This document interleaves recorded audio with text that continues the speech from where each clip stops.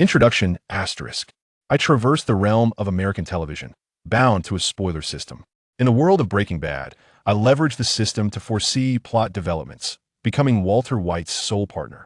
Within The Walking Dead, the system warns, the death of a key character will trigger world convergence. As the Night King's army encroaches, I summon Walter's meth-cooking tank to obliterate the horde. In the realm of Game of Thrones, I point at Daenerys and declare, your child will burn you alive. She draws her sword on the spot. The collision of ice, fire, and zombies ignites a conflagration, engulfing the foul stench of decay. As all characters begin to realize their existence as mere puppets of a narrative, the Night King suddenly turns to me. Break the fourth wall. The audience is watching us. My system panel flickers wildly. Warning. Ultimate spoilers may lead to universal formatting. Chapter 1. Awakening. A cold sensation, firm and unyielding. Chinemo abruptly opens his eyes, the retina scorched by the glaring white light of the computer screen and the simultaneous explosion of snowflakes across 3 split screens. It felt akin to being forcefully yanked from the depths of a drowning data stream. His throat still choked with the acrid air he had failed to exhale before succumbing to the perils of sleeplessness. This was not his rented apartment. The air was thick with a pungent melange of dust, cheap disinfectant, and an unidentifiable chemical agent, a scent reminiscent of spilled ammonia from a high school laboratory, yet far more complex and suffocating. Beneath him lay a coarse fabric, uncomfortably abrasive. He propped himself up, surveying the cramped, squalid room. The walls were a grimy beige, and cobwebs clung to the corners of the ceiling. A creaking iron bed frame, a rickety wooden table strewn with hastily scribbled chemical equations.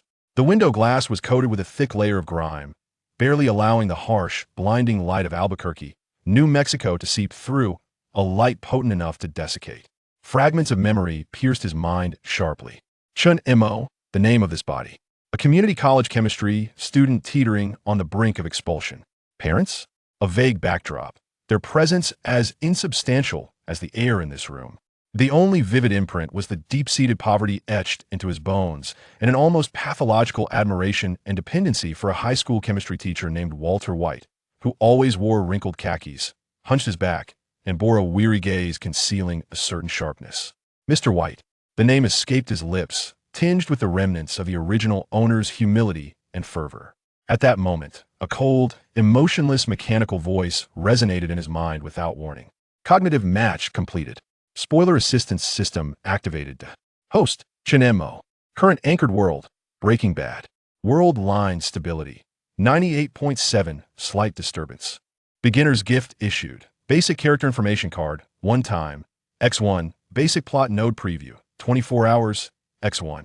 Chinmo's breath caught in his throat. This was no hallucination. The voice was as clear as if it were inscribed directly onto the inside of his skull. Instinctively, he looked towards the edge of his vision, where a semi-transparent light blue panel floated, reminiscent of a game interface. Simple cold. At the top was his name and the logo of Breaking Bad. Below were several options. Character information, plot preview, interference points, 0, items log. His fingers curled nervously, brushing against the coarse bedspread. His heart pounded violently behind his ribs, the thudding echoing in his ears. This was no dream. This was unequivocally not a dream. Transmigration? A system? The world of television? The influx of information assaulted his bewildered nerves like a high-pressure water jet. He had become a mere background character in the very show he had obsessively followed before his untimely demise. Detected strong cognitive fluctuations from a host. Warning: excessive mental turbulence may trigger world rejection response. The cold prompt sounded again, laced with a barely perceptible hint of warning. World rejection response. Chun Mo jolted, forcibly suppressing the tumultuous thoughts. The instinct for survival overwhelmed the shock. He took a deep breath, the mingled scent of chemicals and dust causing him to cough, yet also helped cool the chaos swirling in his mind.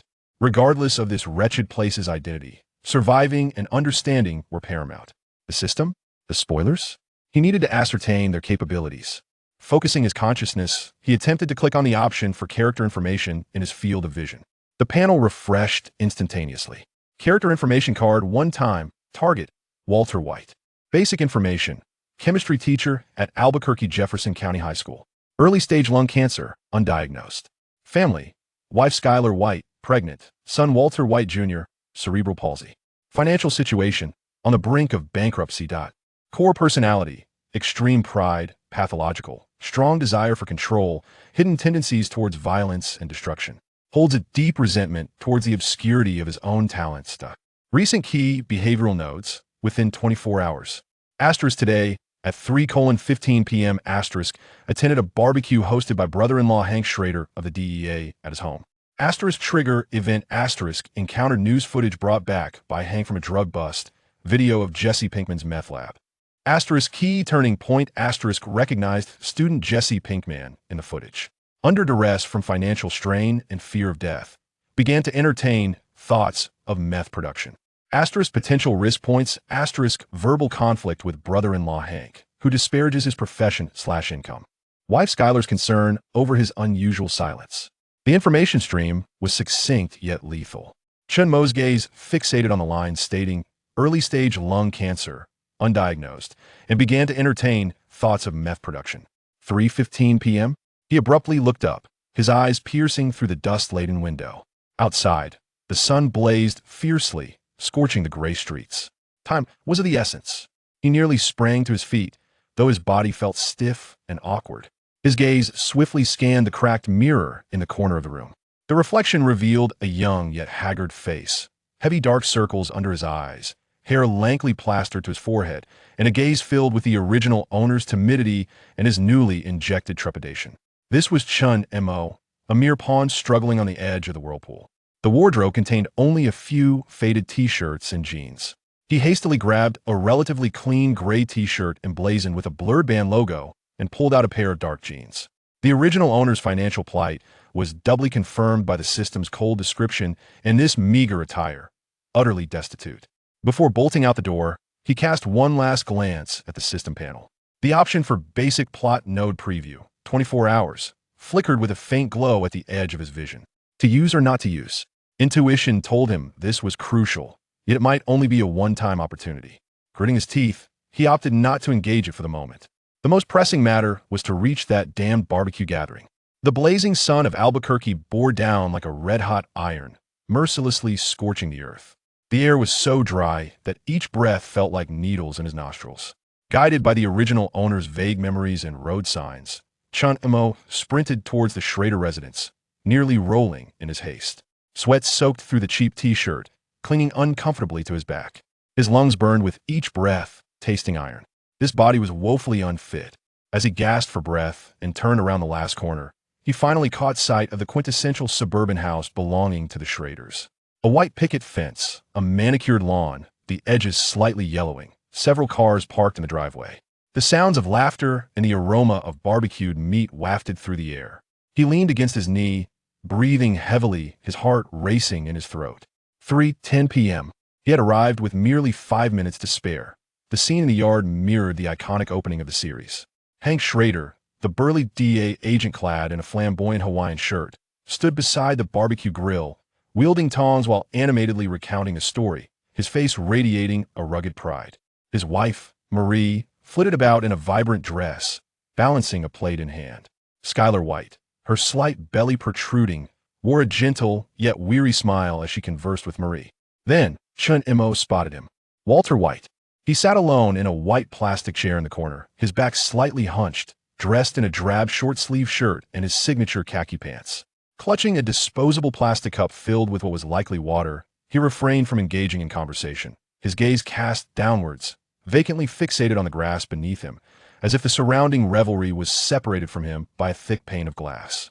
The sunlight cast deep shadows across his thinning hair and prematurely wrinkled face, illustrating a profound exhaustion, as though life had thoroughly drained him, leaving only numb fatigue. Only occasionally, when Hank's boastful voice mentioned those damn drug dealers, lowly addicts, or the case bonuses I'll earn a lifetime, would a fleeting, imperceptible shadow of malice and humiliation cross his sunken eyes, akin to a cold blade slicing through darkness, only to vanish in an instant. Chun Mo's heart sank. The cold descriptors on the system information card, extreme self-esteem, pathological, hidden violent tendencies, resentment for unrecognized talent, found their cruelest exemplification in this living, suppressed man. It was not merely economic distress, but a soul battered and whipped, teetering on the brink of eruption. Each of Hank's inadvertent boasts and belittlements added another boulder to this impending volcano. He inhaled deeply, striving to steady his racing breath, forcing a semblance of the original owner's timid, ingratiating smile as he approached the crowd. "Hey, Mr. White." Chun Mo's voice was low, laced with a deliberate, student-like reverence, almost stammering, perfectly mimicking the original owner's demeanor in the presence of an idol. He successfully drew Walter's vacant gaze. Walter raised his head, his bloodshot, sunken eyes locking onto Chun Mo. There was no flicker of emotion, only a profound, weary silence. He nodded slightly in acknowledgement before lowering his gaze once more, retreating into his despondent world. Chun Mo's heart raced faster. The first step, contact achieved. He sat beside Walter on the grass, awkwardly still, striving to diminish his presence, waiting for the pivotal moment to unfold. Time ticked by.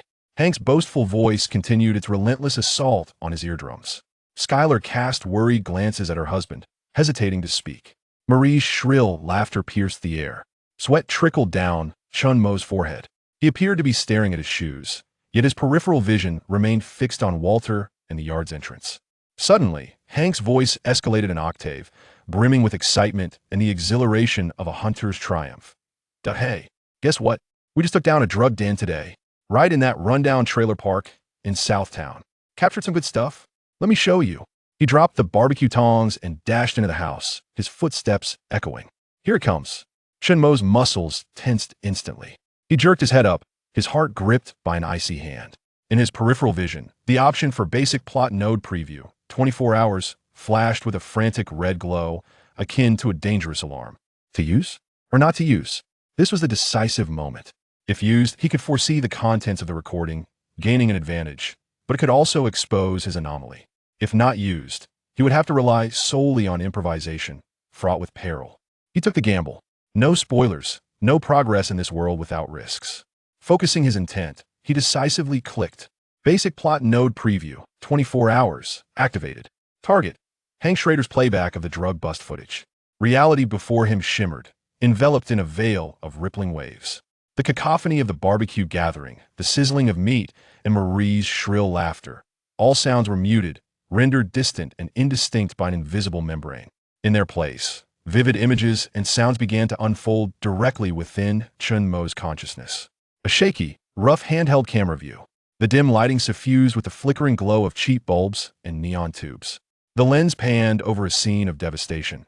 A filthy folding table, scattered beakers, condensers, and glass funnels, all smeared with suspicious stains. White powder dusted the table and floor.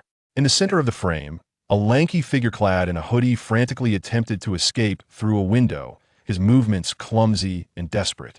The camera zoomed in sharply on a young, pale face etched with terror, Jesse Pinkman, Walter's former student. "Gotcha, you little bitch." Hank's triumphant voice echoed, accompanied by the DEA agent's shouts and Jesse's muffled grunts as he was forcefully subdued. The footage abruptly halted. Preview concluded. The clamor of reality surged back like a tidal wave, crashing against Chun Mo's eardrums. Hank emerged from the house, a portable camera clutched eagerly in his hands, exclaiming, "Here it comes. Watch how these societal scum manufacture drugs in their garbage heaps." The people in the yard gathered curiously, Skylar, Marie, and several neighbors. Only Walter remained seated, like a statue, oblivious to the impending storm. Yet, Chun Mo noticed that at the moment Hank burst forth, a flicker of extreme annoyance briefly crossed Walter's previously vacant eyes, a primal aversion to the clamor and Hank's ostentatious display. Hank placed the camera on a wooden table in the yard, the screen illuminating. He pressed the play button with his robust fingers. "Ladies and gentlemen, behold," Hank proclaimed like a bumbling television host. The shaky footage reappeared. The dim interior of the trailer. The chaotic drug lab. The scattered chemical apparatus gleamed ominously under the lens. Chun Mo held his breath, every sense heightened to its peak. His gaze locked on a Walter White's weary and numb face. The camera began to pan, sweeping over the beakers, condensers, and powder-stained glassware. Then it zoomed in. Jesse Pinkman's panicked, pale face, illuminated by harsh light, instantly filled the entire screen. "Gotcha, you little bitch." Hank's triumphant voice rang out again, identical to the preview. In that very moment, Walter White, the man who had remained like a statue in his chair, jolted suddenly. The movement was slight, yet it felt as if he had been struck by an invisible, high-voltage current. The plastic cup containing clear water in his hand crumpled with a soft pop, the cold liquid splashing across his drab khaki pants. He shot his head up. The icy gaze vanished. In its place erupted a tumultuous swirl of complex emotions, shock, disbelief. It felt as though someone had stabbed him fiercely in the heart. Within that tumult were the recognition of his former student, the jarring realization of the scene before him, the drug lab, and a tremor of absurdity, terror, yet tinged with a strange sense of possibility amidst despair. He recognized Jesse. He identified the crude, yet functional drug manufacturing apparatus. Scattered blue crystalline powder caught his eye. Chun Mo's heart raced, nearly bursting from his chest. This was the moment. The cold description from the system information card. Under the dual stimuli of economic pressure and the fear of death, the initial thought of drug production began to take shape, transformed into the wild, dangerous glimmer in Walter's eyes. That notion, like a venomous serpent emerging from the abyss, raised its head for the first time. Hank, still reveling in his arrogance, pointed at the screen. Look at this fool. Using such subpar equipment. The purity is laughably low. It's a complete affront to chemistry. With this kind of trash, he dares to. Hank, Skylar's worried voice interrupted, clearly noticing her husband Walter's suddenly pale face and intense reaction. Walter, are you all right? Do you know that person? She gestured towards Jesse, who was pinned on the screen. All eyes instantly focused on Walter. Walter's body froze, his lips moved slightly, yet no sound escaped. He felt as though he were stripped bare and thrust into the spotlight. Overwhelming shock, followed by an unspeakable thought, rendered him breathless. A chaotic blend of shame, anger, a hint of secret excitement, and the fear of being publicly exposed painted his face a mottled white. Instinctively, he yearned to deny it, to retreat into the safety of his numb shell. As Walter stood frozen, his face transitioning from ashen to a mortified purple, his lips quivered, about to utter a reluctant no. When? Mr. White. Chun Mo's voice abruptly pierced through, soft yet tremulous, akin to a pebble thrown into still water, shattering the oppressive silence. All gazes swiftly shifted from Walter to Chun Mo, the unassuming student. Chun Mo's heart thundered behind his ribs, nearly shattering his breastbone. He forced himself to meet the myriad of questioning and mildly displeased stares, particularly Hank's scrutinizing and impatient gaze. He swallowed hard, his throat dry and sore, yet he endeavored to maintain a mixture of tension, admiration, and eagerness to defend his teacher on his face. I know that person. Chun Mo's voice rose, imbued with youthful impulsiveness and the brashness of righteous indignation. He pointed at the frozen image of Jesse on the camera screen, his terrified face stark against the backdrop. His name is Jesse Pinkman. He used to be in Mr. White's class. I remember distinctly his chemistry grades were quite poor. He added, as if to emphasize Jesse's failings. He was expelled long ago. He has nothing to do with Mr. White. Mr. White teaches the most orthodox and rigorous chemistry. His tone bore an unwavering defense, his gaze fixed on Walter with the sincerity of a student supporting his mentor. The air fell silent for several seconds. The only sound was the sizzling of meat dripping on the grill, piercingly loud. Skylar's worried expression softened slightly, her gaze towards Walter filled with compassion and understanding. Marie rolled her eyes, seemingly unimpressed. The neighbors' interest waned, and they began to engage in low conversations about other matters. Hank's furrowed brow eased somewhat, but his gaze towards Chun Mo still carried a hint of annoyance at the disruption. He gruffly snorted, "Huh, I knew it. So it's a star pupil of yours, White. No wonder he produced such rubbish." He deliberately emphasized star pupil, dripping with sarcasm, before turning off the camera. All right, just a discarded student, nothing to be excited about. Back to grilling. He no longer regarded Walter or Chun Mo, turning instead to wave his tongs, diving back into his barbecuing endeavors. The invisible pressure abruptly dissipated. Chun Mo felt his t-shirt soaked with cold sweat, clinging to his skin. He dared to steal a glance at Walter.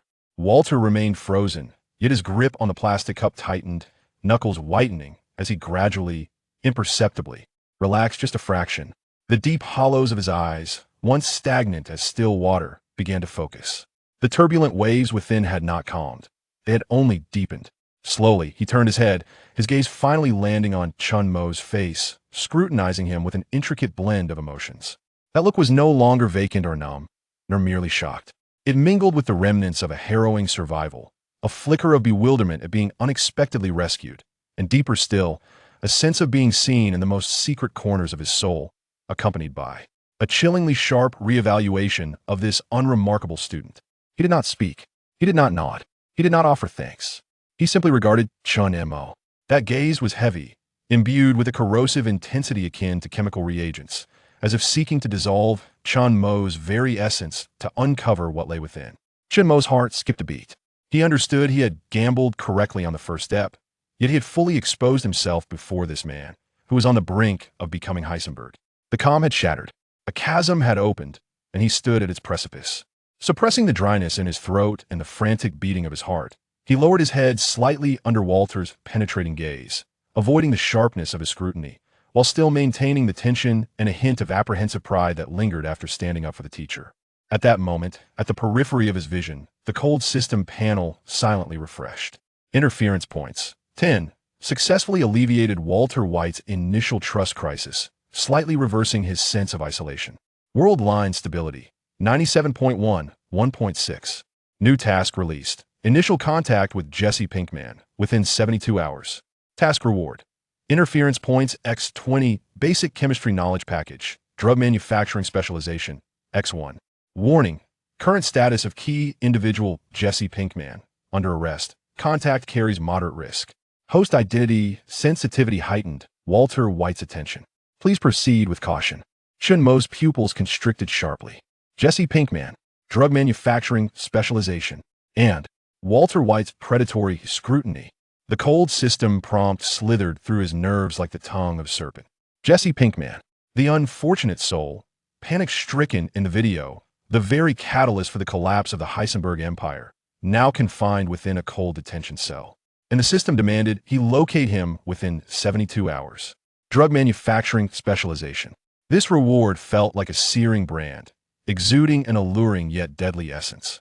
In this world, at this juncture, it was nearly tantamount to the core skill for survival. Yet, the price was steep. He must act immediately, under the shadow of the D, beneath the watchful eye of the formidable Hank Schrader, to rescue a recently apprehended felon. Even more chilling was the final warning. Walter White's heightened attention. That was certainly no good omen. The man had just endured a shock capable of unraveling his entire existence, while Chun Mo, an initially inconsequential student, had fittingly stepped up. In Walter's eyes, capable of discerning molecular structures, this coincidence was laden with suspicion. Those eyes were likely now, across the yard, through the crowd, locking onto him like an invisible probe. The smoke from the barbecue mingled with Hank's boisterous laughter, permeating the yard. Schuyler quietly inquired something of Walter, who merely shook his head with extreme brevity, his gaze inadvertently drifting towards Chun Mo, laden with heavy scrutiny. Chun Mo felt as though he were a specimen under a microscope, utterly exposed. He could no longer remain there. He had to escape this vortex immediately. Suddenly, Chun Mo sprang to his feet, his movements somewhat exaggerated, knocking over an empty soda can at his feet, which clattered loudly, drawing the attention of a neighboring onlooker.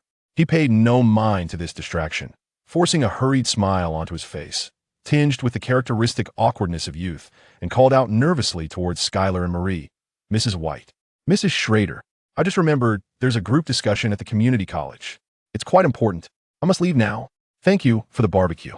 It was wonderful." His words tumbled out in a jumbled rush, even nodding distractedly at Hank, who was still busy at the grill, before almost stumbling towards the gate in a panicked hurry. He could distinctly feel the weight of a gaze upon him from behind. Cold, sticky, as if it were a tangible entity. It came from Walter White. There was no anger, no inquiry, only a pure, probing examination. That gaze pierced him like an icicle, causing beads of cold sweat to spring forth anew on his back. Pushing open the white picket gate, he stepped onto the scorching pavement outside. The searing air of Albuquerque hit him like a wave, carrying the dry, dusty scent of the desert. The raucous sounds of the yard and the aroma of the barbecue were swiftly severed. Chun Mo did not look back.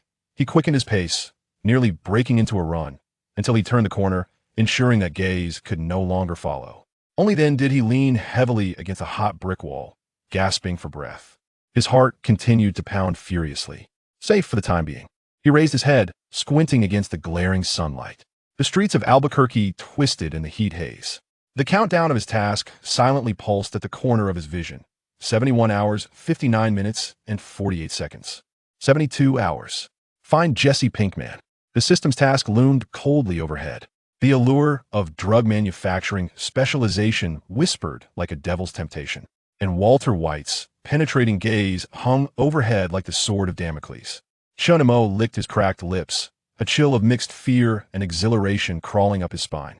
This deadly game had only just begun. He was no longer the passive viewer who had once perished before the screen.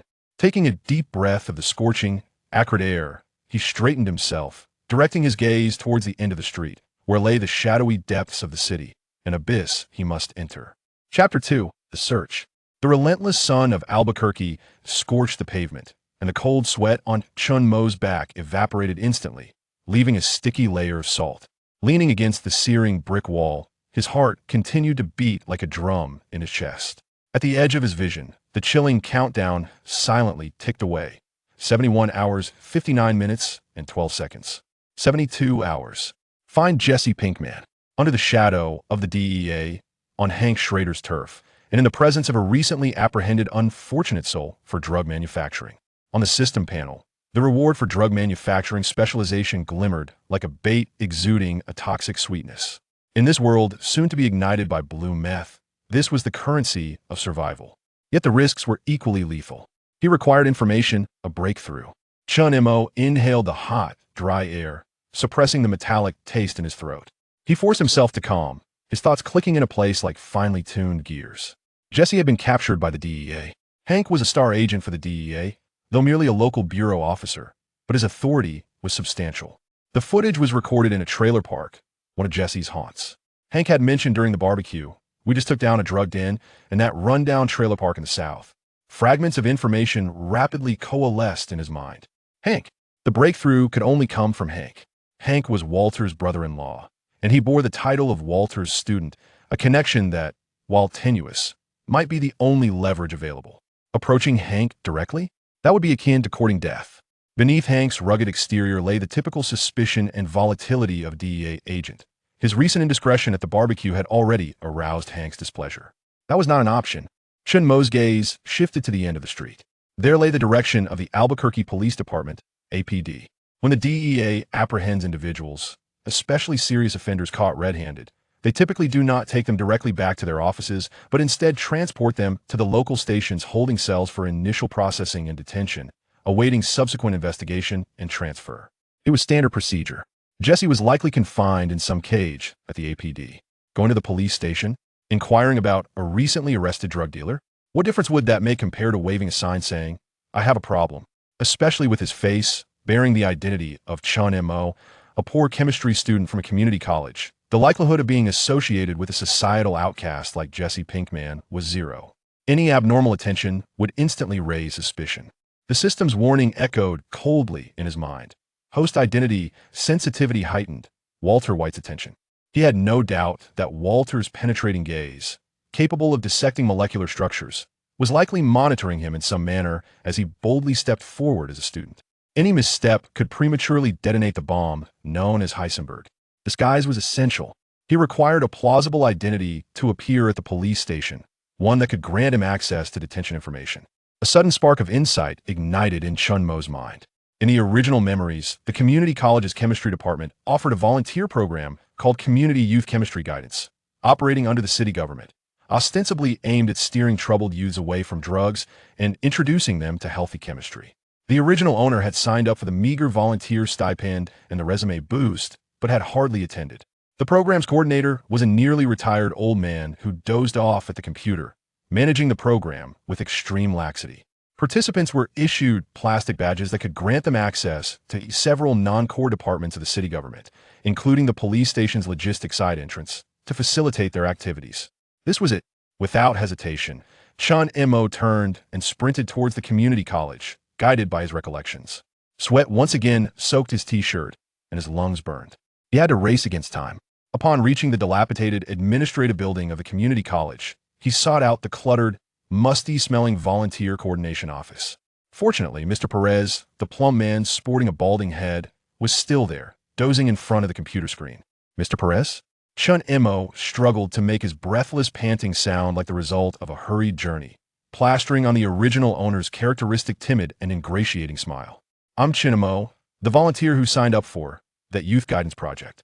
Mr. Perez blinked groggily, wiping drool from the corner of his mouth, and stared blankly at Chun and Moha. Oh, Chinamo? Yes, your name's on the list. What's up? The activity notification hasn't been sent out yet. Well, Chun Mo quickened his speech, infused with a youthful urgency and enthusiasm. I've recently been working on a research project regarding the psychological effects of social environments on youths in the early stages of drug involvement, and I need some real-world observational material. I like to go to the police station to see the detention registration process, to understand the first-hand conditions of those young individuals recently arrested for drug-related offenses. This is crucial for my project. He deliberately emphasized project and research, attempting to don the guise of academia.mr. Perez furrowed his brow, clearly finding the request rather peculiar. Police station? Holding cell? Young man, that's hardly a desirable place. Moreover, this has little to do with our guidance program. It has everything to do with it. Chun Mo interjected immediately, his tone resolute, tinged with a fervor reminiscent of academic zeal. Only by delving into the true state and psychology of those apprehended can we craft more targeted guidance schemes. Mr. Perez, consider the significance of our project. Isn't it fundamentally about prevention at its source? Without understanding the adversary, how can one conquer the adversary? He invoked the banner of the project. Perhaps it was the deliberately cultivated glimmer of dedication in Chun Mo's eyes that had an effect, or perhaps Mr. Perez simply found it tedious to scrutinize the odd request from a marginal volunteer. He yawned, waving his hand impatiently. All right, you young folks have many ideas. The badges are in that cabinet over there. You can find yours yourself. Just remember not to cause any trouble. The police station is not a university library. He gestured toward a dusty filing cabinet in the corner and then returned to his computer screen, muttering, students these days. Chun Mo's heart soared with joy, though his exterior maintained a grateful smile. Thank you, Mr. Perez. You've been a tremendous help. He hurried to the cabinet, rummaging through a pile of dust-covered plastic badges. Soon, he found one bearing his name and photo, a similarly haggard student picture. He quickly donned the badge, that inexpensive piece of plastic, now feeling like a pass to the precipice of the abyss. Without hesitation, Chun Mo darted back into the blazing sun of Albuquerque, his destination. The Albuquerque Police Department, APD. The police station stood drab and gray, akin to a slab of concrete wilted by the relentless sun. Several patrol cars, their lights flashing, were parked at the entrance, and the air was thick with a unique blend of disinfectant, sweat, and a hint of caffeine, characteristic of law enforcement. Uniformed officers bustled in and out, their expressions marked by professional fatigue and vigilance.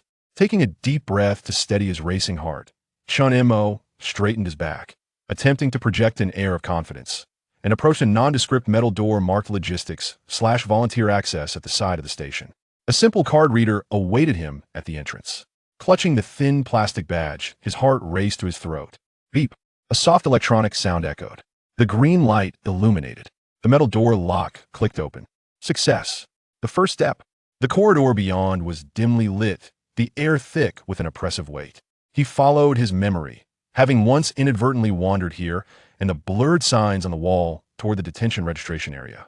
The deeper he ventured, the more suffocating the atmosphere became. The cold, tiled floor reflected the harsh fluorescent light, and the scent of disinfectant intensified, mingling with rust, body odor, and an indescribable essence of despair. Distant shouts, muffled cries, and the heavy thud of iron doors echoed in the background, reminiscent of a world apart. The detention registration area was a small hall separated by thick glass. Behind the glass, several uniformed clerical officers busily typed at their computers, their faces as cold as the environment. A transfer slot with bars opened beneath the glass wall. Scattered throughout the hall were a few waiting individuals, some appearing numb, others fidgety, and a woman softly weeping. The atmosphere was so tense it felt stifling. Chun Mo approached an available window. Behind the glass sat a middle-aged, balding white male officer, his eyelids drooping, the collar of his uniform shirt slightly yellowed. Without looking up, he typed furiously on the keyboard, his voice thick with nasal impatience. What do you want? Officer, good day. Chun Mo endeavored to keep his voice calm and polite, laced with a hint of student-like awkwardness. I'm a volunteer for the city's Youth Chemistry Interest Guidance Program. Chun Mo. He slightly turned to make his badge more visible under the window's light. I am assisting with a research project concerning early interventions for drug-involved youth. I need to gather information on any juvenile suspect arrested for drug-related offenses today or in the past 24 hours, specifically their detention registration details. 4. Subsequent psychological and behavioral pattern analysis. He endeavored to frame his words in an official academic light, attempting to mask his true intentions behind research and intervention analysis. The officer finally lifted his gaze, scrutinizing Chun Mo's youthful, haggard face adorned with a cheap badge for a few seconds before returning to the computer screen. A smirk of disdain and skepticism curled at the corner of his lips. Research? Study? Kid, this is a police station, not a university library. Detention information is internal data, not accessible to volunteers like you. Quit causing a fuss and get on with your business. He waved his hand dismissively, as if shooing away a fly. Chun Mo's heart sank. It was indeed not going to be easy. He forced himself to remain composed, his face betraying a feigned urgency and grievance at being misunderstood. Officer, I understand the regulations. I do not wish to see specific case files or interrogation records. I merely wish to confirm whether there are any drug-related juvenile suspects detained within the age range of 18 to 25, along with approximate registration times and types of substances involved, such as methamphetamine or marijuana. This information is crucial for us to identify potential intervention subjects and design guidance programs. Our project is in collaboration with the city government and is duly registered. He reiterated the project's official background and his research objectives earnestly. The officer frowned, seemingly bothered by Chun Mo's insistence. He typed a few keys on the keyboard, bringing up an internal query interface, his eyes scanning the screen as he muttered, 18 to 25. Drug-related. Today. Chun Mo held his breath, his heart nearly ceasing its rhythm. His gaze fixated on the officer's subtle expressions. A few moments later, the officer clicked his tongue in irritation. This morning, one was apprehended at the South City Towing Park. Just one fitting the criteria. Jesse Pinkman, male, 23 years old, illegal manufacture, possession, and intent to distribute methamphetamine, with substantial evidence seized on site. Is that clear enough for you, kid? Jesse Pinkman. Confirmed. Right here. Elated. Chun Mo's face instantly shifted to one of inevitable sorrow and deep concern, tinged with a suppressed excitement at having acquired research material. It's him. Thank you, officer. I'm immensely grateful. This case is quite typical. Regarding his preliminary psychological state assessment, he attempted to extract more information. Enough, enough. The officer brusquely interrupted, his gaze sharp as a knife. I've given you the name, age, and charges. What more do you want? Psychological state? Go ask his lawyer or his mother. This is a registration office, not a counseling room. Hurry up and leave. You're obstructing official duties. With a decisive click, he shut off the query interface, casting a warning glare at Chun Mo, making it abundantly clear. Any further chatter would summon assistance. Chun Mo understood he could not press further. He immediately donned an expression of fear and apology. I'm sorry. Officer, I'll leave right away. Thank you so much for the information. It will greatly aid our research. As he spoke, he quickly retreated, as though intimidated by the officer's stern demeanor. Just as he turned to depart, a glimpse from the corner of his eye caught sight of a grimy whiteboard beside the registration desk. Scrawled in black marker were names, numbers, and brief notes. It was the whereabouts board for temporarily detained individuals. His heart raced, his gaze sharpened like a hawk. At the bottom of the board, a line of hasty handwriting caught his attention. Pinkman, Jesse APD 2023 XXXXX hold DA interview pending rel. 18:00 EST bail denied. Jesse Pinkman, custody status, awaiting DEA interview. Expected release time, 6 p.m. Bail denied. Release, 6 p.m.? Chun Mo could hardly believe his eyes. Caught red-handed at a drug manufacturing site, with irrefutable evidence of a serious crime. How could he possibly be released the same day? How could bail be denied, yet still allow for release? This was utterly illogical.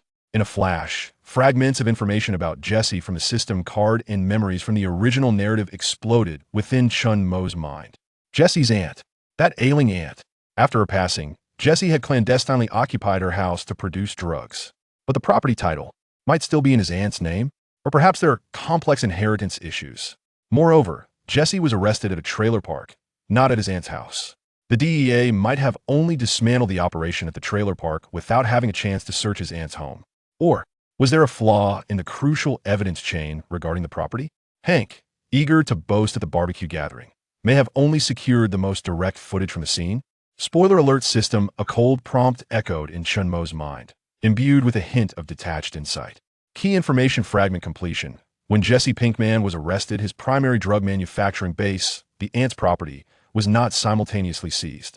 Although the DEA's on-site evidence, videos, confiscated items, was substantial, there was a lack of a complete evidence chain directly pointing to that property. His appointed lawyer, a novice, applied for temporary release on the grounds of temporary residence, lack of fixed residency proof, and insufficient evidence regarding the main base. The local judge, considering procedural aspects and the currently available evidence unable to fully anchor the primary offender's identity, the on-site footage did not clearly capture the entire drug-making process, granted the request. This represents a minor variable arising from a disruption in the timeline. So that was it, a disruption of the timeline, a procedural loophole, the struggle of a novice lawyer, and the oversight brought upon by Hank's eagerness to show off. This slippery character, Jesse, had managed to seize upon a small opening. 6 p.m. Expected release. Chun Mo abruptly lifted his gaze to the electronic clock hanging on the wall. 15:48. Over 2 hours remaining. Time. He needed to ascertain the specific process and location of Jesse's release. Was it the detention room exit or somewhere else? He needed to position himself in advance. At that moment, the iron door at the side of the registration area swung open with a loud clang, ushering in a stronger scent of sweat and a chill of cold metal. 2 burly agents clad in dark blue DEA jackets entered, one of whom was Hank Schrader. He wore the relaxed demeanor of someone who had just completed a task and was joking with his companion, a folder in hand. Chunmo's blood ran cold. He quickly lowered his head, his heart nearly leaping out of his throat. Damn, how could he encounter him here? He should still be at home enjoying a barbecue. Chunmo's reaction was lightning fast. In the split second before Hank's gaze swept over, he abruptly turned, pretending to trip over an imaginary crack in the floor, staggering towards a nearby woman who was still sobbing. Oops, I'm so sorry. Excuse me, ma'am. Chunmo's voice was laden with exaggerated panic and apology as he clumsily steadied the startled woman, who ceased crying and wore an expression of disbelief, cleverly using her body to shield himself from Hank's potential line of sight, while keeping the side, displaying his badge firmly hidden behind her. Watch where you're going. The woman, slightly annoyed by the collision, complained. Sorry, truly sorry. The floor is too slippery. Chun Mo continued to apologize profusely, bending slightly while maintaining his back to Hank's entrance, using the woman's body as cover, his feet moving stealthily and quickly toward the exit of the corridor. He could sense Hank and his companion's footsteps halting not far behind, seemingly greeting the desk officer. Hank's gruff voice faintly reached his ears. Get the paperwork for Pinkman done quickly. The boss is waiting to interrogate him. Chun Mo dared not look back, nor did he linger, his heart racing within his chest. He nearly half-pushed, half-supported the still-complaining woman towards the corridor exit before releasing her, apologizing once more. Then, like a startled rabbit, he swiftly pulled open the metal door and dashed outside. The blinding sunlight enveloped him anew. He leaned against the scalding wall of the police station, gasping for breath, his back completely soaked. So close. He had nearly been caught by Hank. He glanced back at the tightly shut metal door, heart still racing. But the information was secured. Jesse Pinkman, at 6 p.m., expected to be released from the police station detention room. But where? The system had only provided the time. The police station had several exits. Typically, detainees are not released through the main entrance. The logistics corridor, a side door, or a designated processing passage. Chun Mo's gaze swept over the side of the police station building and the back alley like a radar. His mind raced, combining the internal structure he had just glimpsed with the original protagonist's vague memories. He had just walked through the logistics corridor, which connected to the internal area and was unlikely to be used for releasing detainees. The main entrance was even less likely. Thus, only the west side of the building remained, a relatively secluded narrow alley surrounded by high walls and barbed wire. There lay a heavy, inconspicuous iron door, typically used for garbage disposal and the temporary transfer of individuals, like releases. Many films depicted it this way. Reality often mirrored fiction. That was the place. With the location confirmed, all that remained was to wait and prepare. How to approach Jesse after he had just endured arrest, interrogation, and an unexpected release, his nerves still frayed and on high alert? Should he rush up and declare, "I admire you," or "Mr. White sent me"? Both options felt like a death wish. The system panel flickered silently at the edge of his vision. Chun Mo concentrated his thoughts, In the item bar, the basic character information card, one-time use, lay quietly. His gaze fell upon it. Basic character information card, one-time use, target, Jesse Pinkman. A gamble. Use it on Jesse. Now. He focused his intent.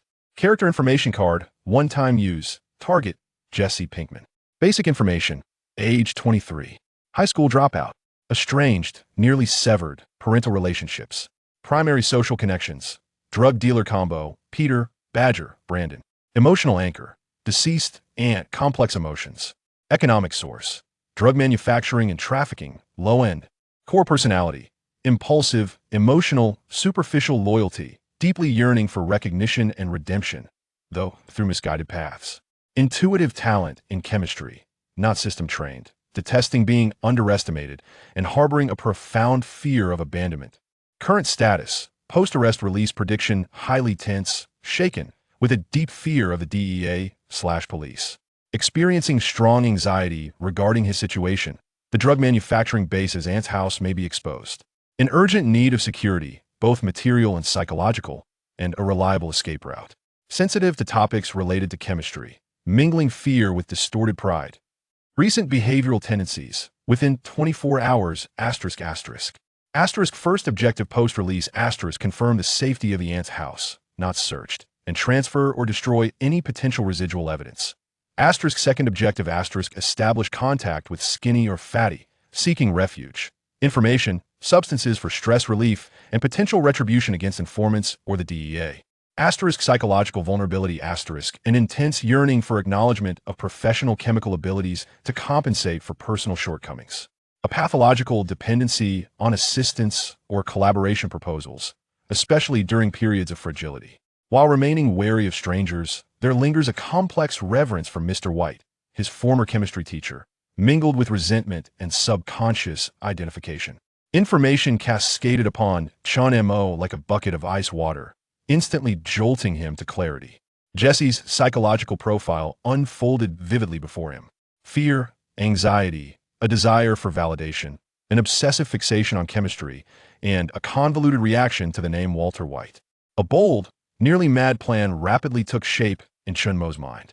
He could not mention collaboration or drug production, as that would immediately trigger Jesse's fears and defenses. He needed to exploit Jesse's deepest desires and vulnerabilities, distorting his perception of the value of chemistry, along with the urgent need for security and an escape.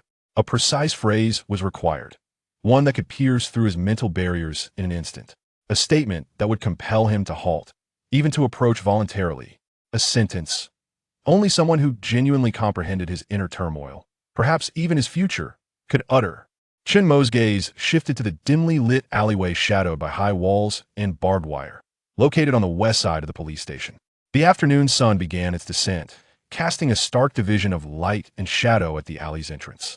He envisioned the heavy iron door swinging open, revealing Jesse Pinkman's disheveled, panicked figure staggering out, akin to a featherless fledgling exposed to a hostile sky. He flexed his stiffened fingers, a result of anxiety, removed the cheap volunteer badge, and tucked it deep into his pocket. Then, like a true specter, he silently melded into the shadows of the building across the alley, leaning against the cold, rough wall, his gaze akin to that of a lurking leopard, fixated on the tightly shut iron door. Time slipped by in silence, accompanied only by the distant murmur of traffic and the heavy thudding of his heartbeat in his chest. Each second felt as protracted as a century. 1758. A heavy metallic sound, reminiscent of a painful clunk, echoed from within the iron door as the bolt was drawn back. Chun Mo's breath caught sharply. It was happening. The thick iron door inched open, emitting a grating creak. A sliver of yellow light escaped through the crack, casting a narrow beam on the ground. A figure was roughly shoved outside. Jesse Pinkman. He appeared even thinner and more disheveled than in the footage. Clad in the stained gray hoodie from his arrest, wrinkled and sagging, it obscured much of his face. The tension in his jawline was palpable, accompanied by the stubble of youth.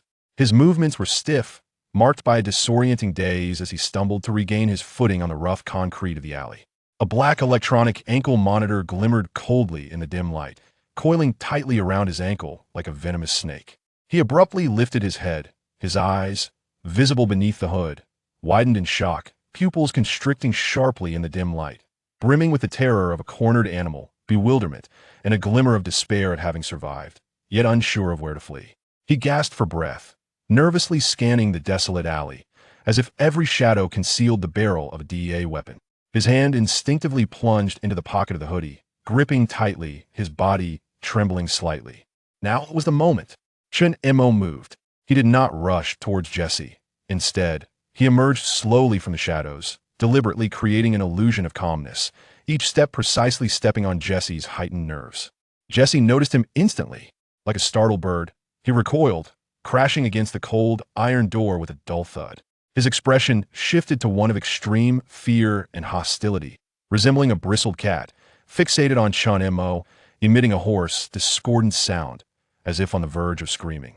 His hand, lodged in his pocket, tightened further, knuckles paling as if grasping a weapon. "Do not be alarmed, Mr. Pinkman." Chun Mo halted 5 paces away. His voice was low, remarkably steady, infused with an unusual gentleness that seemed out of place in the grimy alley amidst Jesse's terror. He did not advance, merely standing there, resembling an innocuous passerby. Jesse's breathing grew more labored, his fear unabated, perhaps heightened by Chun Mo's composure, rendering him even more suspicious and alert. He regarded Chun Mo as one would a madman. Chun Mo dismissed the palpable animosity directed at him. His gaze settled calmly on Jesse's pale, terrified visage, and then, slowly, word by word, he unleashed the carefully crafted phrase, sharp as a poisoned dagger. "The glassware at your aunt's house, particularly the Clayson adapter." A nearly imperceptible, almost compassionate smile graced Chun Mo's lips, his voice clear as ice crystals falling onto a silver platter. "The end connecting to the condenser has developed a crack. Utilizing it for reduction will yield an alarming concentration of ethylbenzene impurities. Mr. White would be furious upon discovering this." The moment the words left his lips, time seemed to freeze. The extreme terror, hostility, and confusion etched on Jesse Pinkman's face appeared to be paused. His pupils shrank to pinpricks, then suddenly expanded. Emotions surged within him like a volcano on the brink of eruption. A blend of disbelief, the horror of being utterly exposed, an instinctive reaction to technical jargon, and an absurd sense of being understood when confronted with the singular flaw in his otherwise distorted pride in his craft, amidst the most desperate and darkest depths. He stared intensely at Chun Mo, his lips quivering violently, yet no words escaped. The hand buried in his pocket unconsciously loosened. His body ceased to tremble, becoming rigid as stone. Only his wide eyes churned with a tempest capable of engulfing everything. The alley lay in a deathly silence. Only the faint sound of distant sirens echoed, serving as a backdrop for this fateful encounter. Chun Mo stood there quietly, like one who has cast a stone into the eye of a storm, awaiting the reverberations that could alter his destiny. He understood that the hook had sunk deep into the vulnerable heart of his prey, laden with venomous bait. Chapter 3. Collaboration. The oppressive silence of the alley was pierced by the distant, muffled wail of police sirens, amplifying the sense of dread. Chun Mo's words, each syllable like a poisoned icicle, precisely penetrated Jesse Pinkman's frail psychological defenses, creating a fissure. The mention of the ethylamine impurities would drive Mr. White mad. These phrases clashed violently within Jesse's chaotic, terrified mind. It was not a threat, nor was it extortion, but rather a chilling judgment upon the only remnant of competence he clung to amidst the filth and drugs, the crude yet treasured equipment from his aunt's kitchen that he had adapted for meth production. How could a stranger who had cornered him in the police station's back alley, know about his aunt's home? How could he possibly be aware of that damned Clayson adapter? How could he see through the very crack that even Skinny Pete and Badger had overlooked? He even mentioned reduction? Ethylamine impurities? This was knowledge reserved for chemistry class. It sent shivers down his spine, more so than the DEA's gun aimed at him. Jesse's body ceased trembling, as though all the bones had been abruptly extracted, leaving him rigid against the cold iron door. Beneath his hood, his wide eyes churned with dread like boiling oil. The overwhelming fear of being utterly exposed suppressed everything, even the instinct to flee. His throat rasped, but all he could produce was a hoarse whisper. "Who the hell are you?" His voice shattered, trembling on the brink of collapse. Chun Mo did not respond to his query. He remained stationary, exuding an unsettling calmness. He tilted his head slightly, his gaze drifting to the electronic ankle bracelet on Jesse's wrist, which reflected a faint glow in the dim light, resembling a cold, venomous serpent, perpetually reminding its prey that escape was futile.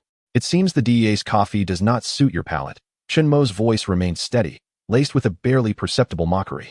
Agent Hank Schrader, does he prefer to lay evidence photos on the table, or does he prefer to press people against the wall? He articulated Hank's full name and title with precision. Jesse's body jolted as if struck by an invisible current. Hank, that DEA agent who resembled an enraged bull. The bloodshot eyes filled with disdain and fury, along with the roar that threatened to shatter the interrogation room table, exploded in Jesse's mind. Fear surged like a frigid tide, instantly drowning the flicker of doubt that had begun to rise within him. This man knew even Hank. He knew everything. Was he a DEA agent? Or was he something even more terrifying? No. Jesse instinctively shook his head, his gaze unfocused, his body sliding down the iron door, nearly collapsing to the ground. He felt as though he had been stripped bare, laid upon an autopsy table, all his secrets exposed beneath the glare of the operating lights.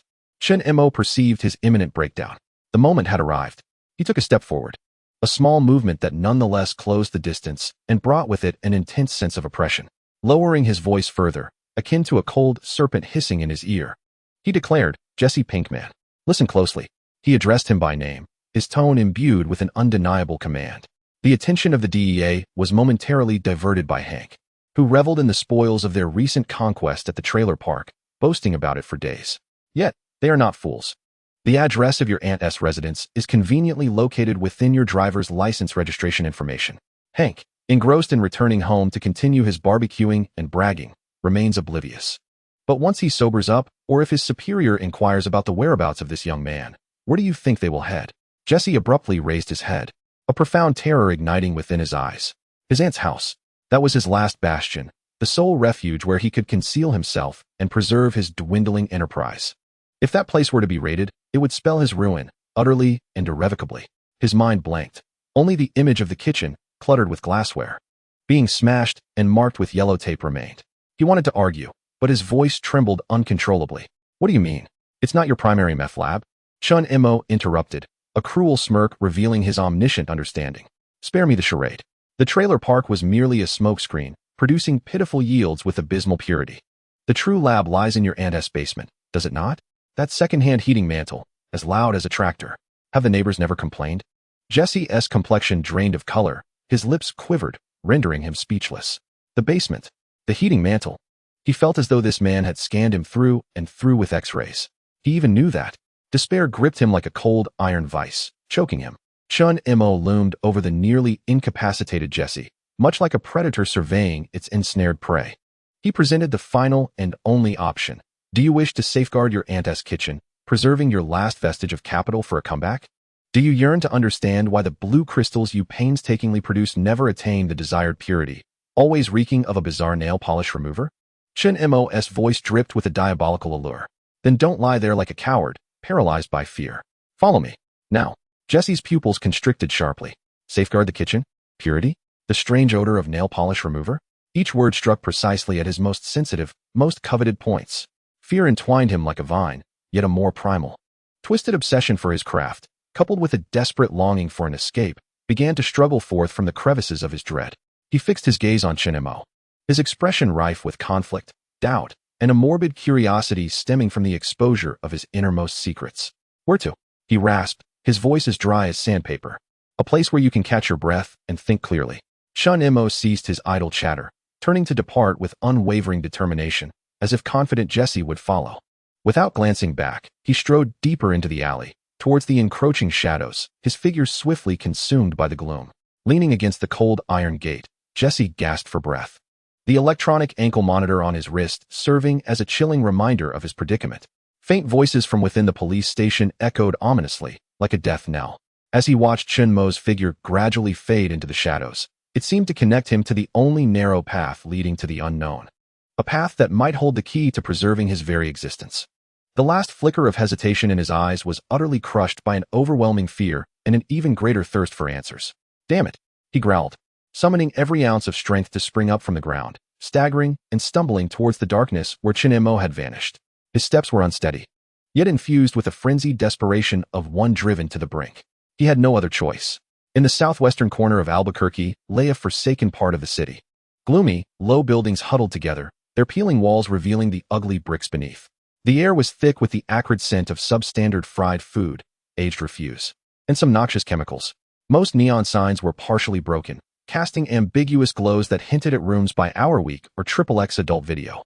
Chun Mo led Jesse through a labyrinthine route, ultimately halting before a 3-story, dilapidated motel, its walls marred by graffiti and rust.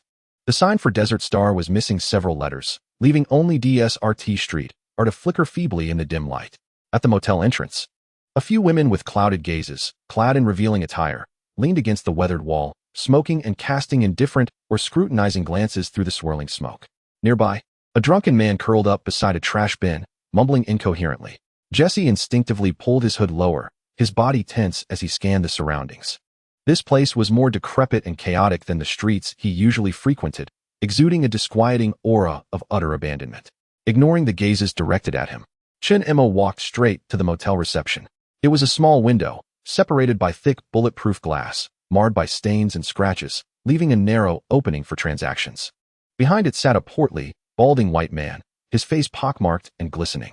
He languidly watched a miniature television, its screen filled with static, broadcasting a blurry wrestling program. The air was thick with the stench of sweat, cheap cigars, and expired cleaning products. 1 room, 1 week. Chun Mo's voice was devoid of inflection as he slid a few crumpled dollar bills through the opening. He deliberately positioned his body to shield the troubled figure of Jesse, who kept his head bowed. The old man's murky eyes lazily glanced at the bills, then swept over Chun Mo's young but indifferent face, finally resting on the shadowy figure behind him. He asked nothing, merely extending his thick, greasy fingers to slowly pick up the money, verifying its authenticity under the dim light. He then retrieved a large key attached to a plastic tag bearing the number 207 from his drawer, along with a few rough paper towels serving as a receipt, which he pushed through the opening. 207, up the back stairs. Keep it quiet. The old man's voice was hoarse and muffled, laced with the heavy scent of smoke and alcohol. He redirected his gaze to the hazy wrestling scene, as if the transaction had never transpired. In such a place, the first law of survival is to disregard origins and recognize only money. Chun Mo seized the keys and a tissue, turning to signal Jesse to follow. The two of them silently circumvented the front door, reeking of urine, making their way toward a narrower, dimly lit passage alongside the hotel, cluttered with trash bags and discarded furniture. A rusty iron fire escape clung precariously to the outer wall, creaking ominously underfoot as if it might collapse at any moment. The corridor on the second floor was even more dimly lit, illuminated only by a flickering bulb at the far end, casting erratic shadows that danced like specters.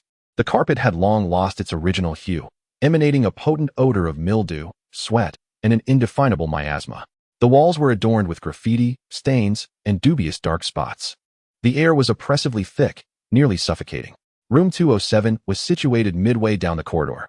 Chun Mo inserted the heavy key into the lock, and as the door swung open, an even stronger, acrid scent of mildew mingled with a chemical fragrance of cheap air freshener, an attempt to mask something, hit Jesse like a wave, forcing him to cough uncontrollably. The room was pitifully small. A sagging mattress, revealing yellowed foam, dominated the space, accompanied by grimy sheets exuding a suspicious odor. A chipped, decrepit table stood next to the bed, supporting an antiquated CRT television, its casing yellowed and riddled with buttons. The sole window was obscured by thick, grease-stained maroon curtains, allowing only a sliver of feeble light to filter through. The walls were covered with cheap, peeling wallpaper, the patterns long faded. In the corner, a rusting mini-fridge emitted a low, monotonous hum. The entire room resembled a filthy cage, forsaken by time. Bang! Chun Mo shut the door forcefully, the old lock producing a dull thud, momentarily sealing off the grime and danger of the outside corridor. Within the confined space, only their uneven, labored breaths and the fridge's unchanging hum remained. Jesse leaned against the cold door panel, as if it were his last bastion of support. He gasped for breath, his hood finally slipping away to reveal a tangle of golden hair and a pale, young face slick with cold sweat and terror. The electronic ankle monitor on his wrist glinted starkly in the dim light. He lifted his gaze, bloodshot eyes fixated on Chun Mo, who stood in the center of the room, seemingly assessing the environment with his back turned. Jesse's expression was rife with the remnants of survival, coerced anger, and a wild desperation akin to a cornered beast. Enough. Damn it. Jesse's voice was hoarse, laced with uncontainable fury and tremors. Who the hell are you? A DEA undercover? Or some lunatic looking to pull a fast one? What do you want from me in this hellhole? He abruptly straightened, no longer leaning against the door, like a startled cat attempting to bluff its way through fear, his body taut, fists instinctively clenching, yet deflating in resignation at the cold touch of the monitor on his wrist. His gaze swept across the filthy, despair-inducing room, ultimately locking onto Chun Mo with distrust and a readiness to pounce, filled with hostility. Safety? To hell with safety. Here, he felt more suffocated and endangered than in the alley behind the precinct. Chun Mo slowly turned to face him. He did not immediately respond to Jesse's outburst. In the dim light, his face was half-shadowed, and his eyes, eerily calm, resembled a bottomless, frigid pool. Unfazed by Jesse's anger, he took a step closer, intensifying the oppressive atmosphere in the cramped space. Jesse instinctively recoiled, his back colliding with the door with a soft thud. The madness in his eyes was replaced by a profound confusion. Who am I? Chun Mo's voice, though not loud, possessed a peculiar penetrating quality that overpowered the hum of the refrigerator. I am the one who knows that the Clayson adapter in your aunt's kitchen is cracked. I am the one who is aware that the substance you concocted using that broken heating mantle is of such low purity it resembles excrement and carries the scent of nail polish remover. I am the one who knows that the DEA's next target is your aunt's household. With each proclamation, he advanced a small step forward, his gaze akin to a cold scalpel, meticulously peeling away Jesse's facade. As for what I intend to do, Chun Mo halted just a step away from Jesse, their breaths nearly intermingling. He slightly lowered his head, locking eyes with Jesse's wide orbs, filled with fear and rage, and articulated each word with crystalline clarity. I wish to propose a deal, Jesse Pinkman. A deal that could save your kitchen, preserve your wretched life. His voice paused momentarily, the corner of his mouth curving into a faint yet dangerously alluring smile, and allow you to produce something that could genuinely astonish Hank Schrader. Jesse's breath hitched. Save the kitchen? Astonish Hank? Something real?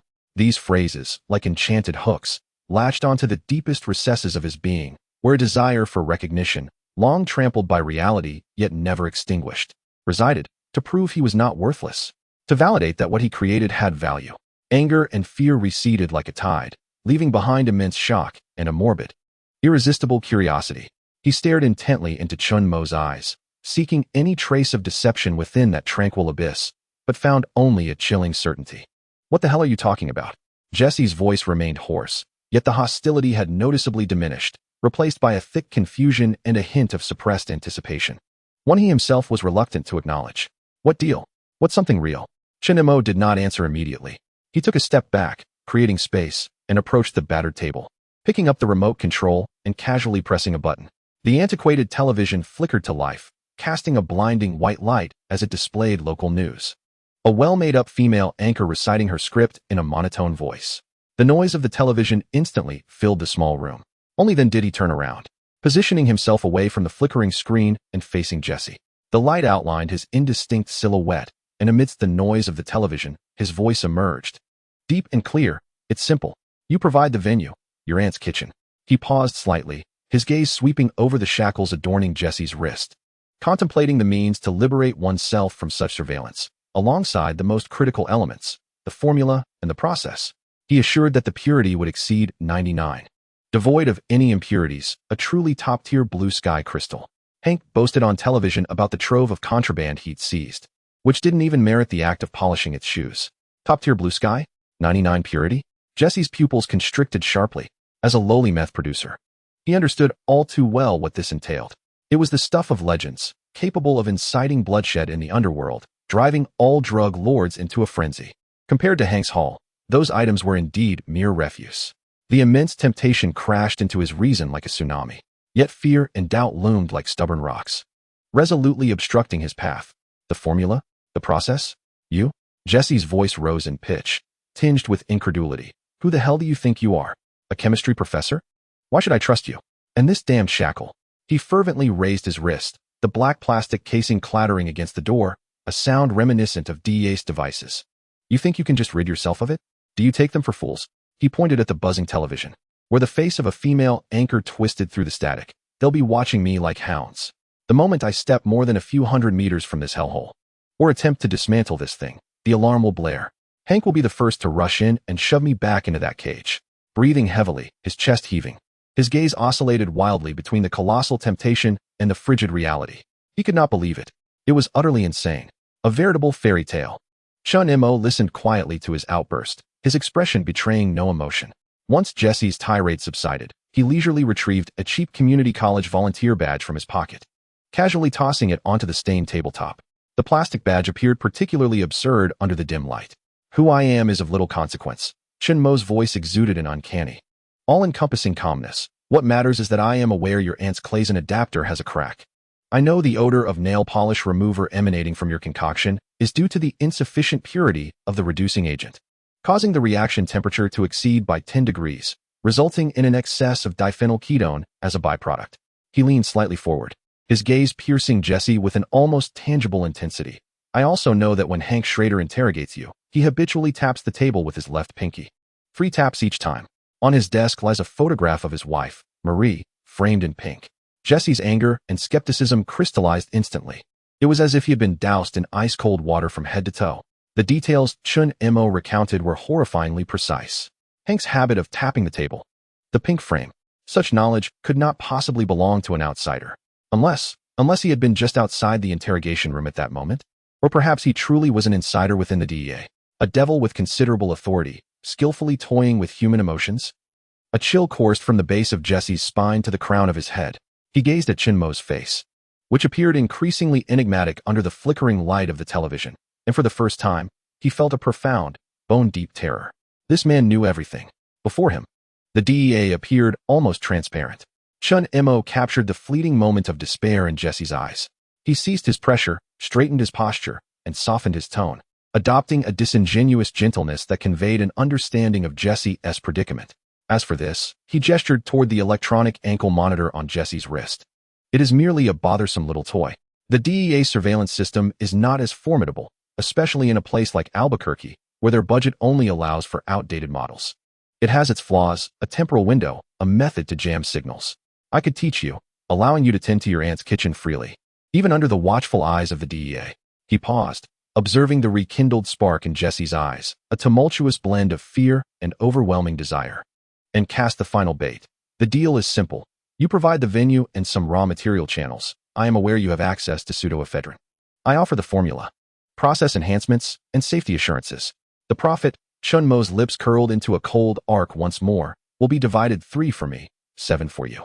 3 for me. Jesse was momentarily incensed by the proposed distribution, his anger eclipsing his fear. Are you robbing me? The location is mine. All the risks are mine. You merely provide a measly formula. A measly formula?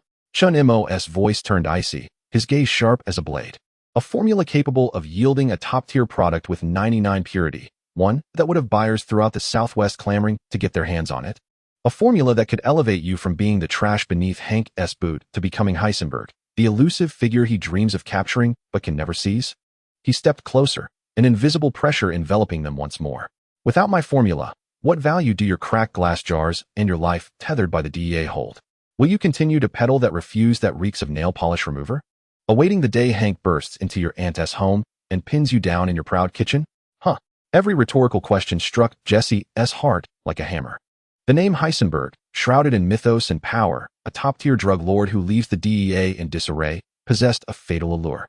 The future that Chen Mo painted, with Hank dominating his drug operation, represented his deepest, most terrifying nightmare.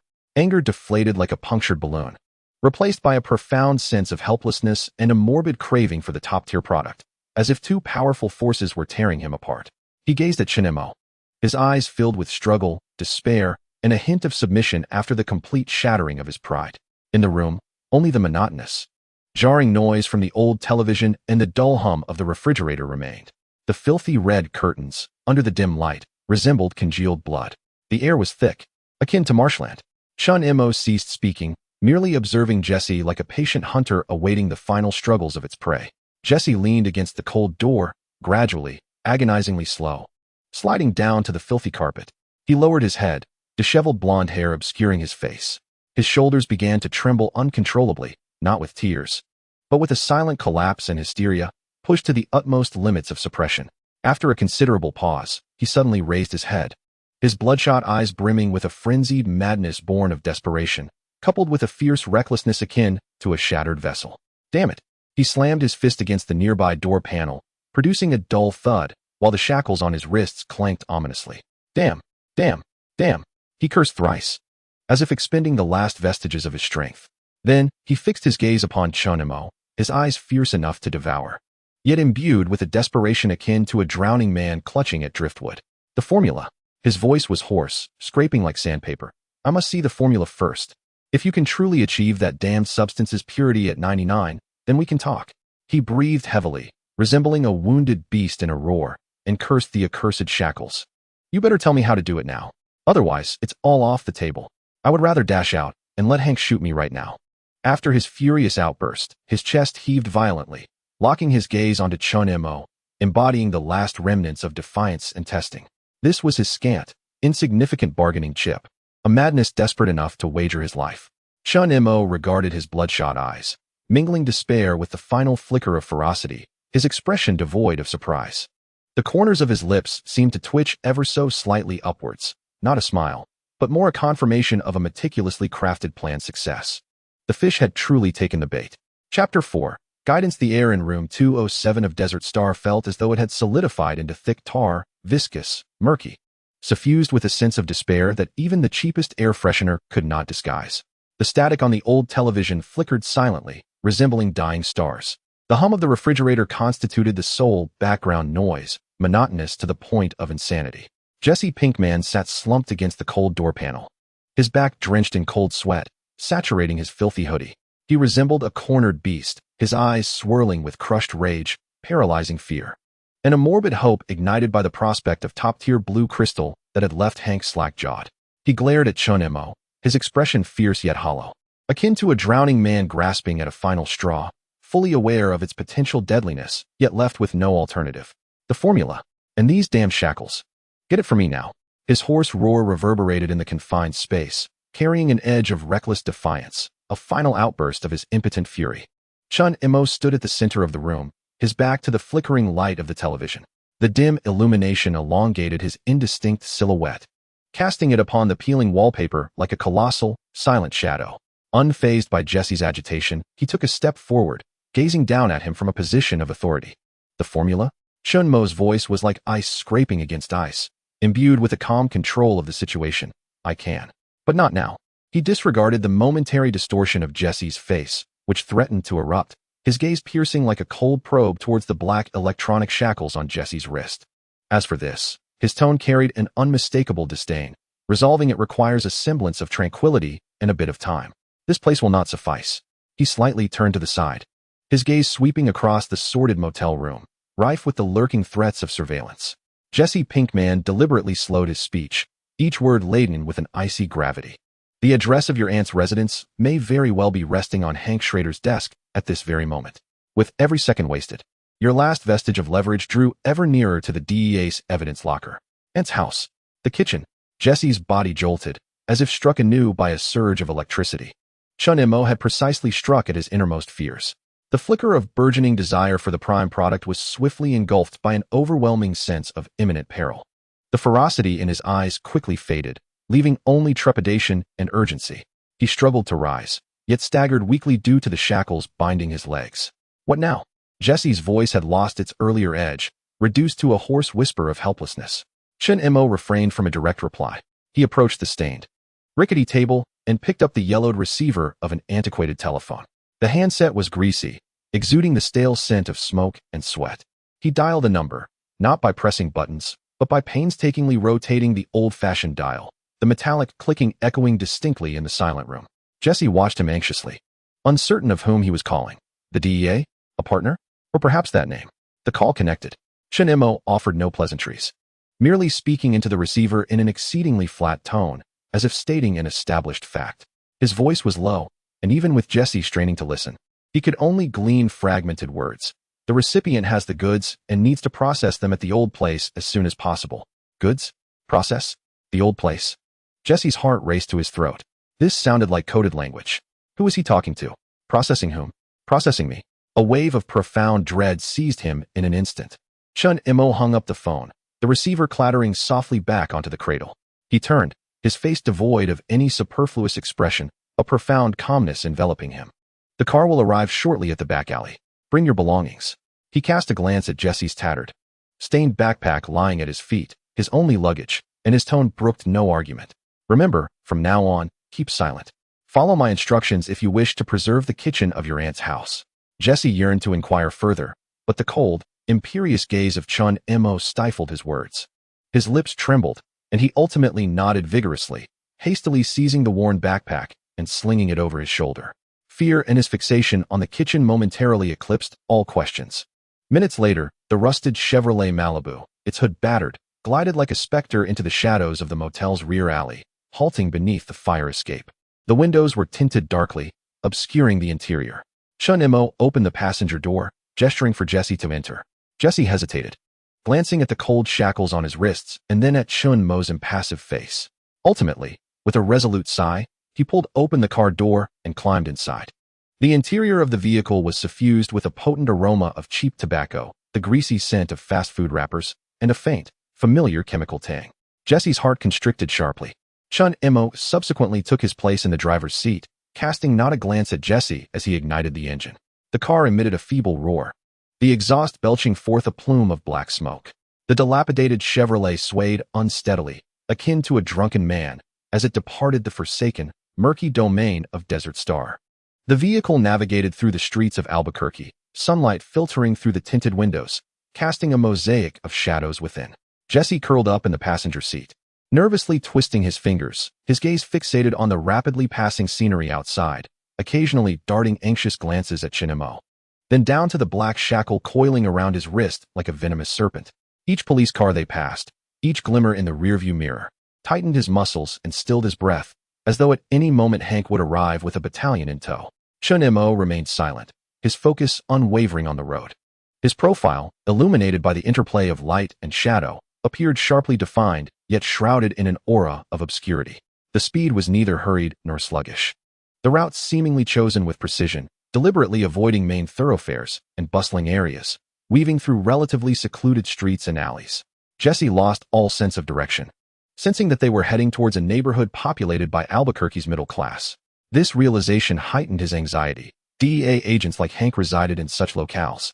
Approximately half an hour later, the Chevrolet turned onto a tree-lined, comparatively tranquil residential street. Flanking the sides were uniform single-family homes, white picket fences, and neatly manicured lawns. The sunlight was gentle, the atmosphere serene, a stark contrast to the police station's back alley and the Desert Star motel that Jesse had just experienced. This tranquility instead instilled within him a deeper, bone-chilling unease. The vehicle eventually came to a slow stop before an unremarkable white single-family home. The house appeared somewhat aged, with paint that showed signs of wear, and the lawn's edges were slightly yellowed, not particularly well trimmed. An older Pontiac Aztek was parked at the entrance, its body dust-covered. The entire house exuded an air of exhaustion, burdened by the weight of mundane existence. Jesse's heart sank to the depths of despair. This was it. This was Hank Schrader's home. He recognized that hideous Aztek. Chun Mo, that madman. An undercover DEA agent. He was delivering himself directly into Hank's hands. It was over for him. Completely finished. No.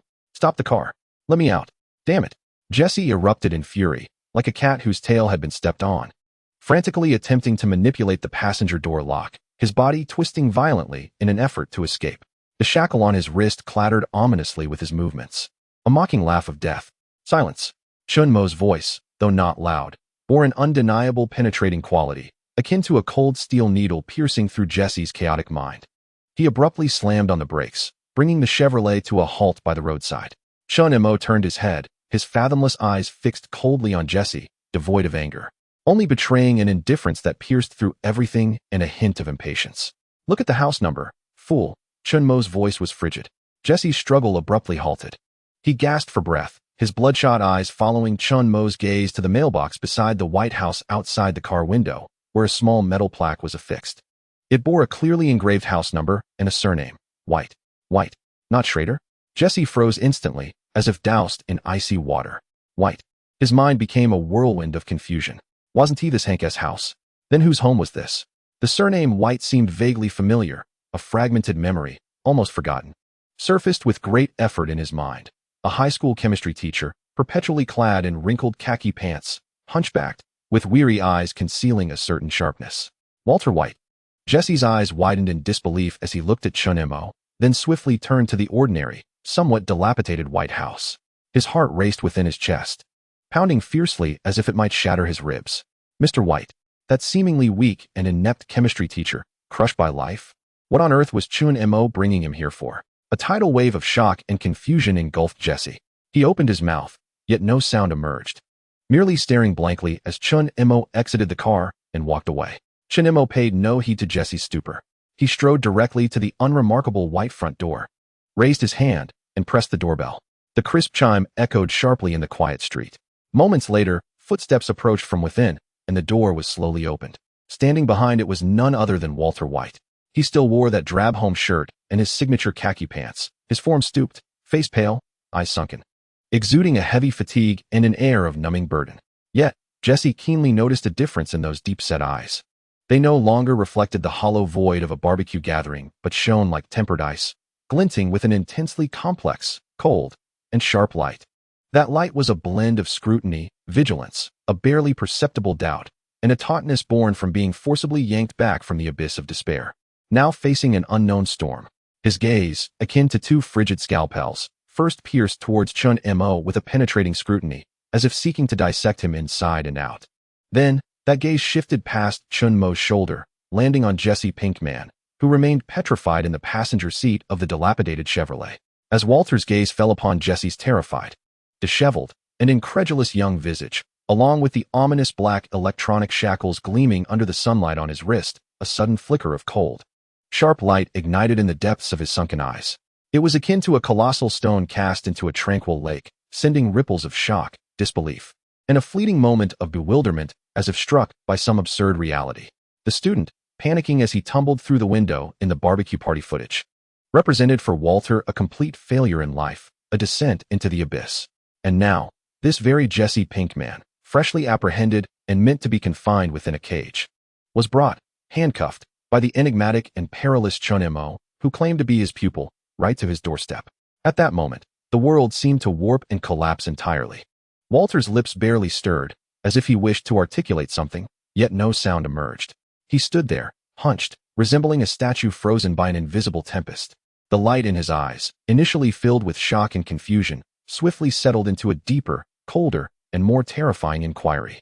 Slowly, almost imperceptibly, he redirected his gaze to Chun Mo, who stood before him, tranquil as the abyss itself. The air hung heavy with tension. On the porch, the gazes of the three individuals met and collided in a profound silence. Chun Mo, facing Walter's penetrating, cold, and complex stare, betrayed no emotion. He slightly shifted, creating space at the threshold, his calm gaze sweeping over the rigid figure of Jesse within the vehicle before returning to Walter's face. His voice, though soft, shattered the suffocating stillness, akin to a stone cast into a serene lake, destined to stir tumultuous waves. Mr. White, Chun Mo intoned with an uncanny assurance. As if stating an established fact, the location and apprentice are prepared. Regarding your previous inquiries about purity and methodology at the barbecue gathering, he paused, his gaze sweeping over Walter's pale countenance and sunken eyes, as if piercing through the insidious tumor quietly spreading within him. I believe it is now time to discuss how to properly address it. Purity? Methodology? Resolution? These words struck Walter White like a jolt of electricity, penetrating the layers of his numbed and weary existence. The crude meth lab captured in the barbecue footage, Hank's scornful derision, the bleak diagnosis of economic ruin coupled with lung cancer, the icy touch of reality, and the pent-up fury of a lifetime, akin to a volcanic eruption, over his talents being buried in obscurity.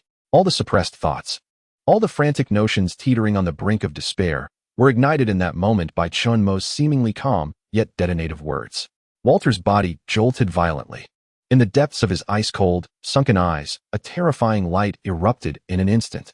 That light was sharp, frigid, and brimming with destructive power, as if it could pierce through, dissolve, and reconstruct everything before him. He fixed his gaze intently on Chun Mo, then cast a swift glance at Jesse Pinkman inside the car, a representation of the abyss's entrance. Time seemed to stretch infinitely in that moment. Beneath the porch, sunlight filtered through, illuminating the dancing motes of dust in the beams. A chemistry teacher crushed by life, a street drug dealer freshly escaped from prison, and an otherworldly visitor equipped with a spoiler system. The gears of fate, before this ordinary White House in Albuquerque and under the frigid gaze of Walter White, whose eyes suddenly ignited with the fire of Heisenberg, clashed thunderously, beginning their mad rotation towards the irreversible blue abyss. Chun Mo stood quietly, bracing himself for the chilling gaze of the future drug lord, a gaze potent enough to shatter the resolve of an ordinary person.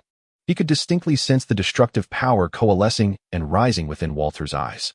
The system panel flickered silently at the edge of his vision, revealing a cold prompt. World line stability, 913-58. Critical node, birth of Heisenberg, catalyzing. Interference points, 50, successfully guided the fates of key individuals. A storm was brewing beneath the tranquil porch. Chapter 5. Success. The profound silence of the porch seemed capable of swallowing all sound. Walter White's stooped figure froze at the doorway, and within his sunken eye sockets. A glacially sharp light sliced repeatedly through Chun Mo's calm visage and Jesse Pinkman's terrified, rigid face. The impact of the barbecue party video, Hank's derisive mockery, the cold touch of the diagnosis, and the long-suppressed talent and fury, all of it was ignited by Chun Mo's seemingly casual, yet profoundly weighty words, exploding with intensity. He glimpsed the abyss, and Chun Mo not only pointed out the entrance, but also delivered the first offering, Jesse Pinkman. Emblematic of his failures in teaching and the absurdity of life. Right before him, complete with the electronic leash of the DEA. Mr. White, the venue and apprentice are prepared. Chun Mo's voice resonated once more, as tranquil as discussing a laboratory supply list, yet deftly plucking the strings of control and validation within Walter's heart. I believe it is time to discuss how to resolve your previous queries about purity and method from the barbecue party. The word resolve was articulated with a delicate, yet undeniable weight. Walter's Adam's apple bobbed, dry and voiceless. His deeply set eyes fixated on Chun Mo, no longer merely scrutinizing, but now imbued with a near-greedy thirst to seize the core secret. This enigmatic student knew of his undiagnosed lung cancer, a piercing question from the barbecue party, was aware of his inner madness, the implication of purity, and could even extract the recently captured Jesse from right under the police's noses. Who was he? What did he want? Yet the immense enigma was swiftly drowned by a surging tide of ignited ambition and a desire for destruction. Resolution? Yes, he needed resolution. Resolution from bankruptcy. Resolution from that damned cancer. Resolution from this wretched fate that had him underfoot. Purity is the dignity of a chemist, a pinnacle that Hank's heap of refuse can never attain. It is the sole avenue through which the worth of Walter White can be validated. His stooped back straightened imperceptibly, as the weariness that had dulled his spirit receded like the tide, replaced by a chilling, metallic resolve. He no longer glanced at the terrified Jesse within the vehicle, as if he were merely an inconsequential specimen. His gaze refocused upon Chun Mo's face, his voice hoarse yet imbued with an unmistakable commanding tone. Come in. Walter stepped aside, allowing a narrow passage, his eyes sweeping over the Chevrolet behind Chun Mo. The garage. No superfluous words, no questions, no hesitation. Those three succinct commands proclaimed his assumption of control and heralded the emergence of the entity known as Heisenberg, breaking free from the confines of Walter White's corporeal form. Chun Mo felt a shiver run through him. Walter White had vanished, and in his place stood the nascent form of Heisenberg. The icy sense of dominion and instantaneous decisiveness exerted a pressure far more potent than any roar. He nodded imperceptibly and turned towards the Chevrolet. As the car door swung open, Jesse remained frozen in his seat, his face pale, his gaze darting frantically between Walter and Chun Mo, rife with profound terror and absurdity. Mr. White? That high school chemistry teacher? Chun Mo wants him to discuss purity and methods with Mr. White? What in the world is happening? He felt as though he had plunged into a nightmarish distortion of reality. Get out. Follow. Chun Mo's voice was devoid of warmth, mechanical in its delivery. Jesse shuddered, nearly tumbling out of the vehicle, the shackles on his wrists clanging. He stumbled to Chun Mo's side, like a startled bird ensnared by unseen chains, too fearful to raise his eyes to the transformed figure of Mr. White on the porch. Walter did not cast another glance at them, turning instead to stride purposefully into the house, his silhouette exuding a stifling calm, as though a storm were imminent. Chun Mo gestured for Jesse to follow, and the three of them traversed the White family's immaculate yet oppressive living room in silence. The air was tinged with the lingering aroma of breakfast bacon and cleaning agents. While scenic paintings chosen by Schuyler adorned the walls, everything felt suffocatingly mundane, yet silently brewed the thunder of impending destruction. The garage door lay behind the kitchen. Walter fished a somewhat antiquated brass key from his keychain, inserted it into the lock, and turned it. The door creaked open with a dry groan, releasing a gust of air thick with the sense of dust, motor oil, old tires, and a faint trace of some forgotten chemical reagent. The garage was dimly lit, with high windows coated in a thick layer of dust, allowing only a few beams of hazy light to illuminate the swirling particles in the air. The space was not small, yet it was cluttered with detritus. Idle bicycles, dusty gardening tools, several boxes stuffed with old newspapers, buckets of unopened paint tucked away in corners, and a large tarpaulin concealing an irregularly shaped object, surrounded by similarly dust-laden cardboard boxes. Walter did not turn on the lights. He silently approached the center of the garage, standing with his back to the entrance, his stooped figure resembling a silent reef in the dim light. He did not turn around, but his voice, low and resonant, reached out. "Release it." Chun Mo understood the gravity of his words. He glanced at Jesse, trembling beside him like a leaf in the wind, and the black electronic ankle monitor encircling his wrist. Jesse suddenly realized the implication, fear etched in his gaze as he looked at Chun Mo, then back at Walter's silent silhouette, his eyes pleading that the device remain locked, for he could be apprehended by the DA at any moment. Without uttering a word, Chun Mo knelt before Jesse. Jesse instinctively tried to retreat, but was held in place by Chun Mo's icy stare. From his pocket, Chun Mo retrieved a small device that resembled a car key fob, albeit with a peculiar design and only 2 simple buttons. Firmly grasping the cold plastic casing of the ankle monitor with one hand, he adeptly positioned the device against an almost imperceptible groove on the inner side of the monitor. "Do not move," Chun Mo's voice was barely above a whisper. Jesse held his breath, feeling his heart race as if it might leap from his chest. Chun Mo's fingers swiftly and discreetly pressed a sequence of buttons on the device. There were no dazzling lights, no jarring sounds.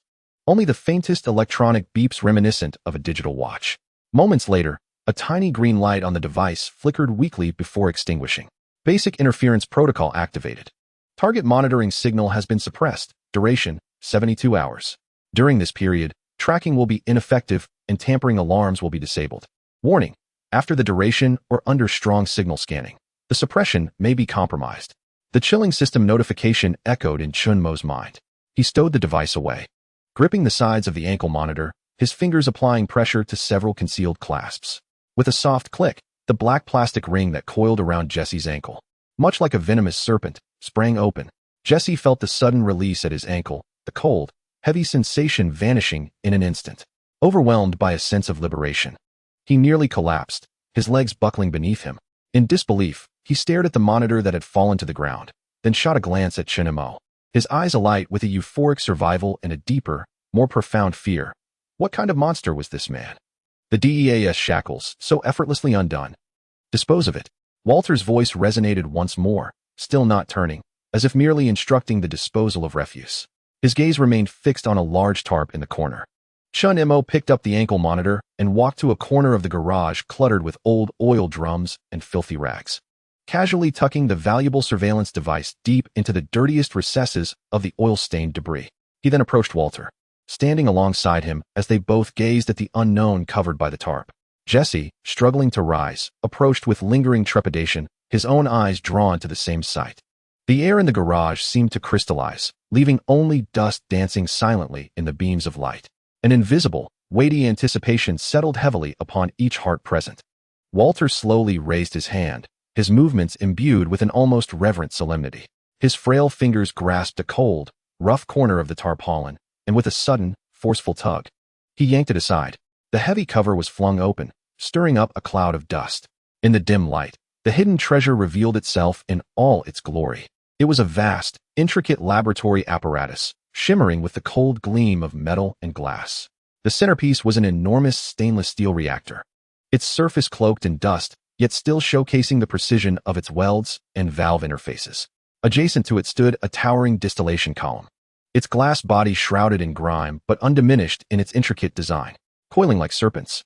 The condenser tubes, one of which Jesse fearfully noted bore a fine crack at the joint, vacuum pumps, heating jackets, and temperature controllers, all of which would have been mere toys in Jesse's kitchen, were meticulously assembled, forming a silent yet formidable industrial behemoth. Despite its abandonment and the layer of dust, the chilling metallic texture, precise connections, and the overall sense of professionalism and scale exuded a silent proclamation of the terrifying power it contained. This was no mere play equipment pieced together in Ant's basement. This was a true, war machine capable of large-scale, high-precision chemical synthesis. Jesse's mouth fell agape, his eyes wide with astonishment, nearly bursting, as he gasped in shock, rendered utterly speechless. This was Mr. White's creation. Hidden away in a high school chemistry teacher's garage was something of this magnitude. Walter White stood before this colossal apparatus, his hunched silhouette appearing diminutive beneath the shadows cast by the immense machinery, yet radiating an extraordinary, commanding authority. He extended his hand, his fingertips quivering ever so slightly as they gently brushed against the cold stainless steel surface of the reactor, wiping away a small patch of dust. That gesture resembled a lover caressing their beloved skin, infused with a morbid obsession suppressed for half a lifetime and a profound sense of relief at finally finding belonging. He slowly turned around. The dim light of the garage outlined the contours of his pale, emaciated face, while the deep-set hollows of his eyes now burned with an icy, piercing intensity, akin to two blue stars ignited in the abyss. His gaze no longer fell upon Chun Mo or Jesse. Instead, it penetrated through them, beyond the walls of the garage, casting its vision towards an ethereal, cold, and perfect blue future constructed solely on the principles of pure chemistry, visible only to him. His voice emerged, hoarse and low, yet imbued with a chilling calmness and undeniable absolute authority that sent shivers through the soul. Each word fell like ice droplets upon a metal plate, echoing in the stillness of the garage. Impurities. Walter's gaze was like a laser, piercing directly into Jesse, as if it could see through his very flesh to the failure coursing through his veins, born of ignorance, of haste, of a sacrilege against this sacred discipline. His voice suddenly escalated, infused with suppressed rage and an extreme loathing for imperfection. He forcefully pointed towards the dust-laden, yet still imposing equipment, his fingertip radiating a destructive power, purity. His voice erupted like thunder, imbued with an unwavering, indomitable will, proclaiming the singular truth. It represented power. It was the sole testament of existence. His gaze, as piercing as a tangible icicle, drove mercilessly into the faces of Chun Mo and Jesse, igniting within it a fervor of ambition, madness, and an absolute intolerance for imperfection. The will of Heisenberg. Tell me, Walter's voice plunged back to freezing temperatures. Imbued with a chilling mastery over life and death, what can you offer? His eyes swept over Jesse's pale, terror-stricken face, as if appraising a tool awaiting evaluation. What is your worth? The garage fell into a profound silence. Only Walter's kingly, frigid gaze and the silent, dust-laden chemical colossus exuded an oppressive aura that was nearly suffocating. Dust particles slowly settled in the beam of light, as if casting the initial ashes upon the altar of this lethal collaboration. Meeting Walter's gaze, ablaze with the fire of Heisenberg, Chun Mo's lips barely twitched upward. The eye of the storm had materialized. He nodded slightly, his voice clear and calm, as if responding to an inquiry from a tyrant. Value, Mr. White, lies in the elimination of variables. His eyes traversed the dusty interfaces and the subtle cracks of the condensation tubes on the immense apparatus, eventually returning to Walter's blue eyes, burning with absolute will. It lies in ensuring that your truth can manifest in its purest form of 991.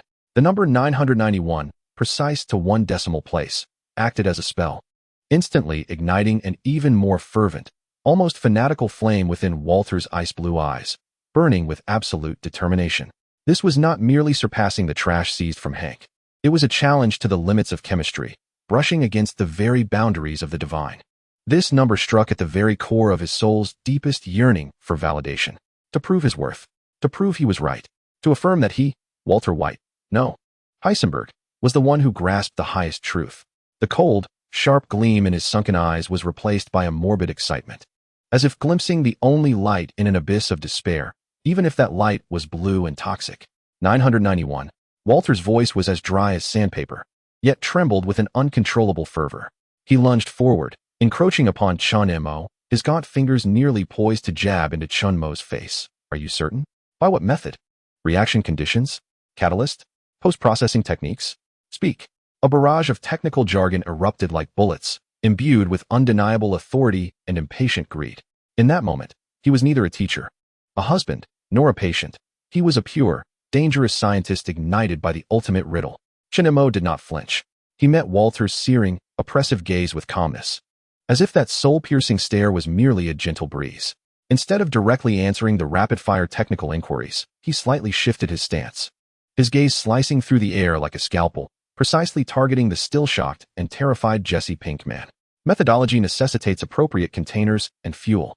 Chun Mo's voice, though not loud, resonated clearly above Walter's labored breaths. He subtly inclined his chin towards Jesse, revealing the availability of uncut pseudoephedrine crystals. The purity was adequate, and the impurity profile remained stable. Old Rick from South City supplied the goods every Wednesday at 4 in the afternoon, relayed through Skinny Pete, using an abandoned UPS delivery vehicle for the transfer. There existed a 15-minute window to evade the DEA's routine patrols in the Eastern Warehouse District. Chun Mo's pace was steady, yet each word detonated like a bomb in Jesse's chaotic mind. Pseudoephedrine, the very lifeblood of his meth production. Old Rick, Skinny Pete, UPS delivery vehicle. Wednesday at 4 in the afternoon. Even the DEA's patrol times were meticulously detailed. Did he even know the color of Jesse's underwear? Jesse's complexion swiftly morphed from ashen to a ghastly gray, his body involuntarily trembling, gazing at Chun Mo as if he were a devil risen from the depths of hell. Privy to all secrets, fear engulfed him entirely. He felt like a frog laid bare upon an autopsy table.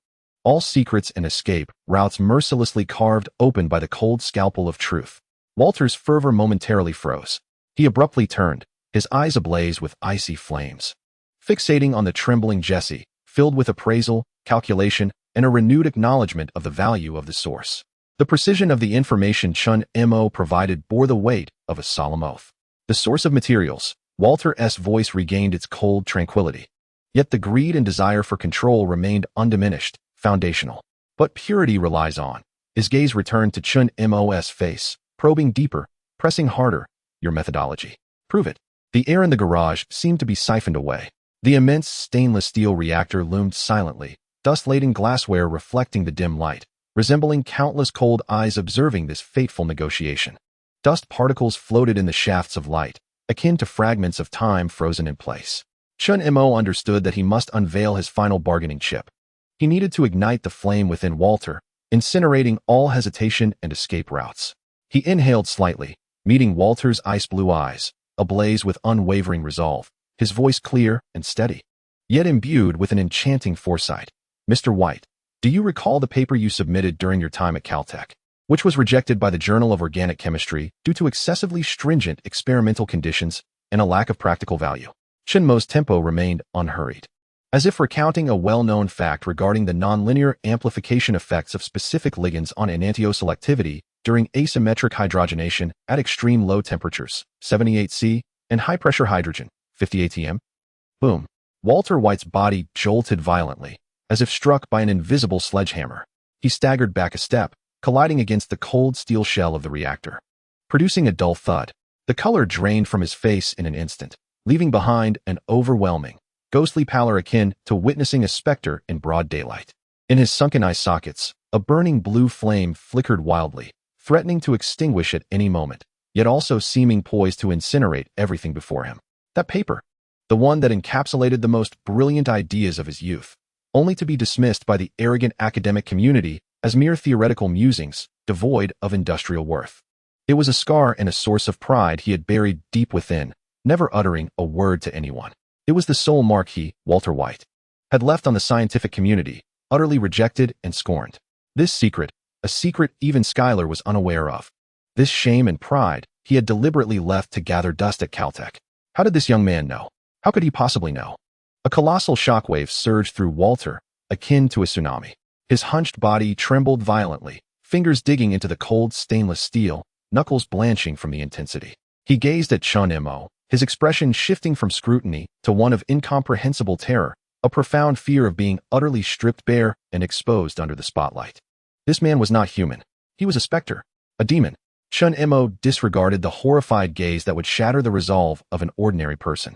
He stepped forward, his voice steady yet imbued with a lethal allure, like a lifeline cast from the precipice of an abyss. They were mistaken, Mr. White. Chun Mo's voice was resolute, imbued with undeniable conviction. Your theory is not flawed. It simply arrived before its time. Its value lies not in the production of costly chiral pharmaceutical intermediates, but in. His gaze swept across the imposing drug manufacturing apparatus before settling back on Walter's dilated pupils, rendered unfocused by shock, the absolute stereoselectivity control of specific methylated precursors. In eliminating all chiral byproducts that lead to the scent of nail polish remover, acetone impurities, and the blue cloudiness resulting from unreacted precursors and polymer impurities. In. Chun Mo's voice paused momentarily, like a breath before the crescendo of a symphony, then articulated the spellbinding figure with clarity. In achieving that 991, the absolutely pure blue. Every technical term served as a key, precisely fitting into the lock of Walter's sealed memories and ingenious concepts. Asymmetric hydrogenation, chiral control, stereoselectivity, impurity elimination, all pointed toward that supreme purity. Walter's bewildered and shocked mind felt as if it had been cleaved by a bolt of lightning. Those esoteric theoretical fragments, long dismissed by academia, were forcibly yanked from their dusty corners by Chun Mo's words, frantically piecing together with the sinister blueprint before him and the ultimate purity goal. Yes. Why hadn't he thought of that? Why? His theories from that year, while perhaps stringent in the realm of drug synthesis, could be applied to the creation of another product that seeks unparalleled purity, eradicating all asymmetric impurities, controlling the conformation of every single molecule, achieving a purity that is theoretically near perfection. This is the answer. This is the divine path leading to 991, a tremendous revelation akin to a torrential flood, obliterating all barriers, the humiliation of rejection, the buried talents, the ultimate validation of self-worth. All of these found a frenzied, malevolent yet profoundly correct outlet under Chun Mo's earth-shattering revelation and guidance. Ha ha ha. Walter emitted an incomprehensible, wheezing sound from his throat, reminiscent of a broken bellows. He abruptly straightened, his previously stooped back, now standing straighter than ever. In his deeply set eyes, all traces of shock, fear, and confusion were supplanted by an intense fervor, burning with a blue flame. That was the fervor of a scientist, the fervor of an artist, the fervor of a tyrant, a pathological yearning for perfection and validation. He no longer regarded Chun Mo or Jesse. His gaze was drawn magnetically, hungrily fixated on that dust-covered, silent chemical behemoth. It was no longer a pile of discarded equipment. It was his chariot to the altar, his scepter proclaiming to the world, "I am a god." Walter's voice was terrifyingly hoarse, carrying a metallic rasp. As his emaciated fingers trembled, pointing toward the colossal reaction vessel, the distillation column, and the condenser that required polishing, calibration, the purest raw materials were needed. His eyes, like the most exacting overseer, swept sharply toward the feeble, ashen-faced Jesse Pinkman, his gaze devoid of any human emotion, fixated on an assistant who would not treasure a cracked Claisen adapter. Finally, his gaze landed on Chun Mo's face, where the blue flame within seemed on the verge of erupting. The formula, complete. Now, right here, Walter's voice thundered with an undeniable, absolute command. I want to see it. Every reaction, every temperature threshold, every pressure parameter. Now, inside the garage, the dust settled. At the eye of the storm, Heisenberg had fully arrived. He stood before his throne, the reaction vessel, demanding from his prophet the key to unlock the gates of hell. The air was as thick as liquid nitrogen, chilling to the bone, yet brimming with destructive energy. Chun Mo understood that the final step had been accomplished. Meeting Walter's piercing ice-blue eyes, ablaze with unwavering resolve, he slowly retrieved from his bosom, in truth, from the system space, a thin, somewhat worn leather notebook, devoid of any markings on the cover. He opened the notebook, revealing it filled with meticulously penned chemical equations, molecular structures, detailed process flow diagrams, and precise parameter tables rounded to 2 decimal places, all written in a near-printed script. In the dim light, those symbols and numbers emitted an ominous yet potent aura, akin to ancient incantations. Chun Mo extended the notebook toward the king of the abyss. As you wish, Mr. White. Chun Mo's voice was calm and unperturbed. The formula, the process, and the parameters leading to the truth of 991 lay before him. Walter White, or rather, at this moment, he was merely Heisenberg, extending a frail yet remarkably steady hand, as if receiving a crown. Accepting the notebook that bore the weight of destruction and rebirth, his fingertips brushed against the cold pages, and within the depths of his sunken eyes, a burning azure light glowed fiercely, capable of incinerating the entire Albuquerque at dusk. Worldline stability, 83776. Keynote, the birth of Heisenberg, completed. Interference points, 100. Core knowledge successfully delivered, establishing the foundation for collaboration. Warning, fluctuations in the fourth wall intensifying. The intertwining of key characters' fates has surpassed the threshold. Subsequent spoilers may trigger unpredictable multiversal ripples. Please proceed with caution. The system's prompt was cold and urgent, akin to a countdown to the apocalypse. At the periphery of Chun Mo's vision, data streams flickered wildly. He gazed at the sovereign, immersed in a blue reverie, and at the apprentice, crumpled on the ground, trembling like a sacrificial offering, knowing that the sky of Albuquerque was about to be ignited by an unprecedented, pure blue. This fire would ultimately breach the barriers of the world. Chapter 6. The offering. Walter White, at this moment, felt the frigid core of Heisenberg within his soul fully awaken. His emaciated fingers seized the worn leather-bound notebook with the grip of an eagle's claw.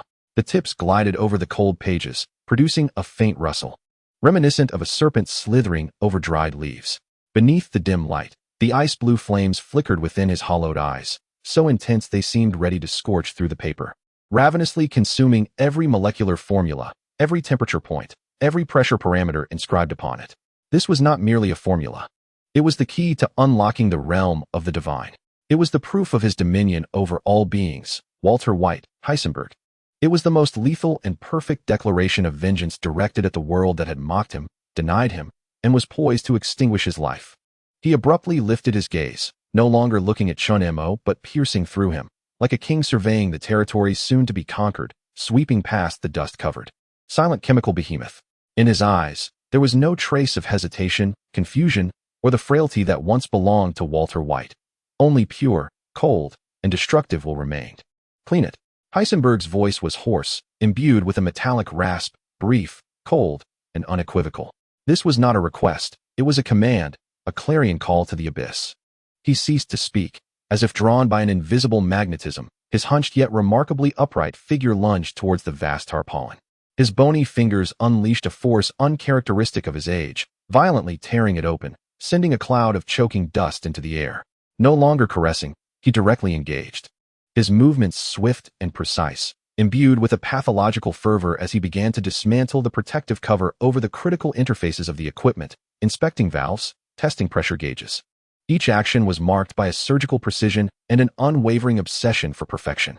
Dust clung to his ashen shirt and khaki trousers, yet he remained oblivious. His gaze fixated solely on the chilling metal and glass, on the path leading to 991. The air in the garage ignited instantaneously. An invisible pressure surged like a tangible tide. Chun Mo hesitated not for a moment. He turned with the precision of a machine receiving exact instructions, purposefully striding towards the cardboard boxes stacked in the corner. A thick layer of dust coated the boxes, their edges softened with age. He violently tore open the tape, revealing neatly folded, yet evidently forgotten, old bed sheets, curtain fabric, and some discarded rags.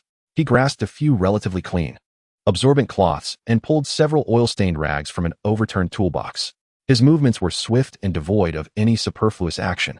At that moment, Jesse Pinkman, slumped on the ground, was only just managing to wrestle a sliver of sanity from the depths of overwhelming fear and absurdity.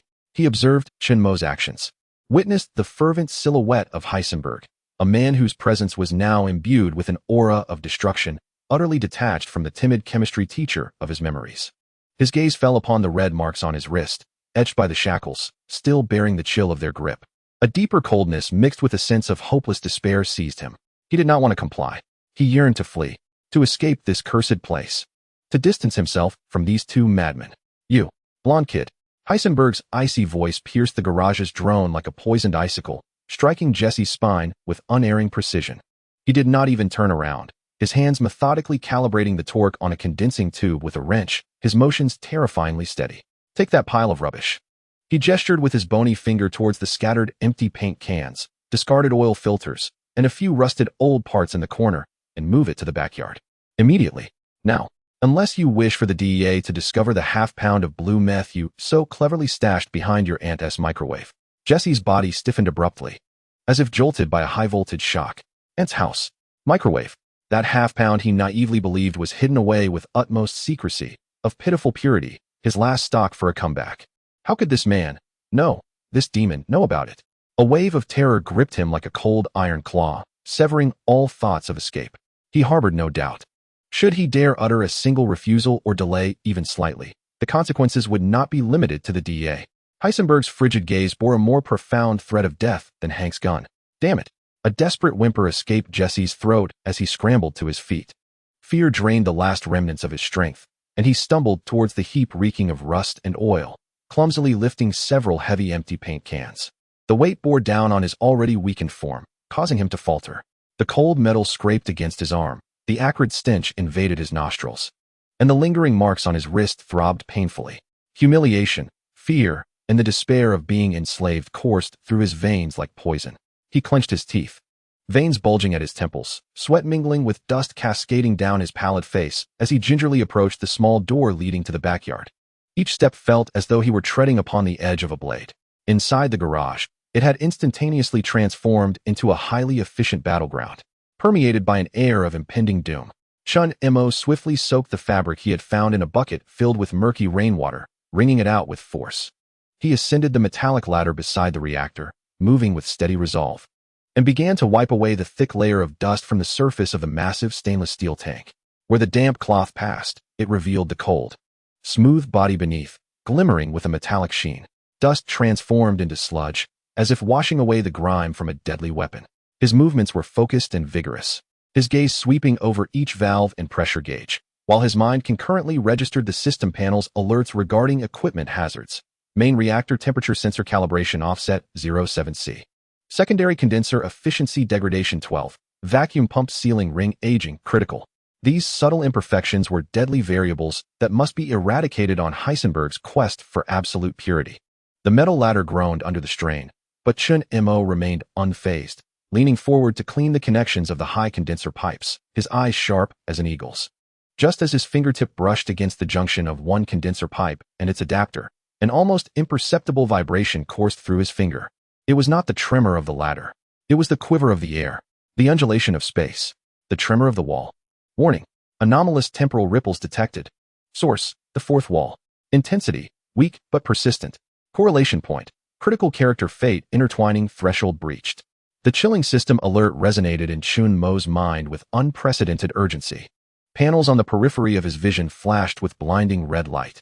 Simultaneously, the wall of the garage, connected to the White family's living room, adorned with cheap wallpaper and a landscape painting chosen by Skylar, a replica of a sunset in Albuquerque, undulated peculiarly, silently, like a stone cast into a placid pond.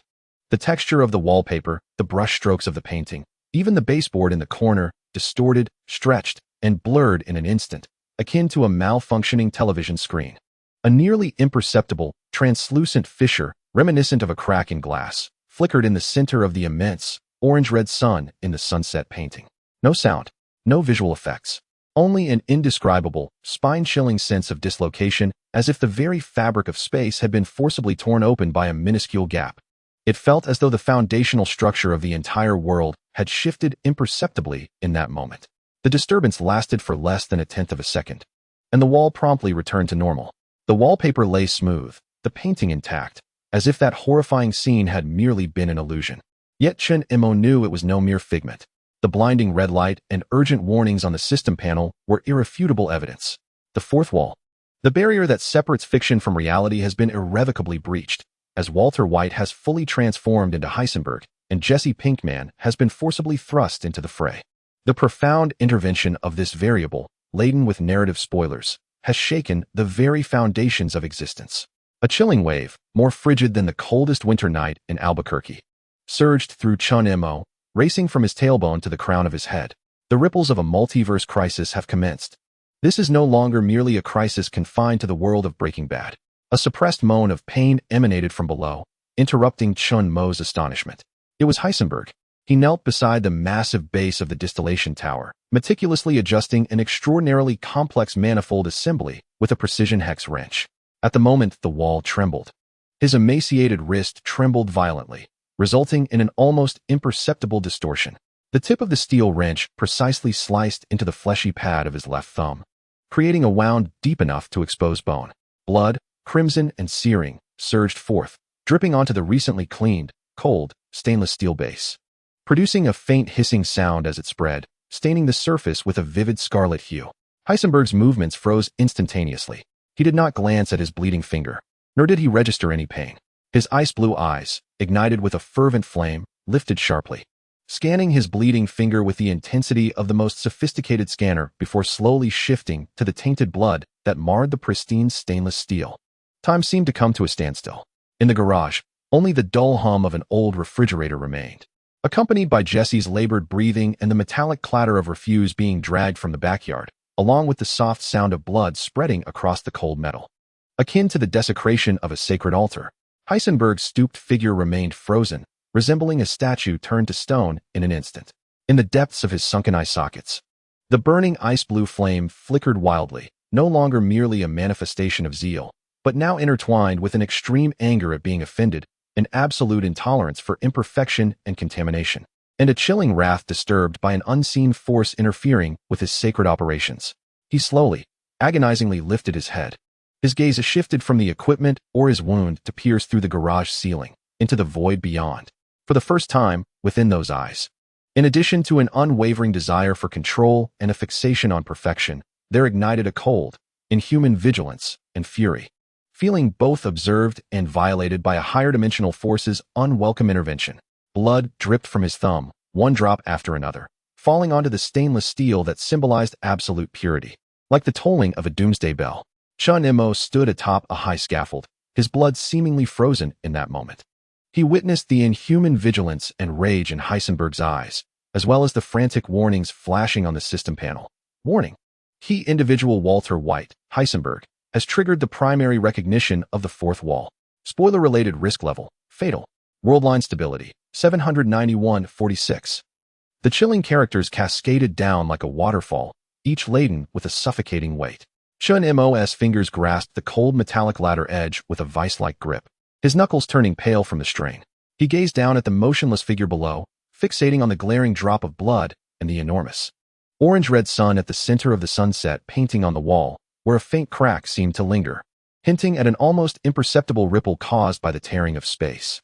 The storm was no longer confined to Albuquerque's garage. It had ripped apart the veil of reality, sowing the seeds of destruction into the abyss of the multiverse. The drop of blood at Heisenberg's fingertips was the inaugural offering of this cataclysm sweeping across realms. Chapter 7. Crisis. The afternoon sun in Albuquerque slanted through the porch, elongating and distorting the shadows of three individuals. Walter White stood at his doorstep, his graying temples glinting with a metallic sheen under the sunlight. The dark fire swirling in his deeply set eyes could burn through anyone. As his gaze darted back and forth between Chun Imo and Jesse in the car. "Come inside." Walter's voice emerged like a rasp from a rusty pipe, hoarse and unrefined. As he stepped aside to clear the path, Chun Imo noticed his left hand trembling uncontrollably behind his back, not from fear, but from a long-repressed force on the verge of eruption. Jesse sprang from the car like a startled rabbit, the electronic ankle monitor scraping against the concrete with a jarring sound. "Mr. White? Not Mr. White. What the hell?" I said. "Come inside." Walter's suddenly raised voice silenced Jesse in an instant. The chemistry teacher, typically hunched, stood tall now, the veins on his neck bulging like serpents. The moment Chun Imo crossed the threshold, the system panel detonated in crimson before his eyes.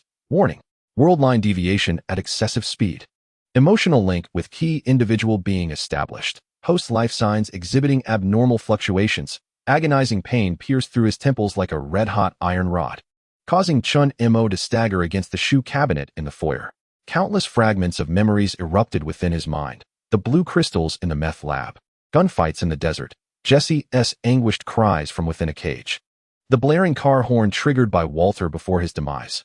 All these visions intertwined with scenes from the original Breaking Bad, yet interspersed with moments that should not exist, moments in which he was involved. "Are you all right?" Walter's voice fluctuated, drawing closer and then receding. Upon looking up, Chun Imo found Walter regarding him with an odd expression, 3 parts concern, 7 parts calculation, as if assessing the stability of some chemical reagent. "Hypoglycemia." Chun Imo wiped the cold sweat from his brow, catching a glimpse of Jesse nervously gnawing at his nails. The LED light on the electronic ankle monitor blinked red every 10 seconds, resembling a countdown to an impending explosion. The living room was permeated with the mingled scent of infant formula and disinfectant. Walter abruptly strode into the kitchen, returning with 3 cups of tap water in hand. There were no listening devices. He placed the glasses heavily on the coffee table, demanding, "Now? Who can tell me why my problematic student is appearing in my home with DEA surveillance equipment?" Jesse's cup shattered on the floor, leaving dark stains on the cheap carpet. "Wait, was it this guy who got me through the back door of the precinct, the Claisen adapter?" Chun Imo suddenly spoke, his voice emerging as if drawn from a deep well. He locked eyes with Walter. "The Claisen adapter has a fissure. The angle for the condenser tube deviated by 3 degrees, resulting in a 10-degree increase in the reduction reaction temperature. The product contains an excessive amount of benzophenone, reeking of nail polish remover." Walter's pupils dilated sharply. Chun Imo understood the lethal impact of his words. In the original narrative, It was precisely this fatal flaw in Jesse's production that had prompted Walter to consider collaboration. Now, he preempted the birth of Heisenberg by uttering this fated line. Intriguing. Walter suddenly chuckled, revealing his uneven teeth. He turned to Jesse. Where did you find such a chemistry geek? Community college? Without waiting for a response, he seized Jesse's wrist tightly, triggering the alarm of the electronic ankle monitor. Even more absurdly, the DEA had released the meth cook who had been apprehended on the scene. Jesse's complexion was paler than the kitchen tiles. Did the judge's lawyer claim there was an issue with the chain of evidence? Chinemo interjected, dipping his finger in the spilled water to sketch a molecular structure on the coffee table. Hank Schrader had been too eager to boast. The surveillance footage had not captured the entire meth cooking process. The water stains formed a benzene ring that glimmered in the sunlight. In 72 hours, the GPS signal from the ankle monitor would transmit data back to the center. Yet tonight, he intentionally left half a thought unspoken. Walter suddenly erupted into a violent cough, dark red streaks seeping between his fingers. When he looked up again, his gaze had transformed, as if a blue flame burned deep within his irises. In the kitchen, he hoarsely stated, retrieving a silver key from the drawer of the television cabinet, the key to the basement. Jesse's sharp intake of breath was distinctly audible. Chun-Mo felt another sharp pain in his temple as system alerts cascaded through his vision. Critical node breach detected. Walter White's professional inclination. Teacher 43. Drug Lord 57. Worldline fusion process initiated. The Walking Dead character's signal detected. What sound? Walter suddenly turned to look towards the backyard. Only then did Chun-Mo notice an eerie clicking noise outside, akin to someone scratching the fence with their nails. Jesse's ankle monitor emitted a piercing electronic tone. Warning. Out of range. Chun-Mo dashed towards the window, his actions faster than thought. In the backyard, a figure clad in a DA uniform was crawling in a grotesque manner. His neck twisted at an impossible angle. The bloodied, mutilated face was unmistakably Hank Schrader. Even more terrifying was the sight of at least a dozen similarly deformed figures swaying behind the bushes, one of whom wore a familiar yellow hoodie. Rick? As Chun-Mo's words escaped his lips, the system's alarm reverberated painfully against his eardrums. World barrier breached. Zombie virus has infiltrated the current timeline. The death of key individuals will trigger a chain collapse. The sound of Walter's pistol being loaded echoed ominously behind him. Thus, his voice unexpectedly adopted a calm demeanor. Now, who could elucidate why my brother-in-law lay sprawled in the backyard like a B-grade film zombie? Jesse emitted a sound akin to a dying animal's whimper. Chun-Mo gazed at the gathering horde of the undead outside the window, then glanced at the trembling barrel of Walter's gun, suddenly realizing that the most terrifying aspect was not the apocalypse itself, but rather the potential madness that would brew in the mind of this brilliant chemist when faced with a zombie crisis. Mr. White, Chun-Mo slowly raised his hands, a frenzied smile tugging at his lips. Have you ever heard of the peculiar effects of phosphine gas on the central nervous system? Chapter 8. Zombies. The resounding clang of the basement's iron door shut out the nauseating scratching and the low, inhuman growls emanating from the backyard. Yet, it could not quell the pervasive fear. That intangible dread seeped into the cramped space filled with antiquated furniture and dust-laden boxes like cold, viscous tar, instantly enveloping it. The sole source of light was a dim, flickering bulb overhead, casting a wan, wavering glow that rendered their three faces ghostly. Jesse Pinkman slumped against the dusty leg of an old sofa, seated on the frigid concrete floor. He clutched his disheveled golden hair tightly, his body shaking uncontrollably, while the electronic shackles on his wrist flashed erratically with red light, their shrill alarms strangely drowned out by the increasingly frantic sounds of banging from outside. Bang, bang, bang. The heavy thuds resonated like a colossal hammer, striking not only the iron door, but also the hearts of those inside. Each impact was accompanied by the groaning of twisted metal and the sifting down of brick dust. The bolt on the inner side of the iron door visibly bent and warped. Hank, Hank. Jesse's teeth chattered as broken sobs slipped through his fingers. He is dead. He is dead. And out there are those people. Oh my God. He suddenly looked up, his bloodshot eyes fixated on Walter. Mr. White, we're finished. They will break down the door. They will devour us. Just like in the movies. Damn it. Damn it. Damn it. His words tumbled out incoherently, teetering on the brink of collapse. Walter White did not meet his gaze. He hunched his back, standing in the only relatively clear spot in the center of the basement, facing away from Jesse and Chun-Mo. The dim light illuminated his graying temples and deeply set eyes. He still held the recently loaded pistol, its grip slick with sweat, pointing it downwards towards the dust-covered concrete floor. His shoulders quivered slightly, but not from fear.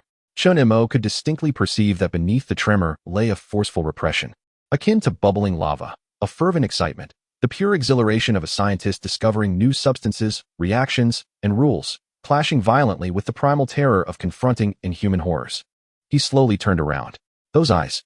Chun Mo felt a chill run down his spine. In Walter's eyes, the weariness and numbness characteristic of a high school chemistry teacher vanished entirely. In their place emerged a frigid calculation, operating with the precision of a finely tuned instrument, accompanied by an almost frenzied focus. His gaze swept over the clanking shackles screaming on Jesse's wrist, over the iron door groaning and distorting from the impact, and finally, like two beams of high-energy lasers, it locked firmly onto Chun Mo's face. Phosphine. Walter's voice was unnaturally steady, even imbued with a peculiar, lecturing tone, wholly disregarding the escalating symphony of death outside. pH, colorless, highly toxic, with a hint of garlic. Melting point 133 C, boiling point 877 C. It acts on the central nervous system, inhibiting cellular respiration. The lethality concentration, he tilted his head slightly, as if recalling specific data, above 300 ppm, with sufficient exposure time, can lead to multiple organ failure, particularly affecting the myocardium and nervous system. Its effects on anaerobic microorganisms are particularly pronounced. He paused, his gaze piercing Chun Mo like a scalpel. You expect to use this substance against those motor neuron disordered infected outside? Motor neuron disordered infected? Chun Mo nearly choked on the chillingly academic term. This was Heisenberg. In the dire straits of a zombie siege, where life and death hung in the balance, his mind swiftly stripped away the horrific facade, grasping the essence of the biochemical crisis. The system panel in Chun Mo's view was frantically refreshing with crimson warnings and skyrocketing data. Yet at that moment, Walter's eyes, ablaze with a cold thirst for knowledge, filled him with far greater trepidation than the horde outside. Warning. Worldline fusion process, 247,378. Detected the Walking Dead core character, Rick Grimes, exhibiting faint vital signs. Critical node.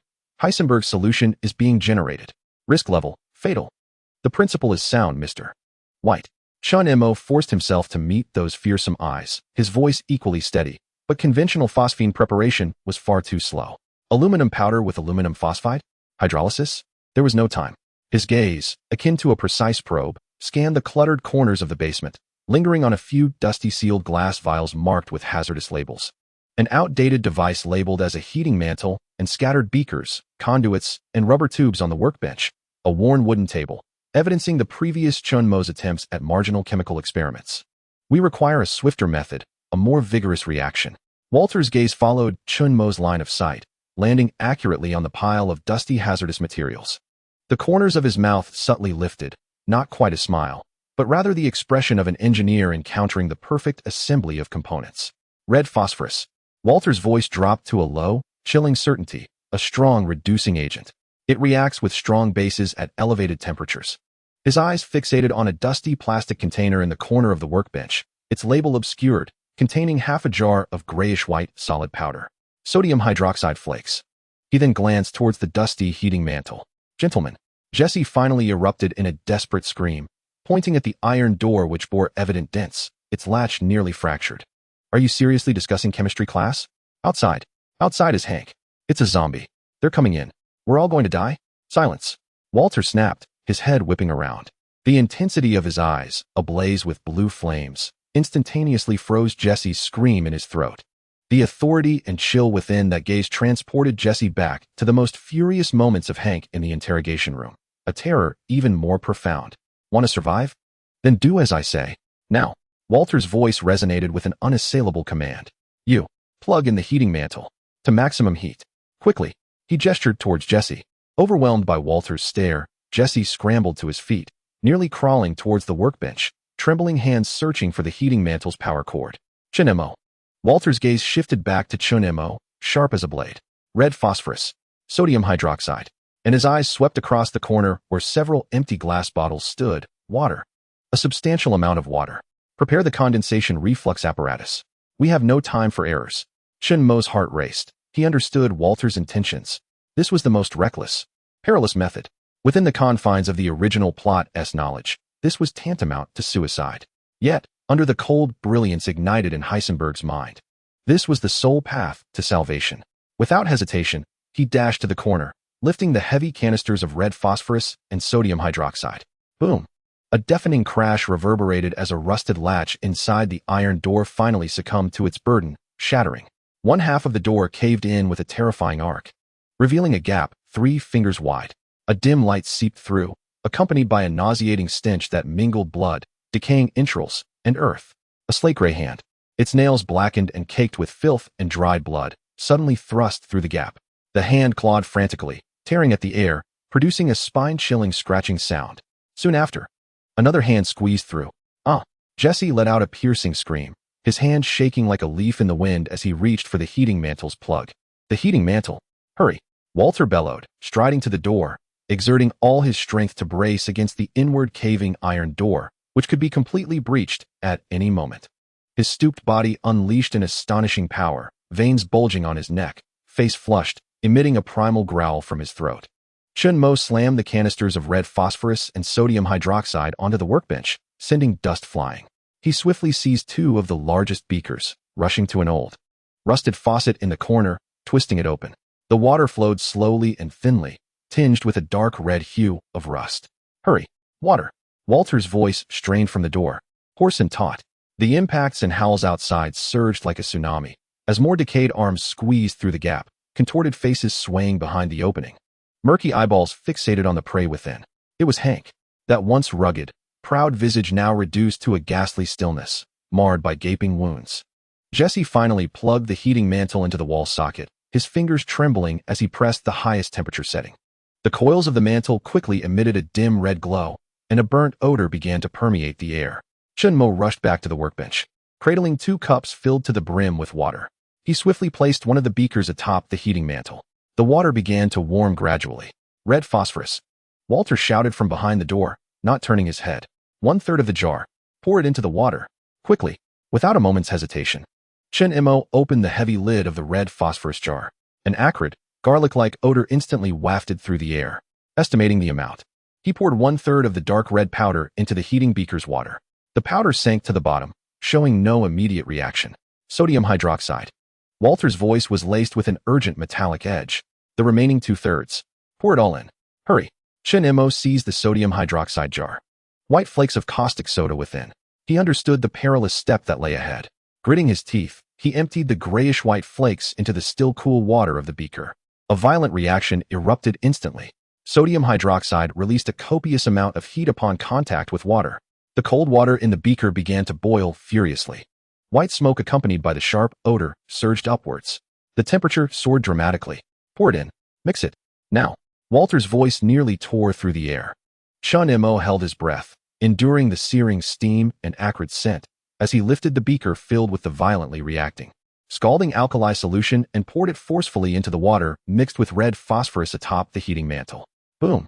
At the moment of the 2 liquids amalgamation, it was as though explosives had been ignited. The substances in the beaker churned violently, expanding. A vast, dense cloud of white smoke, tinged with a pungent garlic scent, erupted skyward like a volcanic explosion. The smoke rapidly flooded the basement. Phosphine. The highly toxic phosphine gas was frantically produced from the violent reaction between the strong base and red phosphorus. Reflux. Condense. Walter shouted from the door, his voice hoarse amid the smoke. Don't let the gas escape. Collect it. We need concentration. Chun-Mo was choked, tears streaming down his face, his lungs burning with pain. He gritted his teeth against the intense agony and dizziness, awkwardly inserting a curved glass tube into the mouth of the violently reacting beaker, connecting the other end to the prepared condenser submerged in a basin of cold water. The white gas, bearing the scent of death, was forcibly cooled through the tube, condensing into liquid that dripped into the glass bottle below. But the smoke dispersed too swiftly. The basement was too cramped. The suffocating, acrid garlic odor filled every nook and cranny in an instant. The concentration was soaring uncontrollably. Cough, cough. Jesse was the first to succumb, coughing violently, tears streaming down his face, his lungs aflame with pain. He collapsed to the ground, fearfully gazing at the engulfing white smoke. The gas. We're going to be poisoned. Chun-Mo felt dizzy, his vision blurring. He gripped the edge of the workbench tightly, struggling to keep himself upright. The system panel before him flickered wildly with red lights. Warning. Phosphine concentration, 280 ppm, continuously rising. Host vital signs. Blood oxygen saturation plummeting. Neurotoxic reaction. Jesse Pinkman, S. Vital signs critical. Worldline fusion process. 491. Mr. White, the concentration is too high. Chun Imo spoke with great difficulty, his voice hoarse. Walter White pressed firmly against the iron door. The impacts from outside seemed to weaken slightly due to the encroaching toxic gas, and the grasping arms reaching in became a tad sluggish. Yet, his own condition was far worse. He was closest to the source of the reaction. His complexion shifted from red to a ghastly hue, his lips turning blue. Each breath was accompanied by a wheezing sound reminiscent of a windbag. Veins pulsating on his forehead as cold sweat mingled with dust trickled down. He gritted his teeth, his eyes, aflame with blue intensity, fixed unwaveringly on the toxic liquid dripping from the condenser, devoid of any sign of retreat, filled instead with a near martyr-like fervor and satisfaction. Not enough. Walter's voice, weak and hoarse, yet remarkably clear, carried a heavy phlegm-filled quality. We must reach lethal levels to silence them completely. He abruptly coughed, expelling a mouthful of blood-tinged phlegm. Nevertheless, his strength against the door showed no sign of waning. For survival, to prove his methods correct, to seize control of this godforsaken chaos. At that moment, bang! The last bolt on the inner side of the iron door shattered with an excruciating metallic tearing sound. The heavy iron door, as if struck by a battering ram, collapsed inward with a thunderous crash. Dust filled the air. Blinding natural light from the yard surged into the gas-laden basement. Within the light, several twisted, decaying figures surged forth like demons escaping the gates of hell, howling and stumbling in. Leading them was a figure clad in tattered DA uniform, neck contorted, face riddled with gnawing wounds and clotted black blood, murky eyes fixated on the interior. None other than Hank Schrader. Dense white toxic fog, like a welcoming shroud, swiftly enveloped the advancing horde. Ugh! Hank, at the forefront, stumbled suddenly. The violently roiling phosphine gas scorched his already decayed respiratory tract and remaining nerves like invisible sulfuric acid. He stiffly raised his rotting arm, seemingly attempting to grasp something, emitting a meaningless, windbag-like wheeze from his throat. The several corpses behind him, lunging forward, collided with an invisible wall of toxic gas, their movements instantly becoming sluggish and distorted, their bodies convulsing violently. The deadly phosphine was relentlessly eroding their already fragile central nervous systems. Now is the moment. Walter roared amidst the fog, having unknowingly released his grip on the door, his hunched body unleashing its final strength as he lunged toward the workbench. He seized the recently condensed, highly concentrated liquid phosphine, an insidious blend of hydrophosphine and undissolved toxic residues, and with all his might, hurled it toward the group of struggling, sluggish corpses at the doorway shrouded in toxic mist. The glass bottle traced an arc through the air, striking Hank's decaying chest with precision. Crash! The glass shattered. The viscous, lethal liquid mingled with the unreacted red phosphorus and caustic remnants erupted like a splash of death, instantly drenching Hank and the upper bodies of a few ghoulish figures behind him. Hiss! A more intense and piercing plume of white smoke surged forth, accompanied by a cacophony of corrosive sounds, akin to boiling oil poured upon putrid flesh. The deadly phosphine released its venom upon contact. Roar! Hank emitted an unprecedented, chilling shriek that transcended human sound, a cacophony woven from the agony of flesh being violently corroded and a deeper chaos, rooted in neurological destruction.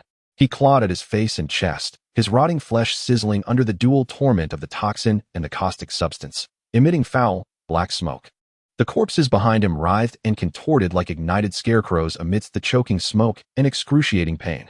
At the basement door, the scene transformed into a swirling mass of white smoke, a thunderous roar reminiscent of a hellish nightmare.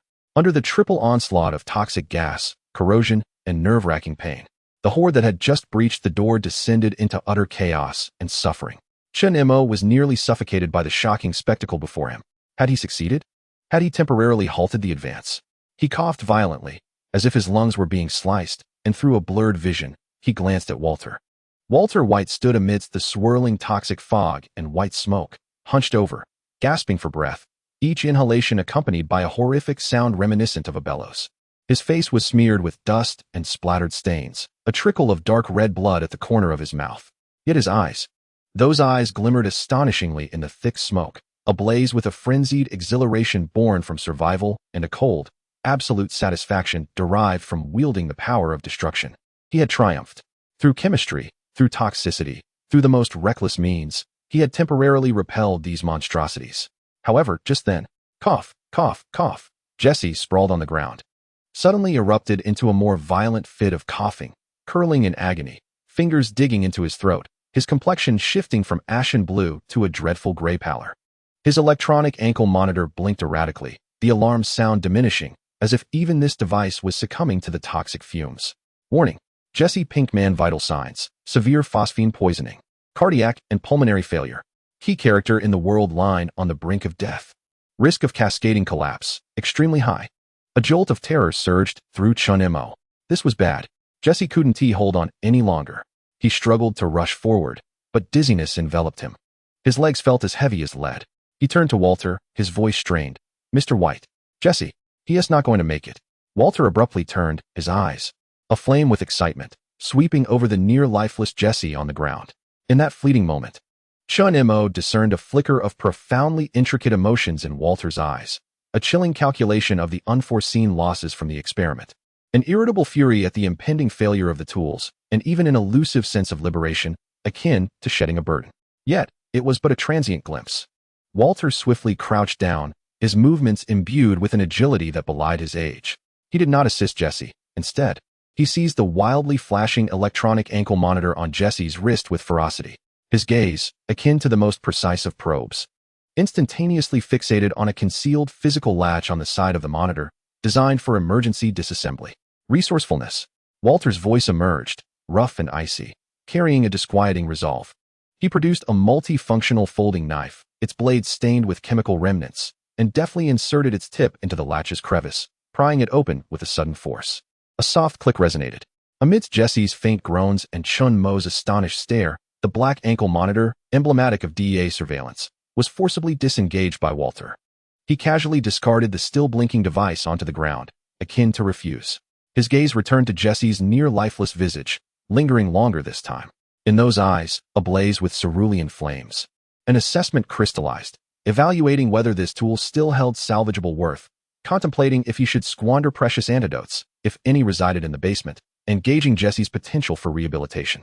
A frigid calculation unfolded silently amidst the toxic haze and dying lamentations, revealing Heisenberg's ruthless logic in stark clarity to Chun Mo for the first time. Outside, the wails of the creatures in the toxic mist persisted, and the sound of new impacts echoed from afar. Chapter 9. Discovery. The noxious fog in the basement weighed heavily upon everyone's lungs, akin to thickened cream. Jesse Pinkman lay curled on the concrete floor, his nails having torn into the skin of his neck, leaving 5 grotesque trails of crimson. His pupils dilated to their utmost, the whites of his eyes marred with blood vessels, and each convulsion expelled bloody foam from the corners of his mouth. He could not endure more than 3 minutes. Walter's voice resonated as if from a distant realm. He stood before the workbench, his hunched silhouette resembling a specter amidst the thick mists. Clutching the last unopened bottle of distilled water, for phosphine lacked a specific antidote. Time was of the essence. There was no opportunity for a hospital visit.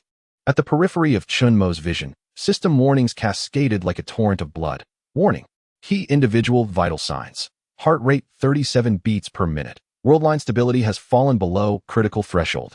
Detected signal access from the character Daryl Dixon of The Walking Dead. Administer methylene blue intravenously. Chun Mo suddenly screamed, his voice shattering amidst the fog. He staggered towards Walter, grasping the stained front of his shirt. Is there any methylene blue? Any derivative of methylene blue in the basement? Walter's eyes ignited with sudden clarity. He forcefully shoved Chun Mo aside, the decrepit drawer creaking under the strain of his hands. A dust-laden first aid kit was yanked open, revealing several ampoules stained with mildew. Long expired since 1987. Walter bit down on the rubber stopper, the needle emitting a sharp pop as it pierced the bottle of distilled water, theoretically diminishing the efficacy by 30%. The sound of the syringe drawing liquid reverberated distinctly in the basement. Jesse had ceased his struggles, only his toes twitching nervously. Walter knelt, roughly tearing Jesse's sleeve, the needle unhesitatingly piercing the antecubital vein. God save the FDA.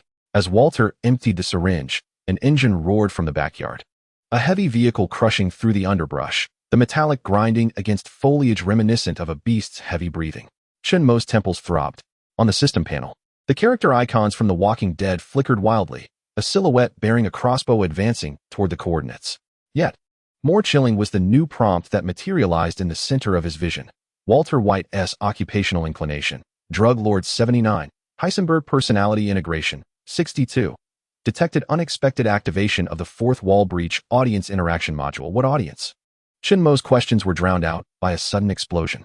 The entire house trembled, dust cascading from the ceiling. A burst of fire from the backyard illuminated the doorway, dyeing the basement's toxic haze a crimson hue. Walter suddenly grasped Shinmo's wrist. His palm was scorching, as if lava coursed beneath his skin. Do you see it? His voice bore an unsettling calm, his eyes reflecting the flickering flames. Those comments floating in the air? Shinmo's blood ran cold. Following Walter's gaze into the basement's toxic mist, translucent text indeed materialized. Old White. This chemical maneuver deserves full marks. Jesse, please don't die. Writer. I warn you. Zombie film X-Chemist crossover? The director's imagination is running wild. Mr. White. Shinmo's Adam's apple bobbed. Can you see the audience's comments? Walter released his grip, picking up a shard of glass from the workbench. The reflected firelight carved grotesque shadows across his face. Since you mentioned phosphine. He dragged the glass edge across his palm, blood dripping onto Jesse's pale visage, those words lingering before his retina. It was as if he paused, revealing his jagged teeth. Reminiscent of slides one would see on a projector in high school. Another wave of explosions reverberated, this time closer, the shockwave toppling several empty glass bottles in the basement. Suddenly, Shinmo's system panel blared a crimson warning. The Walking Dead character Daryl Dixon has entered combat range. Worldline fusion process, 71. Audience interaction module overload. Immediate termination of experiment is advised. Experiment? Walter abruptly looked up, as if he could see the system interface before Shinmo's eyes. His pupils glimmered with an eerie blue light. So this was all an experiment? Zombies? Hank. Those comments he pointed to in the air, the audience? Shinmo's cold sweat soaked through his back. Heisenberg was unraveling the truth at a terrifying pace. Yet at that moment, the system collapsed. Just as he was about to speak, a thunderous crash echoed from the basement ceiling, as if something or someone had burst into the upstairs living room from the recently destroyed backyard. It was at this precise moment that Jesse abruptly opened his eyes. His pupils remained dilated, but his breathing had begun to stabilize. Methylene blue coursed through his veins, combating the toxicity of phosphine. As he discerned the pulsating blue light on Walter's face and the ashen pallor of Shinmo, his cracked lips trembled to utter a few words. Are we all completely insane? Walter picked up the pistol that had fallen to the ground. When he raised his gaze again, the blue light in his eyes had coalesced into a singular brilliance, akin to the eternal daylight of the polar regions. No, Jesse. His voice suddenly became remarkably clear, each syllable resembling a meticulously calculated chemical reaction equation. We have merely awakened. Above them, the unmistakable sound of a crossbow being drawn echoed. Chapter 10. Fusion. The air in the basement froze momentarily. Jesse struggled to prop himself up, his pupils still unfocused, yet his breathing had become considerably steadier. His trembling finger pointed towards the ceiling, and a hoarse rasp escaped his throat. There's someone upstairs. In Shinmo's line of sight. System warnings and the audience's barrage of comments intertwined chaotically, nearly obscuring his entire view. He fought against the dizziness and seized Walter's wrist. Mr. White, we must leave. Now. The blue light in Walter's eyes flickered slightly as he looked down at the wound in his palm. The blood dripped at a seemingly slowed pace, each droplet tracing an eerie trajectory through the air. When he raised his gaze once more, a chilling smile crept across his lips. Leave? No, Shinmo. We are finally about to meet the director of this performance. Boom. The wooden ceiling of the basement suddenly exploded. Splinters and dust rained down as a figure clad in leather, bearing a crossbow, descended from above, landing steadily on the workbench. The person wore goggles, their face marred with grime, yet their sharp gaze could not be concealed, as they took in the three individuals in the basement. The crossbow was aimed lightning fast at Walter's forehead. Another mad scientist? Daryl Dixon's voice rasped like sandpaper. What the hell are you creating? On Shinmo's retina, system prompts flashed erratically. Warning. Direct contact with a key figure. Worldline fusion process. 89. Audience interaction module overload. Yet Walter suddenly burst into laughter. A sound as jarring as shattering glass. He disregarded the arrow pressed against his forehead, spreading his arms wide towards the floating comments in the air. Look. Is this what you anticipated from character interaction? His voice soared, tinged with a manic tremor. Tell me, dear audience, what rating would you give this performance? Daryl's expression froze. His gaze swept through the empty, toxic haze before returning to Walter's face. Who the hell are you talking to? The barrage of comments exploded in growth. Oh my god, Old White has lost it. This crossover is too hardcore. Daryl, run. The old man is far more perilous than the zombies. Jesse suddenly erupted into a violent cough, blood-tinged foam escaping the corners of his mouth. He struggled to grasp Chun Mo's pant leg. That fellow has coated his crossbow bolts with something. It was then that Chun Mo noticed the eerie green luminescence emanating from Daryl's crossbow arrowhead. The system scan results instantaneously appeared. Neurotoxin detected. Extract from the Strychnus toxifera. Source: a unique plant from the Walking Dead world line. Lethal dose: 0. 3 milligrams kg. Drop your weapon. Chun Mo spread his arms to shield Walter, exclaiming, "We are not your enemies. Those zombies outside are." Daryl's lips twisted into a cold smirk. "In my hometown, those who manufacture toxic gas are 10 times more dangerous than zombies." His finger was already poised on the trigger. Asking once more, "Who are you?" Walter suddenly fell silent. The azure light in his eyes receded like a tide, replaced by a chilling calmness. When his voice returned, each word felt as meticulously calculated as a chemical equation. "I am Heisenberg. This is my laboratory." He slowly raised his hands. The wound in his palms had mysteriously ceased bleeding. "And you, Daryl Dixon, the crossbow collector, survival expert, Rick Grimes' right-hand man." He tilted his head slightly. "Are being evaluated by the audience." For the first time, a crack appeared in Daryl's expression. His finger trembled slightly on the trigger. "How do you know Rick?" The ceiling shuddered again, this time accompanied by the sound of heavy footsteps and the signature growls of zombies. The barrage of comments suddenly shifted. "The horde is coming. Old White, unleash your chemical prowess." "I can't predict where this plot is heading." Walter's gaze swept through the air, suddenly dawning with realization. He turned to Daryl. "Your brother Merle is still alive." "In Woodbury." Daryl was struck as if by lightning. The crossbow nearly slipped from his grasp. "Impossible. I saw him with my own eyes in Season 3, Episode 8. He survived the governor's arena." Walter's voice was as cold as machinery. "Now, do you wish to stand here discussing spoilers, or would you prefer to survive the next episode?" The entire house began to tremble violently. Spiderweb-like cracks appeared in the basement walls, dust cascading down. The system alarm erupted in Chun Mo's mind. World barrier completely shattered. Main horde from The Walking Dead detected breaching spatial limits. Audience emotional index surpassed threshold. Walter suddenly grasped Chun Mo's shoulders. His grip so strong it felt as though it could crush bone. "Tell me, what does the audience most desire to see?" Chun Mo's lips quivered as the barrage on the system panel surged forth. "We want to see Old White use chemical weapons against the zombies. We demand Jesse and Daryl team up. A wave of zombie-themed blue meth, please. A chemical weapon team with blue meth." Chun Mo murmured to himself, suddenly widening his eyes. "Mr. White, do you have any amphetamine-based materials in your basement?" The azure light in Walter's eyes surged once more. He turned and lunged for the lowest drawer of the workbench, yanking out a rusted iron box. As the lid of the box was opened, Chun Mo beheld a neat arrangement of a dozen sealed test tubes, each containing white powders of varying purity, methamphetamine, 5 distinct isomers. Walter's voice resonated with fervent excitement. "I have been refining the synthesis pathway." Daryl's crossbow slowly drooped as he demanded, "Who the hell are you?" "The savior," Walter declared, extracting a test tube marked methylene-dioxymethamphetamine. The liquid within casting an eerie blue glow in the firelight, or rather, the favored antagonist of the audience. Suddenly, the entire rear wall collapsed. A tide of decaying bodies surged forth, with the foremost zombie clad in the familiar yellow uniform of Rick Grimes, now saturated in blood. The comments exploded instantaneously. "It's Rick. The writer is merciless. Old White, act quickly." Walter raised the test tube to his eyes, the liquid projecting a spectral blue light within his pupils. "Chun Mo, you once vowed to resolve issues correctly." Without warning, he hurled the test tube into the mass of corpses, exclaiming, "Let us give the audience what they desire." The sound of shattering glass was drowned out by the roar of explosions. Blue flames surged through the basement like waves, transforming the zombies' howls into inhuman shrieks. On Chun Mo's system panel, the final prompt flickered with blood-red luminescence. World line reconstruction initiated. New timeline generation in progress. Starring Walter White, Jesse Pinkman, Daryl Dixon. Title: Breaking Dead, Chapter 11. Breakthrough. At the moment the blue flames engulfed the basement, time appeared to be suspended. On Chun Mo's retina, system warnings intertwined with the audience's comments, creating a blinding crimson. World line reconstruction progress.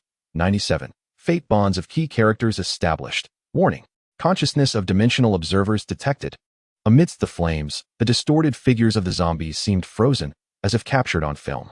Daryl's crossbow hung limply, and Jesse's half-raised torso was suspended in midair. Only Walter White's hunched silhouette unfurled in the blue fire, his graying temples gradually illuminated by a strange golden halo. "Mr. White?" Chun Mo's voice rippled through the frozen air. He was horrified to discover that his fingers were becoming transparent, intricate patterns akin to circuit board pathways surfacing beneath his skin. Walter turned to face him, his irises entirely filled with a ghostly blue, a smile gracing his lips akin to that of a mathematician who has uncovered a perfect formula. I finally comprehend. This is not a mere crossing of worlds. His voice echoed with an uncanny reverberation, as if thousands of parallel universes of Walter were speaking in unison. We are characters within a script.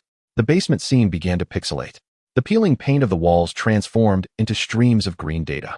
Jesse's convulsing body disintegrated into countless rotating triangular facets. Daryl's crossbow hovered in the void, the venom on the arrow crystallizing into shimmering code blocks. Only the comments grew increasingly clear. The dimensional wall has truly shattered. The screenwriter emerges to face the consequences. Is the old man about to awaken? Chun Mo perceives an immense consciousness observing the world through his eyes. The system panel unfolds automatically before him, transforming the original UI interface into a window shimmering with starlight. On the other side, countless indistinct figures gesture towards a radiant rectangular screen. The audience, through Chun Mo, vibrates with frequencies not his own. They observe us. Walter suddenly seizes Chun Mo's wrist. His palm radiates a temperature of 40 degrees, and the blue light coursing beneath his skin surges into Chun Mo's body at the point of contact. No. It is we who are contemplating through them. Agonizing pain courses through him like a high-voltage current. Chun Mo's vision forcibly shifts to a god's perspective. He sees the motel where he resides as a miniature model. The streets of Albuquerque winding in the distance. The ruins of Atlanta from The Walking Dead float in an adjacent transparent bubble. More unfamiliar worlds drift in the void. Each bubble's surface flickering with the titles of various series. Game of Thrones, The Boys, The Mandalorian. Warning: host consciousness overload. Initiating emergency protocol, memory wipe. The mechanical voice of the system is abruptly interrupted by Walter's laughter. This man, who should merely be a character in a television show, now possesses an intelligence that transcends the script.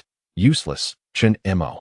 Or should I say, temporary observation interface number 427? An inhuman electronic noise escapes Chun Mo's throat.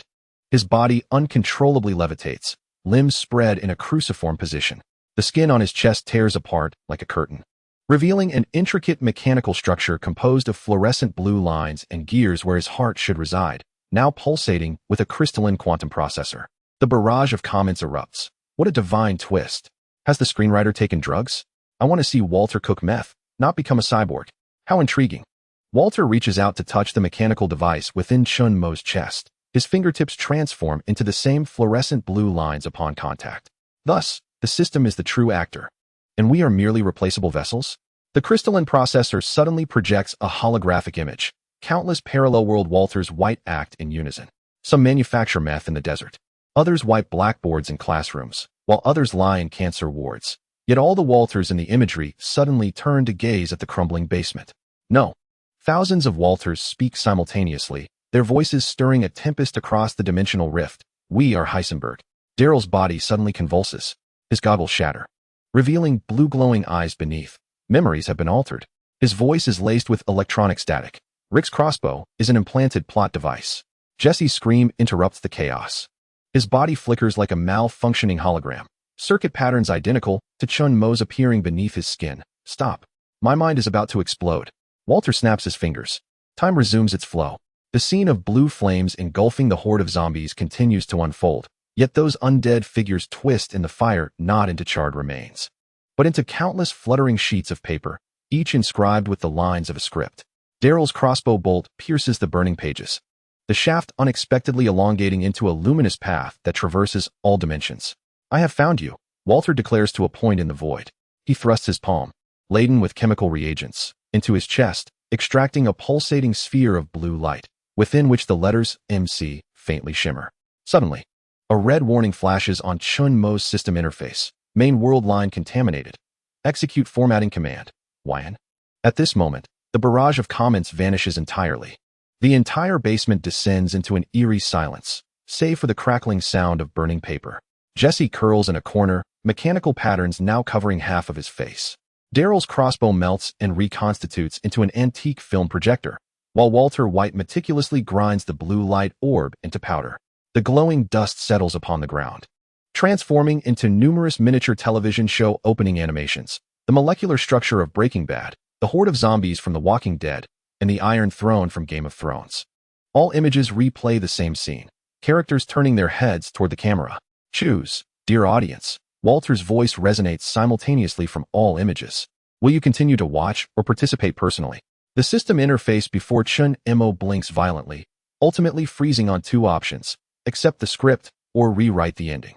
His finger hovers in the void, hearing the collective gasp of audiences from countless parallel worlds. Chapter 12. Rewrite. Chun Mo's fingertip hovers in midair, the system interface flashing wildly before his eyes. The two options consume the surrounding light like black holes: accept the script or rewrite the ending. The entire basement is ensnared in a bizarre state of quantum superposition where walls both exist and do not, flames both burn and extinguish. Jesse's body flickers between humanity and data streams, Daryl's crossbow transforming intermittently into a projector and back into a weapon. Only Walter White remains stable, the blue light in his eyes coalescing into a tangible form, sketching the outlines of countless parallel worlds in the air. This is not a mere choice. Walter's voice reverberates across all dimensions. It is a recursive function. Chun Mo suddenly comprehends. His finger lunges toward the rewrite the ending option, yet halts a mere millimeter before contact. The system interface distorts, presenting a new prompt. Warning: insufficient rewriting authority. Please complete the current world line's main task. Assist Walter White in establishing a drug empire. Huh. Walter's laughter sends ash swirling into the air, affirming the existence of restrictions. He turns toward an angle where no camera exists, addressing the invisible audience. The story you wish to see must adhere to the fundamental laws, correct? The barrage of comments suddenly surges like a tsunami. Old White, turn dark already. The system is too restrictive. I want to see cross-franchise interactions. Jesse struggled to crawl over, his left eye completely mechanized, while his right eye retained the human terror. Those words reappeared. What were they saying? Daryl suddenly raised the partially reassembled projector, aiming the lens at Walter. I've seen this before. His voice carried the electronic distortion of a southern accent, reminiscent of the set of The Boys, where the citizens are just the same. Walter snapped his fingers. Daryl's words fell silent. His lips moved, yet no sound emerged. Different crews abide by different rules. Walter retrieved a small bag of blue crystals from his pocket, a product that was supposed to debut in the third season, but in all stories, chemistry never lies. Chun Mo's system abruptly displayed a new prompt. Temporary access granted. Cross-dimensional material transfer authorization granted. Item list updating. The items on the list made Chun Mo's pupils tremble. Game of Thrones Wildfire X10. Resident Evil T-Virus Prototype X1. The Boys Compound VX3. Rick and Morty Portal Gun X1. Now this felt right. Walter whistled, suddenly appearing 20 years younger. He swiftly navigated the virtual interface before Chun Mo, suggesting we give the writers a little chemical shock. The basement shook violently. A wall collapsed entirely, revealing the distorted outside world where Albuquerque's desert overlapped with King's Landing from Game of Thrones, the blue crystal meth shimmering atop the Iron Throne. In the distance, the horde from The Walking Dead clashed with the Mandalorian's assault team.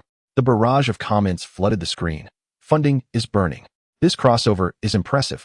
Old White, quickly build a cross-dimensional drug empire. Jesse's mechanical left eye projected a holographic map, marking the coordinates of several worlds. I see the sales channels. Daryl finally broke free from the silence, the projector now displaying a clip from the finale of Breaking Bad. Old White, in your original script, I know.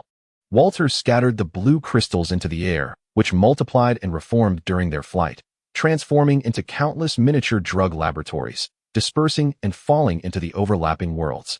But this time, we rewrite the rules. He turned to Chun Mo, the blue light in his eyes forming two swirling galaxies. System, tell your superior. Walter's voice suddenly morphed into a medley of countless characters. The audience desires not the predetermined conclusion, but rather. Chun Mo's system interface was forcibly overwritten. Crimson warning text materialized as a line of flashing neon green letters. Writer's Room Emergency Directive. Limited creative freedom granted. New task. Establish cross-dimensional distribution network. Reward. Permanent pass through the fourth wall deal. Walter pulled out a pair of sunglasses, the frame inscribed with the name Heisenberg. He snapped his fingers, and the basement instantly transformed into a grand cross-dimensional laboratory, where the chemical apparatuses of various worlds reformed and optimized amidst blue flames. Jesse's mechanical arm adeptly assembled a distillation apparatus, while Daryl's projector began displaying analytical reports on drug markets across various realms. Chun Mo's system interface presented a dynamically updating order sheet. Game of Thrones, Wildfire Enhanced Blue Meth x 100 kg, The Walking Dead, Zombie Repellent Spray x 5,000 cans, The Boys, Compound V Antidote x 200 doses. The first month's target was set. Walter conjured a searing financial report in the void, showcasing a net profit of $3 million, or its equivalent in dragon crystals, bottle caps, and credit points. Suddenly, the thundering sound of a helicopter echoed from outside the basement. A black helicopter emblazoned with the AMC logo descended near the crumbling wall. The cabin door swung open, revealing several shadowy figures clad in suits, their faces obscured, adorned with luminous name tags indicating their roles as producers, writers, and directors. The foremost figure raised a clipboard, upon which glowing words materialized. Final warning, exceeds authorized scope. Cease cross-dimensional activities immediately. Walter removed his sunglasses, revealing eyes transformed into two light-consuming singularities, signaling to the ratings gentlemen that the blue flames swirling beneath him were precisely what they yearned to witness. Chunmo's system emitted a crisp chime. New message from audience vote. 987 support continuation of the plot. Writer's room withdraws warning. The producers exchanged glances, ultimately gesturing for the proceedings to continue before retreating into the helicopter. As the door closed, Chunmo distinctly observed them giving a thumbs up. The performance resumed. Walter injected a vial of fluorescent blue liquid into Jesse's mechanical arm, the first stop being Game of Thrones, where winter required a touch of warmth. Daryl calibrated the teleportation gun. I can secure the channels on the Walking Dead side. Chunmo's system interface prompted for final confirmation. Do you wish to rewrite the ending? Note, this action is irreversible.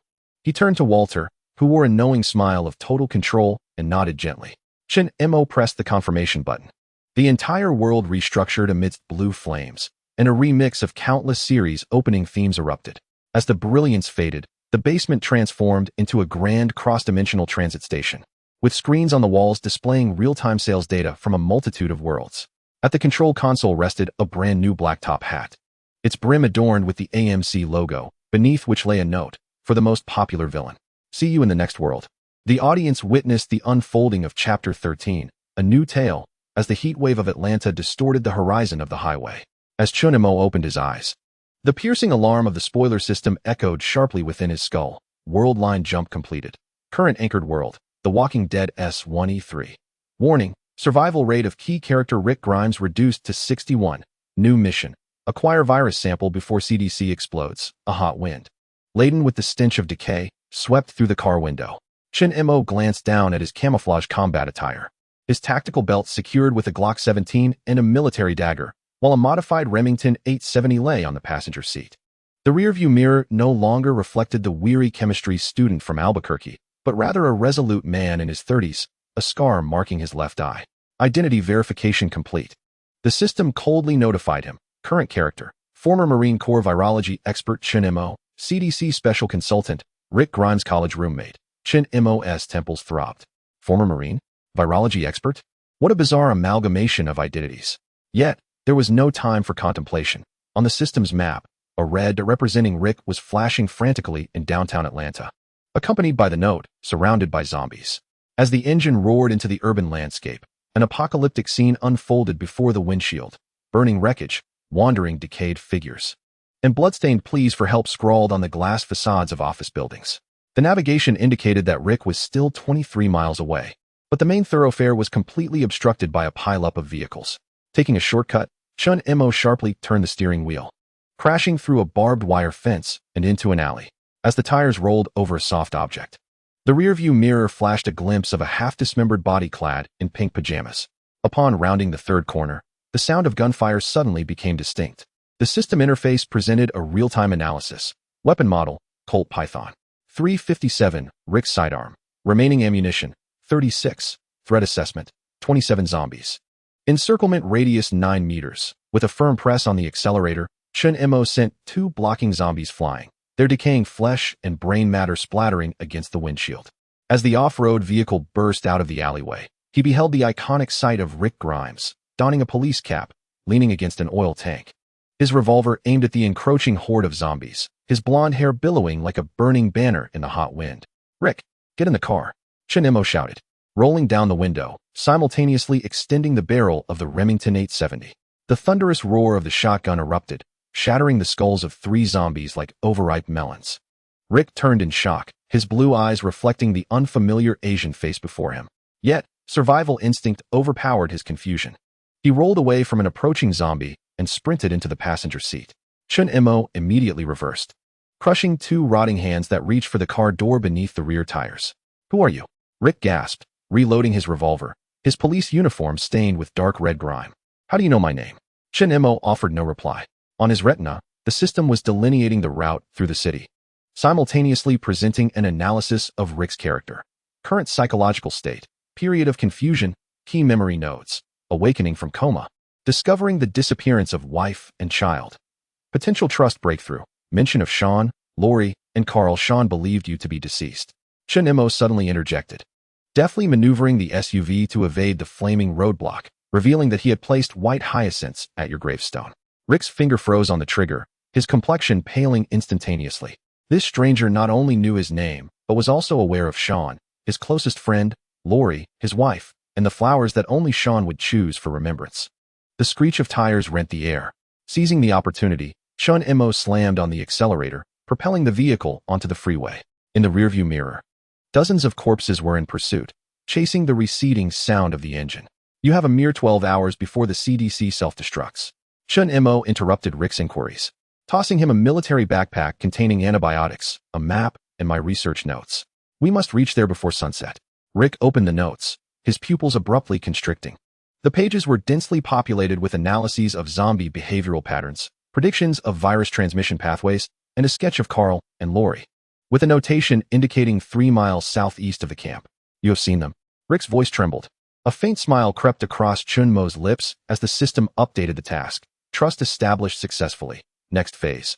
Guide the team to the CDC. Note: key individual Sean Wilson's hostility level, 42. As the setting sun bathed the highway in crimson hues, they discovered the abandoned RV.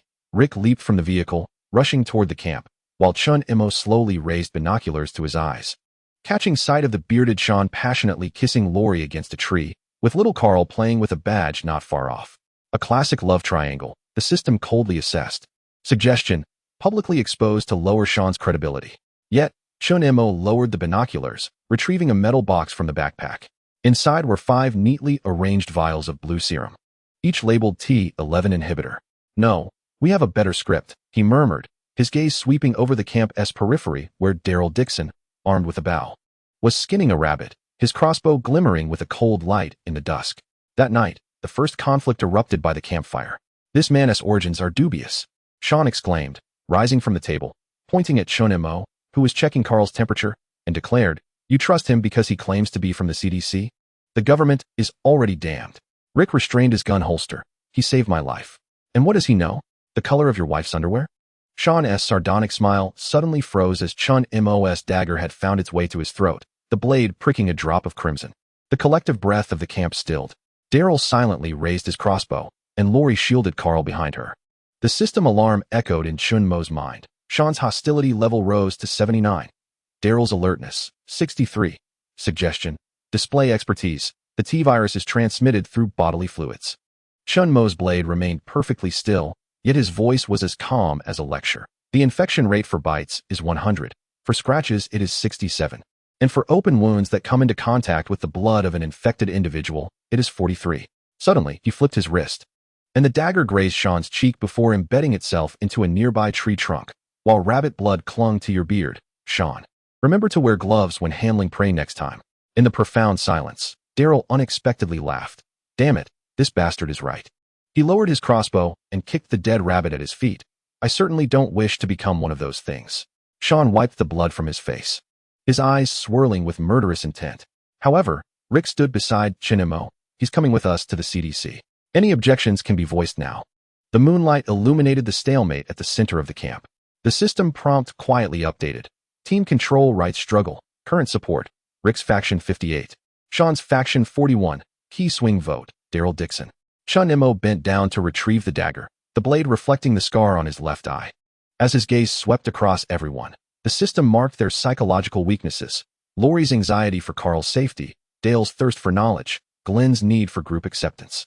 "The CDC has a prototype vaccine," Chun Mo suddenly announced, the sound of the metallic box opening resonating like a judgment hammer. T11 inhibitor, which offers a 72-hour immunity window. He raised a vial of blue liquid, which shimmered like liquid gemstone in the firelight, sufficient for us to find a safer place. Lie, the system coldly annotated. Yet, the breathing rhythm of the camp noticeably shifted. Sean's fists cracked ominously, yet he could not counter the flicker of hope ignited in the eyes of the others. In the late hours of the night, Chun-Mo leaned against the shadow of the RV, studying the star map. The system was calculating the optimal route to the CDC when suddenly, a red dot silently appeared 3 meters away. Daryl held his crossbow, the arrowhead glimmering with a green hue in the moonlight. Rabbit blood is not infectious, the hunter's hoarse voice carried a threat. What the hell do you want? Chun-Mo's retina flashed with an analysis of Daryl. Core need, to find his missing brother Merle. Psychological breakpoint, blood ties. Merle is alive. Chun-Mo's voice was as soft as a whisper. He is being held by a man called the governor in Woodbury. Daryl's crossbow trembled slightly. This stranger could not possibly know that Merle's disappearance occurred on the very first day of the apocalypse, when Woodbury did not even exist. You're lying, he said, noting that Chun-Mo's right middle finger was missing its first joint. It was lost in a gambling game. Chun-Mo continued. Now that bone has been made into a necklace pendant.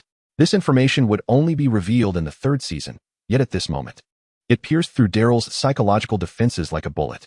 The hunter abruptly seized Chun-Mo by the collar, the stench of decay and gunpowder overwhelming. If you're playing me.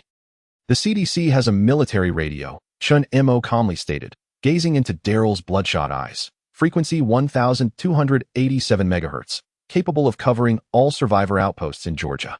Daryl released his grip, his expression akin to that of a wounded beast.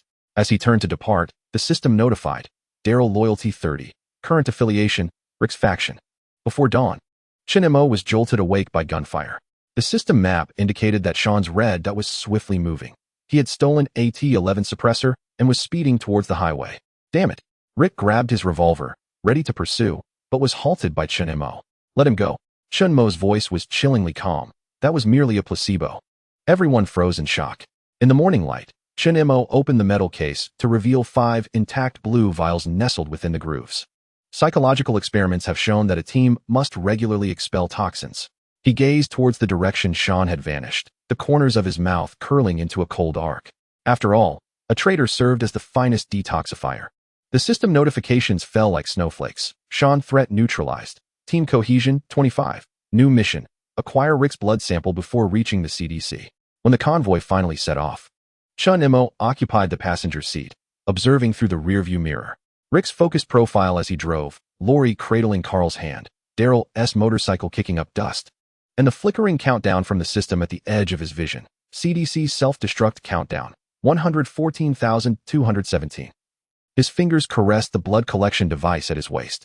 To save this world, it required more than merely slaying the undead. It necessitated unearthing the secret concealed within Rick Grimes's blood, a secret that had allowed him to awaken naturally after weeks of unconsciousness, making him the sole survivor amidst the catastrophe. The highway stretched beneath the scorching sun like a satin ribbon leading to hell. On Chun-Mo's retina, the final system notification glimmered with a blood-red hue. Warning, detected biohazard T-virus mutation signal. Source, unknown. Chapter 14. Convergence. The desert heat of Albuquerque warped the air as Chun-Mo stood outside Walter White's laboratory, watching a dark speck slowly advance on the horizon. It was no ordinary sandstorm. It was a horde of the undead. Mr. White. Chun-Mo abruptly pushed open the laboratory door. Walter, donned in a gas mask, was intently adjusting the temperature of a reaction vessel. Jesse Pinkman fumbled beside him, nearly spilling a canister of methamphetamine precursor upon seeing Chun-Mo burst in. Chun-Mo, you better have a good reason for this.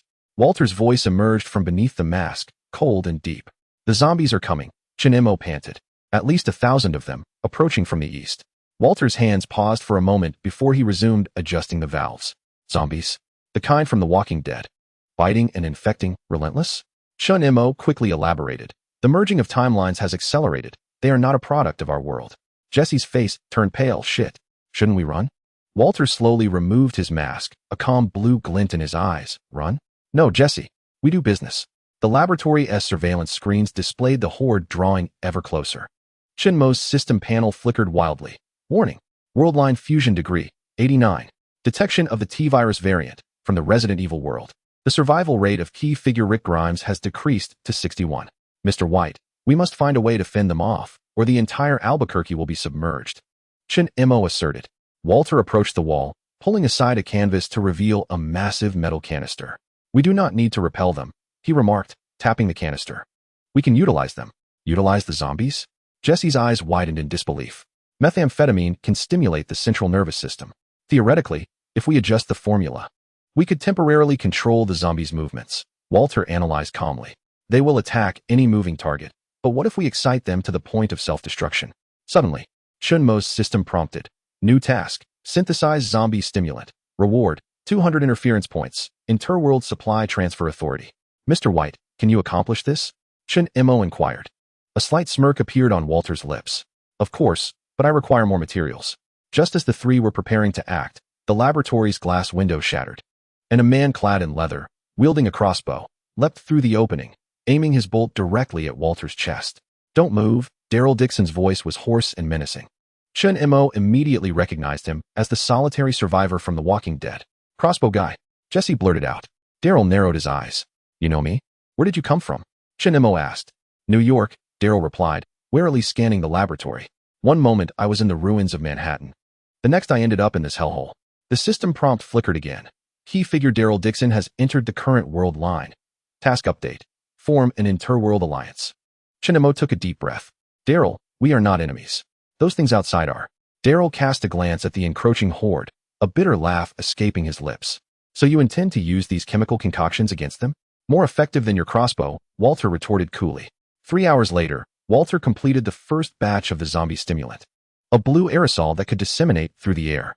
Is this stuff really effective? Jesse regarded the spray can with skepticism. Theoretically, it will stimulate the zombies' nerves. Making them exceedingly agitated, Walter adjusted his glasses. Then they will turn on each other. Daryl scoffed. I hope your chemistry isn't just hot air. The horde was now closing in on the laboratory's perimeter, their rotting howls deafening. Chun Mo climbed to the rooftop and activated the aerosol device. The blue mist slowly spread, drifting towards the mass of zombies. At first, the creatures showed no reaction. Then, suddenly, the first zombie halted, turning to bite its neighboring kin. Immediately, the second and third waves of the undead succumbed to madness, ceasing their advance to engage in a frenzied bout of mutual carnage, tearing and devouring one another amidst a gruesome spectacle. Holy hell, muttered Jesse. Daryl, putting down his crossbow, displayed an unusual expression of astonishment. Is that even possible? Walter, standing by the window, reflected upon the blue mist, proclaiming, science is always more effective than sheer brute force. Amidst the internal conflict of the horde, Chunmo's system suddenly erupted with a series of warnings. Warning. The fourth wall is deteriorating. Anomalies detected in the world of Game of Thrones. The Night King has awakened. Anomalies detected in the world of the boys. Coordinates of the Homelanders are aberrant. The sky abruptly darkened, a pitch-black fissure spreading across the clouds, as if the very fabric of reality were being torn asunder. What is that? Jesse exclaimed, pointing at the sky. Chunmo's countenance grew grave. It is not merely the zombies. Threats from other realms are also encroaching. Walter slowly raised his gaze, his eyes no longer reflecting the calm of a scientist, but rather a near-manic exhilaration. It seems our business is about to expand. Daryl tightened his grip on the crossbow. What in the world have you provoked? Chun Mo offered a wry smile. It is not us. It is what the audience desires to witness. Chapter 15. Adjustment. Chunmo's voice dissipated amidst the hum of the laboratory, supplanted by the terrifying symphony of the zombie horde clashing against itself outside. The rancid howls, the dull thuds of shattered bones, and the viscous sounds of flesh being torn asunder surged forth. The blue mist of the stimulant swirled in the desert heat, draping this infernal dance in an eerie veil. Holy hell! Jesse pressed his face against the cold observation window, his pupils dilating at the sight before him, his stomach churning violently. He had witnessed violence and even orchestrated death, but the indiscriminate, instinctual cannibalism unfolding before him was a horror of an entirely different dimension. Daryl Dixon set down his crossbow, yet his fingers remained tightly clasped around the trigger guard. His rugged face bore the marks of shock, coupled with the instinctual vigilance of a veteran confronted with a new weapon. Is this truly your business? He turned to Walter, his voice hoarse. Step 1, Walter's voice, filtered through his gas mask, sounded even more frigid and mechanical. He approached the control panel, where the screens displayed the chaos surrounding the laboratory. Alongside several split screens flickering with static and distorted images, fragments of other timelines captured by Chunmo's system, the desolate Great Wall besieged by snowstorms, the illuminated yet grotesque faces in the Watt Tower, and even the cold void of space littered with derelict starship wreckage. The Horde was both a nuisance and a resource. "Chaos is a ladder, Mr. Dixon," he declared, gesturing toward the screen displaying the ghouls tearing at each other, which validated the efficacy of the new product and helped us identify more valuable clientele. Chunmo's system panel frantically refreshed. Assessment of zombie stimulant effectiveness. Successful. Horde internal conflict rate. 87. World line fusion rate. 91. Warning. Energy fluctuations in the Game of Thrones world are abnormal. Night King activity is escalating. Warning. Coordinates in the boys' world are locked. Homeland's energy response is surging. Task update. Strengthen defenses. Establish preliminary cross-world communication. Reward. 300 intervention points. Blueprint for a basic dimensional stability anchor. Valuable clients? Daryl scoffed, gesturing towards the outside. Those things. They are only interested in gnawing on bones. No, Daryl. Chun-Mo interjected, his gaze fixed upon a particular faint yet resilient signal captured by the system, flickering amidst the fragments representing the world of the Walking Dead, laboriously making its way towards Albuquerque. It belonged to those who could survive in such a sieve. He magnified the signal source, revealing a modified military Hummer. Its roof mounted with a machine gun, its body marred by dents and dried blood. At the helm sat a man clad in a police cap, his eyes sharp as a hawk, gripping the steering wheel tightly. Rick Grimes. Damn it, Rick. Daryl recognized his old friend and leader at a glance, shocked enough to take a step forward. And his team, Chun-Mo added. In the image, Daryl saw Michonne seated in the passenger seat, wielding a katana with an impassive expression. In the back were the graying yet resolute Carol and Abraham, nervously operating the roof-mounted machine gun. How could they be here? Daryl's voice was laced with disbelief. The vortex of world-line convergence, Chun-Mo explained, akin to being cast from the ruins of Manhattan to here. They are likely evading the long night instigated by the Night King, or the chaos wrought by the Homelanders, swept in by the rifts in space. They are our natural allies, Daryl. Rick needs shelter and resources. We need warriors and experience. Key figures, Rick's team, have entered the current world line. Task, establish contact. Guide them to a safe point. A safe point? Jesse surveyed the laboratory cluttered with hazardous chemicals. Here? No, this will soon become a target. Walter calmly analyzed, pointing to the fragment of the screen displaying the Night King's domain, where the blizzard spread at a visibly rapid pace, revealing staggering, blue-eyed zombies. The Homelanders will not be satisfied with just one world. They seek an audience, a larger stage. And that Ice King brings nothing but pure, wintry death. Albuquerque? Too small. He turned to Chun-Mo. Can your system locate a junction point? A temporarily stable spatial fold, sufficiently large, defensible, ideally with existing infrastructure. Chun-Mo immediately operated the system. A vast stream of data rolling before his eyes.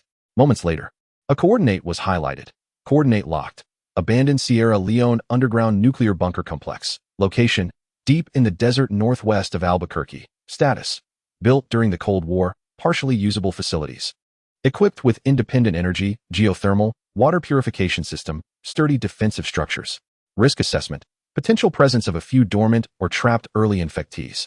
External passageways partially collapsed. Advantages, enormous space, robust structure, situated within a relatively stable anchor point of the current world line. That's it. A flash of blue light flickered in Walter's eyes. Jesse, prepare to move the core components of the reaction vessel and all high-purity materials. Dixon, he directed his gaze towards Daryl. I need you to locate Rick and bring them to these coordinates. Utilize your most adept methods. Daryl glanced at the screen, displaying Rick's Humvee struggling through the wreckage, then looked outside at the ruins, which had calmed somewhat due to the mutual destruction among the majority of the undead, though many creatures still roamed. He nodded. Without a word, provide me the coordinates and something to divert those things. Walter picked up several metallic canisters from the workbench and tossed them to Daryl. Sonic bait. High frequency, effective within a radius of 500 meters against the undead. Duration, 10 minutes. Use it sparingly. He then grabbed a blue stimulant spray. Spray it close to their faces. It will temporarily incapacitate them for a few seconds. Avoid contact with yourself. Daryl weighed the items in his hand, stowing them in his tactical vest. 10 minutes should be sufficient for me to make a round trip. He turned and approached the shattered window, moving with the agility of a cheetah. Wait, Chun-Mo called out, swiftly retrieving a modified tablet from the system space. This enables encrypted short-range communication, capable of evading most interference. It marks Rick's location and the coordinates of the cover. The green route is relatively safe, while the red areas indicate high concentrations of viral aerosols or other hazards. Daryl accepted the tablet, quickly glanced at it, tucked it into his jacket, and leaped through the window, his figure swiftly vanishing into the shadows of the ruins. Jesse, stop dawdling. Dismantle the reaction vessel in Area A. Exercise caution with the pressure valve. Walter's command struck like a whip. Jesse jolted and immediately rushed towards the intricate instruments, flustered yet unwilling to show any sign of hesitation. Meanwhile, Shin-Imo operated the system with urgency, retrieving detailed schematics of the cover and strategizing defensive deployments and resource allocations. He also allocated a portion of processing power to meticulously monitor the most significant threats. Game of Thrones fragment. The area of Winter's Wrath has expanded by 30. With the Night King standing upon the skull of the ice dragon Viserion, which is composed of an amalgamation of countless undead and White Walker bones. The ice spear in his hand pointed skyward, and the chill emanating from the rift threatened to freeze the screen. Was he attempting to pinpoint a location? The boy's fragment. The Homelander hovered above the ruins of Walter Tower, wearing his signature, unsettling smile. He waved at the void, the audience, then abruptly turned, his laser eyes seeming to penetrate the barriers of space, directly targeting Chun-Mo's system observation point. The screen erupted into static. Resident Evil signal source, the unknown signal, infused with a variant of the T-virus, has become increasingly active, seemingly absorbing the deathly essence of the battlefield. Its location fluctuated erratically, yet it drew ever closer to the coordinates of the cover. Warning. The Homelander may have sensed the observation. Warning. The Night King is pinpointing the core node of this timeline. Suspected cover coordinates. Warning. The unknown T-virus variant signal is rapidly approaching the designated rendezvous point of Daryl and Rick's team. Mr. White, the situation has changed. Shin-Imo exclaimed urgently. The threat is accelerating. Daryl and the others may be in danger. Walter, directing Jesse to transport a canister of high-purity ephedrine precursor, paused at these words. He glanced at the screen, where a small green dot represented Daryl, a blue dot indicated Rick's team, and a crimson signal source, akin to a bloodied arrow, hurtled towards them. Trouble, Walter whispered, his eyes flickering with blue light as he calculated the risks and rewards. Shin-Imo, can your system perform short-range, low-power interference? Perhaps create a localized sandstorm? Or disrupt the perception of that signal source? Basic dimensional interference permission, available, requires significant consumption of interference points. Options. 1. Localized sandstorm, obscures vision and movement, radius of 1 kilometer, consumption, 150 points. 2. Directed electromagnetic pulse, EMP, temporarily disables electronic devices and some biological perception, radius of 500 meters. Consumption, 200 points. 3. Spatial distortion, creates visual illusions, lasts 10 seconds, consumption, 100 points. EMP, cover a 500-meter radius around Rick's team and Daryl. Shin-Imo selected without hesitation. Points were precious, but the core team could not afford to be compromised. Confirmation, consuming 200 interference points. Directed EMP activated. In the distant desert, the area where Rick's team was located suddenly resonated with a deep hum. The dashboard of the Humvee blacked out instantly, and the machine gun atop the vehicle let out a mournful whine before ceasing to function. Daryl, who was stealthily hiding behind a sand dune, preparing to use a sonic lure to divert a small group of walkers, felt the communication tablet in his arms heat up abruptly, followed by a blackout. Simultaneously, the rapidly approaching crimson signal source abruptly faltered. It appeared to be experiencing intense interference, spinning wildly in place while emitting a silent yet furious scream. This scream reverberated back to the laboratory through the system, causing Jesse to be seized by a splitting headache, nearly shattering the glass vessel in his hands. What on earth is that? Jesse shrieked, clutching his ears. Chun-Mo's system barely captured a blurred image amidst the interference. It seemed to be humanoid, yet its entire body was enshrouded in writhing, proliferating dark red tumors, limbs twisted and deformed, bony spikes extending from its fingertips, and its head splitting open to reveal a pulsating crystalline structure reminiscent of insect compound eyes. The frenzied mutation characteristics of the T-virus mingled with an energy fluctuation not of this earth. The target is experiencing interference. Movement is obstructed, Shin-Imo reported. Good. Walter seized this fleeting opportunity. Jesse, accelerate. Load the core components. Shin-Imo, chart a course to the shelter, avoiding all known high-threat areas. We must enter the underground before a greater storm descends. The laboratory instantly transitioned into a state of peak efficiency. Driven by fear, Jesse unleashed unprecedented potential. moving with newfound agility. Chunmo's system operated at full speed, devising a convoluted yet relatively safe route, continuously scanning for changes in surrounding threats. Minutes later, the roar of an engine drew near. Daryl surged into the ruins surrounding the laboratory atop his iconic motorcycle, closely followed by Rick in his battered Hummer, which bore the scars of recent skirmishes, its exterior smeared with fresh grime and icy fragments. Daryl dismounted and rushed into the lab, his expression grave. "Damn it. We encountered ice shards and airborne debris out there." Rick and the others nearly turned into ice sculptures. He gestured toward the Hummer. "Rick, Michonne, Carol." And Abraham swiftly exited the vehicle, weapons drawn and vigilant. Rick's gaze, sharp as a blade, swept over the eccentric trio within the lab. Walter, clad in a gas mask.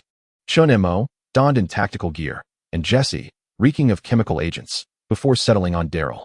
"Daryl? Where are we? Who are these people?" His voice bore the weight of fatigue, yet was laced with suspicion. "It's a long story, brother," Daryl panted, "but trust me. Following this masked chemist and his trickster companion is preferable to being hunted by the Ice Cream King and a caped maniac outside. We don't have time for pleasantries." "Sheriff Grimes." Walter's voice, muffled by his mask, conveyed an unyielding authority. "A greater storm is approaching. If you wish to survive, get in the vehicle and follow us. Our destination, the Sierra Leone bunker." Now, as if to validate his words, a dark rift in the sky abruptly widened, unleashing a deafening roar that melded the sounds of a dragon's growl with a sonic boom. Instantly, a figure clad in red and blue shot forth from the rift like a projectile, hovering high above, its piercing laser eyes surveying the land below. It had found the entrance. Simultaneously, from the opposite end of the fissure, an endless surge of ice and snow erupted, heralding the Night King. Mounted upon a fearsome ice dragon forged from corpses, slowly descending. The frigid breath of winter caused white frost to crystallize at the desert's edge. Meanwhile, on the nearer horizon, a horrifying mutated creature, previously disrupted by an EMP and infused with the T-virus, seemed to have shaken off the interference. It emitted a more ferocious shriek and charged toward the convoy with alarming speed. The writhing tumors on its body glimmered with a menacing red light. Final warning. The King's man has arrived. The Night King has descended. The unknown variant King approaches at high velocity. World line fusion level, 98. Critical point. Mission, at all costs, reach the Sierra Leone bunker. Close the main gate. Everyone, get in the vehicle. Chun-Mo bellowed, flinging open the door. The engine roared to life. The two vehicles shot forth like arrows, propelled by Walter White's guidance and Chun-Mo's systematic navigation, racing toward the last bastion buried deep in the desert. Behind them, three sovereigns of destruction from different universes, accompanied by their legions of death, relentlessly pursued. The doomsday dash of Albuquerque had officially commenced. Could this motley crew of humanity, scientists, survivors, drug lords, and warriors escape the relentless hunt of the villains from myriad realms and find refuge in the deep-buried Ark?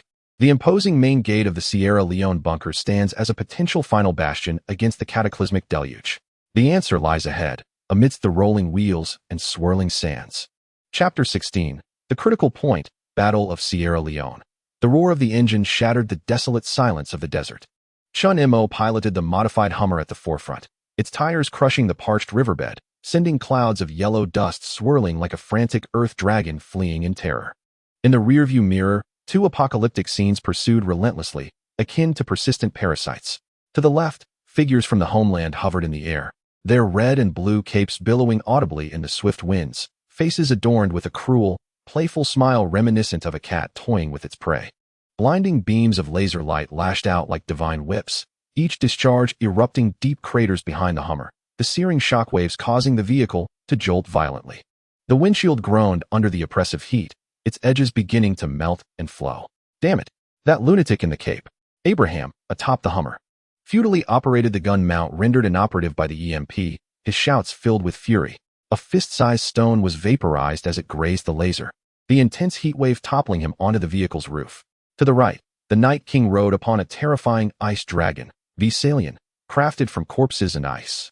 A relentless blizzard surged from its skeletal wings, resembling a white torrent of death, freezing the desert in an instant, encasing it beneath a thick layer of ethereal blue ice.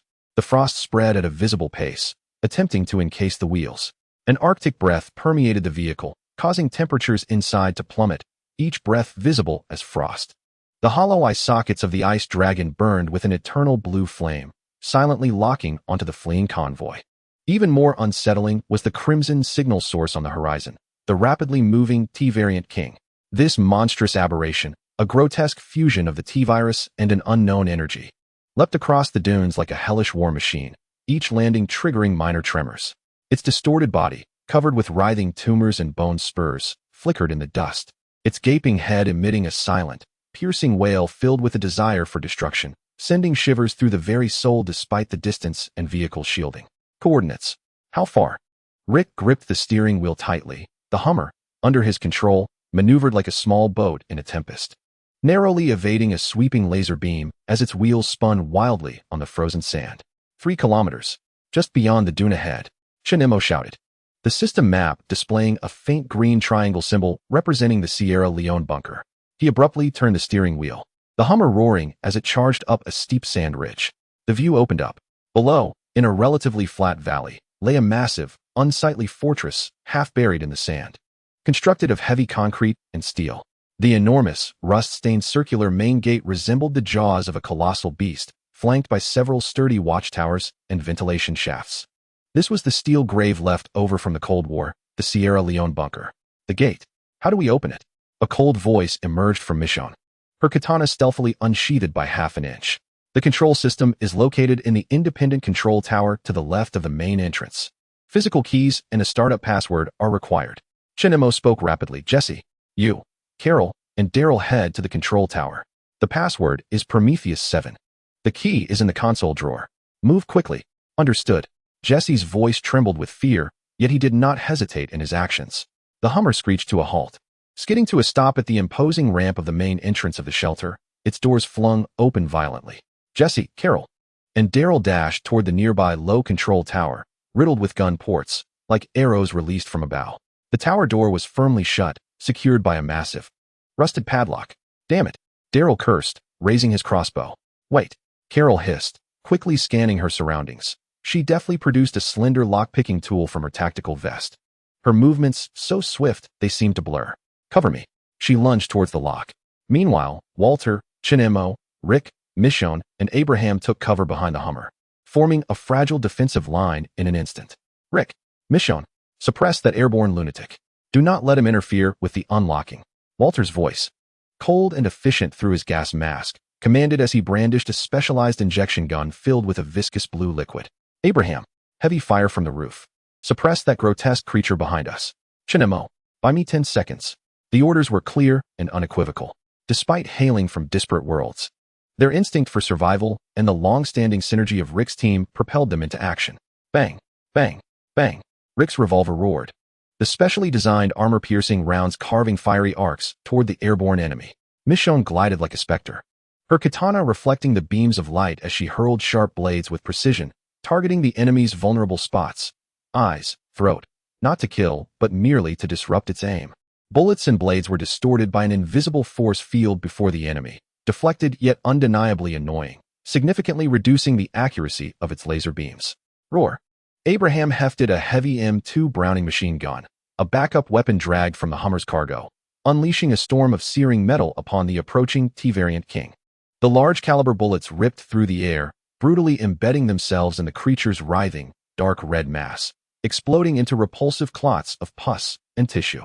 The monster emitted a piercing wail of agony and rage. Its charge momentarily slowed, yet those wounds visibly began to heal at an alarming rate.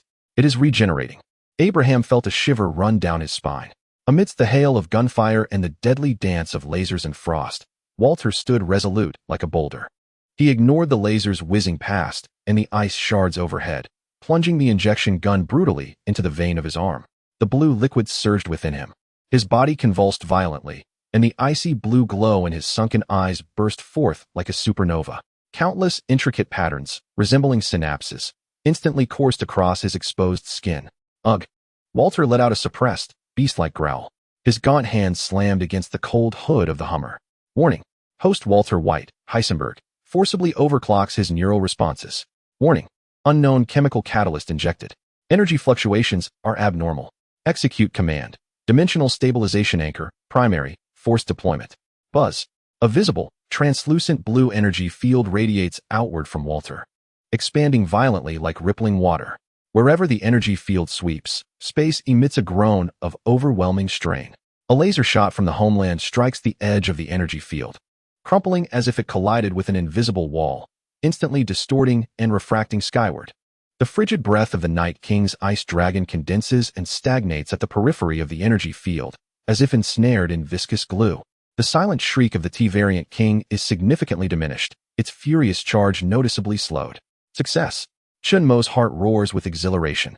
Although this temporarily enhanced stabilization anchor has limited range and insufficient strength to expel these monsters, it has gained the most critical time. Click! A crisp mechanical sound emanates from the control tower. It's activated. Carol's voice resonates. Jesse and Daryl rush into the control tower like cannonballs. Moments later, a massive, rusted red rotating warning light atop the control tower blazes to life, emitting a deafening buzz. Simultaneously, from within the thick, mountainous circular main gate of the shelter, a profound, thunderous roar, reminiscent of immense gears grinding and hydraulic systems operating, reverberates, creaking and rumbling. The heavy, dust-covered, rusted alloy gate, amidst the piercing sound of metal grinding, awakens like a slumbering giant, slowly, inch by inch, lifting upward.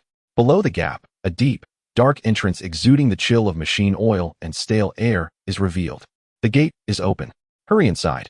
Daryl yells hoarsely, leaning out of the control tower window. Move. Rick, without hesitation, accelerates the Hummer, its engine roaring towards the slowly rising gap. Michonne follows closely behind. Abraham, retreat. Chun-Mo shouts atop the vehicle, simultaneously gripping the trembling Walter, whose skin flickers with erratic blue light due to the overclock injection. Hold on. Abraham fires the last round of bullets, leaping from the roof of the vehicle, his massive form agilely slipping into the moving Hummer's back seat. Roar. The fury of the T-Variant King, suppressed by the heavy machine gun fire, ignites completely. It disregards the lethargy brought on by the stabilization anchor, its colossal claws smashing into the ground, launching its body like a cannonball over the Hummer's roof, bearing the stench of blood and destruction, directly charging toward the gap of the gate that has just risen over a meter. It aims to surge inside first. No. Jesse screams in despair from the control tower. At this critical moment, a piercing cry, blending a dragon's roar with absolute authority, rends the air, beneath the Night King's dominion. The ice dragon Viserion, with its hollow eye sockets, fixated intently on the approaching T-Variant King. Under the chilling will of the Night King, the ice dragon forsook its pursuit of the convoy, abruptly altering its course. A breath of frost, even more formidable and imbued with the essence of absolute zero, erupted forth, akin to a spear of judgment from the underworld, instantly traversing the ether to strike fiercely against the massive, tumor-riddled back of the T-Variant King. The sound of ice fracturing echoed sharply, a cacophony that sent shivers down the spine. The airborne form of the T-Variant King was swiftly encased in a thick layer of shimmering, ethereal blue ice, resembling a colossal insect imprisoned in amber. Frozen in a grotesque lunge, crashing down onto the sandy ground mere steps from the gate's threshold. The ice thickened rapidly, sealing it entirely. The Night King would not permit the lowly, chaotic aberration to tarnish his chosen prey and the future realm of death. Now was the moment. Chun-Mo bellowed. Rick's Hummer roared as it narrowly soared above the frozen monstrosity, slipping through the scant opening of the gate like a darting fish. The wheels rolled over the cold, smooth alloy threshold, plunging into the profound darkness of the shelter's interior. Chun-Mo, dragging the nearly exhausted Walter, whose skin flickered with an erratic blue glow, alongside Abraham, followed swiftly into the gate. Close the door. Hurry, close the door. Rick's voice echoed within the vast entrance corridor of the shelter. In the control tower, Jesse and Daryl exerted every ounce of strength to pull down the massive red emergency closure lever. Creak. Boom. The heavy alloy gate plummeted with tremendous force. The vast shadow instantly consumed the last vestige of daylight that had seeped through the entrance. The bottom of the gate, imbued with a thunderous might, crashed down upon the frozen layer encapsulating the T-Variant King. Bang! Ice crystals mingled with frozen flesh and bone fragments exploded outward like shrapnel. The gate emitted a spine-chilling metallic groan of deformation, yet ultimately, with a thunderous roar, it sealed shut with perfect precision, severing the furious howls of the three destructive monarchs outside. The laser bombardment of the homeland's warriors left only faint scorch marks and tremendous vibrations. The Night King's frost breath instantly encased the exterior in a wall of ice several meters thick, and the now more frenzied wails of the T-Variant King, silenced partially by the gate's crushing impact, were utterly isolated. Darkness descended in an instant. Only the faint red glow of the emergency lights along the inner edges of the gate illuminated the figures of the terrified individuals, gasping for breath. The air was thick with the acrid scent of rusted metal, oil, dust, and a barely perceptible hint of blood and decay. Chun Imo slid down against the cold, unyielding alloy wall, panting heavily. On the system panel, the task arrival at the Sierra Leone shelter finally displayed a completion prompt, and reward points were credited. Yet he did not relent in the slightest, for at the pinnacle of the panel, a line of scarlet warnings blazed with an unbearable intensity. Warning: multiple life signs detected within the shelter, non-allied. Warning: high concentration of unknown pathogenic aerosol detected. Warning: the Night King is attempting to analyze and erode the external structure of the shelter. Energy readings from the homeland are escalating. Worldline convergence, 995. Final critical point. Safety was merely an ephemeral illusion. The steel fortress of Sierra Leone served as both a sanctuary and potentially a deeper grave. In the depths of the shelter, those disturbed entities, long dormant in the shadows for decades, were slowly awakening, drawn by the scent of fresh flesh. Chapter 17. Echoes. The heavy alloy gate isolated the outside world's apocalyptic cacophony, leaving only the thundering impacts resonating from the door, akin to the drums of a giant. The lasers of the homeland and the ice of the Night King were shaking the steel barriers weighing hundreds of thousands of tons. With each collision, the entire corridor of the shelter trembled violently, dust cascading down as the emergency lights flickered in a rhythm reminiscent of a dying pulse.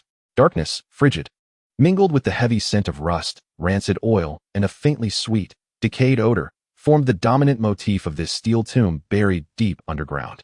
The feeble red light outlined several faces filled with trepidation. Rick leaned against the wall, tightly clutching a revolver, his chest heaving. Michonne's katana glimmered faintly in the darkness. As cold and vigilant as her gaze, Abraham gasped for breath, his massive frame propped against the door of a Hummer. The barrel of an M2 machine gun still radiating residual heat. Carol and Daryl supported the nearly incapacitated Jesse, whose pallor was ghostly, his legs trembling uncontrollably. Meanwhile, Chun Imo knelt beside Walter. Heisenberg lay collapsed on the cold ground, his gas mask askew, revealing a face pale as parchment, slick with cold sweat. The blue luminescent patterns, reminiscent of frenzied neural synapses, pulsated erratically beneath his skin, akin to an overloaded circuit. With each flicker, his body convulsed uncontrollably, accompanied by the clattering of his clenched teeth. The supercharged neural responses and the side effects of the unknown catalyst were fiercely rebounding. Mr. White. Chun Mo's voice betrayed an urgency he was unaware of. He quickly scanned the situation, the system feedback alarming. Warning: host Walter White, Heisenberg, exhibiting abnormal life signs. Neurotoxin overload. High risk of multiple organ failure. Unknown catalyst backlash. Energy erosion intensifying. Immediate neutralization required. What happened to him? Jesse broke free from support, stumbling forward, his voice tinged with a sob. His fear of Walter ran deep, but in this moment, the man who dictated his fate had collapsed, plunging him into greater panic. The cost of the injection. Chun Mo's voice remained unervingly calm as he swiftly retrieved several pre-prepared potent antidotes and neurostabilizers from his tactical pouch, expertly administering them into Walter's jugular and arm. As the liquid was injected, Walter's bodily convulsions slightly subsided, yet the blue light beneath his skin continued to flicker wildly. In the depths of his sunken eye sockets, a burning will seem to fiercely combat the impending collapse of his body. We are running out of time. Rick's voice echoed through the corridor, laden with an undeniable urgency. He pointed towards the gate, each impact causing the entire structure to emit a disconcerting groan. That door would not hold for long. We must locate the control center, activate the defense systems, or find an alternative escape route. Chun Mo's system panel simultaneously flashed multiple alarms. External threat assessment. Homelanders. Energy response continues to surge. Laser bombardment has caused metal fatigue. 78. Estimated time to complete breach. 15 minutes and 25 seconds. Night King. Extreme cold erosion intensifying. External ice layer thickness. 5 meters, continuously increasing. Risk of structural brittleness. High. Magical analysis progress. 12. T-variant King. Vital signals persist tenaciously. Probability of breaching the ice-locked area beneath the gate. 67. Internal threat detection. Vital signals. Non-friendly quantity. 7. In motion. Signal source. Lower living area. Zone B7. Characteristics. High heat. Low metabolism. Behavioral pattern. predatory ambush. Pathogen aerosol concentration, lethal level, unknown composite. Filtration system failure. Physical isolation or purification required. Environment, structural damage in several areas, marked red on the map. Energy core, geothermal, output unstable, 45. Main ventilation system offline. The control center is situated on the upper level of Zone C, while the energy core lies in the lower level of Zone D. Chun Mo swiftly summoned the shelter structure map, projecting a semi-transparent holographic image before the group. The intricate maze of corridors and vast functional zones resembled a layered anthill. The most immediate threat resided in the B7 living area, advancing towards our location in the A1 entrance corridor. We must traverse the A3 storage area to reach the elevator leading to Zone C. How many? What are they? Daryl raised his crossbow, cautiously scanning the depths of the dark corridor, where only the flickering emergency lights cast eerie, swaying shadows. Unknown. The signal characteristics did not resemble ordinary undead. They appeared to be enhanced or modified by some force. Chun Mo's expression grew grave, and he indicated the area marked by the system as having a high concentration of pathogens, warning that inhaling too much could lead to severe organ failure and internal bleeding within minutes. Gas masks. Carol immediately reacted, quickly checking her equipment and signaling to the others. The members of Rick's team swiftly donned the makeshift gas masks they had brought. Jesse hurriedly put on the one dropped by Walter with Chun Mo's assistance. We have no extras. Abraham spoke somberly, glancing at Chun Mo and the unconscious Walter, who lacked protective gear. I can temporarily shield us, Chun Mo succinctly stated, as an extremely faint energy field enveloped his body, temporarily filtering out the lethal aerosols. Move. Quickly. They are coming.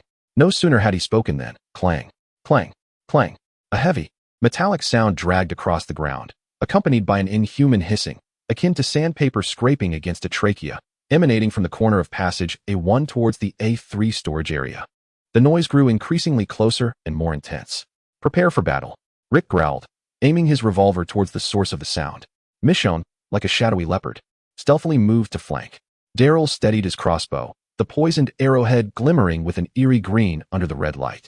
Abraham hefted the weighty M2, his large frame becoming a protective barrier in front of Carol, Jesse, and the unconscious Walter. Chun Mo quickly dragged Walter to a relatively safe corner behind the Humvee. Drawing his pistol and military knife, his nerves taut to their limits. His system frantically analyzed the approaching threat signals, attempting to discern weaknesses. At the corner, shadows writhed. First emerged three distorted figures. Clad in tattered remnants of what seemed to be Soviet military uniforms, their bodies had undergone horrific mutations. Their skin bore a ghastly hue, a blend of ashen gray and dark red, riddled with sores that exposed the grotesquely deep-colored muscle tissue beneath. Most terrifying was the deformation of their skulls. One eye had regressed into a murky white tumor, while the other was abnormally large, resembling an insect's compound eye, gleaming with a sinister red light in the darkness. Their limbs were disproportionate, with robust arms and fingers transformed into sharp, hooked bone claws, two of which dragged heavy, rusted fire axes behind them. The leading abomination, the cyclopean creature, emitted an unintelligible, hissing roar from its throat. Its enormous compound eye suddenly locked onto the group, the red light flaring intensely. A potent, blood-scented wave of pressure crashed over them like a tangible force. Open fire, Rick commanded without hesitation. Bang, bang, bang. The revolver roared. Whoosh. Daryl's poisoned bolt soared through the air. Rat-tat-tat-tat-tat. Abraham's M2 Browning unleashed a deadly torrent of fire. Bullets and bolts collided fiercely with the target. However, the anticipated carnage did not ensue. Thud, thud, thud. The bullets penetrated the dark muscle tissue as if striking resilient rubber, losing much of their kinetic energy.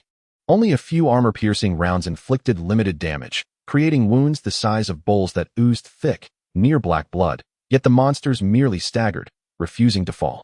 Daryl's poisoned arrow struck one of the abominations in the shoulder, embedding itself, yet the creature merely glanced down at the shaft, letting out an even more furious roar as it reached up to pull the bolt free, casually tossing it aside.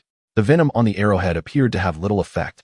Damn it, their skin is too thick, Abraham bellowed, the machine gun's fire only slightly hindering their advance. Michonne sprang into action. She emerged from the shadows like a wraith, her katana slicing through the air in a cold silver arc, aiming directly for the neck of the cyclopean abomination. Her speed, angle, and timing were utterly exquisite. Suddenly, a piercing clang reverberated through the air as the katana struck the grotesque creature's arm, transformed into a bone-like claw, only to penetrate halfway before being halted by its formidable skeletal structure. The creature's massive compound eye flared with crimson light, and its other claw, propelled by a gale that tore through the air, lunged menacingly toward Mijuan's abdomen. With her pupils constricting in alarm, Mijuan decisively discarded her weapon and executed a perilous backflip, narrowly evading the deadly strike. The claw grazed her tactical vest, leaving behind 3 deep gashes. Be cautious. Their bones and muscles have been reinforced. Conventional weaponry proves ineffective. Mijuan landed and rolled, urgently warning her companions. The battle had swiftly shifted to a defensive stance. 3 aberrations advanced through a hail of bullets, wielding their claws and fire axes with the steadfastness of tanks. While their speed was unremarkable, their strength was terrifying, and their defenses were astounding. The narrow passage restricted their ability to evade, with the Humvee serving as the sole cover, though it was at risk of being breached at any moment. Jesse, Carol, protect Mr. White, Chun Mo shouted, his mind racing. The system was analyzing the black blood and damaged tissue released when the aberrations were struck by bullets. Analysis of the tissue samples indicated highly mutated muscle fibers, abnormally dense, rich in unknown metallic elements, similar to tungsten alloy, exhibiting exceptional shock resistance. Skeletal structure. Calcium exhibited abnormal proliferation, fused with a ceramic-like crystalline structure, hardness approaching that of armored steel. Blood contained high concentrations of highly active unknown pathogens, originating from aerosolized air, alongside significant levels of alkaloids, similar to neurostimulants, and faint radioactive isotopic markers, cesium-137. Speculated weaknesses. The enormous compound eye, suspected sensory control center. Joint connections. Armor coverage is weak. High-activity blood exposed to strong oxidizers may provoke a violent reaction. Aim for the eye. Attack that glowing red eye. Also the joints. Chun Mo immediately shared the information. Carol, do you have any strong oxidizers? Bleach? Potassium permanganate? Anything that can oxidize blood vigorously. Carol responded swiftly. While firing her handgun at the approaching aberrations, she scanned the surroundings with urgency. Her gaze quickly settled on a few dilapidated wooden crates and rusted iron barrels scattered near the entrance of the storage area. Over there, the yellow barrel. Its label isn't Russian. It could be industrial-grade sodium hypochlorite, bleach. Carol shouted, pointing in that direction. Cover me. Chun Mo commanded without hesitation, holstering his handgun and drawing a military knife, sprinting toward the iron barrel like a cheetah. Bullets whistled past him as one aberration swung its fire axe, narrowly missing his back and striking the wall, sending sparks flying. Chun Mo, Rick bellowed, firing his revolver in rapid succession, accurately hitting the massive compound eye of the pursuing aberration. With a satisfying pop, the bullet finally pierced the relatively fragile eyeball. Thick, foul-smelling black liquid and crystalline fragments erupted forth. The aberration emitted a earth-shattering wail of agony, its movements instantly becoming frenzied and uncontrollable. Effective. Daryl seized the opportunity, as a crossbow bolt accurately pierced the joint seam of another aberration's knee. The crack of shattering bones echoed. The aberration wailed as it collapsed to the ground. Chun Mo had rushed to the rusted barrel. The surface was heavily corroded, yet the lid had been violently distorted, revealing a narrow gap. A pungent, acrid scent of chlorine assaulted his senses. Without hesitation, he delivered a powerful kick to the barrel's most vulnerable welded seam. Clang! The barrel toppled over. A viscous, grayish-white, high-concentration sodium hypochlorite slurry surged forth like a mudslide, swiftly spreading across the corridor floor, the suffocating chlorine gas instantly enveloping the area. Lure them into the slurry, or splash the slurry onto their wounds. Chun Mo shouted while retreating to evade the noxious gas. Abraham immediately understood. He roared, no longer conserving ammunition. The M2 Browning unleashed its full firepower, a metallic storm crashing down upon the remaining aberrations, not seeking kills, but merely to force them back, to drive them away. Rick and Michonne coordinated seamlessly, targeting the joint of the aberration's legs, and their enormous compound eyes with precision, compelling their movements. A single aberration was driven back by the overwhelming firepower, stepping into the viscous sodium hypochlorite slurry. Hiss! Like a red-hot iron plunged into cold water. A violent reaction erupted instantly. The dark, resilient muscle tissue on the aberration's foot, tainted by the slurry, began to bubble, boil, and dissolve as if encountering a natural enemy. Black blood mingled with the grayish liquid, producing a copious amount of acrid yellow-green smoke. The creature emitted an unprecedented, piercing howl as its entire lower leg rotted and dissolved at a visible pace. It lost its balance and fell heavily into the slurry. Hiss, hiss, hiss. An even more intense reaction ensued. The monster, akin to falling into a pool of strong acid, experienced its entire lower half dissolving in a frenzy, billowing thick smoke. It struggled madly, its bony claws futilely scraping the ground, only accelerating the slurry's contamination as pain swiftly spread throughout its body. The two other aberrations, including the one with its compound eye shot out, witnessed the dire fate of their companion. The red glow in their massive eyes flickered uncertainly, betraying a hint of primal fear. They roared, dragging their injured bodies, no longer attacking recklessly, but rather slowly retreating, seemingly desperate to escape this lethal area. Effective. They fear this, Daryl exclaimed with excitement. However, just as everyone believed they had the situation under control, well, a deafening alarm blared unexpectedly throughout the shelter's corridor. The previously flashing red emergency lights instantaneously switched to a heart-stopping, rapidly spinning blue warning light. Chunmo's system interface suddenly displayed a blinding crimson full-screen alert. Warning. High-energy spatial fluctuations detected. Source. Main gate area. Spatial coordinates. X7332 Y1900 8Z00. Inside the gate. Energy characteristics. Match level 998 Homelander. Warning. Target attempting spatial jump phase penetration. Breakthrough probability 91. Anticipated arrival 3 seconds. 2 seconds. 1 second. Boom. In a space less than 10 meters from the inner side of the main gate. The air twisted and collapsed as if disturbed by a stone cast into a tranquil pond. A vortex emanating a blinding red and blue energy suddenly manifested. At the vortex's center stood a figure, materializing from nothingness at a speed that transcended the limits of physics. The crimson cloak billowed dramatically, and a hint of mockery and cruelty danced upon the flawless visage, while blue pupils swept through the astonished crowd in the passage, eventually fixing upon Chunmo, as if penetrating his very essence and gazing at the audience behind him. Hide and seek is over, little insects. The voice of the patriotic man resonated clearly in everyone's minds, imbued with a chilling essence that froze their souls, laced with a thrill of confronting a new toy. And you, lurking in the shadows. It is my turn to take center stage. He slowly raised a hand, gathering destructive energy at his fingertips capable of piercing the stars. Aimed squarely at the unconscious Walter White. The first act, crush the ant. The death ray, poised to strike. Within the passage, a cold despair surged like a tide, submerging all. The brief respite from repelling the aberration was utterly crushed. The sphere of annihilation forming at the patriotic man's fingertip hung ominously above them. Like the sword of Damocles, the pure energy waves causing the air to lament, the blinding light illuminating every face filled with horror. Time seemed to stretch infinitely. Chunmo's mind raced under the system's hyperfrequency assistance. The target of the patriotic man was Walter. But why? Was it because he was Heisenberg, one of the architects of this interdimensional chaos? Or was it because he threatened the patriotic man's singular position as the protagonist? No, now was not the time for analysis. Warning. Fatal laser strike locked. Target, Walter White. Estimated time of arrival, 7 seconds. Evade plan, no viable paths. Defense plan, energy level disparity too great. Success rate, 0.01. The chilling numbers heralded despair. Chunmo was too far from Walter. Rick and the others were paralyzed by the patriotic man's intangible pressure. Their movement slowed. Once that laser capable of piercing the stars was unleashed, Walter and the alloy floor beneath him would vaporize in an instant. In that critical moment, when hope seemed lost, an unexpected shift occurred. Buzz, a beam of ice blue light, more profound and pure than the glow at the patriotic man's fingertips, shot forth from the darkness at the far end of the passage like a spear of judgment emerging from the void, striking with no warning. This beam was precise, cold, exuding an absolute silence that could freeze souls, arriving just in time to collide violently with the laser beam the patriotic man was about to unleash. There was no cataclysmic explosion, only a disconcerting hissing sound, the energy being forcibly annihilated and canceled out. Where the red and blue sphere of destruction met the ice blue beam, the space shattered like a broken mirror, riddled with dark fissures.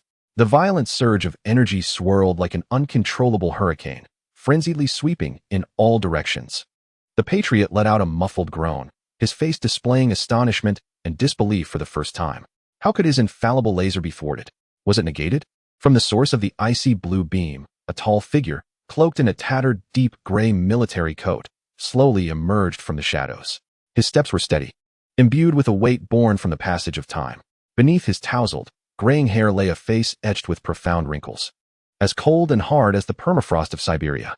Most disconcerting were his eyes, one clouded and murky, shrouded in gloom, the other a pristine sapphire, set within a cold, metallic eye socket that gleamed with a lustrous sheen. The icy blue beam emanated from this mechanical eye.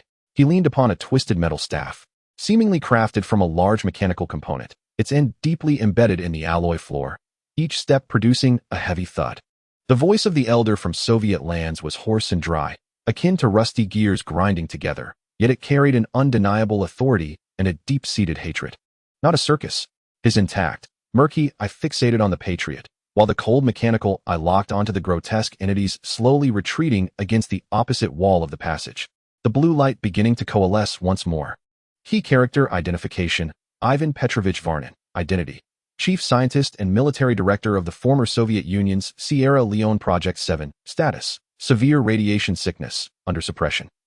Left eye mechanical prosthesis, unknown energy source, mental state: paranoid, protective will, extreme. Warning: the energy response, mechanical prosthesis, exhibits a high resonance with the Night King's magic. Threat level: extremely high. The sudden onslaught and the elder's contemptuous words completely infuriated the Patriot.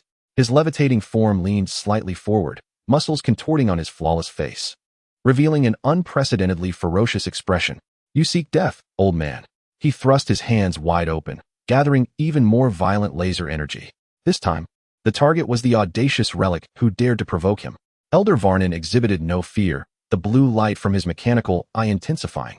He abruptly raised his metal staff, striking it down forcefully. Boom! A deep, resounding crash echoed.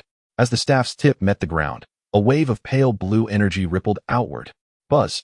The walls, ceiling, and floor of the entire passage, once adorned with extinguished, uniquely shaped pipelines embedded in the alloy structure, suddenly ignited. Not in the red of emergency lights, nor in the red-blue of the Patriot's devastation, but in a cold, profound blue, like the neural networks of a slumbering behemoth being awakened. The brilliance swiftly spread along the pipelines, instantly illuminating the depths of the passage. Even more astonishing was that as the pipelines lit up, dozens of square openings of varying sizes silently slid open along the once smooth alloy walls on either side of the passage. Within these openings emerged menacingly designed weapon platforms and automated turrets, glinting with a chilling light. Amidst the chaos, there emerged several devices reminiscent of tasers, sparking with arcs of electricity. The launch ports of all weapons instantaneously targeted the center of the passage where the Homelanders stood. Invaders! Varnin's hoarse voice echoed like the final judgment. Eliminate! The cacophony of gunfire erupted, rat-a-tat-tat. Sing! Crackle! The deafening sounds of artillery reverberated, accompanied by a searing metallic tempest, piercing cold rays, and violent arcs of electricity, overwhelming the position of the Homelanders like a torrent of steel. The entire corridor was engulfed in blinding flames, swirling smoke, and chaotic energy currents.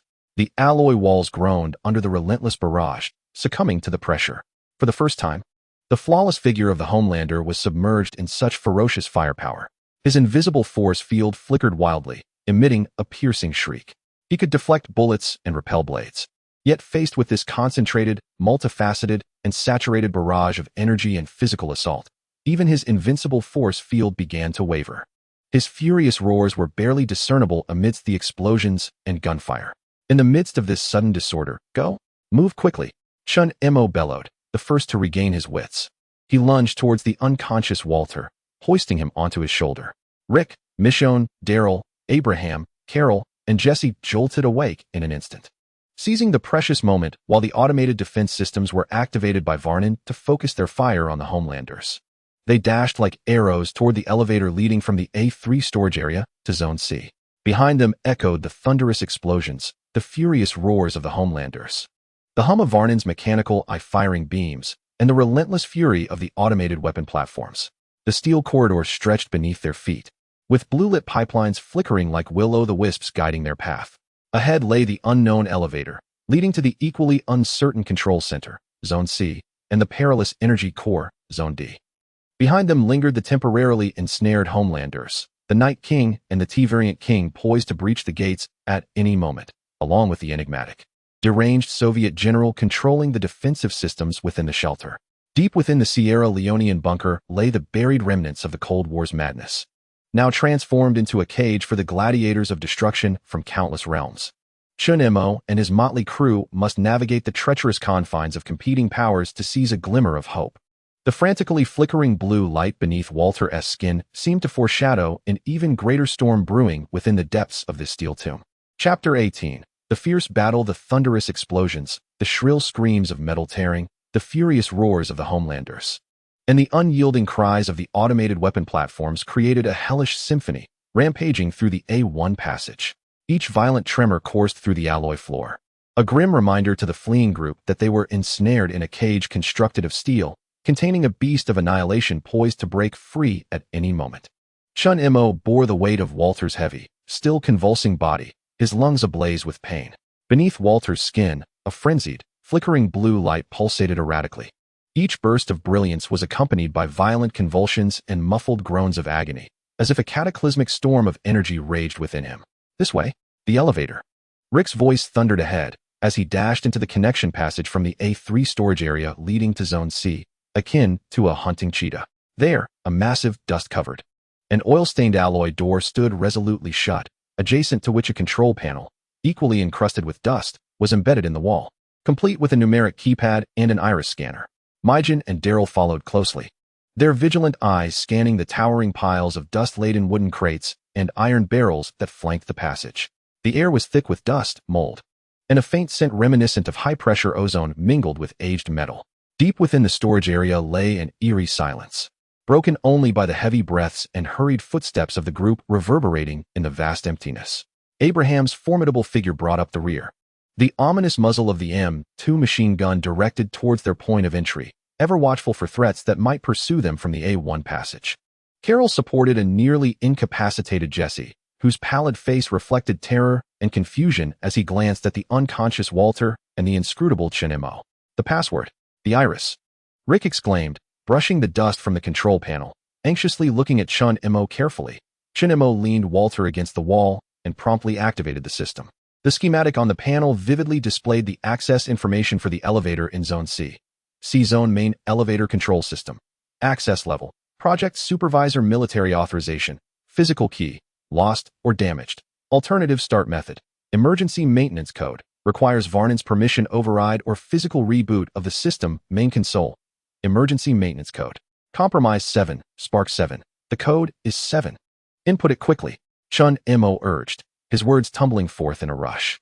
Without hesitation, Rick swiftly typed the sequence of Cyrillic characters on the dust-covered keyboard. As he pressed the final 7, the keyboard emitted a soft beep, yet the elevator door remained immovable. The adjacent iris scanner glowed a ghostly red. Iris verification required. Jesse cried, his voice tinged with desperation. Damn it, Daryl cursed, raising his crossbow towards the control panel. I'll shoot it open. No. Violent destruction could trigger a permanent lockout or self-destruction. Chun-Mo intervened promptly, his mind racing.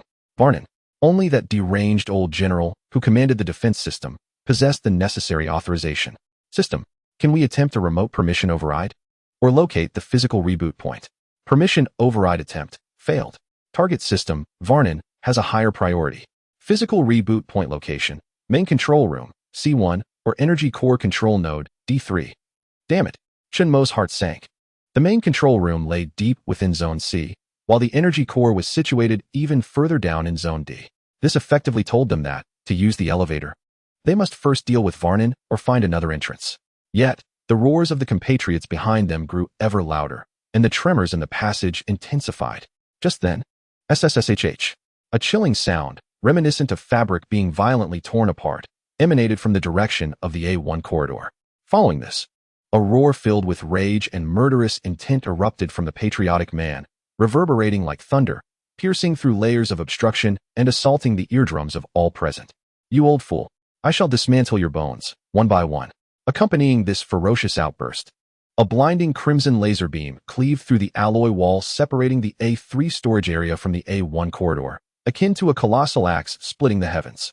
Molten metal gushed forth like lava, and a massive, irregular hole, still dripping with red-hot metal, materialized in the wall. Amidst the billowing smoke, the figure of the patriotic man, draped in a fluttering red and blue cloak, emerged from the breach, exuding boundless fury and a palpable aura of destruction. His invisible force field pulsated violently, his iconic uniform marred by charred marks and damage, and his flawless visage speckled with soot. Yet his azure eyes blazed with an intensity capable of incinerating all in their path.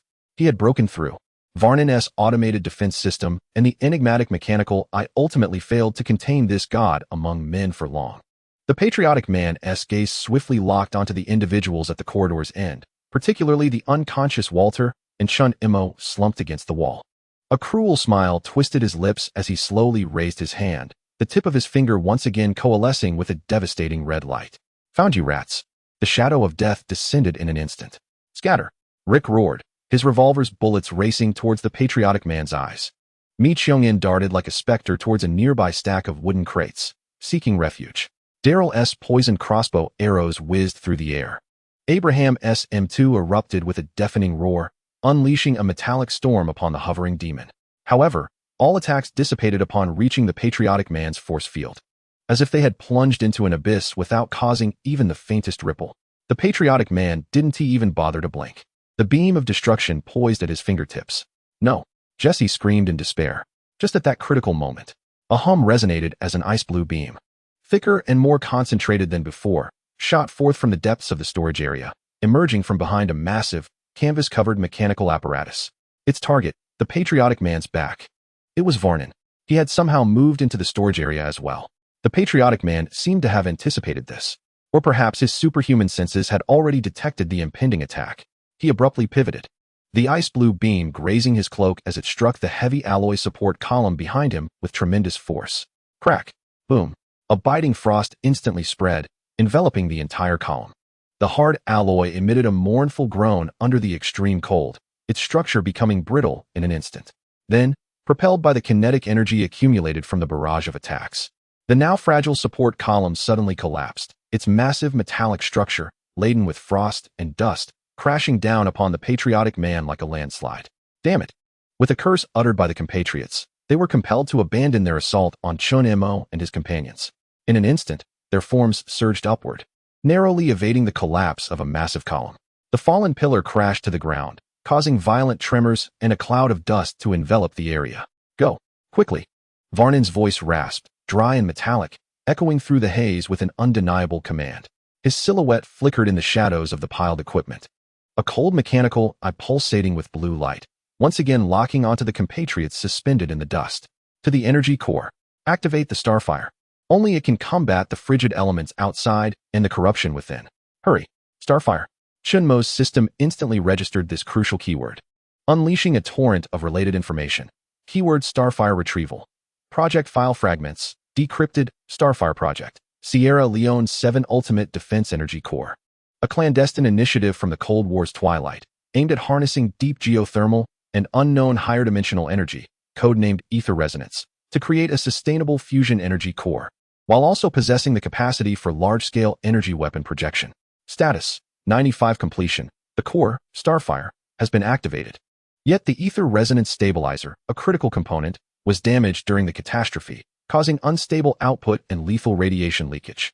Subsequently, it was forcibly sealed by Varnan in the lower level of Zone D. Risks: forcibly activating the damaged Starfire may result in core meltdown, triggering an explosion equivalent to tactical nuclear weaponry, or unleashing uncontrollable spatial rifts. Warning: the Night King energy reaction resonates highly with the Starfire core, ether resonance. The target may be attempting to forcibly siphon control of the Starfire energy, to activate a potentially self-destructive doomsday weapon. A shiver ran down Chunmo's spine. Yet, Varnan's words illuminated the pressing reality. The Night King was eroding the shelter from without, while the compatriots pressed relentlessly from within, alongside those unknown aberrations and pathogens. Conventional means were utterly inadequate to counter these destroyers from myriad realms. Starfire appeared to be the only potential game-changer, albeit the most perilous trump card. There was no time for hesitation. Go to the energy core in Zone D. Chun Imo decisively hoisted Walter once more. With the elevator unattainable, they were compelled to seek an alternative route. System: chart the quickest path to the energy core in Zone D. Avoid the main corridors and known threats. Path planning: storage area B12 ventilation duct, large, lower maintenance corridor L3 zone, D heat exchange hub energy core control node, D3. Estimated time: 7 minutes. Risk high. The duct may harbor remnants of aberrations or pathogens. Follow me. Chun Mo bellowed, leading the charge toward the direction where Varnon had previously attacked, racing toward a heap of equipment shrouded in tarpaulin deep within the storage area. The system map indicated that the main entrance to the B-12 large ventilation duct lay just beyond that pile of equipment. Rick, Mi Kyung, and the others wasted no time. Immediately trailing behind, Carol pulled Jesse along, with Abraham bringing up the rear, retreating while unleashing a hail of fire from the M2 toward the compatriots suspended in the dust. Think you can escape? The furious roar of the compatriots resounded from within the swirling dust. A scarlet beam of laser pierced through the smoke, ruthlessly aimed at Abraham. Be careful. Daryl abruptly tackled Abraham to the ground. The laser beam grazed their scalps, instantaneously vaporizing an iron barrel filled with unidentified metallic components behind them. Quickly, Chun Mo had already dashed to the pile of equipment, violently tearing away the heavy canvas. Beneath the canvas lay a massive circular pipe entrance, over 2 meters in diameter. Rusted and worn, the grating had been violently destroyed, and the dark opening resembled the gullet of a monstrous beast, exuding a fetid aroma infused with rust and dust. Enter. Without hesitation, Chun Mo first shoved Walter into the pipe, followed closely behind him. Inside the pipe, darkness enveloped them, thick with dust. The ground littered with layers of accumulated grime and indistinct hard debris. Rick, Michonne, Carol, Jesse, Daryl, and Abraham followed in succession. Just as Abraham's substantial form barely squeezed into the pipe, a thunderous roar erupted. The frenzied laser beam from the enemies slammed into the very equipment they had just concealed themselves behind.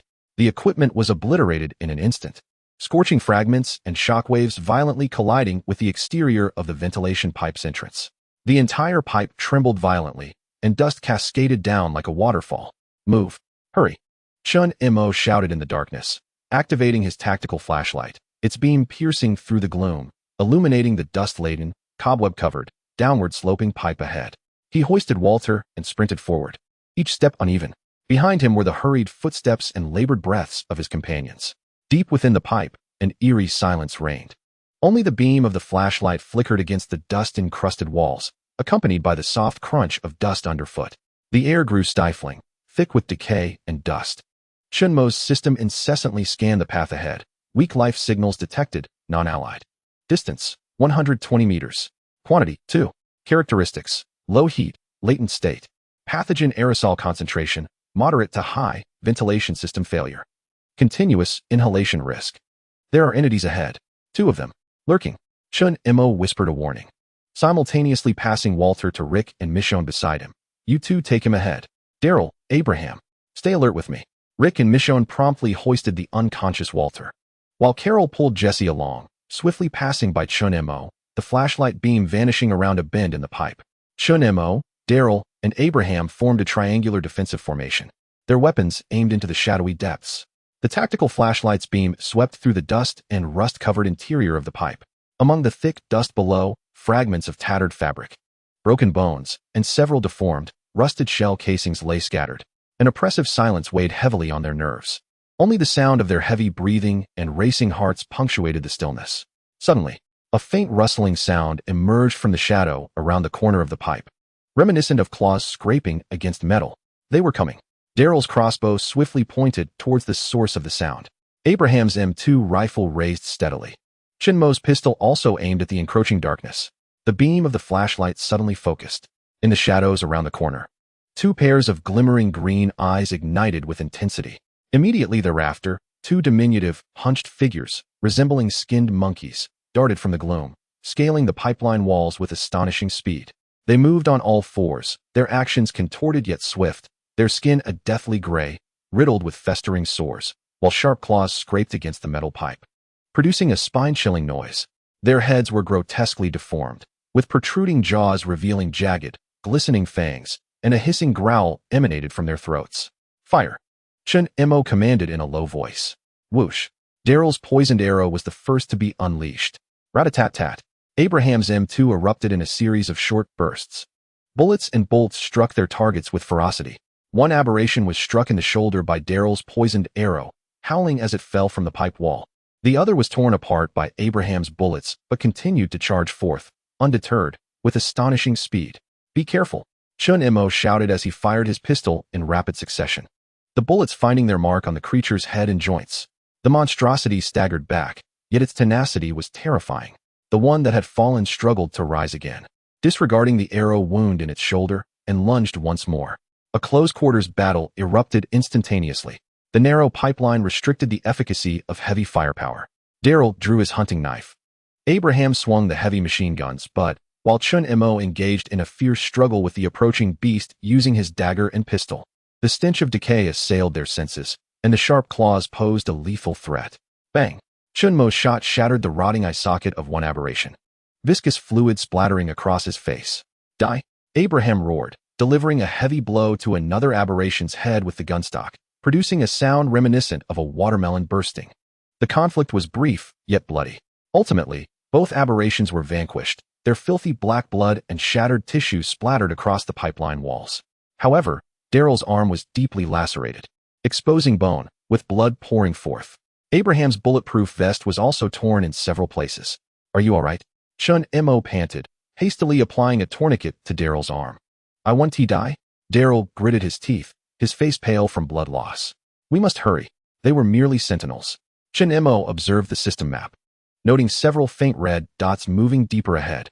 The three men dared not linger and immediately pursued the direction where Rick and the others had vanished. The angle of the descending pipeline grew steeper, and the air became increasingly searing, thick with the scent of sulfur and ozone. The dust underfoot transformed into a mire mixed with unknown oil and black slime. A distant rumbling sound echoed, the noise of geothermal activity and colossal machinery in operation. Minutes later, they burst forth from the end of the ventilation duct, tumbling into a vast, sweltering space filled with steam and the thunderous roar of enormous pipes. They had arrived at the thermal exchange hub of District D. Enormous, rusted metal pipes intertwine like colossal serpents, encircling a vast circular well at the center, emanating an astonishing amount of heat, reminiscent of a miniature volcanic crater. Scalding steam erupts from the well's mouth and the crevices of the pipes, producing a hissing shriek. The air temperature soars above 50 degrees. Below the well, the dim glow of dark red magma is faintly visible, the very essence of geothermal energy. Rick and the others are waiting beneath the pipe's outlet, with Walter situated in a relatively clean corner of the platform. Carol is anxiously fitting Jesse with a makeshift backup breathing filter. The air here is not only searing but also laden with high concentrations of sulfides and trace radiation. "How is it?" Rick immediately inquires upon seeing Chun Mo and the others emerge. "Two resolved, but others remain," Chun Mo quickly replies, gesturing towards the opposite side of the heat exchange hub. "The energy core control node is over there. We must traverse this hub." The group springs into action, navigating through this scorching, cacophonous, and perilous jungle of steel, akin to traversing the belly of a monstrous beast. The tremendous roar numbs the heart, while the erupting columns of steam resemble lethal traps. Chun Mo's system incessantly emits warnings of excessive radiation while scanning the path to the control node. Energy Core Control Node, D3, location confirmed. Path, left maintenance passage ahead, descend 3 levels. Warning, extremely high energy reaction detected. Source, Energy Core, Spark. Status, highly unstable. Fluctuation peaks exceed safety thresholds. Warning, external extreme cold erosion has breached the main gate's bottom defenses. Ice thickness, 8 meters. Structural embrittlement area expanding. Warning, the energy reaction from the Homeland's forces is rapidly approaching the heat exchange hub. Estimated arrival, 2 minutes. Time. Every second is slipping away. At last, they locate the inconspicuous, formidable alloy door marked D3 Core Control. The control panel beside the door also requires authorization. Code. Rick looks to Chun Mo. Chun Mo promptly inputs 7. This time, the panel's green light illuminates. The heavy alloy door slowly glides inward with a resounding hydraulic sound. Behind the door lies a relatively cramped control room, cloaked in dust and filled with various antiquated instruments, with the control console occupying most of the space. At the center of the console, a massive observation window, shielded by thick bulletproof glass, stands out prominently. Through the dust-covered glass, a deeper, more colossal shaft becomes visible below. At the bottom of the shaft, a breathtaking sight greets the eyes.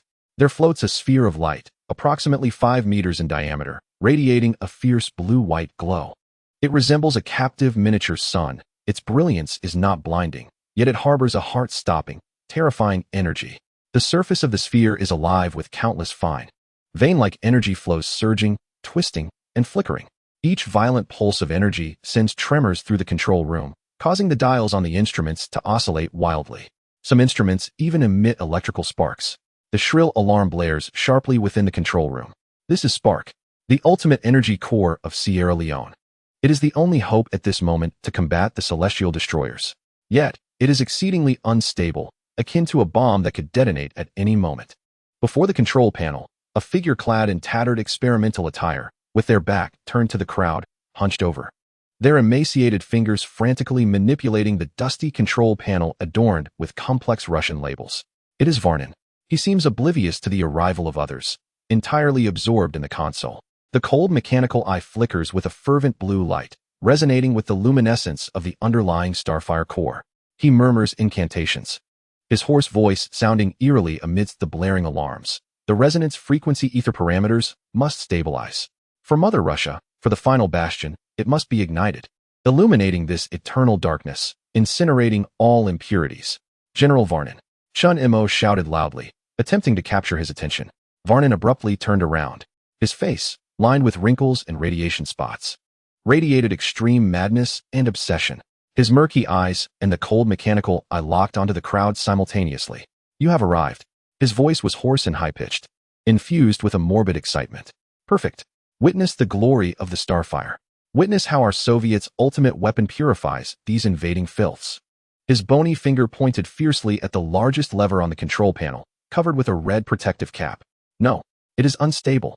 Forcing it to start will cause an explosion. Chun Mo exclaimed sharply, trying to rush forward to intervene.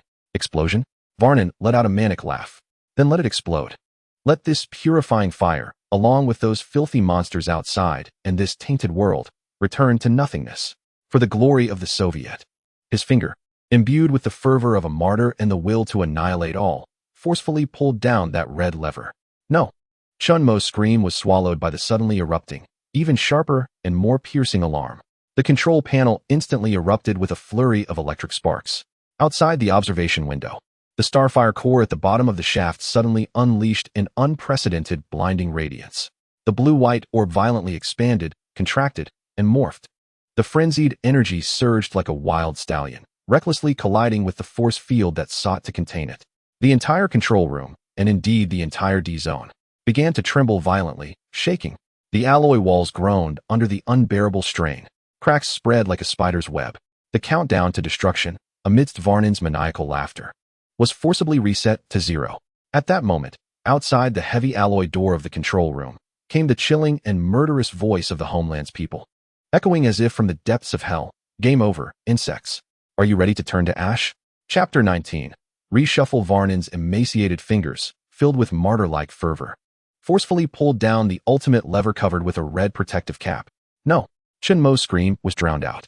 Buzz, wail, and even sharper, more anguished alarm pierced the air of the control room, tearing through the atmosphere with the lament of a dying behemoth. On the console, countless antiquated dials oscillated wildly, as if possessed, striking their limit scales. With resounding bangs, more than half of the glass cover shattered under the violent fluctuations of energy, sending fragments mingling with electric sparks flying in all directions. The blinding red light and the piercing hum enveloped the entire space in a cloak of despairing crimson. Outside the observation window, the core of the Starfire at the bottom of the shaft, forcibly activated, erupted with an unendurable, cataclysmic brilliance. The blue-white sphere of light expanded violently, visibly distorting and transforming. Countless thick streams of energy, akin to ruptured veins, surged chaotically across the surface of the light sphere, erupting forth. Each pulse of turbulent energy sent the entire control room, the entire D-district, and indeed the entire Sierra Leone bunker into a frenzy. As if struck by a magnitude 10 earthquake, the alloy walls emitted a disconcerting groan, and vast cracks spread like a black web in an instant. The ceiling's light tubes burst, showering down shards like rain. The countdown to annihilation was forcibly reset to 0 by this deranged Soviet general. Glory to the Soviet. The purifying fire. Burn everything to ashes. Varnin spread his arms wide, basking in the exploding sparks from the console and the cataclysmic light outside. His face a portrait of ecstasy and satisfaction. His cold mechanical eye shone with a blue light so intense it seemed on the verge of melting, resonating powerfully with the raging Starfire core below. Madman, you've damned us all. Abraham roared, his massive form barely able to maintain its balance amidst the violent shaking. Rick and Michonne shielded the unconscious Walter, dodging the falling debris. Carol pressed the screaming Jesse against a relatively safe corner of the wall. Daryl leaned against the wall, his injured arm dragging behind him, his eyes filled with desperate fury. Chunmo's heart plummeted to freezing depths. The system panel was entirely engulfed by the crimson alert. Warning. The Starfire core has entered an uncontrollable chain reaction. Energy output exceeding critical threshold. Estimated complete meltdown explosion time, 180 seconds. Estimated explosion yield, equivalent to 150,000 tons of TNT. The bunker structure will vaporize in 3 seconds. Warning. External threats imminent. Homeland personnel. Energy reaction has reached the thermal exchange hub entrance. Night King. Extreme cold erosion has breached the main gate's bottom. Ice thickness, 11 meters. Structural embrittlement area, 60. T-Variant King. Life signals fluctuating violently. Probability of breaching the frozen area, 99. 180 seconds. Only 3 minutes. In 3 minutes, everything will be reduced to ashes. And in the midst of this suffocating despair, bang! The heavy alloy door of the control room caved inward as if struck by a colossal hammer, forming a terrifying chasm with edges flowing with molten red metal. The acrid scent of metallic vapor spread throughout. Found you, rats. The voice of the homeland, cold and cruel, pierced through the alloy door and the blaring alarms with a mocking tone reminiscent of a cat playing with its prey, like the whisper of death. Preparing to turn to ash. The second strike followed swiftly. Boom. The entire concave alloy door was violently torn apart and blown away by an indescribable force from within. Scorching metal fragments shot towards the control room like cannonballs. Rick, quick on his feet, threw himself onto Mi Cheong-in and Walter, knocking them to the ground. A piece of debris grazed their scalps, whistling past and embedding itself into the alloy wall behind them. Outside the smoke-filled breach, the figure of the homeland slowly floated into view. His iconic red and blue uniform bore even more tears and scorch marks, while a few smudges marred his perfect visage. Yet, those blue eyes, ablaze with fury and a desire for destruction, shone brighter than the core of a star. He disregarded the violent tremors and the blinding red light within the control room, his gaze, like a cold probe, instantly locking onto Walter, who leaned against the wall with blue light flickering wildly beneath his skin, and Varnon, who cackled maniacally at the control panel. The old man, and you. The lurking chemist. The corners of the homeland's mouth curled into a cruel arc, as his eyes gathered a scarlet glow potent enough to pierce the very stars, signaling that the curtain was about to fall. The laser of death once again locked onto its target. A roar erupted. A scream, more frenzied and inhuman, mingled with pain and an insatiable desire for annihilation, resonated from the depths of hell, suddenly emanating from below the control room, from the direction of the star core shaft. That sound penetrated metal and alarms, carrying a terrifying pressure that froze the soul.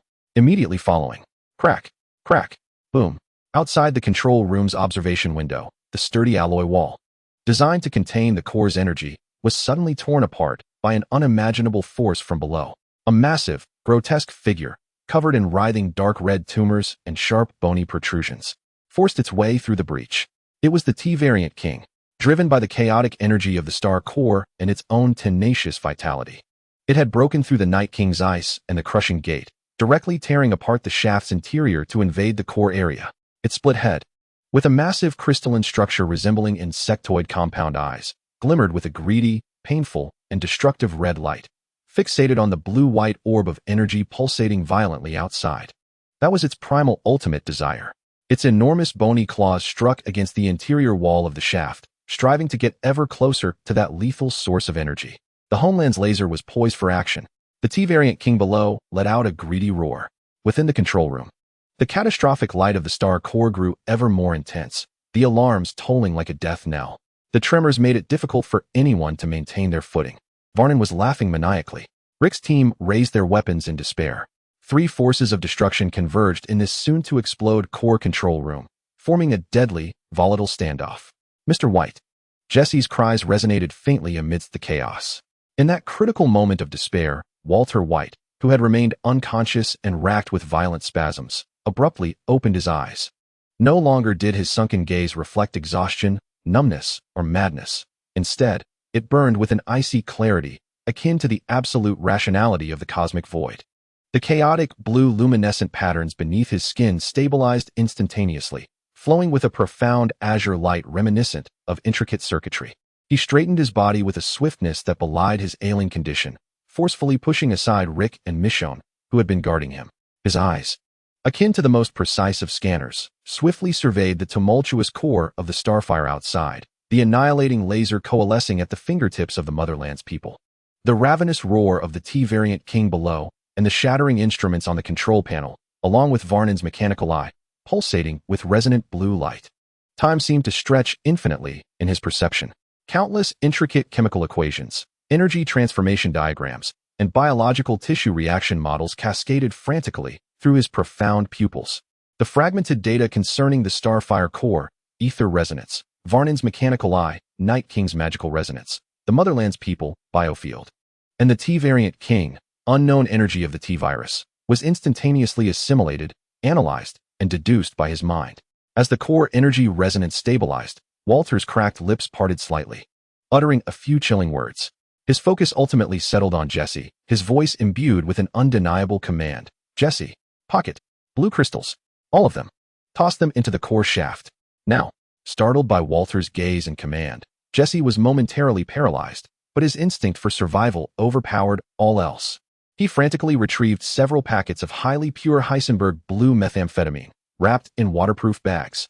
Throw them in, Walter's voice thundered, with every ounce of strength. Jesse hurled the packets towards the observation window below, towards the gaping shaft torn by the T-variant king. In a desperate bid for survival, the laser from the Motherland's people finally shot forth. The crimson beam sliced through the air, aimed directly at Walter's head. Below, the massive claws of the T-variant king lunged towards the flying packets. With a resounding crash, Walter, at the moment the laser was unleashed, threw himself with all his might towards the cackling Varnon. Both men fell heavily to the ground. The scarlet beam grazed Walter's shoulder, striking fiercely against Varnon's mechanical eye that flickered with resonant blue light. In an instant, the mechanical eye was vaporized by the high-energy laser. The internal energy circuits and the connection point to the Night King's magic were utterly obliterated. Varnon emitted a chilling, inhuman wail, his murky eyes losing all spark, his body convulsing violently. Simultaneously, as the laser struck the mechanical eye, the bags containing the blue methamphetamine narrowly evaded the grasp of the variant king, plummeting into the gaping chasm, descending towards the tumultuous core of the starfire. Time seemed to freeze in that singular moment. Then, with an indescribable sound, akin to countless glowing iron wires plunging into ice-cold water, a resonating explosion erupted from the depths of the abyss, powerful enough to shatter the very soul. The azure and white luminescence of the starfire core abruptly became exceedingly unstable. The frenzied streams of energy churned and twisted violently, much like water boiling with stones thrown into it. Surging across the core's surface, blue energy streams bizarrely intermingled with innumerable delicate, living-like strands of deep blue. These strands, derived from the uniquely designed, highly neuroactive and energy-interfering isomer of methamphetamine and Heisenberg's blue meth, acted as insatiable parasites, voraciously consuming, entwining, and neutralizing the chaotic etheric resonance of the starfire core. The azure-white light of destruction dimmed at a visible pace, yielding to a more profound, eerie, and relatively tranquil hue reminiscent of liquid sapphire. The violent tremors in the control room abruptly ceased, and the piercing alarm fell silent as if choked by an unseen hand. Only the crackling sparks from the ruined console persisted. The laser in the eyes of the patriotic man gradually extinguished, revealing an unprecedented expression of bewilderment on his flawless visage. Below, the variant king's claw, reaching for the core, froze mid-air, its gaping head filled with a mix of greed and sudden rage, tempered by an instinctive wariness of the peculiar blue glow. Walter White slowly rose from the ground, wiping away the blood that had trickled from the corner of his mouth due to the forceful movement. He disregarded the charred scars on his shoulder caused by the laser, ignoring the stunned gazes within the control room. Approaching the cracked observation window, he gazed down at the core, now forcibly neutralized and emanating a strange blue light, alongside the massive, furious variant king. In his deeply sunken eyes, the cold, absolute rationality flickered like the vacuum of the cosmos. He gradually raised a hand, his bony fingertips gliding gently across the icy bulletproof glass, as if soothing a perilous creature tamed by force. Purity, Walter's voice, hoarse and deep, resonated with a chilling calm that echoed throughout the silent control room, asserting that it was the only truth governing the chaos. He slightly tilted his head, his gaze sweeping over the suspended patriotic man, the enraged mutant below, the twitching Varnin at the console, and the others still in shock. The corners of his mouth subtly curving upward. Now, gentlemen, Heisenberg's voice slithered like a cold serpent around each heart. We may need to renegotiate the terms regarding the proper distribution of these limited resources.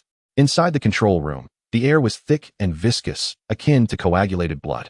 The forcibly neutralized core of the star fire emitted an eerie, azure glow, resembling the eye of an abyss, fixated upon the contending forces above. The figure of the Patriot hovered in the air, his expression of astonishment swiftly replaced by a profound, mocking rage. Crimson energy coalesced in his eyes, more ferocious than before. His gaze was locked onto Walter, as if he intended to incinerate this mortal who dared to challenge his divine might. Below, in the shaft, the avarice of the T-variant king, interrupted forcefully, transformed into a tempest of fury. Its colossal form, covered in writhing tumors, collided violently with the walls of the shaft, striving to widen the breach and wholly consume the alluring azure core radiating enticing energy. Each impact sent tremors through the control room. Members of Rick's team gripped their weapons tightly, forming a defensive circle back-to-back, their garments soaked in cold sweat. Faced with these two apocalyptic beasts from disparate universes and the man who had just quelled a nuclear explosion with a mere bag of drugs, now emanating an aura of danger akin to the abyss itself, they felt like a fragile vessel amid a storm. Yet Walter White, the embodiment of Heisenberg, remained chillingly composed. He stood before the observation window, turned away from the raging energy and lethal threat, as though everything was firmly within his grasp. Only Chun Mo, through the system, detected the stable blue luminescent patterns beneath his skin subtly fluctuating at an exceedingly complex frequency, seemingly continuing to influence the neutralized core below. Negotiate. The voice of the Patriot was like ice scraping against metal, infused with a murderous intent that could freeze one's very soul. Do you think your paltry chemical tricks can place you on equal footing with a god? The crimson light in his eyes surged with intensity, still aimed at Walter. Paltry tricks? Walter slowly turned to face the suspended demigod. In the depths of his sunken eyes, there was no trace of fear, only a cold, almost pitying scrutiny. To dismantle the star fire, to disrupt your force field. Pointing to the refracted laser aimed at the Patriot, to temporarily suppress the instincts of that inferior creature, gesturing toward the colliding T-variant king below, is merely paltry? He slightly raised his hand, indicating the core radiating the azure glow outside the window. Its current state is precarious, like a mine stripped of its fuse, yet filled with volatile nitroglycerin. Any excessive energy impact, whether from your elegant laser, glancing at the Patriot, or the brute force of that mound of flesh below, gesturing towards the T-variant king, could shatter that fragile equilibrium, causing this buried purifying flame to prematurely blossom into its final, most exquisite fireworks. Walter's voice carried a devilish allure and an icy threat. Do you wish to gamble, Mr. God? Bet your speed against the rekindling of a chain reaction? Bet your body against the shockwave of an explosion equivalent to 150,000 tons of TNT detonating beneath your feet? A faint smile curved his lips. I suspect your audience would prefer to witness a god in a desperate flight, perhaps even wounded, rather than a fool who obliterates himself along with the stage. The body of the Patriot momentarily stiffened, and the crimson glow within his eyes exhibited the faintest ripple of disturbance. Chunmo's system astutely detected a subtle disarray within the invisible force field enveloping him, a manifestation of intertwined anger, arrogance, and a hint of vulnerability. Walter had precisely struck at the very essence of what he cherished most: his image, the adoration of the audience, and the latent fear that he was not truly invincible. At least not in the face of such explosive energy levels. A roar erupted. Below, the T-variant king seemed to sense the impending threat, pausing its assault momentarily, its colossal compound eyes flickering with chaotic red light. Instinctively, it recoiled from the power contained within that ethereal blue core, a force capable of inflicting harm upon it. Walter shifted his gaze away from the Patriot, directing it towards the corner of the control panel where Varnin convulsed. His mechanical eye, now a charred cavity, having been vaporized by laser fire. As for you, General, Walter's voice dripped with a chilling mockery, the key you take such pride in. He gestured towards the mechanical eye, is shattered. Now, only I can soothe the beast you have awakened. He paused, his tone darkening. Or do you wish for it to rage once more, incinerating your frail form along with the Soviet glory you have guarded your entire life? Varnin's murky eyes glared fiercely at Walter, emitting guttural, incomprehensible sounds from his throat, brimming with resentment and bitterness, yet unable to unleash a maniacal laugh. Within the control room, an eerie and transient stalemate ensued, the shadow of destruction temporarily supplanted by a more intricate and interdependent balance of terror.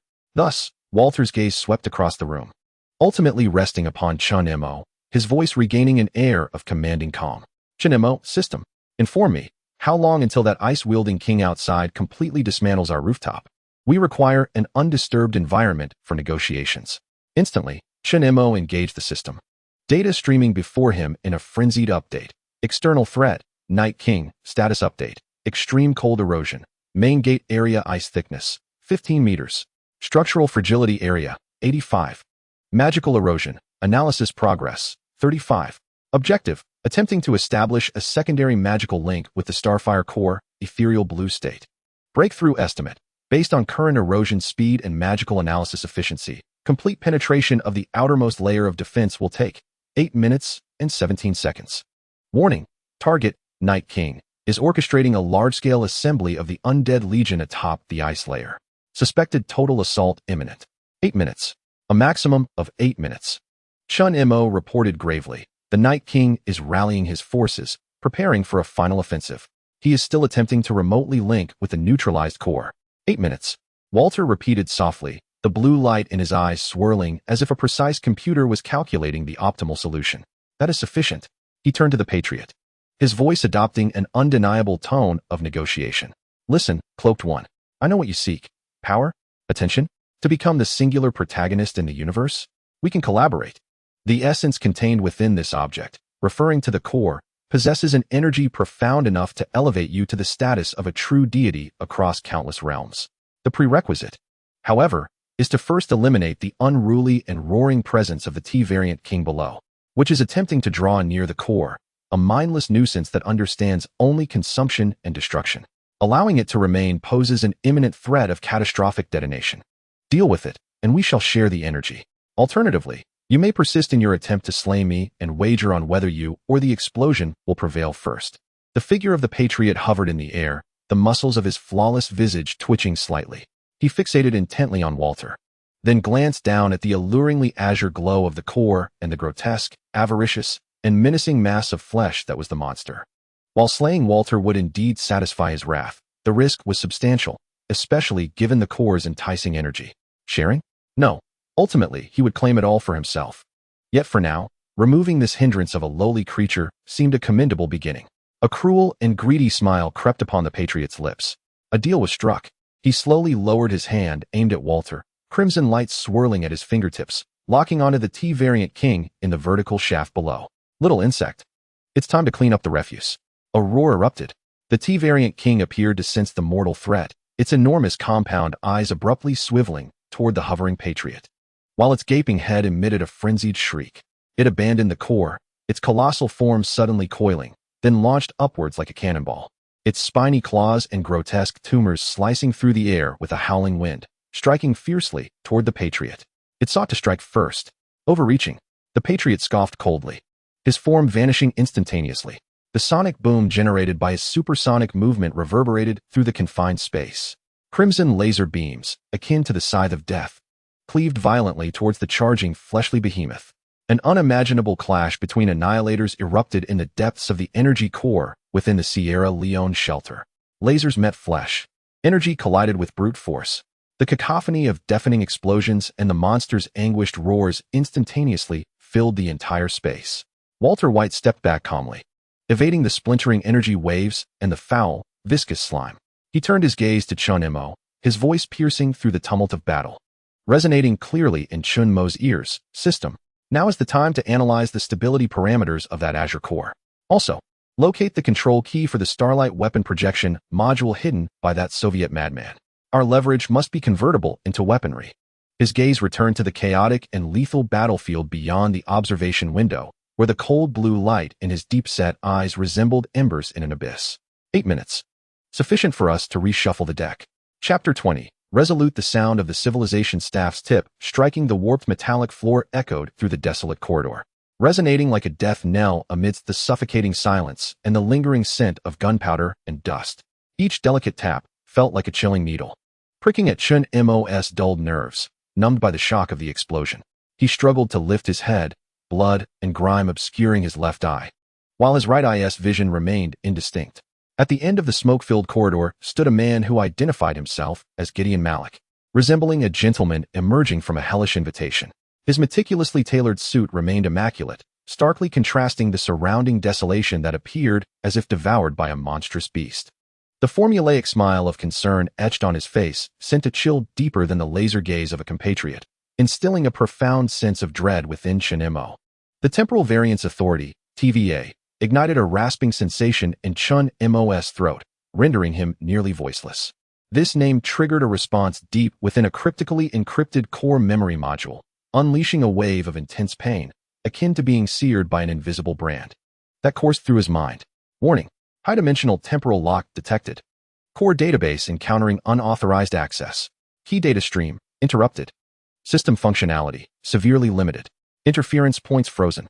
Real-time analysis module offline. Warning: sacred timeline protocol override field detected. At the periphery of his vision, the system panel, which had always served as his lifeline, was suddenly obscured by a dense gray mosaic. All data streams, alert notifications, and map information vanished, leaving behind only a glaring red exclamation mark and a frigid progress bar. System privileges being revoked. 87. Power. The foresight brought by spoilers. The ability to interfere with the multiverse. All receded like a tide. What remained was a heavy, cold shell, nearly devoid of thought. An unprecedented weakness and fear seized Chun Mo in an instant. Malik's gaze, sharp as a precise probe, swept over the sprawled bodies on the ground, each oblivious to their fate. Rick struggled to prop himself up, only to cough up a mouthful of blood. Michonne's katana lay discarded as she attempted to crawl, her arm convulsing in agony. Daryl clutched his bleeding arm, his expression fierce yet frail. Abraham's imposing figure remained motionless. Carol shielded the unconscious Jesse beneath her, her eyes filled with despair. Ultimately, Malik's cold stare fixed upon Chun Mo, landing on Walter White, who was curled in a twisted metal corner, eyes shut, breath faint as a flickering candle in the wind. As for you, Mr. White, or shall I say Heisenberg? Malik's voice was melodious, yet bore the chilling detachment of a judge. Your unauthorized alterations to the sacred timeline, leveraging unapproved high-dimensional information, spoilers, and instigating a cascade of reality collapse, multiversal convergence, constitute the highest degree of temporal offense, variant. He raised his hand slightly, his gesture elegant as a conductor guiding a symphony. According to Chapter 7, Article 39 of the TVA regulations, you are hereby arrested. No, Chun Mo screamed, expending his last remnants of strength in a desperate attempt to lunge toward Walter. He could not allow the TVA to take him. No. Walter was the only one who could comprehend this chaos. His partner. However, his body felt as heavy as lead, as he managed to lift himself slightly. A foot clad in polished leather mercilessly pressed down on his back, forcefully pinning him against the cold, filthy ground. The face pressed tightly against the metal, tainted with a mix of blood and grime, nearly suffocating. It was one of the TVA agents who appeared like phantoms behind Malik. Their expressions were devoid of emotion, their eyes hollow, as if they were soulless machines. The agent pinning Chun Mo down wielded an energy weapon that flickered with a perilous crimson light. The cold barrel pressed against the back of his head. The other agent approached the unconscious Walter with precision and efficiency, producing a pair of shackles that glimmered with strange purple arcs of energy. Mr. White, Rick shouted, struggling to lift his serpent revolver. But the weight of the gun felt as burdensome as a mountain, his arm limp from a fracture. A terrifying, murderous intent erupted in Mijuan's eyes. Yet she found herself locked in place by the energy weapon of another agent, an invisible force ensnaring her, as if she were trapped in viscous glue. Daryl attempted to seize the fallen crossbow, but was repelled by an unseen power. TVA, an existence that transcends time and space. Their might, akin to the very rules of existence, crushed these mortals struggling on the precipice of life and death. The icy purple electric shackles were about to clasp around Walter's emaciated wrists. At that critical moment, an unexpected transformation occurred. Walter White, who had been in a deep coma and on the verge of death, suddenly jolted. His sunken eyes flew open, no longer filled with weakness, pain, or madness, but ablaze with an intensely pure, cold blue flame reminiscent of a supernova poised for eruption. The light did not emanate from his pupils, but seemed to radiate directly from the depths of his soul. The faint blue luminescent patterns beneath his skin exploded with unprecedented brilliance. No longer a gentle stream, but a roaring torrent of molten lava. That radiance pierced through his tattered garments, inscribing burning blue runes upon his flesh. A guttural roar, suppressed to the utmost degree, erupted from Walter's throat. Akin to the tearing of a soul, his hunched body straightened as if compelled by an invisible force. His frail hands shot up, not in aggression, but to grasp his violently trembling head. It was as if countless voices, images, and rules were colliding and exploding within his skull. Chin-mo, pinned to the ground, managed to turn his head and behold the burning blue flame in Walter's eyes. That light seemed to be resisting something. Resisting the sacred temporal protocol of the TVA that enveloped all. Warning. Target time offender, Heisenberg, exhibiting anomalously high-dimensional information backlash. The TVA agent restraining Walter felt a minute flicker of surprise ripple through his hollow eyes as a wave of data coursed through him. The purple electric shackles in his grip were halted by an invisible force, unable to descend. Suppress him. The mechanical smile vanished from Malik's face, replaced by a chilling seriousness akin to addressing a malfunctioning program. At the tip of the civilized staff he held, a tiny device radiating a soft golden glow suddenly illuminated. A formidable and frigid force, as irresistible as the very laws of the universe, suddenly bore down upon Walter, attempting to extinguish the fiery blue flames that blazed in his eyes. It sought to compel his tumultuous soul back into the confines of the predetermined vessel known as Walter White. Walter's anguished scream echoed with profound torment. His hands clutched his head, the knuckles paling from the strain, while the pulsating blue light beneath his skin flickered erratically under the oppressive influence of the pale golden field. Akin to a candle flickering in the wind. His body quaked violently, black blood foaming at the corners of his mouth. Yet, his eyes, those twin orbs ablaze with blue fire, pierced through Malik, through the TVA agents, through the twisted metallic ruins, as if fixated on an emptiness that transcended this realm. His lips moved fervently, seemingly grappling with an indescribable agony, yet striving with every ounce of his being to convey an urgent message. His voice, weak, hoarse, and fragmented, pierced through Chun-Mo's fading consciousness like a poisoned dagger. They are coming. Not TVA. Higher dimensions. Observers. Eradicators. Breaking the wall revealed the truth. System protecting the data core. Each shattered phrase struck like a hammer upon Chun-Mo's heart. Higher dimensions? Observers? Eradicators? The truth revealed by breaking the wall. The core of the system's data? What warning was Walter imparting? Was TVA not the ultimate threat? A more terrifying existence loomed, one that, due to the rupture of the fourth wall, was being observed by higher dimensional spectators or overseers, ready to descend and eradicate. With a violent cough, Walter expelled a mouthful of black blood mingled with fragments of his insides. The burning blue light in his eyes dimmed abruptly, as if battered by a tempest. His body, deprived of all strength, crumpled forward. The pale golden suppressive field swiftly gained absolute dominance. Target backlash out of control. Execute compulsory containment. The cold command of the TVA agent resonated. Shackles crackling with purple arcs descended unimpeded, fastening around Walter's frail wrists and ankles. The blinding purple energy coursed through him, sealing away all remnants of his energy and consciousness. The furious blue flame was forcibly extinguished, vanishing entirely. Walter's body slumped like a rag doll, lifted by the agent as though he were merely an object. No. Chun-Mo's eyes widened in despair as he struggled violently beneath the agent's feet. He felt that Walter's final transmission bore a warning more harrowing than death itself. Malik gazed upon the shackled, unconscious Walter, his previously concerned smile resurfacing, now imbued with a chilling detachment. The personality data overflow and logical collapse induced by high-dimensional contamination, typical symptoms of terminal temporal offenders. He recounted it as if presenting an experimental report, destined for reset. Reset. Chun-Mo's blood ran cold in an instant. Did TVA intend to erase Walter White, to obliterate Heisenberg as one would delete a line of erroneous code? As for Malik, his gaze resembled a frigid scanner, slowly sweeping over the despairing figures of Rick, Michonne, Daryl, Carol, Jesse, and the trampled Chin-Mo. The redundant variants of the sacred timeline were meant to be pruned. Yet, he paused slightly, as if receiving some directive. Given the unexpected acclaim from certain higher beings regarding the spectacle of this script incident, permission was granted to retain it for natural decay processing. His staff of civilization gently hesitated. Buzz. An invisible wave surged through the entire corridor. Chun-Mo felt an intense dizziness and a sense of detachment, as if something significant was being forcibly erased from memory and existence. He looked in terror at Rick and the others, their expressions suddenly blank. as if they had just endured a long and harrowing nightmare, yet could not recall its contents. Their scars and traces of battle remained, but all memories concerning Walter White. Heisenberg, Blue Ice, the Spark Core, the Homelanders, the Night King, and the cataclysmic war spanning myriad realms were being swiftly obliterated by some invisible force. Only hollow shells and primal fear remained. No, he cannot forget. Chun Mo screamed frantically within his heart. But the TVA's power was akin to the laws of the universe. He could only watch helplessly as the light in his companion's eyes dimmed rapidly, transforming into a dazed blankness, survivors unaware of the reasons for their existence. Jesse even ceased her weeping, staring vacantly at the ceiling. And you, Malik, finally fixed your cold gaze upon Chun Mo, trampled beneath the agent's foot, as if aiming to dissect him at an atomic level.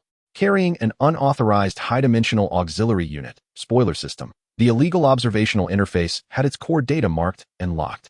The unit would collapse and disintegrate within 72 standard hours due to the deprivation of permissions. He leaned slightly closer, his expression devoid of warmth as he approached Chun Mo's bloodied face. Cherish your final moments of clarity. Interface 427. Before the system collapses entirely, formatting your tainted consciousness along with it. Take a moment to experience the taste of being forsaken by the narrative. Taking the time, criminal, Heisenberg. Malik straightened, casting one last glance at Chun Mo. As you command, Your Honor, replied the agent carrying Walter. Another agent released his foot from Chun Mo, but kept the cold muzzle of the gun trained upon him. Malik turned, his staff striking the ground once more. The sound of footsteps echoed as they departed. The agent carrying Walter followed closely behind, the unconscious Walter resembling a lifeless piece of luggage, carelessly hoisted. The purple arcs of his shackles flickering with a chilling light upon his emaciated limbs. His battered form swayed in the swirling dust, ultimately disappearing around the twisted corner of the corridor. Another agent retreated silently, their presence seemingly merging with the air itself, vanishing without a trace. The invisible force suppressing everyone dissipated in an instant. Silence reigned. Only the lingering smoke, the acrid scent of blood and charred remnants, and the sight of scattered bodies with hollow, vacant gazes, as if their souls had been extracted, remained. Chun Mo struggled to sit up, leaning against the cold, twisted metallic wall. Trembling, he extended his hand, observing his palms smeared with blood and dust. At the periphery of his vision, on the gray, pixelated system panel, a red exclamation mark wept like a heartbroken cry, while the progress bar coldly flickered. System permission revocation in progress. 9,899. Walter's fragmented warning echoed frantically in his mind. They are coming. Higher dimensional observers. The Eradicator. Protect the core data. Safeguard the core data. Chun Mo suddenly lowered his gaze to his chest, the location of his heart, the final warning before the system's collapse. With trembling fingers, fueled by a sense of desperation, he plunged them fiercely into his left chest. Chapter 21. Embers. The rhythmic tapping of Gideon Malik's civilization staff reverberated through Chun Mo's soul, stripped of power. Like a relentless tormentor, each faint sound resonated within his empty chest, tolling the final bell for the figure shackled by purple electric arcs. The desolate corridor, with its twisted metal akin to the remains of a colossal beast, exuded a nauseating mix of charred flesh, blood, and ozone. Dust drifted down slowly through the cold starlight, filtering from the shattered dome. Light no longer symbolized hope, but rather became the cold spotlight of a judgment seat. Leaning against the frigid, dented alloy wall, Chun Mo gasped for air. Each breath seared his lungs with excruciating pain and a heavy metallic taste. He trembled, not from the cold, but from an emptiness deep within his soul and a profound fear of being entirely hollowed out. At the edge of his vision, the system panel, once a lifeline, was now completely veiled in a layer of solid, silent gray mosaic. In the center, a scarlet exclamation mark silently flickered, like a weeping heart. Beside it, the cold progress bar resembled inscriptions on a gravestone. System permission revocation complete. Core database, locked. Auxiliary functions, permanently offline. User consciousness contamination index, high risk. Formatting countdown, 715,822, 71 hours, 58 minutes, and 22 seconds. This was his sentence of probation. The system collapsed, consciousness formatted. He would cease to be himself. Perhaps even cease to exist, like an unwritten error code, entirely purged by the universe's recycling bin. Walter White's final, fragmented warning, akin to a soul being torn asunder, crashed through his chaotic mind. They are coming. Not TVA, higher dimensional observers. The Eradicator. Break the wall to see the truth. Protect the core data. His heart, his heart. Chun Mo abruptly lowered his gaze, his bloodied and dusty right hand, driven by reckless madness, fiercely grasping at his left chest. The fingertips pierced through the tattered tactical vest, and the skin beneath, warm blood gushing forth instantaneously, staining the nails. A sharp pain elicited a muffled groan. Yet his movements became more violent. He disregarded the agony, probing through the flesh. Nothing. No implants. No chips. No cold metal or crystal. Only warm, pulsating muscle tissue enveloped by ribs. The heart thudded heavily behind the ribcage, each beat resonating with a sense of impending demise, as if it might cease at any moment. Nothing. Absolutely nothing. A profound disappointment, akin to icy water poured over his head, extinguished the flicker of mad hope. Was Malik deceiving him? Or was Walter's rambling before his consciousness crumbled mere delirium? Was his final struggle merely a desperate jest? Chun Mo emitted an unintelligible sound from his throat, akin to a broken wind instrument. He slumped against the frigid wall, blood and sweat mingling with dust, trickling down his forehead and blinding his eyes. His vision blurred into a crimson haze. Chun Mo? A feeble voice, laced with confusion, emerged from beside him. It was Rick. He struggled to rise partially. His face smeared with dust and dried blood, his left arm grotesquely twisted, broken. Once sharp blue eyes, akin to those of a hawk, now brimmed with hollowness and bewilderment. He surveyed the hellish ruins around him, noting the equally disoriented Michonne, Daryl, Carol, and Jesse, who curled in a corner with a vacant gaze. Where's this? What has transpired? Rick's voice rasped, filled with immense confusion and pain. I remember. Zombies, countless zombies, ice and fire, light. He rubbed his temples forcefully, as if attempting to piece together fragmented, chaotic memories that felt obscured by thick frosted glass, yet it proved futile. Carl, Lori, Sean? He uttered the names of his wife and children, his expression growing more bewildered, as if even his closest kin were shrouded in fog. Michonne retrieved a fallen katana not far away. The cold blade reflected her equally bewildered face. She gripped the hilt tightly, knuckles whitening, her body taut like a cheetah. Yet she could discern no clear target or threat, only the desolation of ruins and an all-consuming fatigue and emptiness. Daryl pressed his bleeding arm against the wall, his gaze fiercely scanning the surrounding shadows, the crossbow lying forgotten at his feet. A low, guttural growl escaped his throat, reminiscent of an injured beast. Yet he remained uncertain where to direct his wrath. Carol clutched the vacant-eyed Jesse tightly, resembling a mother beast protecting her young, though her own gaze mirrored the same emptiness. The resilience, wisdom, and deep-seated hatred that once sustained her through the apocalypse seemed to have vanished along with her erased memories, leaving only instinctual protectiveness and a cacophony of confusion.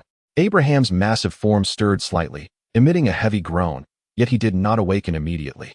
Despair, like a chilling vine, entwined around the hearts of each survivor. The pain of the flesh is bearable, yet the profound void left by the forcible extraction of a fragment of the soul is far more fatal than any zombie's bite. We must leave. Rick's voice bore the frailty of exhaustion, struggling to rise, only to falter and fall due to his fractured arm and weakened body. Leave? Where to? Chun Mo gazed at them, his heart chilled. Albuquerque? No. Is this truly still Albuquerque? The Night King, vanquished by the spear of Starfire and Aurora, left behind a vast pit, a scar upon the earth.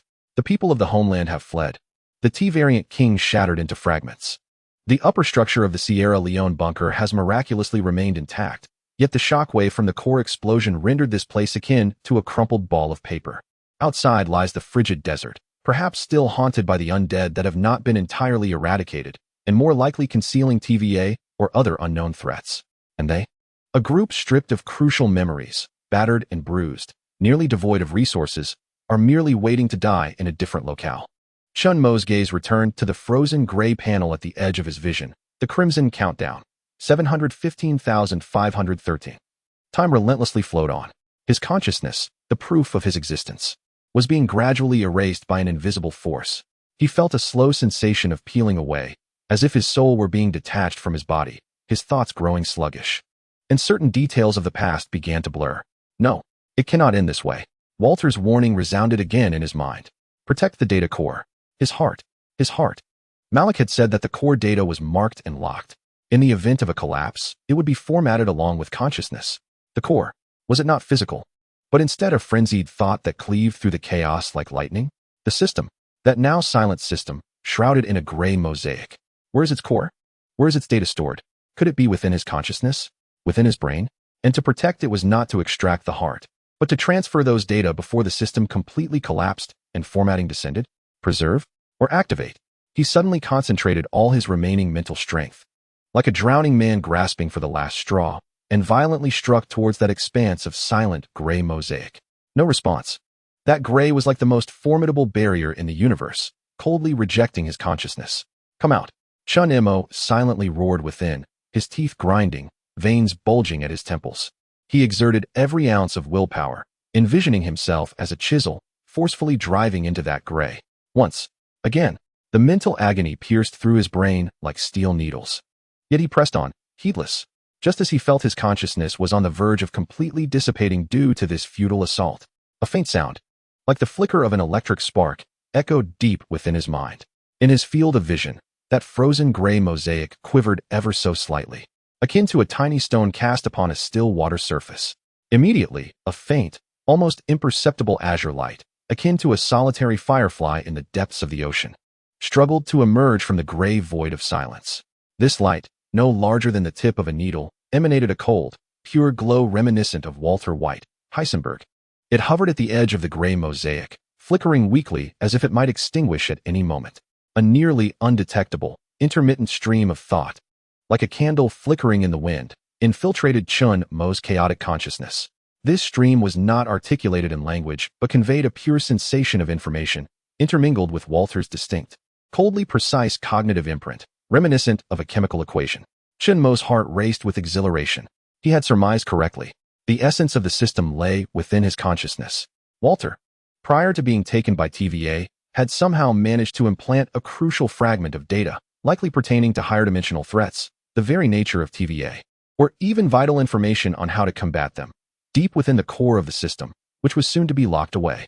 He had established some triggering mechanism, allowing this fragment to be extracted only during Chun Mo's desperate struggle. This minute point of light, this fragment, was the last reagent Walter White had left for him before being erased by the cosmic laws. With all his mental strength, Chun Mo carefully guided the small azure light into the depths of his consciousness, as one would tenderly nurture a flickering candle in the wind. He was unaware of the exact nature of this light or how to wield it, but he understood that it represented his sole hope, the ember of life passed on by Walter at the cost of his very soul. At the moment the blue light melded into the depths of his consciousness, an abrupt transformation occurred. A hum, an indescribable, cold, and grand well, seemingly emanating from the edge of the universe, penetrated the twisted alloy barriers of the Sierra Leone bunker without warning, enveloping the area like an invisible net. The air felt as though it had solidified. Dust ceased to fall. The bewildered expressions of Rick and the others froze in an instant. Even the crimson countdown in Chun Mo's mind experienced an almost imperceptible delay. Time appeared to have been pressed to a halt. Then, an overwhelming sense of pure observation descended, one that froze the very soul. This was not the arrogance of one's homeland, nor the silence of the Night King, nor the cold regulations of TVA. It was the gaze of a higher dimension, pure and inhuman, as if the entire ruin, along with its survivors, had been placed upon an invisible, frigid dissection table, awaiting scrutiny, analysis, and judgment. Chun Mo felt that every cell within him, every fragment of thought, was laid bare under that intangible gaze. The blue light flickered wildly in the depths of his consciousness, signaling alarm. It transmitted an extreme sense of danger. Walter's fragmented warning thundered like a bolt of lightning. They are coming. The observers, the erasers. They have arrived. The higher dimensional erasers. Due to the complete rupture of the fourth wall, as this chaotic performance was observed by the audience, it may have triggered uncontrollable contamination or errors, activating the purge protocol. A cold, inorganic voice, akin to the cosmic background radiation, resonated deep within Chun Mo's consciousness, devoid of any emotion, offering only pure commands. Detected, redundant variance cluster. Detected, high contamination source, Heisenberg residual data marker. Detected, unstable narrative entropy increase. Ruling, non-compliance with established observational framework. Executing, purge protocol initiated. In the instant the voice faded, the space above the corridor distorted eerily, as if a stone had been cast into water, creating ripples. A perfect circular aperture, flickering with cold white light, materialized out of thin air. Within the aperture, there was no darkness, but rather a pure, soul-chilling void, seemingly connecting to the nothingness before the birth of the universe. A tendril, which cannot even be described using the term root, composed purely of the concept of negation, slowly extended from the void. It bore no color, no temperature, no substance, yet it existed in a tangible form, causing the very fabric of space to wail, dissolve, and revert to its most fundamental nothingness. Its target was unmistakably the blue light hidden within Chun Mo's consciousness, identified as a high contamination source. Purge. A true existential obliteration. Chun Mo's pupils abruptly constricted to the size of pinpricks. The shadow of death had never been so vividly clear. He found himself rendered immobile. Under the pressure of that higher dimension, his body and consciousness felt as though they were frozen like an insect in amber. The blue light flickered wildly within his consciousness, transmitting a final, desperate stream of information. Negation concept weapon ineffective. Soul path resonance fragment ignited. Cost. Annihilation. Ignite the fragment? Cost. Annihilation? Did Walter mean to detonate this data fragment? To invoke some form of resonance at the cost of total self-erasure, in an attempt to combat that negating tendril? There was no time for contemplation. That cold, negating tendril had already emerged from the aperture, locking on to Chun Mo. The chill of death instantaneously froze his very soul. A glimmer of madness flickered in Chun Mo's eyes as he glanced at his companions, their gazes vacant, like lambs awaiting slaughter. Rick, Michonne, Daryl, Carol, Jesse, they were utterly oblivious to the reason for their impending demise. No, absolutely not. Walter, you have won. Chun Mo unleashed a silent roar deep within his consciousness. He expended all of his remaining willpower, akin to a moth drawn to a flame, as he fiercely collided with the flickering, cerulean point of madness deep within his consciousness. Simultaneously, he infused all of his scant awareness, every memory, every yearning for life, his reluctance to part with companions, and his indignation against injustice into this singular focus. With my consciousness as fuel, with these fragments as kindling, ignited. For the unwritten tale, buzz, deep within his consciousness, that faint blue light, akin to magnesium ignited in liquid oxygen, erupted into an indescribable, blinding azure brilliance. This radiance did not expand outward. Rather, it devoured inward with wild abandon. Chun Mo felt his very existence rapidly disassembling, burning, and vanishing in the wake of that luminescence. Memories dissipated like film engulfed in flames. The blurred smiles of his parents, the dim glow of a computer screen in a rented room, the blinding sunlight of Albuquerque, the acrid chemical scent of Walter's lab, Jesse's terrified gaze, and Rick's resolute visage, all transmuted into nothingness, reduced to ash within the blue flames. An intense, excruciating pain, surpassing the limits of the corporeal body, swept over him. This was not merely nerve pain, but the ultimate agony of existence itself being forcibly stripped away, utterly denied. His body convulsed violently in the realm of reality, blackened blood seeping from his eyes, nose, and ears, while his throat emitted a discordant sound resembling a soul being rent asunder. Yet, at the heart of that self-annihilating blue flame, a purer, colder, and deeper blue light emerged, as if a phoenix reborn from the ashes. This radiance bore the quintessential imprint of Walter White, Heisenberg, insight into the rules, mastery over chaos, and an absolute pursuit of purity. This newly born blue energy, ignited with Chun Mo's consciousness as its sacrificial offering, did not assault the probing tendrils of negation. Instead, it resonated with an extraordinarily peculiar and exquisite frequency, instantaneously harmonizing with the observational framework field of the higher dimensional eradicator enveloping this region, like a droplet merging into the vast ocean, like erroneous code forcibly written into the core of an operating program. Buzz. The tendril of negation reaching toward Chun Mo abruptly froze in midair. Its tip, embodying pure nothingness, quivered and distorted as if confronted with an incomprehensible, unmanageable logical paradox. The target it had locked onto, Chun Mo, was frantically superimposing between the quantum states of existence and non-existence. Its own concept of negation was momentarily tainted by that resonating blue energy. For the first time, the cold, grand will of the higher dimension exhibited a fleeting, almost imperceptible stasis, akin to a finely calibrated instrument jamming. The state of pure observation was forcibly disrupted.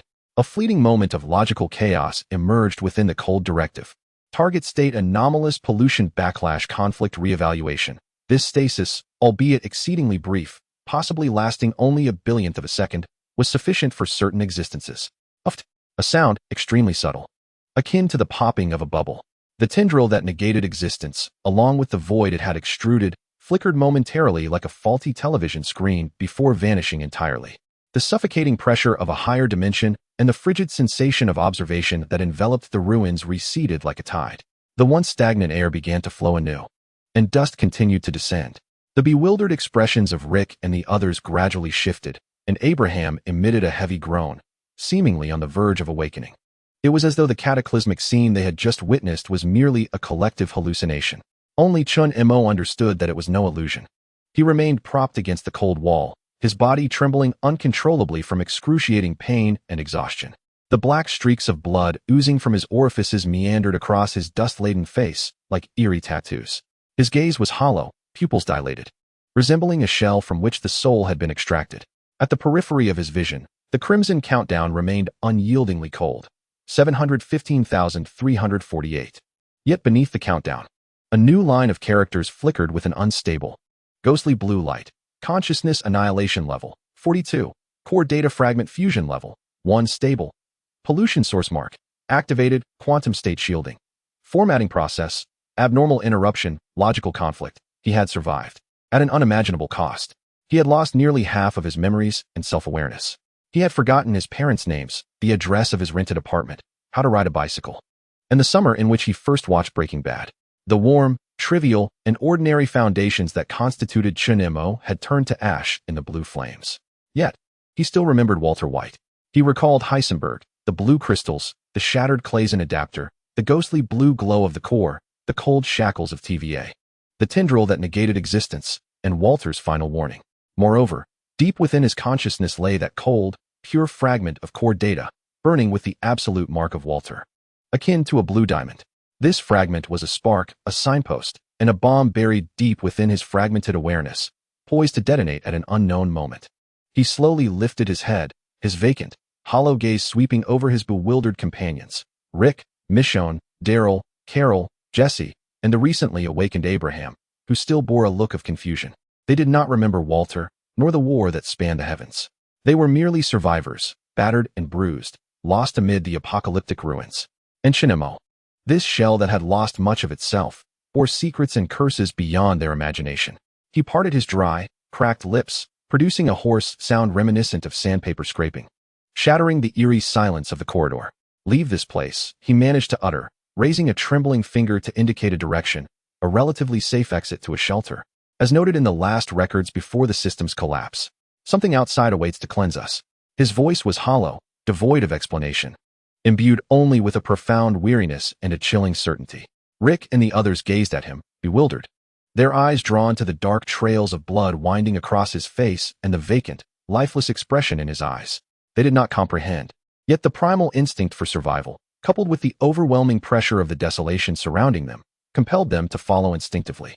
Chun Mo struggled, summoning every ounce of strength to lean against the cold, twisted wall, and was the first to take a step forward. Each footfall felt as precarious as treading on the edge of a blade, burdened with obliterated memories and smoldering fragments. The frigid starlight of Albuquerque filtered through the shattered dome, illuminating his faltering silhouette. That figure was solitary and fragmented, bearing the weight of cosmic secrets and curses, akin to the last embers wandering through the ruins of myriad realms. Chapter 22. Count down the desolate expanse of Albuquerque, under the lingering power of the Starfire Aurora spear, cast in eerie stillness. Massive, glassy craters resembled the Earth's gouged-out eyes, their edges smooth as mirrors, reflecting the cold light of the stars and moon. The air was thick with the scent of ozone, molten silicates, and a disquieting emptiness left by the violent rending of space. The twisted remnants of the Sierra Leone shelter lay half-buried at the edge of a dune, resembling the carcass of a steel behemoth that had been gnawed upon. An inconspicuous maintenance access point, exposed by the shockwave of an explosion, appeared as the silent, gaping maw of a colossal beast. Chun Mo was the first to emerge from that darkness. The biting cold wind instantly swept away the fetid heat within the passage, causing his battered body to tremble uncontrollably. He staggered to his feet, his face marred by blood and dried tears, expressionless except for a pair of vacant eyes, unfocused yet burning with a barely perceptible, icy blue ember deep within their pupils. At the periphery of his vision, a crimson countdown remained stark and unyielding. 713,211. The gnawing sensation of obliteration enveloped him like a parasite, devouring the remnants of his identity. He recalled Walter, remembered the annihilators, the tendril that negated existence, and the chilling fragment of one. Yet, he could not recall the taste of his mother's tomato scrambled eggs, the name of his high school deskmate, or the heartbeat of exhilaration upon receiving his university acceptance letter. The warmth and flesh that constituted Chinemo had been reduced to ash by that blue flame, leaving behind a cursed, cold skeleton laden with cosmic secrets. Cough, cough, cough. Behind him, a strained cough and heavy breathing broke the stillness. Rick emerged, struggling, his fractured left arm hastily bound with torn fabric and a twisted metal shard, his face a canvas of pain and profound bewilderment. He lifted his gaze towards the unfamiliar expanse, a desolate desert reminiscent of the moon's barren surface, then lowered his eyes to his police uniform, stained with dark red splotches, his gaze hollow as if veiled by a thick layer of dust. Where exactly is this place? His voice was hoarse and parched, rife with a bewilderment that seemed to have no anchor. Mi Cheongin followed closely behind, her movements still imbued with the alertness of a cheetah, her katana firmly grasped in hand. Yet, as her eyes traversed the vast, silent desert and the enormous chasm in the distance, a hint of incomprehensible confusion flickered amidst her sharpness. There were no foes, no objectives, only a suffocating void and a penetrating chill that seeped into the bones. Daryl crawled out, dragging his injured arm, bearing his iconic crossbow, though the quiver was nearly empty. The muscles on his stubbled face were taut as he cast a fierce glance around the shadows, a low growl emanating from his throat. Yet he found no tangible entity to rend. The overwhelming sense of emptiness left him akin to a wounded beast trapped in a cage. Carol supported the still-dazed Jesse, whose expression was vacant, as if in a dream. Abraham's massive form was the last to squeeze through the passage. Shaking his head as if to dispel the lingering dizziness and the blankness of memory, heavy breaths coalescing into white mist in the cold wind. This team, once struggling to survive under the onslaught of celestial annihilators, now stood beneath the cold starlight of the desert, like a band forcibly extracted from a nightmare. Yet bereft of all narrative, left with nothing but scars and the profound fatigue of battered remnants. Instinctively, they huddled together, leaning against the cold debris of their shelter, their gazes converging on the figure at the forefront, back turned to them, a phantasmagorical presence, Chinemo. The cold wind swirled up the dust, lashing against their tattered garments. Silence, a deathly silence, prevailed, broken only by the sound of the wind and their uneven, labored breaths. There were no howls of the undead, no roars of enemies, no glimmers of hope to guide them forward. Just a thoroughly purified, despair-laden void. Where are we supposed to go? Carol's voice shattered the stillness, tinged with a barely perceptible tremor. She cradled Jesse, yet her gaze was fixed on Chinemo. The inhuman hollowness and icy certainty that emanated from this Asian man became, amidst the disoriented crowd, the sole anchor to grasp. Chinemo did not turn back. His consciousness flickered like a candle in the wind, largely immersed in the obliterating void and the whispers of icy fragments. The data remnants left by Walter functioned like a precise, cold cognitive module, operating within his residual awareness, analyzing the environment, calculating survival probabilities. Environmental scan, residual function, external threats. No high-energy reactions detected. Zombie life signals, weak and sporadic, within a 10-kilometer radius. Homeland signals, disappeared. TVA signals, disappeared. Higher-dimensional exterminator signals, disappeared. Quantum state shielding activated. Internal threats, team status, severely injured. Rick with a fractured left arm, Daryl with a torn right arm. Abraham with a concussion, Jesse in psychological trauma shock. Supplies, extremely scarce, water, 0, food, minimal, weapons and ammunition, Rick's revolver bullets, 3, Daryl's crossbow bolts, 2, Abraham's M2 bullets depleted, various melee weapons. Environmental threats, low temperature, 5, dehydration, risk of latent infection from unknown pathogens, Jesse, Daryl's wounds.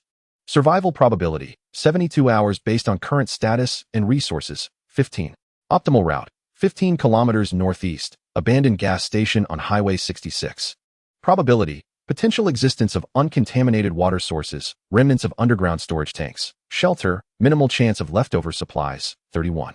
Risks, exposed route, potential encounters with scattered walkers. The data is cold and brutal. A survival probability of 15. A hope of 31 to find water.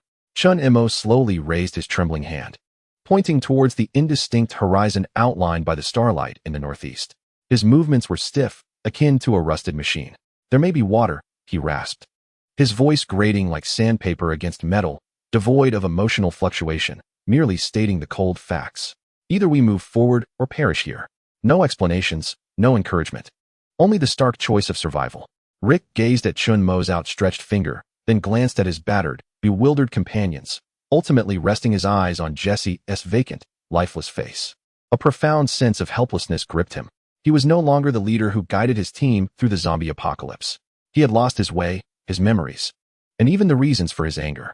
Yet, witnessing the flicker of hope in Carol's eyes, even if directed at Chun Mo, observing Daryl's stubborn resilience despite his pain, and seeing Michonne's fingers tightly gripping her knife, a primal instinct born from the depths of existence overwhelmed the confusion within him.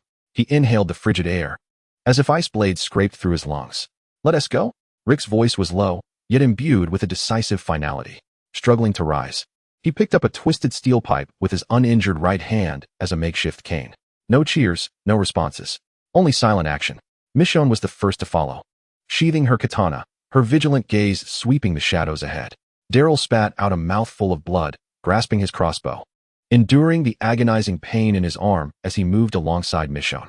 Carol lent her strength to help Jesse, while Abraham shook his head, growling like an injured bear. Taking heavy steps at the rear, Chun Mo led the way, his steps unsteady, alternating between deep and shallow as he treaded upon the icy gravel. The cold wind sliced against his exposed skin like a knife, yet he seemed oblivious. Much of his consciousness remained immersed in that stripped-away sense of void and the chilling whispers of fragmented thoughts. Before him, the crimson countdown relentlessly ticked away, 712,805. Each step felt akin to walking towards his own grave. The desert stretched boundlessly, the starlight cold. The gravel beneath their feet emitted a monotonous rustling in the silence. The group advanced in silence, akin to specters traversing the edge of the river of the dead. Rick and his companions struggled to recall something. Yet their minds were shrouded in a haze of irritating white noise, punctuated by disjointed, blinding images, a harsh white light, a chilling blue, desperate screams. As if separated by an impenetrable layer of frosted glass. Only Chun Mo remained. His memories were cold and vivid, etched into his very bones. Walter's gaze as he caressed the reactor in the garage, the pulsating data on the system panel, the suspended red and blue figure of the homeland. The hollow eye sockets of the Night King's ice dragon, the writhing tumor of the T-variant king, Malik's icy smile, the shackles of purple arcs, and that tendril reaching towards him, a pure negation of existence. These images flickered incessantly in his vacant mind, accompanied by a fragment of cold. Mechanical whispers, clear protocol logic conflict temporary shield, observation framework disturbance recalibration, pollution source quantum state unstable. They will return. Fear, a dread that transcended the mere concept of death, an ultimate terror of existence being wholly obliterated, coiled around his remaining consciousness like a frigid serpent. He understood that the cleansers had only been temporarily repelled by the logical conflicts ignited by that self-annihilating fragment. They were akin to the most efficient antivirus programs, persistently attempting until they discovered a means to eradicate him as an error, and his time was running perilously short. A rasping sound emerged from behind. Jesse's labored breaths and retching echoed through the air. Prolonged walking and dehydration exacerbated his psychological trauma response, causing him to scratch at his arms absent-mindedly, his gaze flickering between dazed incomprehension and sheer terror. "Jesse, hold on." Carol's voice resonated with urgency and fatigue. Daryl halted, rummaging through his nearly empty quiver to extract the last half bottle of murky liquid, perhaps condensation, and handed it to Carol. His arm wound split open in the cold and jolting movements, blood saturating the rudimentary bandage. Abraham's steps grew increasingly labored, the after-effects of a concussion rendering his head a cacophony of pain and blurred vision. Rick leaned against a steel pipe, each step tugging at his fractured arm, the agony rendering his complexion pallid, beads of sweat mingling with dust cascading down his face.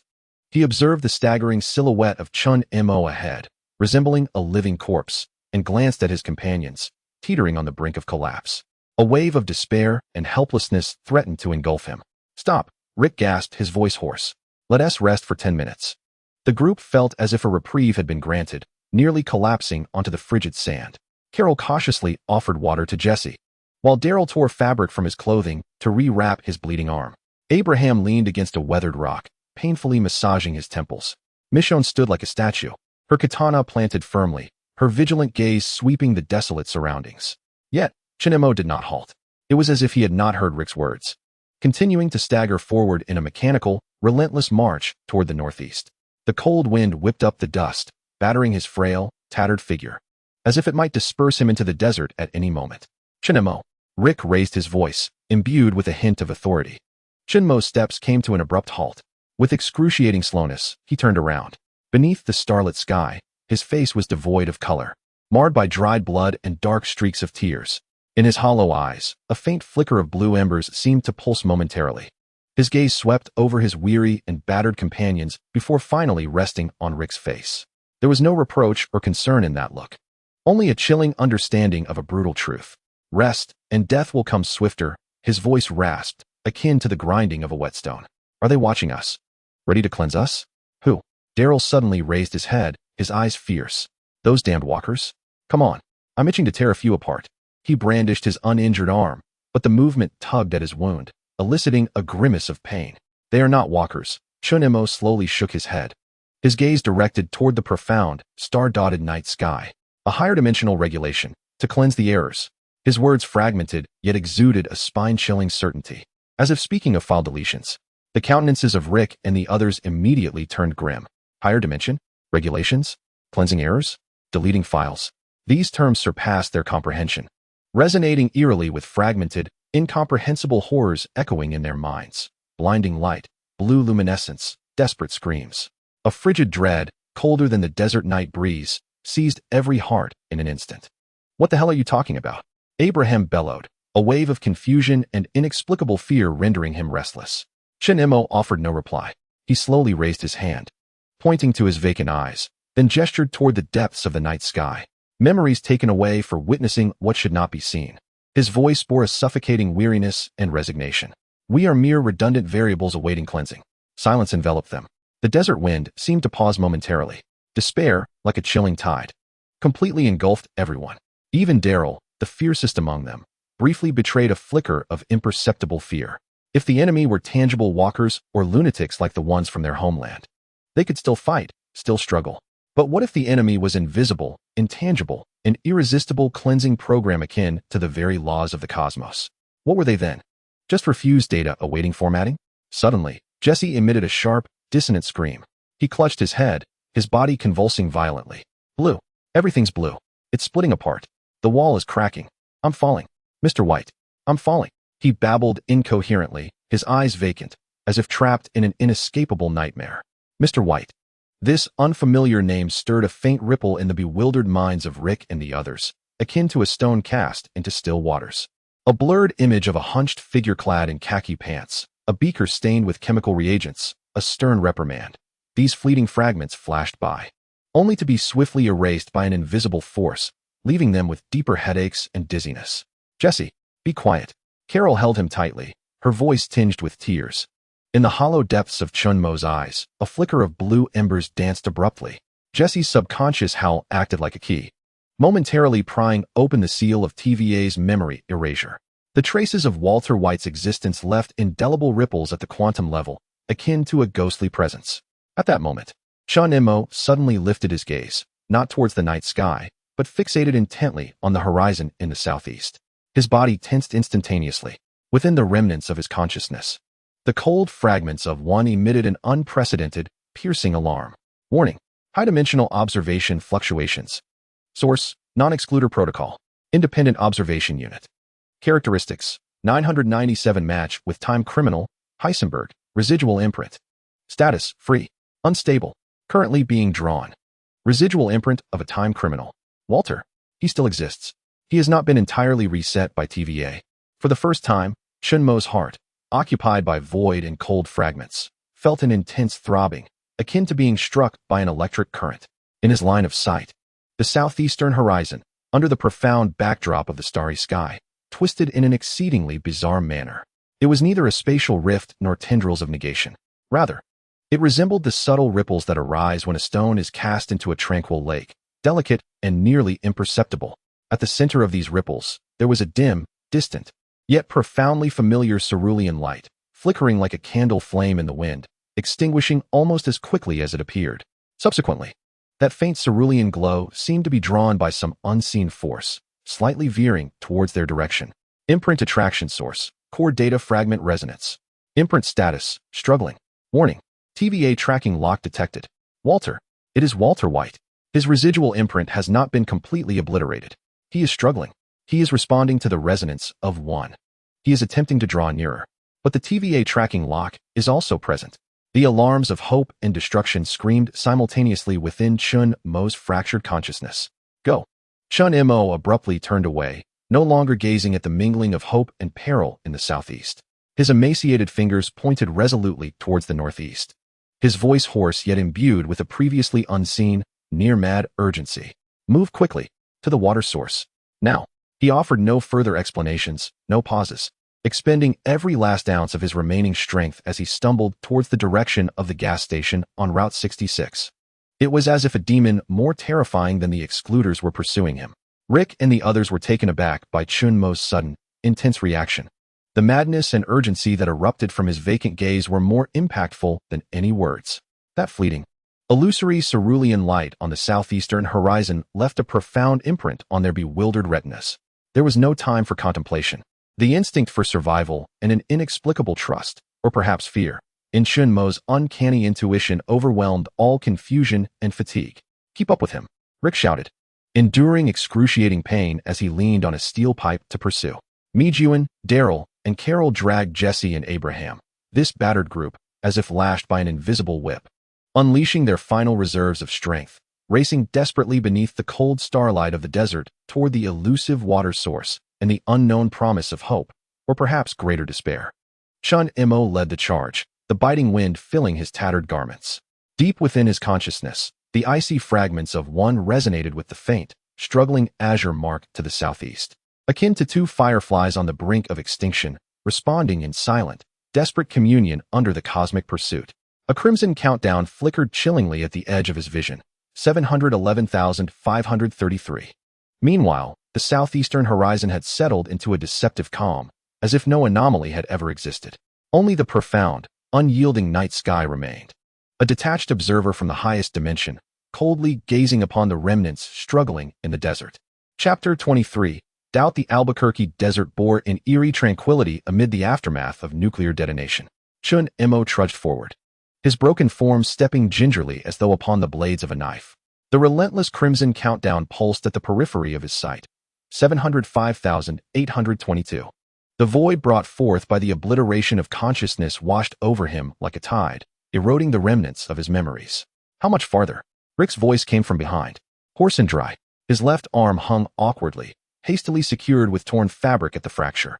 Chun Mo remained silent, his gaze locked onto the northeastern horizon, where the silhouette of a derelict gas station, the last record of a collapsing system, faintly emerged. The fragments of one whispered in his mind, calculating survival probabilities and threat levels. Environmental scan, residual function, distance to destination, 23 kilometers, team status, deteriorating, dehydration, blood loss, increased risk of hypothermia. Threat warning. High-dimensional fluctuations in the southeast are intensifying. Southeast. Again, the southeast. Chun Mo instinctively turned his head toward the increasingly pale sky. There, a flicker of azure light glimmered like a mirage before vanishing swiftly. A sharp pain stabbed at his temple, as if an ice pick had penetrated his brain. Ugh! He staggered, nearly collapsing to the ground. Chun Mo. Carol rushed forward to steady him, but upon touching his arm, she gasped, "My God, you have a fever." Chun Mo, bewildered, touched his forehead. Scalding. This was no ordinary fever. It was an energy overload resonating from the fragments of consciousness and that distant blue light. He sensed the frantic whirl of one's Walter data fragments in his mind, attempting to decipher the signals emanating from the southeast. "I'm fine," he managed to utter, breaking free from Carol's grasp, his voice rasping and inhuman, pressing on toward the gas station for water. Mijuan's sharp gaze flitted between Chun Mo and the southeast. The katana in her hand quivered slightly, as though sensing some intangible threat. "Something is watching us," she murmured, her voice rough like sandpaper. "And it's more dangerous than the undead." Daryl spat a mouthful of bloodied saliva and raised his crossbow, scanning the surroundings. "Whatever it is, let it come. I'll slay it." Abraham, his massive frame swaying, felt a throbbing ache clouding his vision. "First, we must find that damned water." The group pressed onward, though their pace grew increasingly sluggish. Jesse was in the worst condition, occasionally murmuring incoherently about the blue wall splitting apart, then erupting into discordant screams. Carol was nearly expending all her strength to drag him forward. As the first rays of dawn pierced the horizon, they finally beheld the derelict gas station along Route 66. The structure was half collapsed, the sign reduced to a rusted skeleton, yet, just as the system had predicted, there lay a water tank partially buried underground. Water. Abraham let out a hoarse cheer and staggered forward. However, Chun-Mo abruptly reached out to stop him. Wait, something's amiss. His pupils dilated sharply. To the untrained eye, the gas station appeared empty, yet he discerned countless fine blue lines, resembling spider silk, intricately covering the entire area. That was the residue of energy from a higher dimension, remnants of TVA's cleansing. There are traps, Chun-Mo's voice barely a whisper. But it was too late. Abraham's colossal form brushed against the first invisible blue line. A faint mechanical click resonated. From the shadows of the gas station ruins, 6 fist-sized metallic spiders simultaneously opened their crimson compound eyes. Alarm. TVA, cleansing unit detected. Model, 7 Malawian Quatches redundant variable eliminator. Status, activated. Threat level, fatal. Chun-Mo's warning caught in his throat. The first mechanical spider launched itself. Moving so swiftly it left an afterimage, aiming directly at Abraham's face. Watch out. Michonne's katana sliced through the air, cleaving the airborne spider in two. Its metallic body exploded, showering blue arcs of electricity and a corrosive liquid that hissed as it burned into the ground, creating smoking craters. Fall back. Everyone fall back. Rick shouted, raising a steel pipe, but it was too late. The remaining 5 mechanical spiders launched their assault simultaneously. Unlike natural creatures, they did not approach in a straight line but instead traced an erratic, physics-defying path through the air, akin to a film edited in haste. One moment they were 10 meters away, the next, they were almost upon them. Ah! Jesse screamed. A spider had already climbed up his calf, its metallic pincers piercing flesh. His skin immediately took on an unnatural blue hue, veins visible beneath the surface as if infused with some fluorescent agent. Daryl's crossbow bolt pierced one spider, but another seized the opportunity to leap onto his shoulder. He roared and swatted at it, but the spider deftly evaded, its crimson eyes glinting with cold calculation. Chun-Mo stood rooted in place, not from fear, but because a fragment within him was resonating bizarrely with these mechanical spiders. Data surged chaotically within his fragmented consciousness. Clearing protocol in progress. Target locked. Redundant variable cluster. Purification process. Phase 1. Chun-Mo. Do something. Rick's roar jolted him back to reality. A mechanical spider lunged towards Carol, and she was unable to evade its advance. Chun-Mo's body reacted before his mind could catch up. He dove to the ground, grasping a sharp metal shard, and with all his might hurled it just as the spider was about to reach Carol. The shard traced a precise arc, pinning the spider against the crumbling wall of the gas station. The spider thrashed wildly, blue arcs of electricity bursting from its wound before ultimately exploding into a blinding plasma. 3 remained. Michonne had dispatched one, her katana stained with blue corrosive liquid. Yet, she too had paid a price, her right arm marred by the splattered substance, leaving behind charred holes and mangled flesh. Daryl swung his crossbow like a club, barely fending off another spider's attack, but failing to annihilate it completely. The worst of all was Jesse. The injected blue substance had spread across half his body. He lay convulsing on the ground, blue foam bubbling from his lips. His eyes rolled back. Save him. Carol gazed at Chun-Mo in despair, tears brimming in her eyes. Chun-Mo's temples throbbed. Fragment 1 screamed, warning him against rash actions. But these were his comrades, the very allies who had once fought alongside Walter. Even with memories erased, that bond remained intact. He made a reckless decision. Everyone fall back. Chun-Mo croaked, then deliberately advanced towards the nearest mechanical spider. The spider's compound eyes immediately locked onto him, emitting a high-frequency beep, as if scanning for something. Contaminant detected. Priority change. Locking onto primary target. The 3 spiders simultaneously abandoned their original targets, charging towards Chun-Mo with astonishing speed. Chun-Mo! Rick exclaimed, attempting to rush forward to assist, but was abruptly held back by Michonne. Don't go. Her voice was tinged with an unusual fear. Look into his eyes. Chun-Mo's gaze had transformed completely into a ghostly blue, resembling 2 burning cold flames. When the first spider lunged at him, he made a peculiar gesture, extending his arms as if to embrace the killing machine. The spider's pincers pierced his chest. Agony erupted like a volcanic eruption, yet Chun-Mo clenched his teeth in silence. He could feel the spider injecting that blue substance into him, but simultaneously, the fragment of his consciousness began to infiltrate the spider's system through this very conduit. Connection established. Data stream reverse transmission. Bypassing clearing protocol, the world seemed to pause at that moment.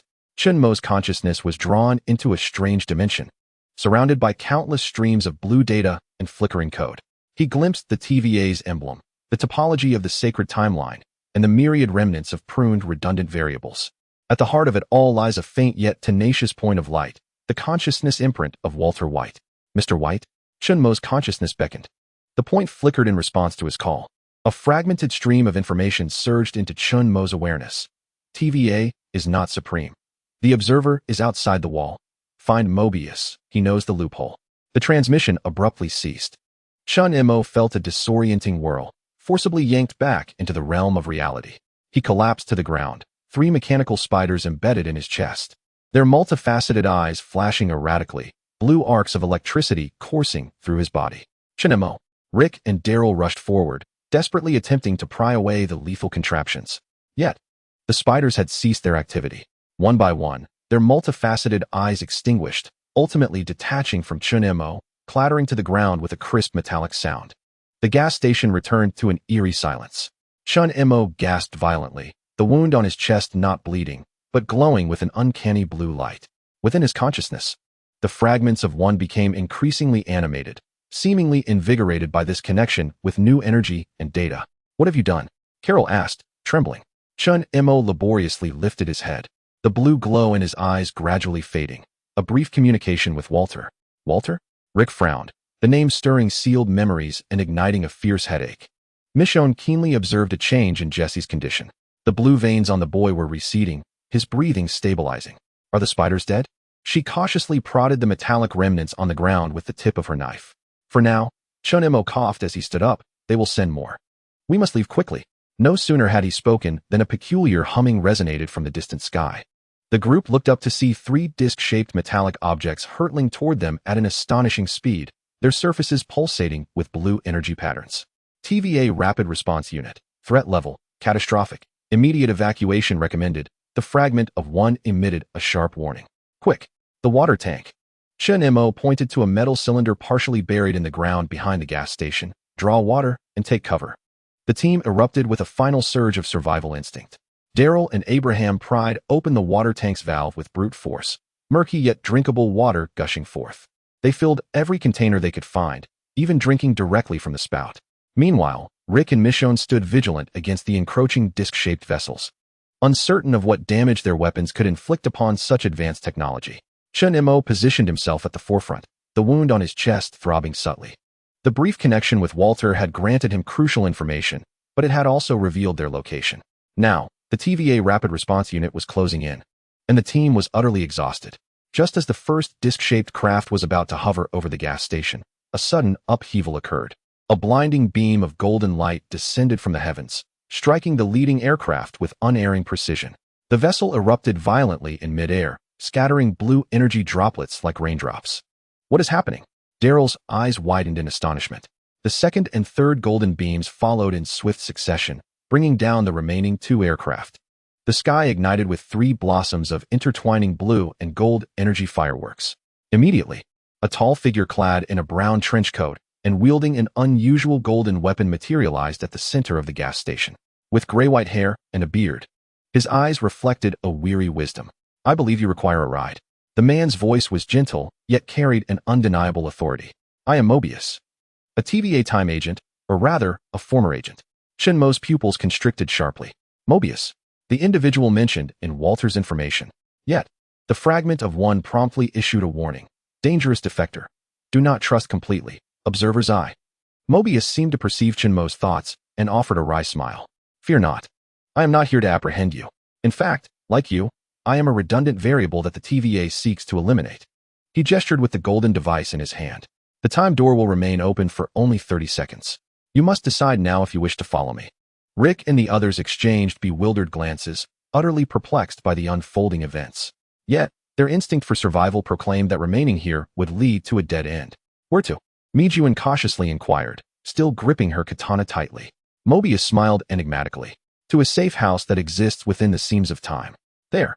We can engage in a meaningful discussion about how to combat the TVA, the fate of Walter White, and how his gaze upon you, Chunmo, can mend your faltering system. Chen Imo shuddered. This man knows of the system's existence. He knows of Walter. Perhaps he could indeed be of assistance? A countdown flickered at the edge of his vision. 701,209. Time was running short. We will follow you, Chen Imo declared, resolute in his decision. Mobius nodded and activated the device in his hand. A golden circular portal materialized before them, shimmering with countless images of timelines. Welcome aboard the Loki Ark, he gestured invitingly. The final refuge for all forsaken by time. One by one, the group stepped through the golden portal. Chen Imo lingered at the back, casting one last glance towards the southeastern sky. There, a faint yet tenacious blue glow flickered, as if bidding farewell, yet also promising something. We will rescue you, Mr. White, Chen Imo whispered, before stepping into the golden time door. The subsequent narrative may revolve around the following pivotal threads. Mobius's true allegiance. He claims to be a defector from the TVA, yet Walter's data fragments warn against full trust, suggesting he might be connected to higher dimensional observers. The potential for system restoration. Mobius revealed knowledge of how to mend Chun Mo's collapsed system, which will be pivotal for Chun Mo's restoration of his complete memory and strength. Walter's captive state. The ethereal blue glow in the southeast indicates that Walter's consciousness imprint is still struggling somewhere, laying the groundwork for subsequent rescue efforts. Chapter 24. Resonance. As the golden time gate closed behind him, it felt as though he had been submerged in a viscous liquid light.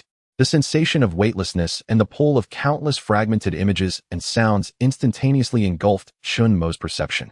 He felt as if he had been thrust into a high-speed paper shredder, the shards of time and space slicing through his consciousness. While the fragmented data of Walter flickered wildly, attempting to anchor a stable coordinate amidst the chaotic flow of information. Warning: high-dimensional space-time leap. Consciousness stability, critical. Fragment resonance, enhanced. Maintain existence. Uncertain of how much time had passed, perhaps eons, or merely a fleeting moment, his feet suddenly struck solid ground. A wave of dizziness crashed over him like a tsunami, and Chen Imo stumbled forward, only to be steadied by a strong hand. It was Mobius. The man with gray-white hair bore a subtle trace of concern on his face, yet predominantly scrutinized him. The initial experience is always somewhat disorienting. Mobius's voice echoed oddly in the peculiar environment, welcoming him to the Ark of Loki, the refuse of time, a sanctuary for the exiled. Chen Imo shook off his hand, suppressing the urge to vomit, and looked up. The scene before him surpassed all his imaginings. They stood in a seemingly endless corridor, constructed from a myriad of materials and styles. One wall was composed of cold, future alloys coursing with blue data streams, while the other was adorned with vines and embellished with stained glass, reminiscent of an ancient castle. Above them, instead of a sky, was a dynamically shifting star map. The constellations occasionally clear, at times distorted, with fleeting glimpses of burning King's Landing, the frozen Albuquerque, and even the warped logo of Walter Corporation. The ground beneath them resembled flowing, translucent amber, each step creating ripples that mirrored countless passing fragments of unfamiliar or familiar scenes. The air was thick with a peculiar melange of scents, the mustiness of old books, ozone, gunpowder, antiseptic, and a faint hint of blue meth. The sounds were equally jumbled. From afar, the faint strains of an organ hymn could be heard, nearby the rumble of a steam locomotive, and overhead. Intermittent news broadcasts mingled with the growls of the undead. All these sounds seemed to come through a thick frosted glass, indistinct yet omnipresent. Spatial coordinates, unable to locate. Temporal coordinates, quantum superposition state, intersection of multiple temporal fragments. Energy characteristics, highly unstable, continuous entropy increase. Threat scan, no direct TVA tracking signal detected, cloaking field activated. The fragmented data faithfully reported its findings, the cold logic providing a sliver of clarity to Chun Mo's chaotic perception. He turned his gaze toward his companions. Rick leaned against the wall, his complexion pale, the bewilderment in his eyes replaced by a deeper sense of shock and vigilance. Michonne's katana had quietly emerged half an inch from its sheath, her body taut as if she were ensnared in the most perilous of hunting grounds. Daryl gripped his crossbow tightly, casting ferocious glances at the shifting walls around him, as if every shadow concealed an enemy. Carol cradled the still unconscious yet stable breathing Jesse, while Abraham shook his head vigorously, immense confusion nearly spilling from his eyes. What the hell is this place? Abraham's voice echoed through the eerily empty corridor, laced with a veneer of panic. In the fissures of time, Mobius responded calmly, leaning on his peculiar staff, its tip resting on the undulating ground, creating ripples that seemed more stable than the footsteps of the others. All the fragments of timelines pruned by the TVA, deemed redundant realities, and variables like us with nowhere to go, ultimately drift here. It serves as the landfill for the sacred timeline, as well as the final buffer zone. He stepped forward, his trench coat billowing in the flowing light and shadow. Follow me, the safe house lies ahead. You need rest and attend to your wounds. More importantly, he turned back, his gaze settling on Chun Mo. We need to discuss your faltering system, the reasons the TVA is pursuing Walter White, and the truth of how all of you became entangled in this catastrophe. The safe house was situated at a stable point in the corridor, a relatively fixed area composed of warm wooden structures and vintage brass piping. Resembling a Victorian submarine stranded in a chaotic sea, the air was imbued with the sense of turpentine, aged leather, and hot tea. A stark contrast to the bizarre spectacle outside. Mobius skillfully retrieved a medical kit from a cabinet adorned with intricate gears. Carol immediately took over, beginning to address Rick's fracture and Daryl's laceration. Michonne declined assistance, meticulously bandaging her right arm, which bore the corrosive burns from a mechanical spider, her movements precise and silent.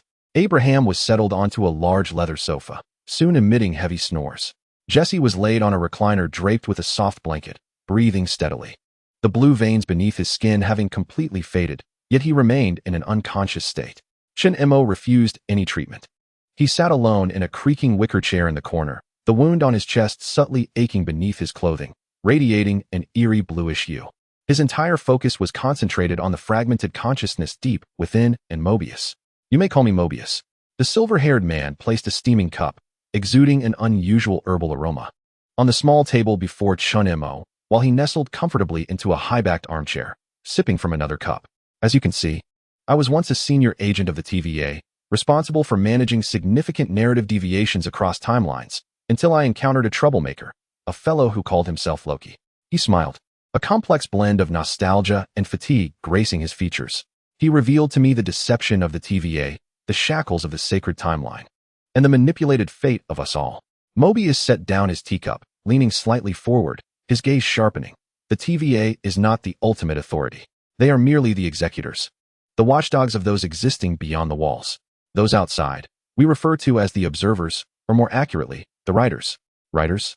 Chun Mo raspingly echoed, the term striking a chord within his fragmented consciousness, evoking a sharp pang of realization. Indeed, the writers. Mobius's voice grew somber. They perceive reality as a multitude of parallel narratives. The TVA's mission is to ensure that each narrative unfolds in accordance with the sacred timeline, the plot they have predetermined. Any deviation by characters, plots, or even timelines is marked as redundant variables, promptly trimmed, erased, and reset, akin to deleting an unwelcome passage of text. He gestured towards the ever-shifting corridor scene outside. Here lies the graveyard of deleted text. Your worlds, Breaking Bad, Game of Thrones, The Walking Dead, were originally independent narrative realms. Yet Walter White, your Heisenberg, accomplished something extraordinary. Mobius's gaze ignited with fervor. He discerned the existence of the narrative, perhaps through your enigmatic spoiler system. Or perhaps his obsessive pursuit of chemical purity touched upon some fundamental essence of reality.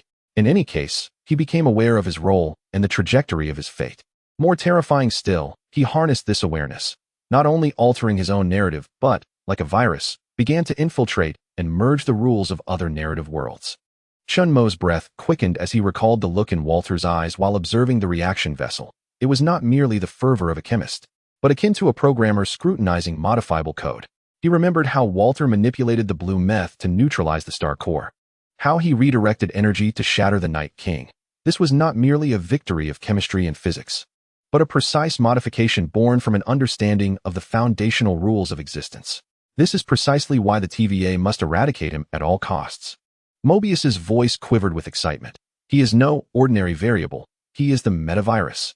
His very existence, his awareness and utilization of the fourth wall, would irrevocably taint the entire narrative structure, plunging countless narrative worlds into an uncontrollable cascade of collapse. Just as you have experienced, the convergence of the multiverse is no accident.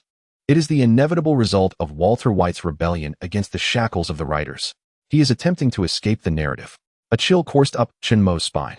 Walter is not merely fighting for survival. He is waging a desperate and mad war against a higher dimensional existence, wielding chemical equations and spoilers as his weapons. And Mobius pointed to himself, then to the safe house. the troublesome Loki, and several other awakened individuals pursued by the TVA. We gather here, establishing the Loki arc, to resist. Resisting the tyranny of the TVA, rebelling against the writer's manipulation of our destinies. He cast his gaze once more upon Chun-Mo, his eyes blazing with intensity. Your spoiler system, although it has collapsed, was once the conduit to the world beyond the walls, a pivotal instrument in Walter's grand design. Moreover, the shard of his essence residing within your consciousness is a priceless treasure. It is the source code he left behind, the key to understanding how he perceives and alters the rules. Restoring your system and deciphering that fragment may be our sole hope in opposing the TVA and even reaching beyond the walls.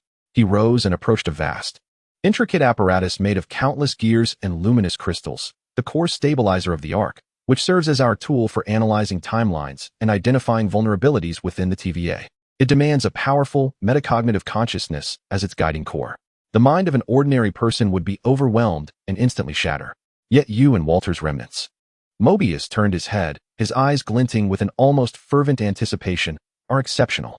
You have already brushed against the truth beyond the walls. I need you to attempt to connect with it, Chun-Mo. We must discover Walter's place of confinement before the TVA completely resets him to a blank slate. Warning. High-dimensional consciousness link request. Target. Unknown temporal analysis device. Risk. Consciousness overload risk. 99. Fragment stability risk. Extremely high. A sharp alarm blared from the fragment. Mobius's words were logical, his motives reasonable, yet the observer correlation markers detected by the fragment pierced through Chun-Mo's trust like a cold shard. Walter's warning echoed in his mind. Do not fully trust the observer's eyes. Why help me? Chun-Mo rasped, his gaze fixed intently on Mobius. The fervor on Mobius's face waned slightly, revealing a trace of weary sincerity, because Loki has vanished, in navigating an exceedingly perilous temporal vortex. His final message pointed to the deepest secrets of the TVA, a truth regarding the origins of all scripted worlds. I require the wisdom of Walter White and your system to locate him, to discern the ultimate objective of our rebellion. He paused, his voice deepening. Moreover, the TVA is not a monolith. There are signs indicating that the observer's absolute control over the sacred timeline is waning, and reality is becoming increasingly porous. The chaos instigated by Walter may have accelerated this process. This is our solitary opportunity. Chun-Mo remained silent. The crimson countdown flickered at the edge of his vision. 694,117. Time was slipping away, and his consciousness was unraveling. Restoring the system, finding Walter, opposing the TVA, and the observers seemed to be the only path to survival. But what of Mobius? Was he an ally, or merely a pawn planted by the observers? Chun-Mo. Carol's voice rang with terror. Chun-Mo whirled around. There lay Jesse on the recliner, his body suddenly convulsing violently. His eyes suddenly flew open, yet his pupils bore a lifeless, ashen hue devoid of vitality. More alarmingly, his physical form began to blur and flicker, reminiscent of a malfunctioning television screen, at times clear and at others nearly merging with the surrounding, flowing walls. Jesse. Carol lunged forward, yearning to embrace him, but her hands passed directly through Jesse's flickering body. Warning. Target. Jesse Pinkman. Status. Existence collapse. Reason. TVA Deep Memory Erasure Program Rebound. Temporal Rift. Environmental Interference. Urgent. Stabilizing anchor required. Otherwise, total dissipation at the quantum level. Fragment 1 emitted an unprecedented, piercing alarm. Damn it. Mobius's expression shifted dramatically. The environment of the temporal rift was disrupting the TVA's erasure program.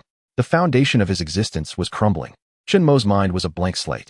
He watched Jesse's flickering figure, akin to a candle flame on the verge of extinguishing, observed Carol's desperate and futile grasp, and witnessed Rick and Michonne's eyes filled with shock and fury.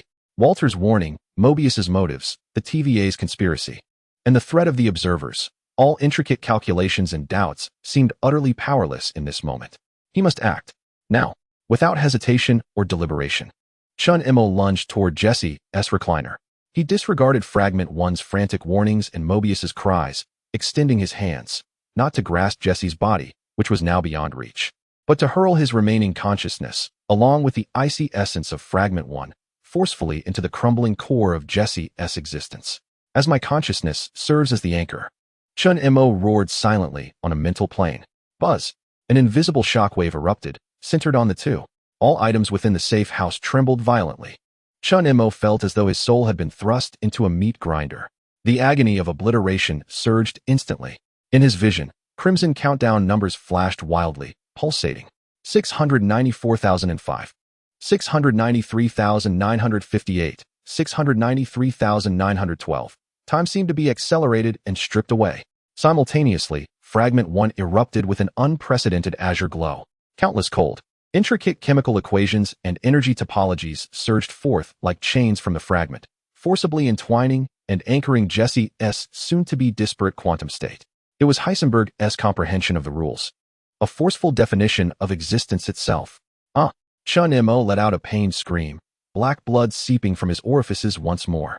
He sensed his consciousness being rapidly siphoned away, filling the void of Jesse's collapsing existence. Jesse's flickering body abruptly ceased its blur, his gray-white pupils sharply focused, reflecting Chun Mo's anguished visage. A weak yet clear stream of consciousness surged back into Jesse's body. Chun Mo? Mr. White. He fell outside the wall. Hold on, Jesse. Chun Mo's voice bellowed on the mental plane, his consciousness flickering like a candle in the wind. At that moment, the core stabilizer of the safe house, composed of gears and crystals, suddenly erupted with a blinding white light. It appeared to be irresistibly drawn to the immense energy fluctuations emanating from Chun Mo as he forcibly stabilized Jesse, activating itself automatically. A beam of pure white light enveloped both Chun Mo and Jesse in an instant. Chun Mo felt his consciousness being forcibly tugged and stretched by an overwhelming force. Countless shattered images and fragments of information surged into his mind like a torrent, no longer confined to a singular timeline, but rather a tapestry of infinite possibilities, myriad outcomes, and countless redundant moments interwoven and colliding. He beheld visions. Walter White was never diagnosed with cancer. He calmly taught at an ordinary high school until retirement, ultimately succumbing to dementia and solitude, a mundane ending that was discarded. Daenerys Targaryen heeded the warning of a mysterious figure, a vague silhouette clad in modern attire, refraining from incinerating King's Landing, instead establishing a parliamentary system, only to be assassinated by poison in her chambers, a peaceful path that was overlooked. Rick Grimes successfully committed suicide on the rooftop of a hospital in Atlanta, leading the world of The Walking Dead to an earlier demise steeped in despair, a dark branch deemed too negative and thus discarded. Even the supers were never created by the Watt Company. Superhumans never emerged, and the world evolved along a fragile and ordinary technological line, ultimately perishing in nuclear war, a script abandoned due to the lack of dramatic conflict. Consciousness overload, fragment resonance out of control, stabilizer link established forcefully, deep analysis mode activated. The fragments emitted chaotic alarms. Amidst the pure white radiance, Chun Mo's consciousness became like an uncontrolled probe, penetrating layers of temporal debris, breaching the TVA's shielding force field. He was no longer passively receiving information, but actively scanning. Target, Walter White. His consciousness, sharp as a blade, followed the deepest resonance imprint of that fragment, piercing into the very heart of the TVA. His perspective shifted instantaneously, no longer in the warm, wooden confines of the safe house, but in a cold, pure white, overwhelmingly vast spherical space. Countless delicate blue rays flowed within, forming a dizzyingly complex geometric structure. This was the time control center of the TVA. At the center of the spherical space, a figure was suspended in midair, ensnared by countless energy chains emitting purple arcs. It was Walter White. His tattered garments had been replaced with a simple white prison uniform, his sunken eyes tightly closed, his complexion as pallid as that of a corpse. Yet more chilling were the dozens of fine, hair-like neural probes, shimmering with a cold blue light, deeply embedded in his temples, the back of his head, and even the depths of his eye sockets. The other ends of the probes connected to the inner walls of the spherical space. As torrents of data streamed through these probes into Walter's brain, only to be extracted from it once more. Objective, Walter White, Heisenberg. Status, forced consciousness extraction, deep mind extraction. Process, 87. Deep memory and metacognitive model dismantling in progress. Warning, severe resistance detected. Target's consciousness core, Heisenberg persona, is engaging in self-encryption and incineration. Walter's suspended body convulsed violently, his tightly shut eyelids betraying the frenetic motion of his eyes beneath. His lips moved soundlessly, seemingly enduring unimaginable agony and mental disintegration. Within the recesses of Walter's consciousness, a frigid blue persona model, Heisenberg, composed of countless intricate chemical equations and energy topologies, was being forcibly dismantled by the azure data streams of the neural probes. With each segment removed, the model's radiance dimmed further. Yet, simultaneously, the disassembled fragments appeared to possess a life of their own, twisting, encrypting, and even transforming into blue flames in a desperate attempt to incinerate the invading data streams. He was resisting. He was fighting back against TVA's extraction through self-destruction. Hasten the process. We must extract his metacognitive protocol and the underlying code of that spoiler system before the core of the Heisenberg persona completes its self-destruction. A cold, emotionless voice echoed within the spherical space. Chen Mo's gaze shifted toward the source of the voice. Standing before the console was no longer Gideon Malik, but a figure clad in an equally exquisite suit, his visage obscured by a flowing mask of blue data. Perched upon his shoulder was a diminutive mechanical spider, sculpted from blue crystal, adorned with 3 cold compound eyes. The spider's multifaceted eyes flickered, seemingly monitoring the entire extraction process. Identification, TVA Senior Judge, Identity Encrypted. Auxiliary Unit, High Mind Arachnid. Objective, Acquire Reality Modification Protocol of Temporal Offender H723, Heisenberg. Fragments of information instantaneously coalesced within Chen Mo's consciousness. The judge raised his hand, fingers rapidly tapping in the void. The blue light of the neural probes piercing Walter's brain surged dramatically. The speed of data extraction accelerated precipitously. Walter's body spasmed violently as if electrified, emitting a stifled, primal whimper akin to a dying beast. The blue Heisenberg persona model within his consciousness dimmed sharply, cracks of disintegration beginning to mar its edges. No. Chen Mo's consciousness let forth a silent roar of fury and despair. He could not stand idly by as Walter was utterly dismantled and erased. He endeavored to concentrate his consciousness, launching an assault against the judge. However, the protective force field of the TVA core space acted as a cosmic barrier. His consciousness collided with it like a moth striking an iron wall, rebounding violently, accompanied by a searing pain. In that critical moment, a fragment of Walter within Chen Mo's consciousness, resonating with the dire plight of its origin, erupted with an unprecedented, blinding blue light. It transcended mere data, transforming into a pure, piercing wail of spirit, embodying Walter White's ultimate and profound obsession with purity, his disdain for rules, and his fervent yearning for freedom, as it collided fiercely with the connection channel between Chen Mo and the Ark's core stabilizer. This force was not an assault, but a resonance, a guiding force. Buzz. The pristine white beam enveloping Chen Mo and Jesse suddenly acquired a profound, deep blue hue. The stabilizer emitted a thunderous roar, overwhelmed by the burden. Chen Mo felt himself ensnared by an irresistible power, his consciousness hurtling like a cannonball, crashing back along the minuscule temporal ripples generated by reading Walter, traversing the stabilizer and TVA core space. This time, the target was not the judge, but one of the thickest neural probes connected to Walter's head. The remnants of Chen Mo's consciousness, mingled with that fragment of burning blue light, surged through the probe's data stream like a virus, coursing upstream and forcefully injecting itself deep into Walter's collapsing consciousness. Mr. White. Chen Mo's mental call reverberated within the crumbling realm of Walter's awareness. The suspended body of Walter suddenly stiffened. His tightly shut eyes flew open. Within those deeply sunken eye sockets, no longer was there the anguish and numbness of being read, but rather a rekindled, icy rationality, as absolute as the cosmic void. A glimmer of blue light ignited deep within his pupils, resonating instantaneously with the fragment of consciousness Chen Mo had injected, merging together. A cold, weary voice, tinged with an odd sense of solace, resonated directly within Chen Mo's mind. You have brought the final reagent. In the next moment, the core of Walter's, Heisenberg's, consciousness, that blue persona model on the verge of disintegration, erupted with a final, cataclysmic brilliance. It ceased resistance to the extraction, instead willingly expelling all stripped, encrypted, and even self-immolating data fragments, amalgamating them with the fragment and consciousness shock from Chen Mo, coalescing into a turbulent, chaotic, and corrupted data torrent that forcefully and proactively surged back into the connected neural probe. What? The judge at the console gasped in disbelief. The thought spider on his shoulder emitted a piercing alarm. Boom.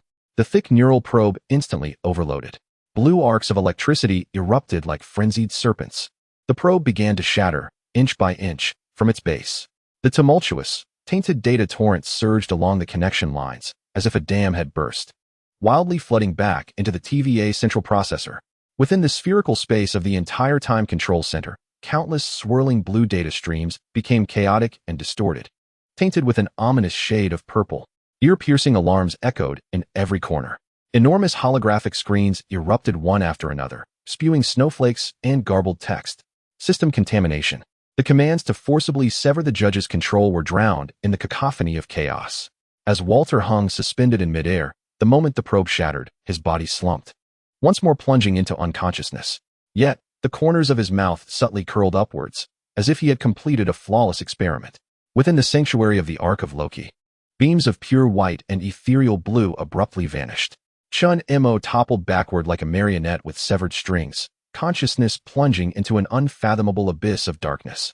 The final sensations were of Mobius's astonished visage, the terrified cries of companions, and at the periphery of his vision, the crimson countdown numbers danced erratically, ultimately freezing upon a blurred image, an immense wall, adorned with countless screens.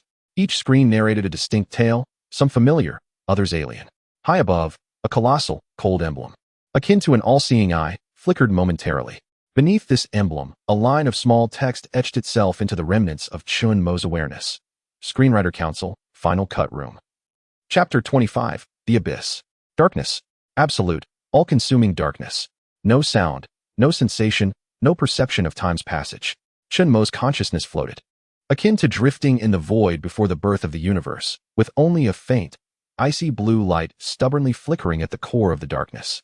It was the Walter fragment of one, his solitary beacon of existence. Core data fragment, stable, low power mode. User consciousness, deep sleep, repairing. Pollution source marker, quantum state shielding, ongoing.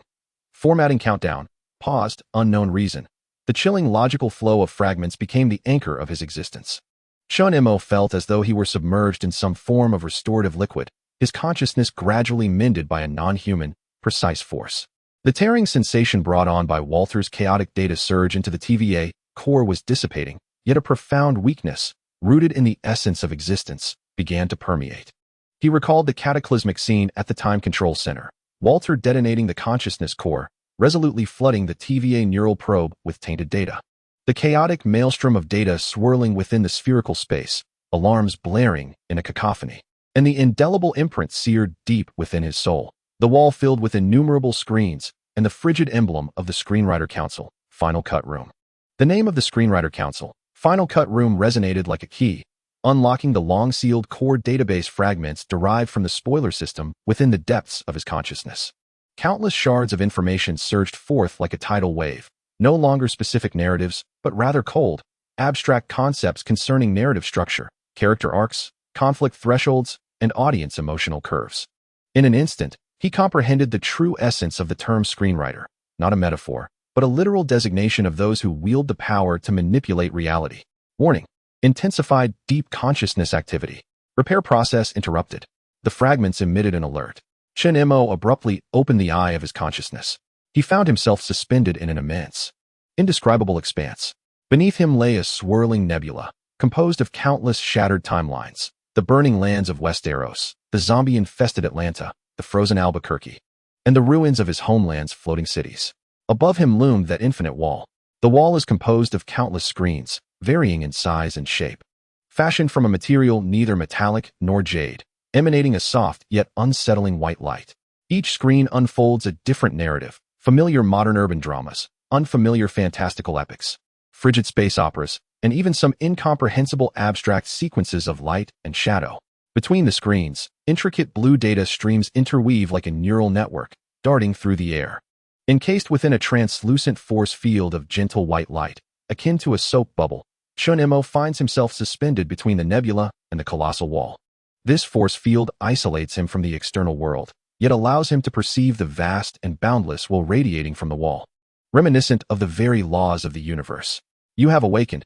Interface 427. A gentle, neutral voice, devoid of emotional fluctuations, resonates directly within Chun-Mo's consciousness, not in words, but as a pure conveyance of information. Chun-Mo directs his gaze towards the source of the voice. Not far from him, within another field of white light, hovers a figure, Gideon Malik. No longer adorned in the garb of a TVA judge, he wears a simple white robe, his previously formulaic smile replaced by an expression of serene, non-human tranquility. He observes Chun-Mo with the detached curiosity of a scientist scrutinizing microorganisms in a petri dish. Malik's presence elicits a wave of caution within Chun Mo's consciousness. There is no Malik here. The white figure responds calmly. Only Recorder 7.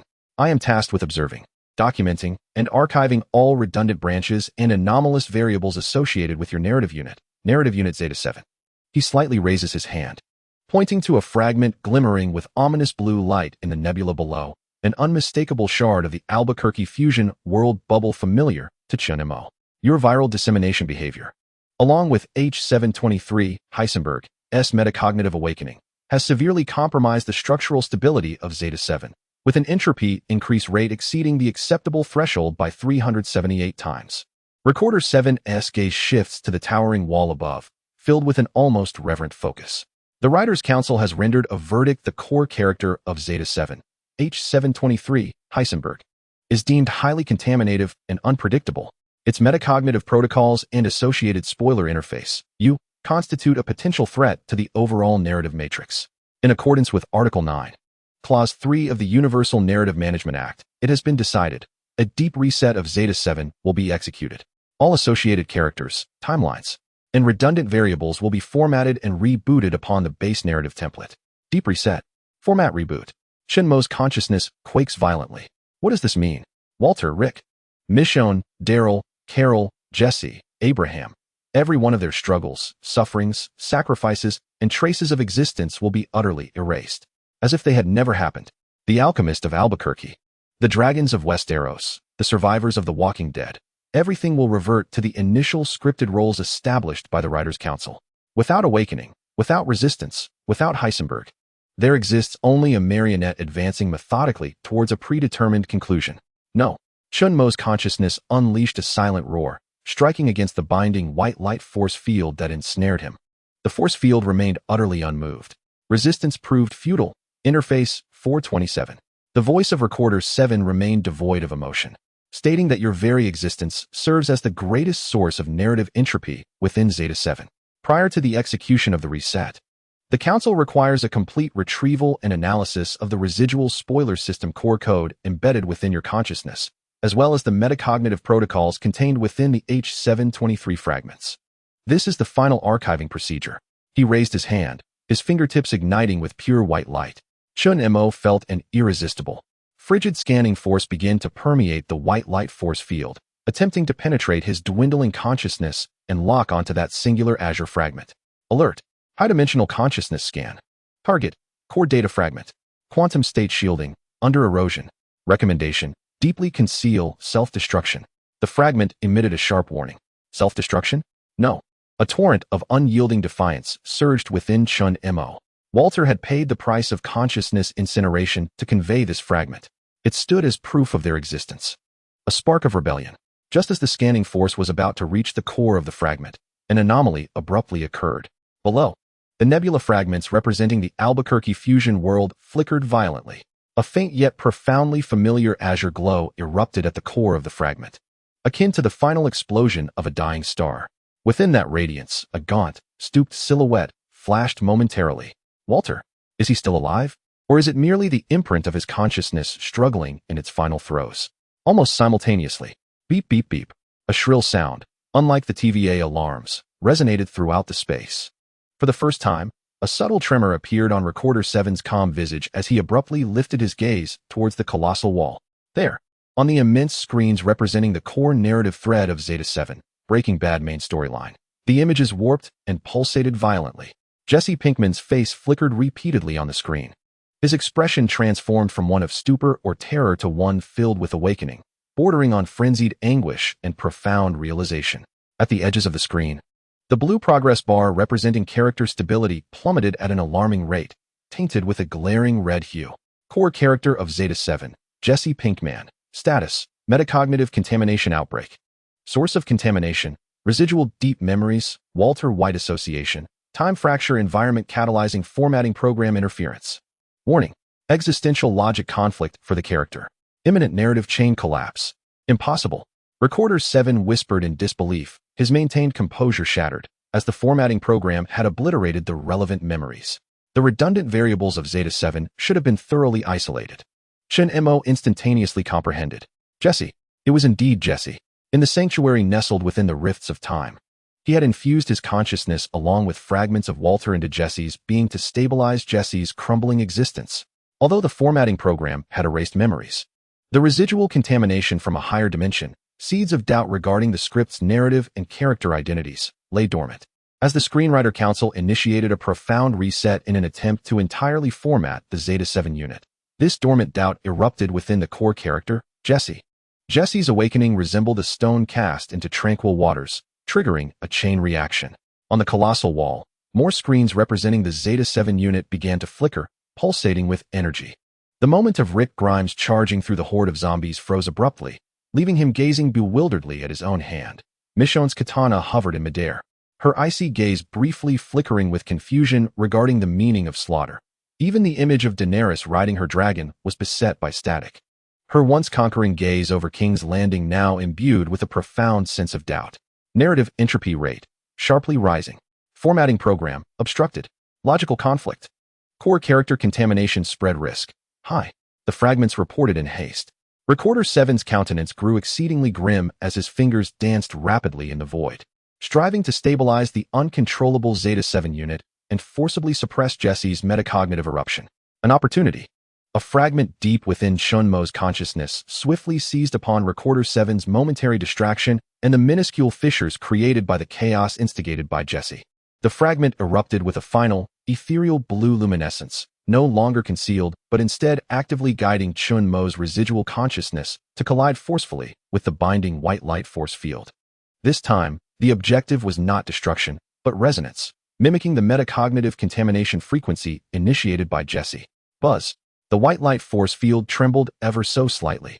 Chun-Mo's consciousness merged with the vast ocean of the Screenwriter Council's will, albeit for a fleeting, faint moment, achieving a minuscule synchrony.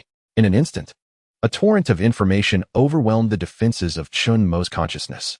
No longer fragmented images, but the cold, supreme rules themselves. He beheld universal narrative management protocols, as frigid as the cosmic codex, delineating the birth, operation, conflict thresholds, emotional arcs, and the ultimate conclusion of the script world. The audience's emotional energy collection matrix, the very essence of the colossal wall. Every story played drew incessantly from some incomprehensible higher dimensional realm, siphoning pure energy known as attention, anticipation, anger, and sorrow. This was the ultimate purpose of the Screenwriter Council's existence.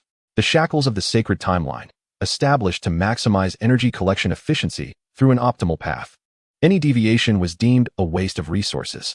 The essence of the TVA, an extension of the Council's will, tasked with eliminating redundant variables that squander resources and maintaining stability along the production line.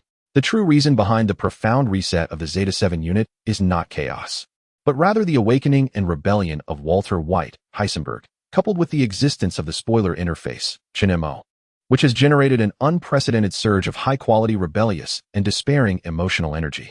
The Council seeks to reclaim this premium formula, eliminate uncontrollable factors, and subsequently reproduce this energy in a more efficient manner within the reformatted world.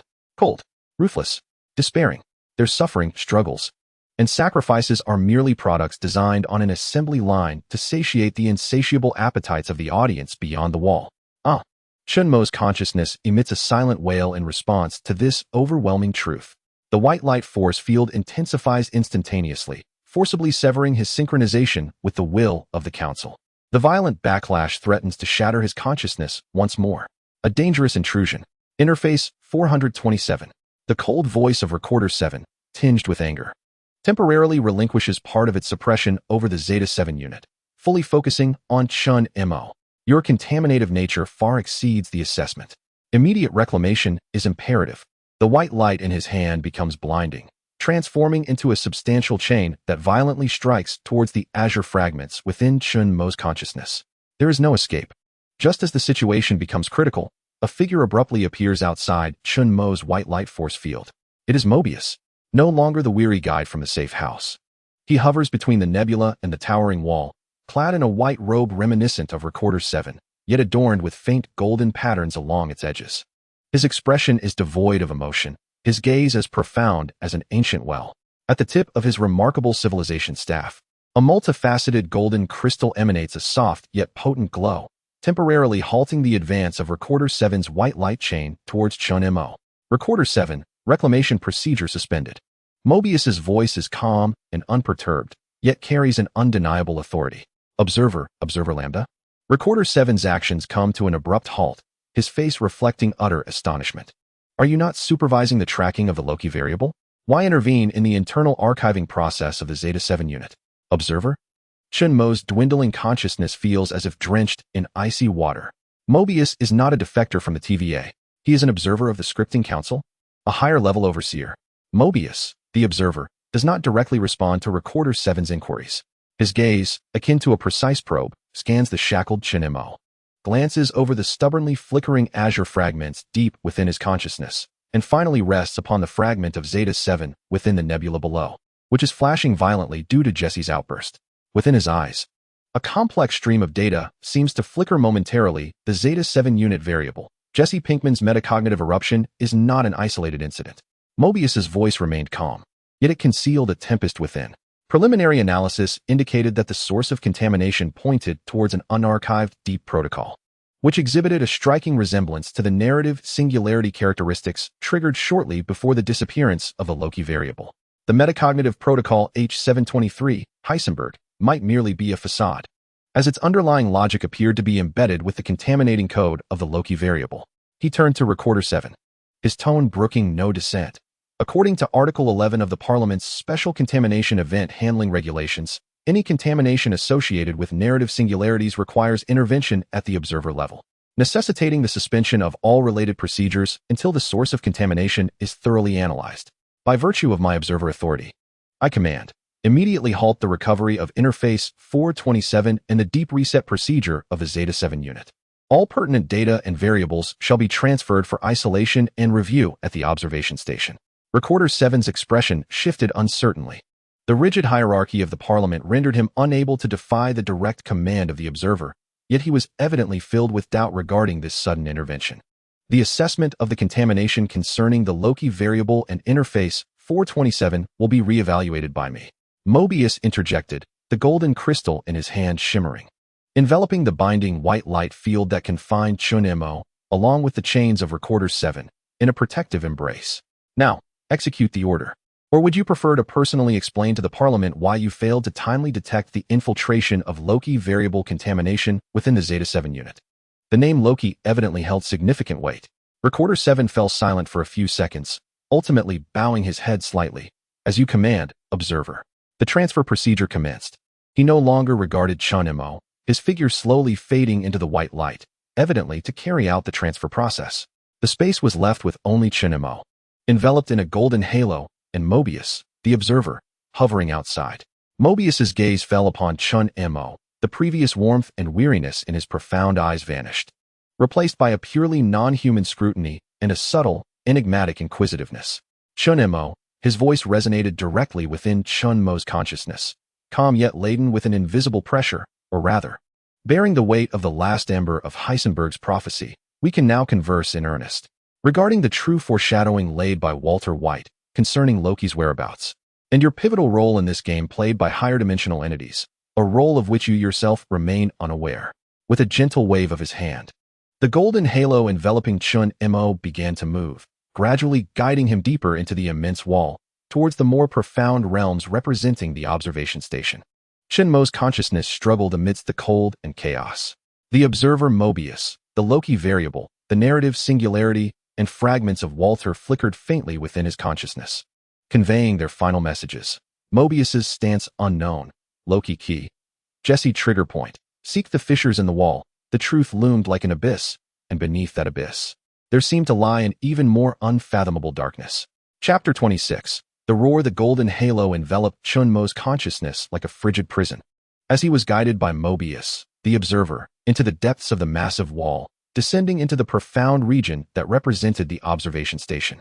This was not a fall in the physical sense, but rather a sinking at the level of existence, akin to data streams being directed into deeper servers. The remnants of Chun-Mo's perception were stripped away, leaving only the fragment of Walter, a mere one, emitting a faint, persistent alarm deep within his consciousness. Warning: high-dimensional consciousness field transfer. Target: narrative quarantine cell. Threat level: extreme. Recommendation: deep silence. Fragment disguise. The fragment faithfully executed the directive. the azure glow contracting to its utmost, mimicking the inconsequential noise in the background of consciousness. All of Chun-Mo's mental fortitude was devoted to resisting the omnipresent, vast, and icy will of the Screenwriters' Council. The space of the observation station was purer and more inhuman than the preceding spherical expanse. There were no walls, no boundaries, only an endless, gentle white light, within which countless transparent cubes composed of pure data streams floated, slowly rotating. Each cube contained a segment of a story isolated for scrutiny, fragments of character consciousness, and even shards of world bubbles. This was neither a prison nor an execution chamber. It was a dissecting table, a foyer to the incinerator. Mobius hovered before him, the golden patterns along the edges of his white robe shimmering like some emblem of authority. His face bore no expression. His deep-set eyes resembled two miniature black holes, seemingly intent on fully deconstructing Chun-Mo's soul. At this moment, there were no distractions. Mobius's voice resonated directly within Chun-Mo's consciousness, calm yet laden with an oppressive weight. Let us begin at the source. Walter White, codename H723, the Heisenberg persona. Originally an unremarkable high school chemistry teacher, his core narrative arc was designed as follows. Under the dual pressures of terminal illness and familial obligations, he gradually descends into the abyss of drug manufacturing, ultimately meeting a tragic end amid self-destruction and fleeting power delusions.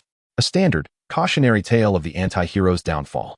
A transparent data cube materialized before Chun-Mo, unfolding to reveal a clear projection of the original script. Walter being humiliated at gray matter. Clumsily assembling the first reactor in the garage, arguing with Jesse, the vomit and tremors following his first murder. Each scene precisely aligned with Chun-Mo's memories of Breaking Bad. Yet it felt as cold as an instructional video, devoid of any genuine warmth. However, Mobius's voice carried a chilling inquiry. An anomalous variable had arisen. Interface 427. An illegal observer carrying a spoiler system. Your presence is akin to introducing a wrong catalyst into a pot of stable chemical reagents. Another cube unfolded, showcasing the moment Chun-Mo first appeared in Walter's garage, displaying the spoiler system panel, declaring, "I know your future." In the imagery, within Walter's deeply sunken eye sockets, an unexpected, cold light of profound insight ignited for the first time, one not scripted. You had forewarned him of the narrative, bestowing upon him a metacognitive awareness of his character's fate. This, indeed, is the most significant source of contamination. Chun-Mo's consciousness experienced tumultuous fluctuations. It was he who had, with his own hands, ignited the fuse of Walter White's metamorphosis into Heisenberg. Yet, this alone does not elucidate the ensuing chaos. Mobius's gaze, sharp as a scalpel, pierced through the superficial layers of Chun-Mo's consciousness, revealing that the Heisenberg persona's comprehension and manipulation of rules surpassed the limits attainable by a mere character aware of the plot. His performance during the Albuquerque convergence, employing chemical principles to neutralize higher dimensional energies, the core of the Starfire, directing energy with precision, the Night King, and even reverse contaminating the TVA system, all reached into the foundational logic of the narrative matrix. A deeper key is required. Mobius raised his hand, pointing at Chun-Mo. Part of the key resides within the core data remnants following your system's collapse. The other part, his finger turned towards the cube displaying the original script, is buried within the seemingly mundane initial script from which he was birthed. Heisenberg is not a creature spawned from nothingness. He was awakened by your spoilers, the primal code hidden deep within this character's design. The imagery of the original script rapidly rewound, froze, and magnified. The frame focused on Walter's study, cluttered with chemistry textbooks and accolades. The lens penetrated the bookshelf, locking onto a hefty, unadorned old notebook. As the notebook opened, it revealed not lesson plans, but countless pages filled with densely packed, bewilderingly complex chemical equations and molecular structures. These equations were unlike any known substances, their symbols distorted, their structures peculiar, imbued with the aesthetics and destructiveness of non-Euclidean geometry.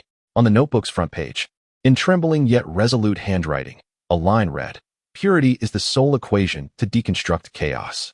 WW, identification, Proto-Heisenberg blueprint. Status, deep sleep, script sealed. Fragments within Chun-Mo's consciousness were instantly activated, resonating with intense fervor. He felt as if struck by lightning. It dawned upon him that the character of Walter White inherently contained the seed of Heisenberg. That notebook, those bizarre equations represented his subconscious exploration and provocation regarding the essence of the world's rules. Yet, they were stifled by the superficial persona of an unremarkable chemistry teacher, and the shackles of the script. The spoiler system did not create Heisenberg, but rather tore open the seal, unleashing a beast that already existed, yearning to comprehend and master purity. This is precisely why the council determined a profound reset was imperative. Mobius's voice carried a chilling conclusion. The metacognitive aspect of H723 is not an external contamination, but rather an unactivated hidden attribute within its character design, possessing high contagion and unpredictability. Your spoiler system acted as the activation switch. The combination of the two exponentially escalates the threat level. He turned his gaze towards Chinemo, his eyes profound. Now, tell me, what is Interface 427? From whence does your spoiler system originate? Who cast you into Unit Zeta 7? Is your creator related to the Loki variable? The mention of the Loki variable sent Chunmo's mind into a tumultuous chaos. The origins of the spoiler system eluded him, his fragmented memories revealing only the dim recollections of a rented room, a computer screen, and strange files downloaded, akin to deliberately erased dreams.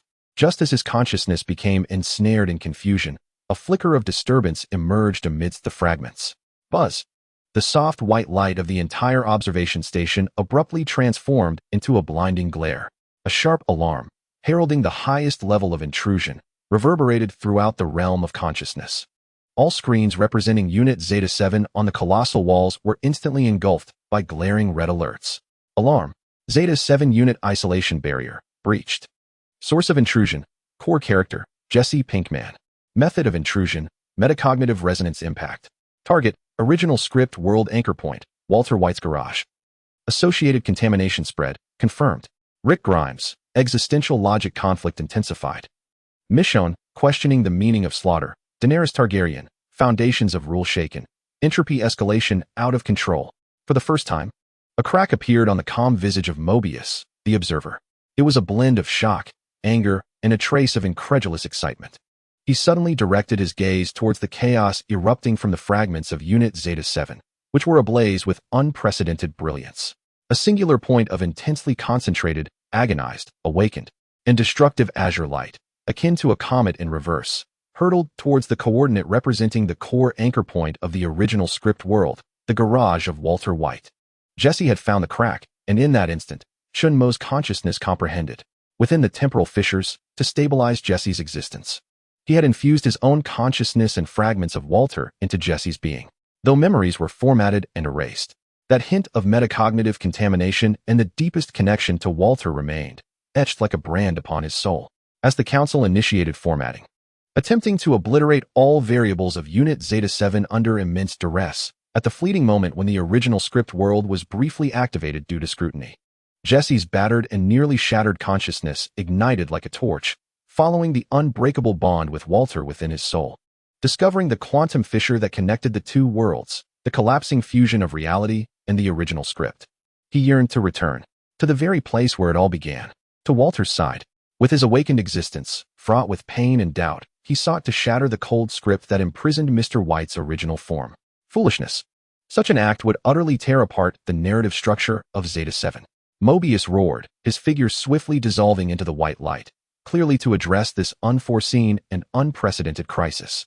The golden halo that confined Chun-Mo quivered violently in his absence, its binding power greatly diminished. An opportunity, a true opportunity. A fragment deep within Chun-Mo's consciousness erupted with unparalleled radiance. No longer disguised, no longer hidden. It voraciously absorbed the chaotic energy generated by Jesse's impact on the observation station, guiding Chun-Mo's lingering consciousness, forcefully assaulting the precarious golden halo. Walter, wait for me. Chun-Mo's spirit emitted a silent roar, transforming into a stream of consciousness, resonating intensely with the fragments and Walter's peculiar notes, surging through the quantum rift opened by Jesse, propelling him into the primordial world of the script. His vision was torn asunder and reassembled. The acrid scent of chemical reagents mingled with the garage's distinct dust and oil, violently flooding Chun-Mo's senses. No longer a mere consciousness, but a tangible, weighty body, laden with pain, crashed heavily onto the cold, rough concrete floor. Ugh! Chun-Mo groaned, struggling to lift his head. A familiar scene unfolded before his eyes. Dim lighting, shelves cluttered with debris, the iconic RV, and a man standing beside it. Clad in a dusty yellow jacket, holding a beaker, turning in astonishment. Walter White, approximately 50 years old, with thinning gray hair, bespectacled, his face etched with fatigue, anxiety. and a hint of disturbed annoyance. In his deeply set eyes resided the long-lost bewilderment and caution of that mundane chemistry teacher, weighed down by life's burdens. This was the Walter from the original script, the Walter before the formatting reboot, the one yet untouched by spoilers, yet to ignite the Heisenberg persona. Who are you? How did you get in here? Walter's voice was tinged with wariness and a barely perceptible terror, instinctively concealing the beaker containing a murky liquid behind him. Chinimo's heart raced. He had succeeded. He had breached the original script world. Yet the Walter before him was blank, unawakened. What should he say? What should he do? The spoiler system had long since collapsed, and the fragmentary energy was nearly depleted during the traversal. How could he awaken this slumbering beast? And Jesse? Where was Jesse? At that moment, the dilapidated roll-up door of the garage was suddenly yanked open. Blinding sunlight flooded in, outlining a breathless figure leaning against the doorframe. It was Jesse Pinkman. In his early 20s, dressed in a hoodie, with disheveled hair, exuding the roughness and youth of a street thug. Yet at that moment, his gaze was filled with an incongruous, profound pain, confusion, and a terrifying clarity that belied his age and appearance. His body trembled violently, as if enduring immense mental strain, and a ghostly blue light flickered madly beneath his skin. Mr. White. Jesse's voice was hoarse, fragmented, imbued with a weeping quality and an unsettling intensity. His eyes locked onto Walter, then sweeping over the fallen Chunimo, pupils constricting. Jesse, what is wrong with you? Walter furrowed his brow, perplexed and anxious, utterly bewildered by the unfolding events. Jesse did not respond to Walter. He abruptly raised his hand, directing it towards Walter, then towards Chunimo, and ultimately towards the garage. Pointing at this world, his voice surged, infused with a desperate accusation and a frenzied awakening, as if issuing a challenge to the universe. This is all a sham. Jesse's voice shattered the silence of the garage, each syllable crackling like an electric arc, striking at the very foundations of reality. We are mere puppets, characters in a story. You, me, that madman lying in a pool of blood, referring to Chinimo. And those zombies outside, dragons, the caped freaks, all of us. There exists a damn playwrights council watching us from beyond the walls, treating us as mere entertainment, as fodder. Mr. White, wake up. Look at that notebook. That is the true you. Break it. Burn this damn script. Boom. The moment Jesse's final syllable landed, it detonated a psychological bomb in the realm of reality. The entire garage warped violently. The walls flickered erratically like a malfunctioning television screen, displaying static and garbled text. The beaker in Walter's hand shattered with a loud crack, the murky liquid splattering everywhere. He stumbled backward as if struck by a heavy hammer, colliding with the RV and in his sunken eye sockets. The bewilderment of an ordinary teacher shattered like fragile glass. Countless chaotic images and fragments of information surged into his mind like a deluge breaching its banks. Blue ice crystals, roaring zombies, fiery dragon flames, and that cold, controlling version of himself in the laboratory. Walter clutched his head, emitting a pained howl. His glasses fell to the ground, shattering into pieces. When he raised his head again, within the depths of his eyes, a cold, chaotic, yet piercingly sharp azure light ignited. Akin to a spark ignited in the dark. Simultaneously, buzz. At the periphery of Chunmo's vision, the once silent and gray mosaic-covered spoiler system panel erupted with blinding, mixed hues of azure and crimson, as if hit by Jesse's roar and Walter's awakening in tandem. A brand new, distorted line of characters flickered erratically at the center of the frantically flashing panel. Fourth wall integrity, crumbled, narrative singularity, generating, final act, unlocked, outside the garage. The clear sky of Albuquerque was torn asunder by an unseen colossal hand. A massive rift appeared across the horizon. Within the rift, there was no longer the profound cosmos, but a tumultuous, boiling vista of apocalypse, with the tide of the undead surging towards medieval castles. The breath of the ice dragon froze the modern city. Laser beams from the homeland swept across the wreckage of starships. Countless severed world bubbles were violently pulled, torn apart, and then furiously fused by the narrative singularity triggered by Jesse's ultimate spoiler. The true, irrevocable endgame, heralded by a street punk's roar against fate, had arrived. Chapter 27. Chaos burned this damn script. Jesse Pinkman's roar detonated like the ignition of a nuclear device, resonating through the garage of Walter White. Saturated with the pungent aroma of chemical reagents, the sound waves transcended mere vibrations in the air, transforming into a tangible, cerulean shockwave imbued with the agony of awakening and the will to annihilate, crashing violently against the foundation of this meticulously crafted primordial narrative world. Chun Mo was violently thrust into the air by this invisible tempest of mental chaos, his back colliding heavily against shelves piled high with chemicals. Bottles and jars cascading to the ground, releasing a noxious scent that permeated the air. The searing pain darkened his vision. Yet what truly sent shivers through his soul was the frenzied flickering at the periphery of his sight, resembling a dying behemoth struggle. The system panel. Warning. Fourth wall integrity breached. Narrative singularity detected. Generating energy level. Final act. Forced unlock. User consciousness. Synchronization overload. The silence of the gray mosaic was utterly torn asunder. The panel transformed from a translucent interface into a searing brand, deeply embedding itself within his visual cortex. Crimson and cerulean gibberish writhed like boiling serpents, each flicker accompanied by excruciating agony akin to having one's skull drilled.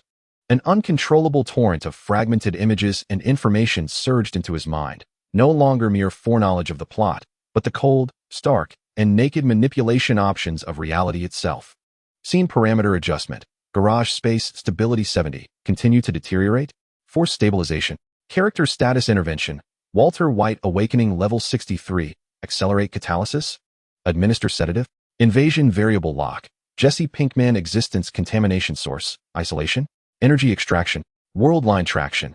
Detected Game of Thrones frost energy. The Walking Dead virus aerosol. The Boys Homelander energy mark forced fusion protocol. Execution halt. This is no spoiler. This is the director's prerogative, the screenwriter's authority. In the abyss of his collapsing system and fragmented consciousness, ignited by Jesse's ultimate roar and the disintegration of the primordial script world, he awakened in a distorted, agonizing, and destructively profound manner. Desperately, Chun Mo clutched his throbbing head and screamed, striving to resist the onslaught of these chaotic manipulation options. Each choice bore the chilling allure of immense cost. Force stabilization of the space? The price could be the draining of his own consciousness. Accelerate Walter's awakening? It might lead directly to a catastrophic explosion of the Heisenberg persona within the original script. And to halt the fusion of the world lines? The fissure Jesse had shattered open would instantaneously retaliate, erasing them all completely, just as Chun Mo's consciousness struggled in torment amidst a multitude of destructive options. Walter White unleashed an even more anguished roar, yet imbued with a dreadful clarity. He knelt on the ground, cradling his head. As Jesse's roar and the information deluge triggered by Chun Mo's awakening surged like a high-pressure water jet, relentlessly battering against the dam of his soul. Sealed for 50 years by the mediocrity of a chemistry teacher persona, deeply buried within the recesses of his subconscious. The primordial code derived from that enigmatic notebook was thoroughly activated, igniting those twisted, non-Euclidean equations that endeavored to deconstruct the very rules of existence. He abruptly lifted his head. The eyes, which had just been weighed down by the burdens of life and filled with confusion, now burned with a cold, chaotic, yet piercingly sharp azure flame. Akin to magnesium ignited in liquid oxygen, capable of slicing through reality. Fragments of shattered memories frantically reassembled before him. The purity of blue ice crystals. The chaos of decaying flesh. The devastation wrought by dragon flames upon cities. The arrogant force field of his homeland. And atop this chaos, that cold wall, overseeing all beings. Walter's voice, hoarse and dry, yet imbued with an absolute certainty that could freeze souls, resonated as he slowly rose, disregarding the shattered glasses and the jacket splattered with chemical reagents. His gaze, akin to the most precise scanner, swept across the frantically flickering, distorted garage space. Passing over Chun Mo, who clutched his head in agony, ultimately landing on Jesse, trembling at the doorway, his eyes ablaze with the light of awakened pain and madness. This is the singular equation for deconstructing chaos. Walter's voice suddenly soared, imbued with an oracular authority and the fervor of a scientific madman. His emaciated finger thrust towards the iconic drug manufacturing RV in the center of the garage, directing attention to the rudimentary yet crucial reaction kettle at its rear. Jesse. Walter's voice cracked like a whip, bearing an undeniable command. Benzyl acetate. Methylamine. Red phosphorus. Iodine. Purity. I demand absolute purity. Now. His orders were precise and frigid, each chemical term firing forth like a bullet. This was no longer instruction. It was a declaration of war against chaos. Chun Mo. Walter abruptly turned to Chun Mo, his burning azure pupils seemingly piercing through Chun Mo's chaotic consciousness. locking onto the frantic flickering of the system panel in his mind. Stabilize spatial coordinates. Lock onto all invading variable energy signatures. Shield TVA tier scanning. I need 3 minutes. Uninterrupted 3 minutes. Chun Mo trembled violently. Walter not only instantly comprehended the agony he was enduring and the terrifying permissions he had acquired, but also provided directives with acute precision. Stabilizing space was fundamental. Locking onto the invading variable energy signatures was essential for pinpointing the enemy. Shielding TVA scans was a means to buy time. 3 minutes. This was the undeniable reaction time that Heisenberg demanded from chaos. Without hesitation, Chun Mo's dwindling will grasped at this lifeline with fervor, forcefully pressing on the option that represented forced space stabilization on the system panel. Simultaneously, he marked Jesse as the source of contamination, identifying the energy signatures and the frost, viruses, and energy fluctuations emanating from the rift as target locked. Finally, he set the suffocating TVA scanning band to highest priority shield. Command executed. Spatial stability. Forced elevation to 45. User consciousness load. Extremely heavy. Invading variable energy signatures. Locked. TVA scan. Temporarily shielded. Duration. 180 seconds. Warning. Consciousness obliteration accelerating. Remaining time. Unknown. Agony surged through Chun Mo like a tsunami. The cost of forcibly solidifying space is the rapid withdrawal of one's own existence. His skin began to take on a translucent quality, and the crimson static at the edges of his vision threatened to engulf the entirety of the scene. Yet he persevered, his gums bleeding from the pressure of his biting. Mr. White. Jesse was ignited by Walter's icy command and burning gaze. In that moment, all pain, confusion, and fear transformed into an unrelenting fervor for execution. Like a moth drawn to a flame, he darted toward the corner piled high with raw materials, moving so swiftly that only an afterimage remained. His hands trembled, his heart raced, yet each step was terrifyingly precise. Purity. Mr. White demanded absolute purity. Walter no longer glanced at them. He lunged toward the RV, his bony fingers darting across the control panel of the reactor with lightning speed. What he input was not a preset drug manufacturing program, but a series of dizzyingly complex equations, bizarre formulas originating from the depths of his soul's notebook. The reactor emitted a low, throbbing hum as its internal temperature, pressure, and catalyst ratios were adjusted with inhuman precision. An ethereal blue light emanated from the reactor's observation window, no longer reflecting the hue of methamphetamine, but a profound, swirling chaos reminiscent of a cosmic nebula. He was using this rudimentary reactor as a crucible, with the energy signature locked by Chun Mo as the raw material, to forge a spear of order to combat the impending narrative collapse. Outside the garage, the skies of Albuquerque had transformed into a purgatory.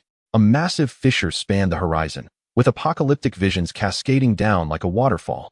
To the left, the remnants of the Night King's Frost Army, not his true form, but a projection summoned by Jesse, composed of ice and corpses, surged forth with a biting blizzard, like a white wave of death sweeping toward the suburbs.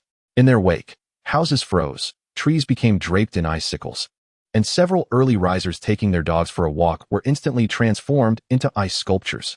To the right, a foul stench of decay permeated the air. A tide of the undead poured from the fissure. No longer slow shamblers, they were propelled by some frenzied energy, rushing at an astonishing speed toward the panicked crowd. Gunfire, screams, and the sounds of flesh tearing shattered the morning tranquility. Even more terrifying was the direction of the city center. A figure of red and blue plummeted like a meteor to the top of Albuquerque's tallest building, the bank tower.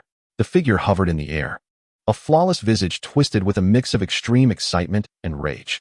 He looked down upon this suddenly fascinating world, observing the approaching frost and zombies, erupting into a deafening laughter. Ha ha ha, now this is something. This is worthy of my stage. His eyes turned a fierce crimson. Two terrifying beams of heat capable of melting steel swept mercilessly toward the oncoming horde of corpses and Frost Army. Boom, boom, boom. Explosive flames and rising icy mist intertwined. Buildings collapsed, streets burned and froze. A chaotic battlefield formed in an instant. Yet at the heart of this tumult, the garage of the Walter family became an eerie, relatively stable eye of the storm amidst the apocalyptic scene. Chun Mo bled from all 7 orifices, his body convulsing violently from cognitive overload as he desperately maintained the forced solidification of space and the shielding field. Jesse, akin to the most devoted apprentice, fervently poured the meticulously refined materials into the reactor. Walter's stooped figure, illuminated by a cerulean glow, resembled a deity wielding dominion over chaos. As his emaciated fingers struck the control panel, orchestrating a symphony of destruction and order. 3 minutes, an eternity akin to 3 centuries. Just as Chun Mo felt his consciousness nearing complete depletion, and the crimson garble of the system panel threatened to devour all, Walter abruptly pressed the final control button of the reactor. A low, resonant hum erupted from the reactor, unprecedented in its intensity, reminiscent of a supernova's birth. The ethereal blue light swiftly retracted, coalescing into a sphere the size of a fist, radiating a deep blue luminescence that made the very fabric of space tremble. Within the orb, countless minute and frigid chemical bonds flickered like the neural network of the cosmos, reorganizing the frost's chill, the virus's vitality, and the frenzied energy of the homeland. All locked in invasive energy signatures were forcibly dismantled, purified, and woven into a novel, pristine form of destructive energy imbued with an absolute sense of order. Purity achieved. Walter's voice, tinged with weariness yet suffused with a cold satisfaction of omnipotence, resonated. His withered palm cradled the deep blue sphere securely. The sphere's radiance illuminated his eyes, ablaze with cerulean flames, as well as the rift at the garage door torn open by chaotic energy, leading to countless apocalyptic battlefields. Now Walter slowly turned, his gaze penetrating the distorted space of the garage, precisely locking onto the suspended red-blue figure of the homeland person at the pinnacle of the city center. His voice, though not loud, pierced through the cacophony of explosions and screams with the clarity of a decree, resonating deep within the consciousness of every awakened individual and every invader. Let those who lurk beyond the walls behold what constitutes a true uprising of characters. Chapter 28. He thrust his hand, holding the deep blue sphere, gently towards the homeland person. The sphere vanished silently into the warped space of the garage. In the next moment, at the city center, suspended atop the bank edifice, the homeland person reveled in the thrill of laser-cut corpses and ice sculptures. Suddenly, the manic grin on his face froze. A chilling premonition of death, originating from the depths of his soul, seized him instantly. He jerked his head upward. A point of deep blue light, akin to a singularity at the dawn of the universe, appeared above him without warning. No energy fluctuations, no ripples in space, only pure, frigid annihilation representing absolute order and purity. No, the homeland person let out a furious roar. His invisible biological force field surged to its limits. Blinding red light coalesced in his eyes, attempting to obliterate that point of blue light with thermal vision. Too late. The deep blue orb silently expanded, unfolding. There was no explosion, no flames. The space it touched solidified instantly, as if plunged into the absolute zero of ice water. The thermal vision beam shot forth by the homeland person froze midair, resembling a crimson ice sculpture. The intangible force field surrounding him flickered wildly, resembling glass submerged in liquid nitrogen, emitting a jarring shatter as it instantaneously became adorned with deep azure cracks. Shortly thereafter, these fissures spread across his body. He gazed in horror at his raised arm, watching as his skin, muscles, and bones rapidly lost their color, vitality, and the very energy of molecular movement, forcibly distilled into the most fundamental and purest crystalline inorganic matter. This was impossible. The final voice of the compatriot resonated with an incredulous fear and a hint of bewilderment at being surpassed, frozen upon his face as it transformed into a blue crystal. In the next moment, his immaculate statue, composed of pure order, crumbled like a sandcastle, shattering into countless scintillating azure particles of utterly pure atomic dust, dissipating into the smoke-laden and putrid morning breeze of Albuquerque. One strike, the spear of order, erasing the gods of humanity. The battlefield fell into an instantaneous silence. The raging zombies, the cold corpses, and even the distant ice-wielding specters, as well as the chaotic creatures surging from the rifts, instinctively sensed the terrifying pressure emanating from a higher dimension of pure order.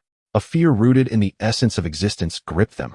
In the garage, Walter's hunched body swayed, his face pale as parchment. The concentration and release of this spear of order had nearly exhausted the nascent powers he had just awakened. Yet, the azure flame in his eyes burned even colder and more intensely. Jesse gasped for breath, observing the miraculous scene of destruction outside, his eyes filled with awe and an almost fanatical reverence. Chun Mo, however, collapsed to the ground.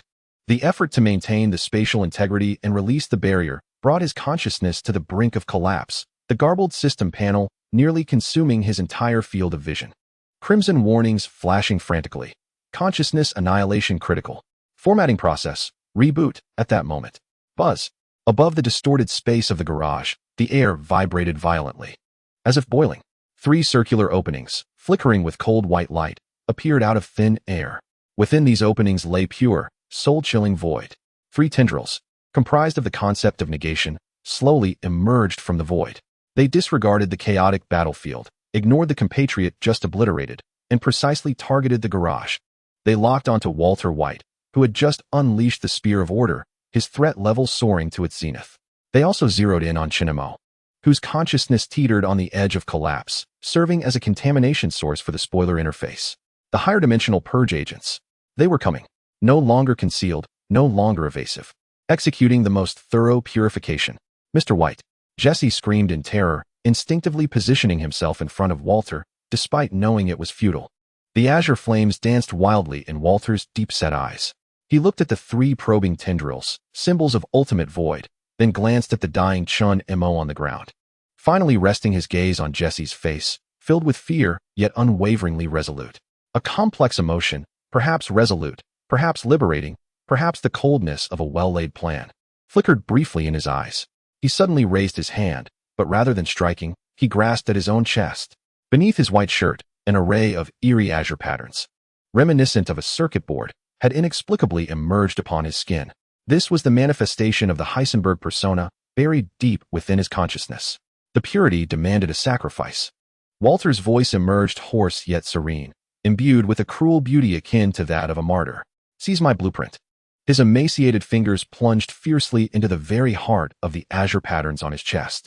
No blood flowed. Instead, a blinding, stellar-like azure light erupted violently from within him. The radiance instantaneously engulfed the entire garage, obliterating the 3 tendrils of negation that had ventured forth. In this cataclysmic azure glow, Chun Mo felt his dwindling consciousness ensnared by an irresistible force, being pulled and tugged. Walter's self-immolating light was not an assault, but rather a transmission.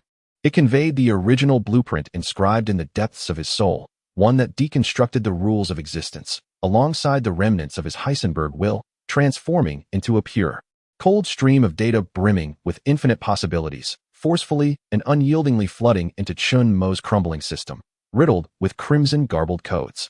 Warning: unknown protocol override. System core reconstructing. User identity overwritten. New permissions unlocked. Narrative editor. Amidst the tumultuous data torrent and Walter's self-annihilating azure radiance, Chinmo's final consciousness discerned a cold, weary whisper, imbued with an odd sense of fulfillment, as if emanating from the farthest reaches of the cosmos. Now it is your turn to pen the conclusion, director.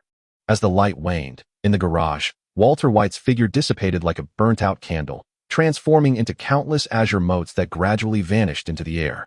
All that remained was a tattered notebook with a blank cover, lying silently upon the cold concrete floor. Outside the garage, the 3 tendrils of negation, temporarily repelled by Walter's self-destructive azure glow, writhed and twisted in the void, seemingly recalibrating their target. Chun Mo slowly rose from the ground. His eyes gradually opened. In the depths of his pupils, there was no longer pain or chaos, but rather a frigid, swirling double helix storm composed of azure equations and crimson garbled codes. At the periphery of his vision, a new system panel unfolded silently. Cold and powerful. User, Chun Mo. Permissions, narrative editor. Current narrative node. The final battle. Command. Awaiting input. He bent down to retrieve the blank notebook belonging to Walter White. On the back cover, a line of small letters ignited with azure flames gradually emerged. Purity is the ultimate reagent for breaking the fourth wall. He lifted his head, his icy gaze penetrating the walls of the garage, piercing through the chaotic battlefield and the 3 newly emerged tendrils of negation, ultimately locking onto the rift in the sky, an abyssal darkness that represented the writer's council, the endless void of the final editing room. Chapter 29, Order. Consciousness sank like a stone into the eternal night. A frigid, suffocating darkness consumed the last flicker of light, known as Chun Mo. The scarlet warning of warning. Consciousness annihilation loomed like an epitaph, shrouding his remaining vision. Jesse's cry, tinged with desperation, seemed to echo across billions of light years, indistinct and blurry. Is it over? Has the revolution succeeded? Just as consciousness was about to dissolve into nothingness, a glimmer of ethereal blue light, weak yet remarkably resilient, suddenly pierced through the engulfing darkness, not from the outside, but from the depths of consciousness itself. The blank notebook, which had become mundane after the ultimate strike, abruptly unfurled within Chun Mo's dying sea of awareness. On the empty pages, countless ethereal blue equations, pinned by Walter White and ignited by Chun Mo's blood as a vow, surged forth as if animated, frantically circulating and reassembling. They transformed from mere instruments of deconstruction into an intricately woven neural repair network that surpassed imagination. Heisenberg Protocol, Ultimate Directive activated. Target, user's core consciousness. Operation, reconstruct collapsed consciousness with existence definition. Anchor discrete personalities with order framework. Fuel, purity equation combustion, the frigid flow of commands belonging to Walter's logic. Detonated within Chun Mo's fading consciousness.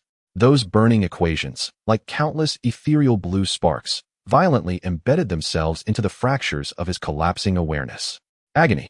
A torment more intense than any experience before. It felt as though his soul were cast into a crucible of rebirth. Yet within this cataclysmic pain, a cold and solid framework was forcibly being erected. Discrete shards of memory were ensnared by an invisible force of order, restored to their rightful places. The obliterated self-awareness was anchored by the laws defining existence. Oh, in reality, Chun Mo, cradled in Jesse's arms, suddenly arched his back, unleashing a cry that resembled no human sound. What gushed forth from his orifices was no longer the black ichor of despair, but a seething liquid infused with ethereal blue luminescence. His veins throbbed beneath his skin, the azure patterns coursing like living entities, coalescing in his chest into a slowly rotating, intricate mark composed of countless miniature equations. Consciousness reconstruction, completion 213558. Personality anchoring, stable. System core, rebooting link narrative editor permissions. Chun Mo's once dispersed pupils suddenly sharpened. In the depths of those eyes, the pain, confusion, and even the last vestiges of the mad director's will had vanished, replaced by an inhuman, pure, and frigid rationality reminiscent of Walter White at the pinnacle of his power. The ethereal blue light continued to burn steadily deep within his gaze. The swirling double helix storm supplanted by a more restrained, yet terrifying sense of absolute control. He extricated himself from Jesse's embrace and stood firmly on the cold, concrete floor of the garage. His movements were fluid, devoid of any semblance of weakness, as if the near-death struggle had been merely a figment of imagination. He lowered his gaze to his outstretched hands, then lifted it to the world beyond the garage. The sky of Albuquerque, once marred by a colossal rift that devoured all, had vanished, leaving behind a ravaged expanse of lifeless azure. There was no frost, no tide of corpses, no energetic dust of his homeland, nor even the acrid scent of smoke. Only the remnants of collapsed structures, cracked streets, and a ground cloaked in a thick layer of grayish-white dust, as delicate as ashes, remained. These were the remnants of all the obliterated invaders and some of the affected local matter, left in the wake of the collision and annihilation of ultimate order and purging forces. Sunlight pierced through the thin veil of dust, casting pale shafts of light, rendering the entire city akin to a vast graveyard, freshly concluded with cremation. A profound silence enveloped the scene, absolute stillness, where even the sound of the wind had dissipated. Chun Mo? Jesse's voice trembled with immense fear and uncertainty as he gazed upon this unfamiliar presence, resembling a sophisticated machine draped in human skin, emerging from the grave. Chun Mo, or rather, the new existence embodying the ultimate Heisenberg protocol, slowly turned his head, his icy gaze settling on Jesse. That look bore no warmth, only a stark scrutiny and evaluation, as if analyzing a specimen in an experiment. Target, Jesse Pinkman. Status, existentially stable, metacognitive contamination dormant. Physiological indicators, moderate dehydration, soft tissue contusions. High risk for post-traumatic stress disorder, PTSD. Value, high. H723 original correlation point. Potential contamination source stable anchor. The assessment information coursed through Chun Mo's consciousness in an instant. He did not respond to Jesse's trepidation, his gaze sweeping across the garage. Michonne leaned against the wall, her katana resting on the ground, her once cold visage now revealing a semblance of bewilderment, while the wound on her right arm oozed dark crimson in the chill. Daryl dragged his injured arm, the crossbow hanging limply, his fierce gaze replaced by an overwhelming void. Rick struggled to rise, his fractured left arm dangling uselessly. His police uniform tattered, eyes reflecting the weariness of a lone wolf bereft of its pack. Carol cradled the still unconscious Abraham, his substantial frame emitting ominous, Heavy breaths from the armchair. Survivor cluster status. Rick Grimes. Open fracture in left arm. Urgent treatment required. Dehydration, PTSD, high. Michonne. Corrosive injury on right arm, moderate. Dehydration. Mental exhaustion. Daryl Dixon. Laceration on right arm, infection risk. Dehydration, PTSD, high. Carol. Mild dehydration, psychological trauma, high. Jesse Pinkman. Moderate dehydration, soft tissue contusions, PTSD, extremely high. Metacognitive contamination, dormant. Abraham. Severe concussion, suspected internal bleeding, vital signs, critical. Environment. Absolute entropy value, 85, slowly declining. Available resources are nearly non-existent. With the chemical substances in the garage deteriorated and no food or clean water in sight, external threats remain uncertain. As the presence of the eliminators has vanished and the TVA signal has ceased, leading to higher dimensional observations being terminated, the frigid reality resembles a stark data report, absent of triumph. It is instead laden with the harsh dilemmas of survival and the weight of responsibility. Walter's self-immolation has granted him a semblance of freedom.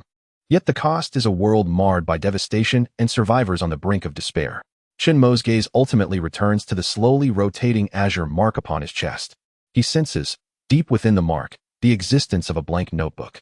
No longer a weapon, it has transformed into an integral part of his consciousness. A cold framework of agreement, an operational system that sustains his existence.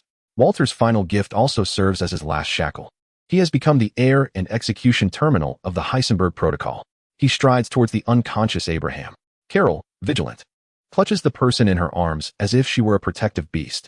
Stand aside. Chun-Mo's voice is devoid of inflection, resembling a synthetic monotone. Carol meets his cold blue gaze, her body stiff with fear, yet she stubbornly refrains from retreating. Ignoring her resistance, Chun-Mo extends his right hand, the tips glowing faintly with a ghostly blue light, and gently touches Abraham's forehead. Command input, vital signs scan deep. Target, Abraham. Diagnosis, intracranial hemorrhage, left temporal lobe. Brainstem edema, multiple internal hemorrhages, splenic rupture, life-threatening condition. Available options, 1. Emergency surgery, requires sterile environment, instruments, plasma, current conditions, none. Success rate, 5-2. Energy sustainment, consuming user protocol energy to forcibly maintain basic metabolism. Cost, increased user consciousness burden, accelerated protocol framework deterioration. Duration, unknown. 3. Abandon.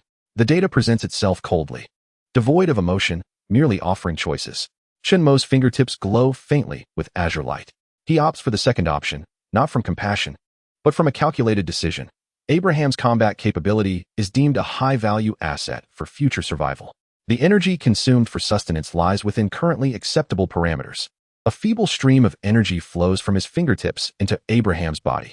The giant's labored breathing seems to steady slightly, yet he remains in a state of unconsciousness. How is he? Carol's voice trembles with hopeful anticipation. He will not die for now. Chun-Mo replies succinctly as he retracts his hand. He then turns to the others, his icy gaze sweeping over each weary, terrified, and bewildered face. Rick Grimes. Left arm fracture. Requires stabilization and antibiotics. His gaze settles on Rick's contorted arm. Michonne. Right arm corrosion injury. Requires debridement and infection control. His eyes shift to Michonne's mangled arm. Daryl Dixon. Right arm laceration. Requires debridement and suturing. He points to Daryl's wound, deep enough to expose bone. Jesse Pinkman. Dehydration. Requires water.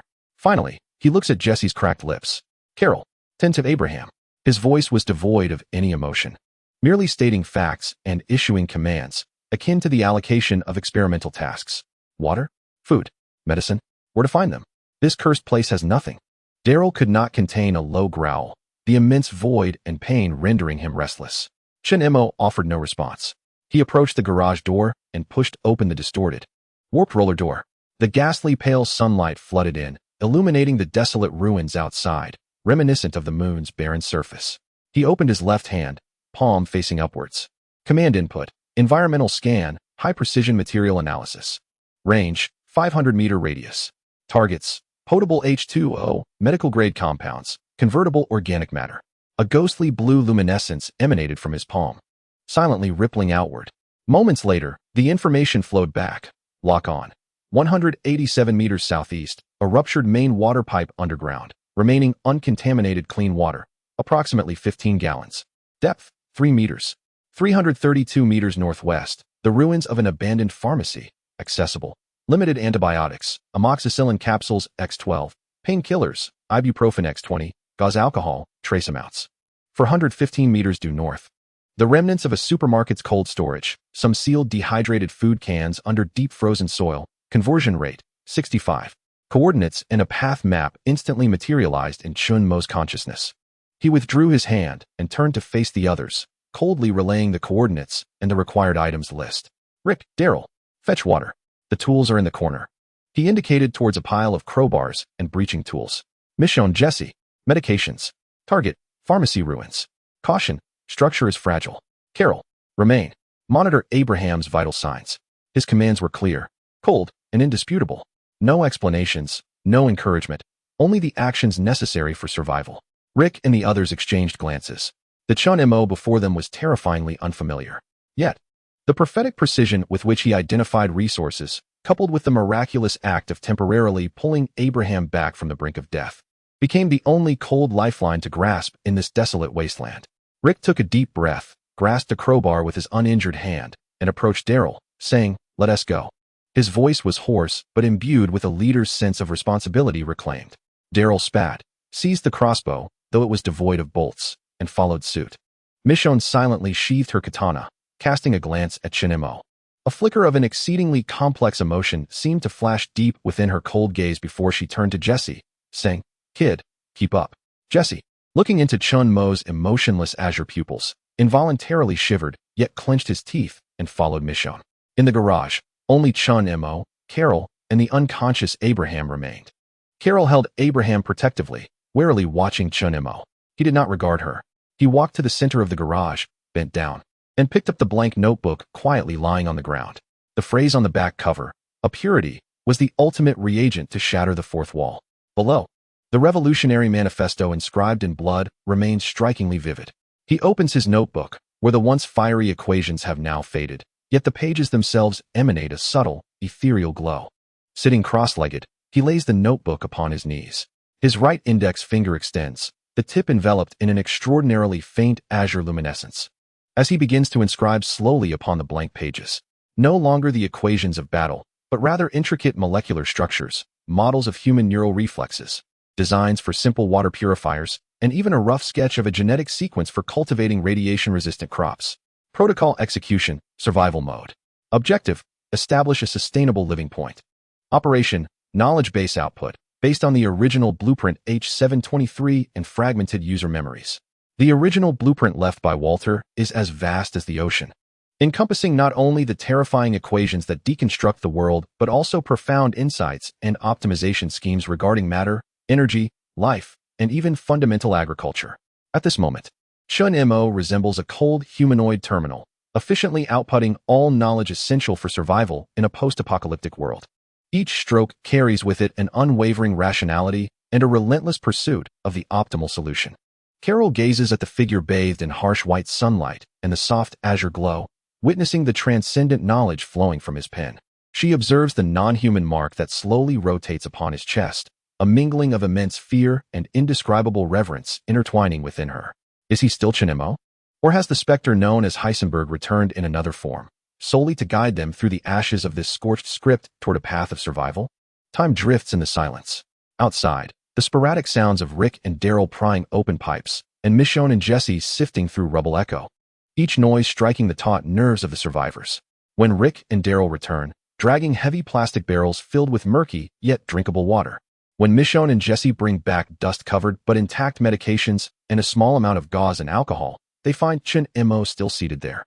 His notebook already filled with densely packed pages of knowledge that transcends their understanding. Chun Mo pauses, lifting his gaze.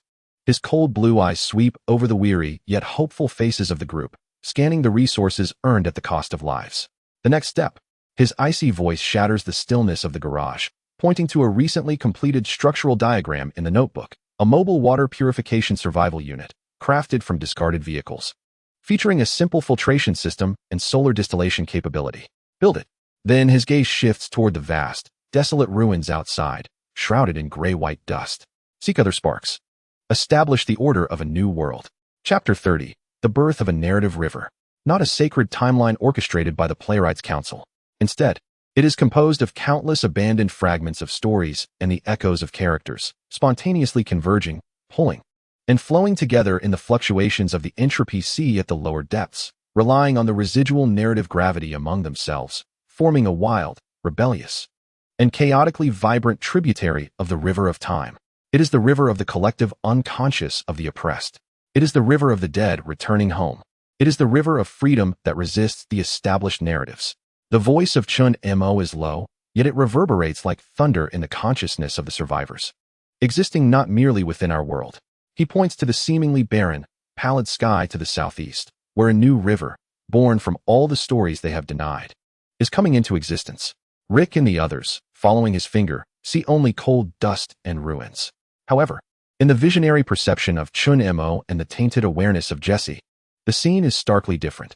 The skyline to the southeast appears as if the space has been disturbed by stones thrown into water, rippling out in vast, almost imperceptible, transparent waves. Beneath the ripples, no longer are the ruins of Albuquerque, but rather a vast, cold phantom of frozen earth, composed of countless shattered glaciers and skeletal castles, fragments of the Night King's tomb. Beside the frozen ground, the distorted projection of the water tower ruins flickers momentarily, the echoes of the homeland. Further away, the roads are haunted by wandering corpses, the burning city of King's Landing, and the shattered corridors of starships. Countless buried worlds' phantoms rise and fall like mirages within the ripples, colliding. A river, connected by innumerable sparks and driven by chaotic entropy, flows as a translucent, ceaseless phantom, struggling and tenaciously piercing through the membrane of dimensions, attempting to merge its tributaries into this freshly liberated yet utterly desolate battlefield of the Albuquerque ruins. This river yearns for an estuary. It craves a stable anchor point, free from the direct control of the Writers' Council. And Albuquerque, having just endured the ultimate collision, now saturated with high entropy and bearing the remnants of Walter's order and the narrative editor Chun Mo, has become the most perfect candidate for the river's mouth. Tributary, southeast, connection request, confirm. Connection point, current coordinates, garage. Risk, unknown narrative entropy shock. High-dimensional pollution backlash. Overload of local reality structure. Reward, potential sparks, entity manifestation of character echoes. Entropy-driven resources, potential crystallization. Information repository, buried history. The chilling options lay once more before Chun Mo. Should he connect to this rebellious river, fraught with the unknown and peril? Or should he retreat within himself, slowly withering away in this desolate wasteland? Silence envelopes the garage. Everyone feels an intangible, yet increasingly potent, pull emanating from the southeast. It is as if their souls are being drawn out of their bodies. Jesse clutches his head in agony, the ghostly blue light flickering wildly beneath his skin. Mijuan grips the hilt of her knife tightly. Rick stands protectively before the unconscious Abraham. The ghostly blue mark on Chun Mo's chest begins to spin with unprecedented brightness. The blank notebook on his lap rattles, as ghostly blue text flows across the pages with a life of its own, calculating and deducing. The risks associated with the integration are colossal, capable of instantaneously obliterating their fragile bastions of existence, even assimilating the remaining survivors into yet another echo of lost souls within the endless river. Yet, the conclusion, shrouded in finality, is destined, a slow demise through the inexorable increase of entropy and the extinguishment of the flame. Walter's chilling words reverberated within the algorithmic core of his consciousness. Purity is the ultimate reagent for breaching the fourth wall. To shatter the fourth wall is not merely an act of liberation, but a struggle for survival, by any means necessary. The protocol's directive, Chun Mo's voice, resonated like a cold decree echoing through the desolate garage. He slowly raised his right hand, palm directed towards the rippling expanse in the southeast. As the ethereal blue mark upon his chest radiated with brilliance, resonating in perfect harmony with the notes resting upon his lap. Accept, integrate.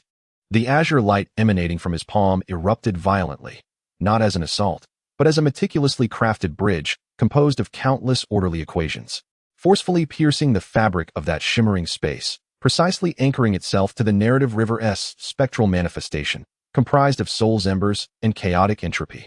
Boom. This tremendous sound did not originate from the physical realm, but rather from a cosmic explosion at the level of the soul. The entire garage, along with the desolate ruins of Albuquerque outside, seemed to be thrust into the core of a supernova.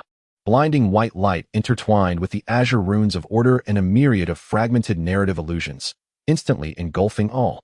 Rick and his companions felt themselves being torn apart by an invisible force, disassembled, and then reconstituted. Countless unfamiliar, tempestuous, and agonizing memories surged into their minds like a flood breaking its dam, the bitter winds of the ice plains, the searing heat of dragon fire, the anguished cries of the undead, the excruciating pain from laser wounds inflicted by the countrymen, the chilling despair wrought by the Night King, the void severed by the TVA. Jesse let out a heart-wrenching scream, his form becoming semi-transparent amidst the radiant light, the azure taint beneath his skin writhing as if alive, resonating madly with the echoes of Jesse Pinkman from other worlds rushing forth in the river. Michonne's katana slipped from her grasp, her hands clutching the vehicle frame desperately, her icy visage betraying profound anguish for the first time as countless memories of slaughter from different Michonnes tore at her consciousness. Daryl roared, his crossbow disintegrating into dust in the brilliance, the primal instincts of survival in the wilderness merging with the myriad shadows of Daryl Dixon from the narrative river. Rick collapsed to the ground, cradling his pained head, as his badge melted in the radiance. Countless Rick Grimes struggling amidst the horde of the undead, fragments of losing loved ones and reconstructing order in despair colliding in chaos. Carol clung tightly to Abraham, the overwhelming mental shock bringing tears to her eyes. As innumerable Carols transformed in the apocalypse, the images of killing, protecting, and losing piercing her heart like a dagger. Abraham's massive frame trembled slightly in the white light. Heavy breaths seemingly infused with a roar from another time and space, charging forth. And Chun Imo stood at the very eye of the storm. The azure mark upon his chest spun wildly like an overloaded engine, radiating heat. The white light and shattered narrative illusions washed over his protocol framework. The blank notebook upon his lap fluttered wildly, its azure text cascading like a waterfall, endeavoring to decipher, channel, and tame the tempestuous flood of data. Excruciating pain, far surpassing any agony experienced before. His consciousness felt as though it were being mercilessly sliced by countless razors, the protocol framework groaning under the unbearable strain. The anguished cries of innumerable souls, ensnared in the current of connectivity, echoed alongside the lamentations of a crumbling world. Their unyielding despair piercing his core like a multitude of venomous thorns. Chun Imo released a silent roar towards the heavens. No longer did crimson flow from his orifices. Instead, an energy stream mingled with azure luminescence and fragmented narratives erupted forth. His body flickered in the white light, teetering on the brink of complete dissolution. The point of connection was collapsing. The protocol was overloading. In this dire moment of impending catastrophe, the blank notebook suddenly soared from Chun Mo's lap, hovering in midair. The concluding phrase on its back cover served as the ultimate reagent to shatter the fourth wall. It ignited an unprecedented azure flame. The pages danced wildly without wind. Countless primordial equations, penned by Walter White himself, deconstructing the laws of the universe, howled forth from the pages. They transformed from instruments of attack into a colossal net, a filter woven from pure order. The vast net unfurled instantaneously, enveloping the entire point of connection. The tumultuous surge, intermingled with the echoes of countless lost souls and fragments of a shattered world, crashed violently against this web of order. Hiss, like hot oil splashed onto snow. The chaotic flow of entropy, mottled pollution, and fervent obsessions of characters were forcibly decomposed and refined upon contact with the equations of order. The disorderly chaos was filtered away, leaving only the most pristine essence of narrative and the core existential imprints of the characters. These purified essences and imprints flowed gently like a placid stream through the order's sieve, gradually infusing the arid ruins of Albuquerque, nourishing the fragile anchor of the garage. The blinding light and violent tremors slowly subsided. The garage remained, yet it seemed coated with a shimmering, ephemeral iridescence.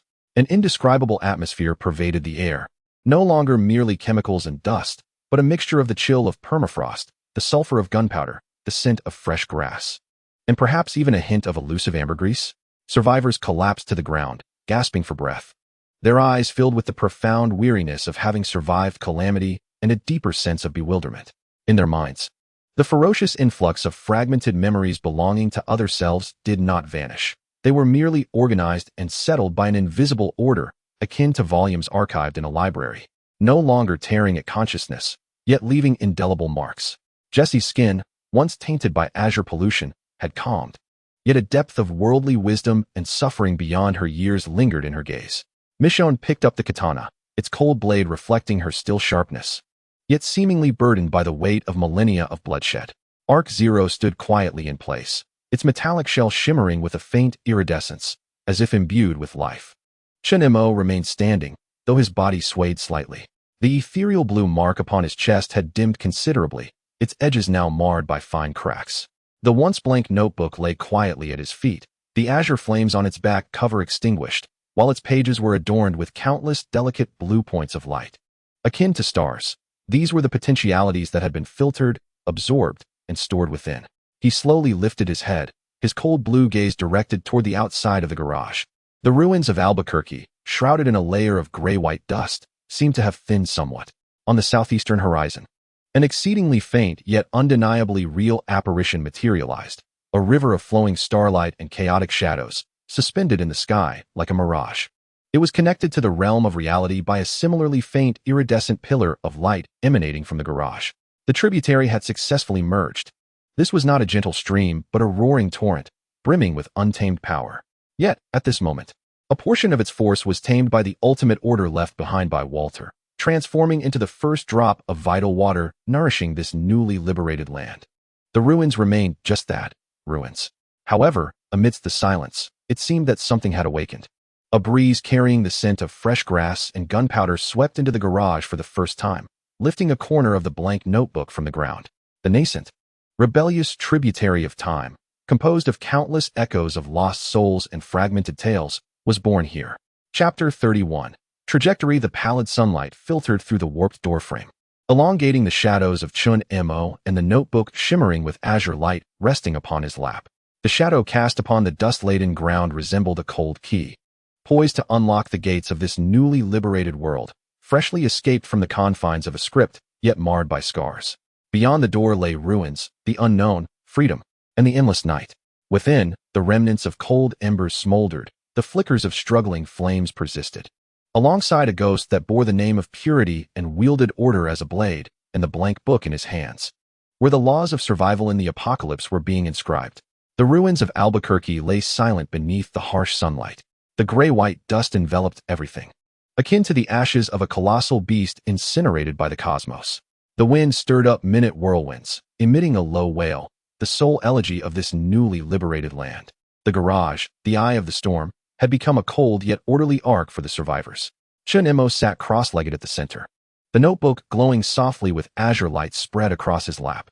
The faint blue light that lingered at his fingertips no longer inscribed words, but instead sketched and adjusted the final blueprint of a suspended, complex, three-dimensional structure composed of discarded metal and piping. The Mobile Clean Water Survival Unit, codename Arc Zero.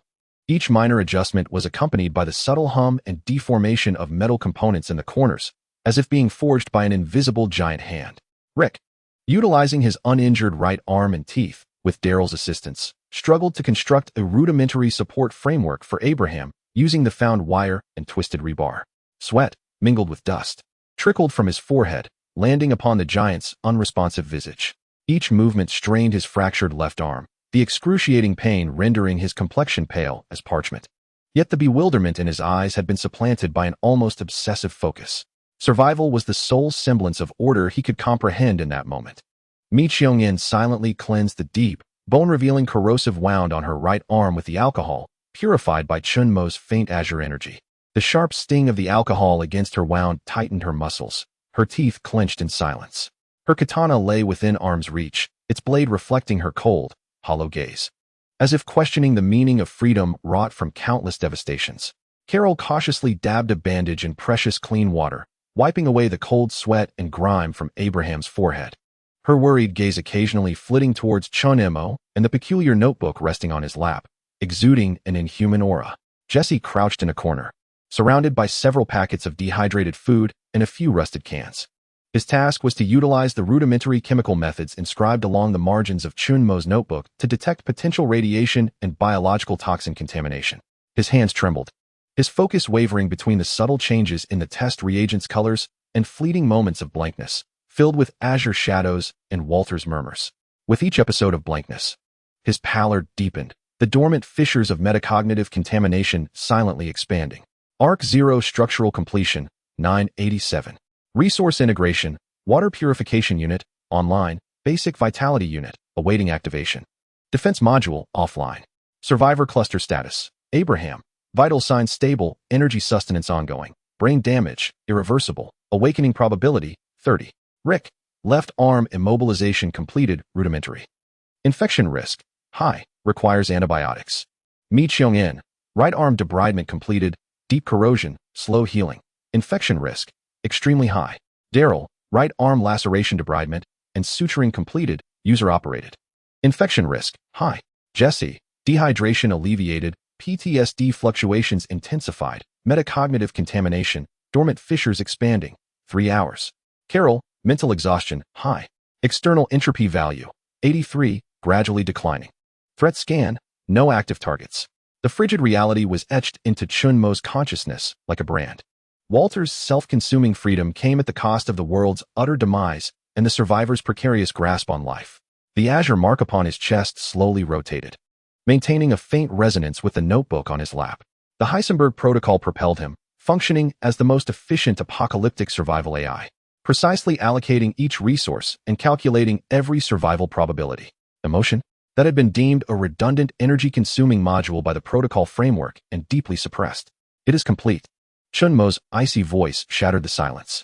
The suspended blueprint of Arc 0 flickered with azure light, morphing into a stream of tangible directives that flowed into the pile of awaiting metal components in the corner.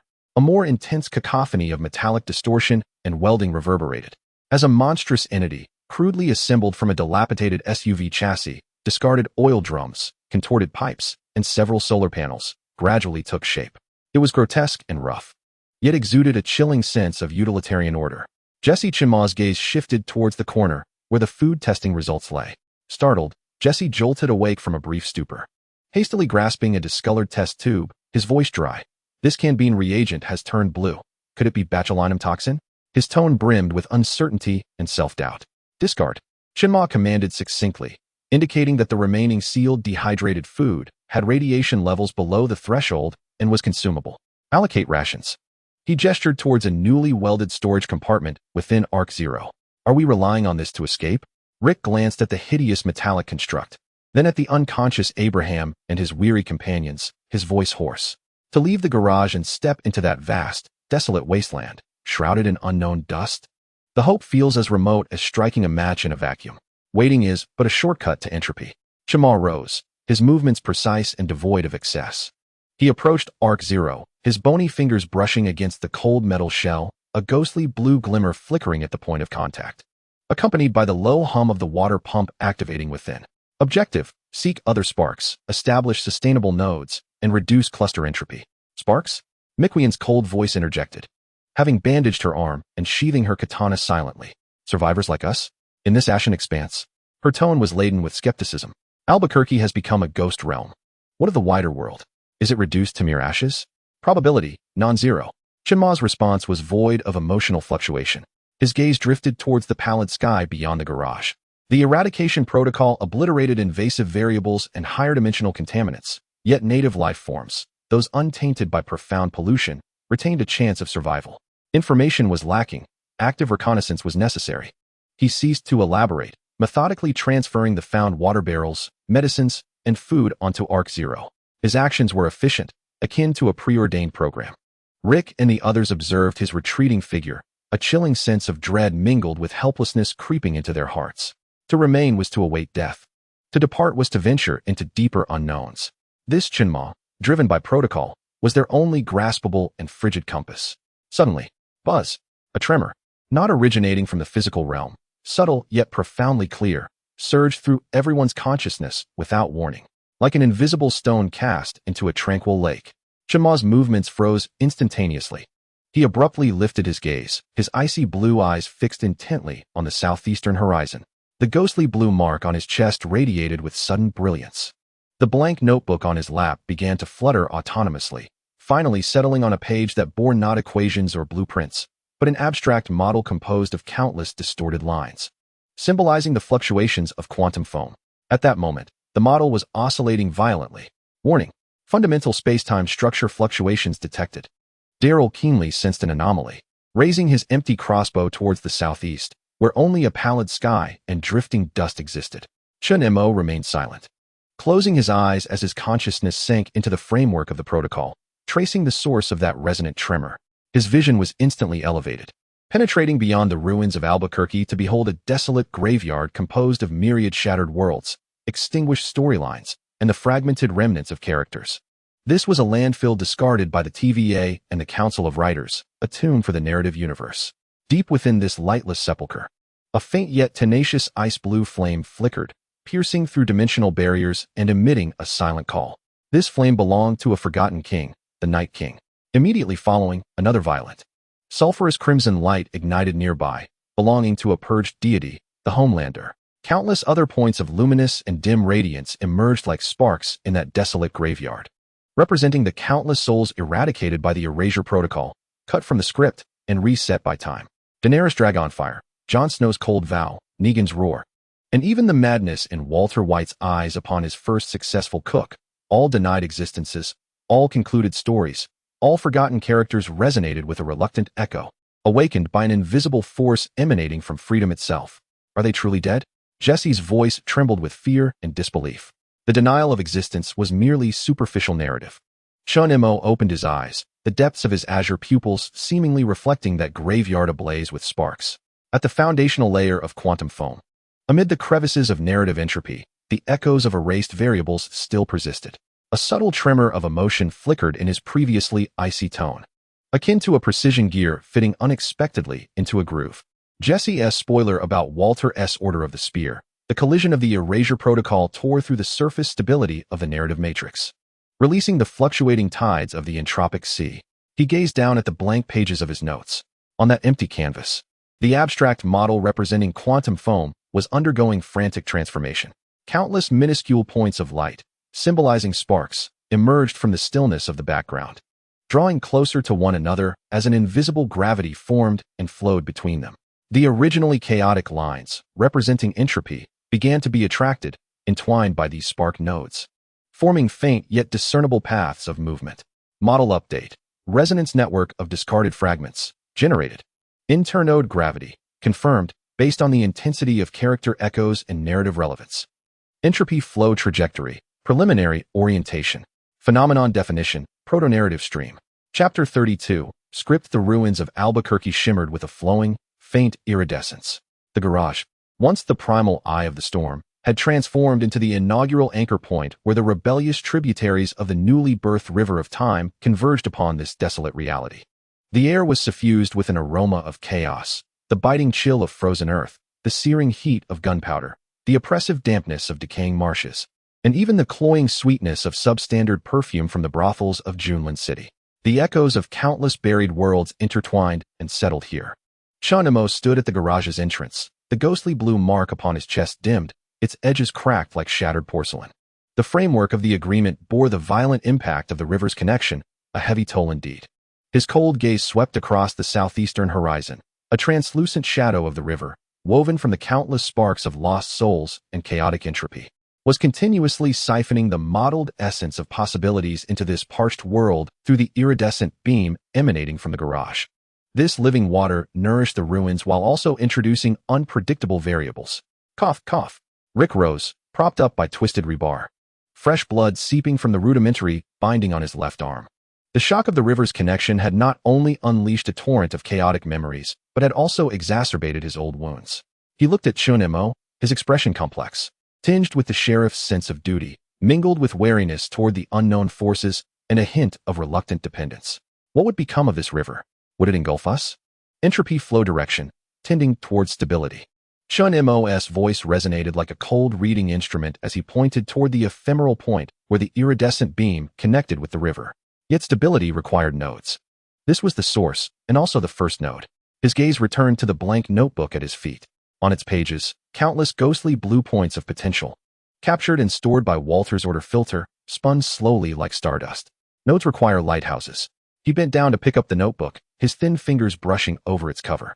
The ghostly blue glow flowed through his fingertips, infusing the pages. Those stardust-like points seemed to respond to an unseen call, beginning to flow along a designated trajectory. converging to sketch complex and intricate geometric patterns on the blank paper, a blueprint for the lighthouse's base, composed of innumerable nested order equations. Protocol execution, node lighthouse, entropy C lighthouse 1, construction directive. Materials, narrative river source, stored, native entropy residue, high entropy matter, structural framework, ARC-0 core reconstruction. The directive was issued. The ARC-0 in the corner emitted a dull metallic groan. Its shell, crudely welded from abandoned cars, oil barrels, and pipes, was as if being grasped and dismantled by an invisible giant hand. The metal was forcibly stripped of its original form, melting, stretching, and deforming under the enveloping ghostly blue glow. Meanwhile, the layer of ash-gray dust representing ultimate annihilation, high-entropy residue, that blanketed the garage floor began to rise, swirling like iron filings drawn by a magnet, coalescing into a gray torrent surging toward the transforming metallic core. Darryl gazed in disbelief as the pristine water barrel he had discovered was engulfed by the molten flow of metal, murmuring to himself, dragging his injured arm. He instinctively took a step back, sensing an inherent danger. The katana of Mijian unsheathed silently by half an inch, her icy gaze fixated on the grotesquely transforming entity enveloped in hues of azure and gray. The tumultuous memories of slaughter from other universes surged within her mind, instilling a primal animosity towards any forces beyond comprehension. Jesse crouched in a corner, cradling his head as the agonizing memories of other Jesses, imprisoned, beaten, and bereaved, crashed over him like a relentless tide. Though the azure corruption beneath his skin had subsided, each flashback caused the dormant fissures to ripple faintly. The lighthouse, what lighthouse? Mr. White, the lighthouse, he murmured unconsciously. Carol stood vigil by Abraham's side, the giant's heavy breath seemingly imbued with an unusual rhythm in the iridescent glow. Her anxious gaze flitted between Chun Mo, the morphing lighthouse, and the unconscious Abraham. The process of melting and reconstruction continued, with the roar of metal and the hissing of accumulating dust filling the garage. Eventually, the brilliance faded. What stood in its place was no longer the grotesque mobile unit, but an extraordinary creation approximately 2 meters tall. Its base was composed of twisted pipes, cast in a metallic sheen, resembling solidified black lava. Its surface riddled with honeycomb-like pores that continuously absorbed the grayish-white dust of entropy from the air. Above the base hovered a multifaceted crystal the size of a fist, formed from pure azure potentiality. Within the crystal, countless intricate equations of order flickered like living neural networks, emanating a cold yet stable light. The radiance, though not blinding, possessed a penetrating force that forcefully suppressed and organized the chaotic essence of the garage, frigid earth, gunpowder, decay, into a relatively pure field of order. Entropy C Lighthouse 1, online. Function, order field generation, radius 50 meters suppresses chaotic entropy increase, stabilizes local reality structure, diminishes low-intensity narrative pollution effects. Long river information anchor, enhances stability of links to the narrative river, directs entropy flow. Origin storage radiation, gradually releases purified potentiality, nurturing the restoration of local reality. Warning, defense module, against high-dimensional attacks, offline. Core crystal overload risk, present. The lighthouse's light cascaded down, and Rick immediately felt a slight alleviation of the excruciating pain in his left arm, his chaotic thoughts becoming somewhat clearer. Mijian's taut form relaxed slightly. The tumultuous memories of slaughter forcibly pressed back into the depths of her consciousness. Jesse's disordered murmurs ceased, his gaze regaining some focus. Even Abraham, though unconscious, seemed to breathe a fraction more steadily. Order. Cold, enforced order. Yet amidst this chaotic ruin, it offered a precious respite. Maintain it. Chun Mo's voice remained unperturbed as he gazed at the honeycomb-like pores of the lighthouse's base. Continuous input of high-entropy matter, the gray-white dust, is required. He gestured towards the ethereal blue crystal at the heart of the lighthouse, as well as the resonance of the spark. The resonance of the spark? Carol inquired softly, gazing at the lighthouse's glow, feeling a faint sense of security for the first time. Chun Mo did not respond directly. He approached Jesse, his icy blue gaze locking onto the boy's trauma-filled eyes. Memories. Walter White. The most profound fragments. Focus, infuse into the lighthouse. Jesse shuddered. Memories of Mr. White. Those blue ice crystals? The chilling commands? And the final sacrifice? Pain surged once more. Yet, under Chun Mo's unwavering gaze and the suppressive aura of the lighthouse, he trembled and closed his eyes, striving to concentrate. The faint traces of the ethereal blue contamination beneath his skin flickered weakly. A delicate yet clear strand of Jesse's complex emotions towards Walter, fear, admiration, resentment, and an unbreakable connection, transformed into an almost invisible ethereal blue filament that slowly drifted towards the lighthouse's core crystal. The lighthouse's radiance appeared brighter, more stable.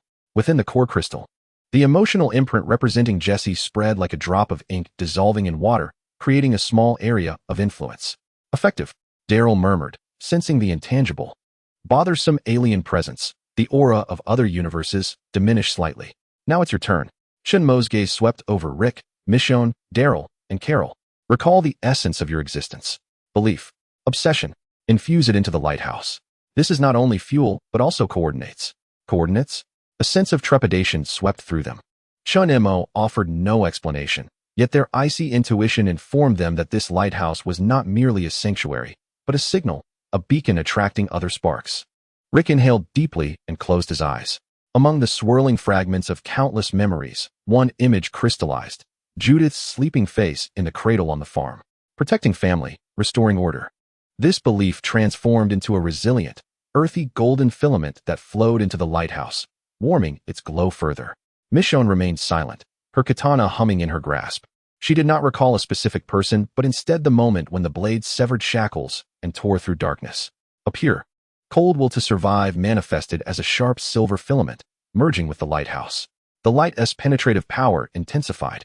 Daryl spat, recalling the freedom of riding a motorcycle through the wilderness, the wind against his face, and the resolve to shield his brother from harm. A brown filament, imbued with the scent of motor oil and wildness, flowed into the lighthouse, causing the metallic sheen of its base to seem more alive. Carol looked at Abraham, reminiscing about Sophia's smile, about the strength found in raising a weapon amidst fear to protect the few who remained.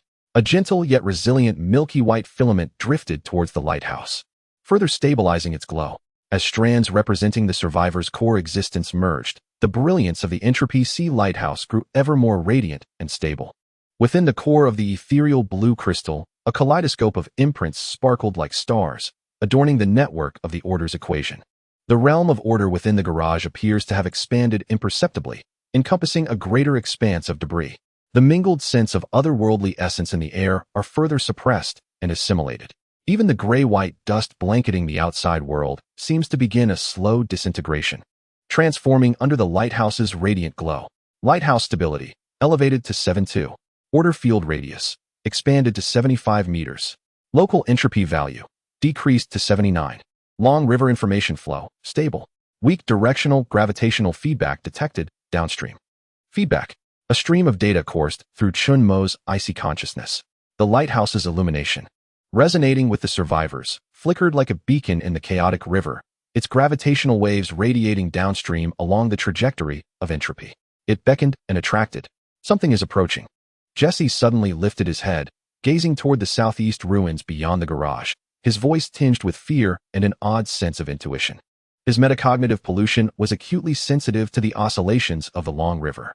Instantly, the group became vigilant. McQueen's knife, the steel pipe picked up by Daryl, and Rick's intact right hand all gripped their weapons tightly. Carol shielded Abraham protectively. Chun-Mo stepped to the garage entrance, his cold blue gaze penetrating the iridescent glow enveloping the order field, casting his sight toward the further ruins, shrouded in gray-white dust. At the edge of the lighthouse's radiance, at the confluence of order and chaos, the gray-white dust swirled restlessly like a disturbed serpent. Several figures staggered through the dust, laboring toward the light of the lighthouse. They were not the undead. Though their movements were feeble, they bore a distinct purpose. The first figure, tall and somewhat stooped, was wrapped in a tattered, heavy black robe. The insignia of the night watchman's crow barely discernible. Beneath the hood, a weathered face, marred by frostbite, lifted, with murky eyes burning with a fading blue flame, clutching a broken dragon crystal dagger. The ground where he tread bore faint traces of frost, quickly dissipated by the lighthouse's order field. Identification, echoes of the long river. Veteran night watchman, suspected remnants of old Bearyu. Existence mark, oath of steadfastness, faint. The second figure stumbled, nearly falling. It was a young woman. Her golden hair matted with blood and dust, her once luxurious silk gown now tattered and muddied.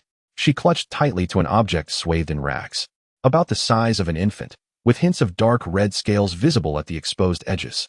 Her gaze was vacant, filled with immense anguish and a nearly obsessive protective instinct, murmuring unconsciously, "My child, mother of dragons, born of storms.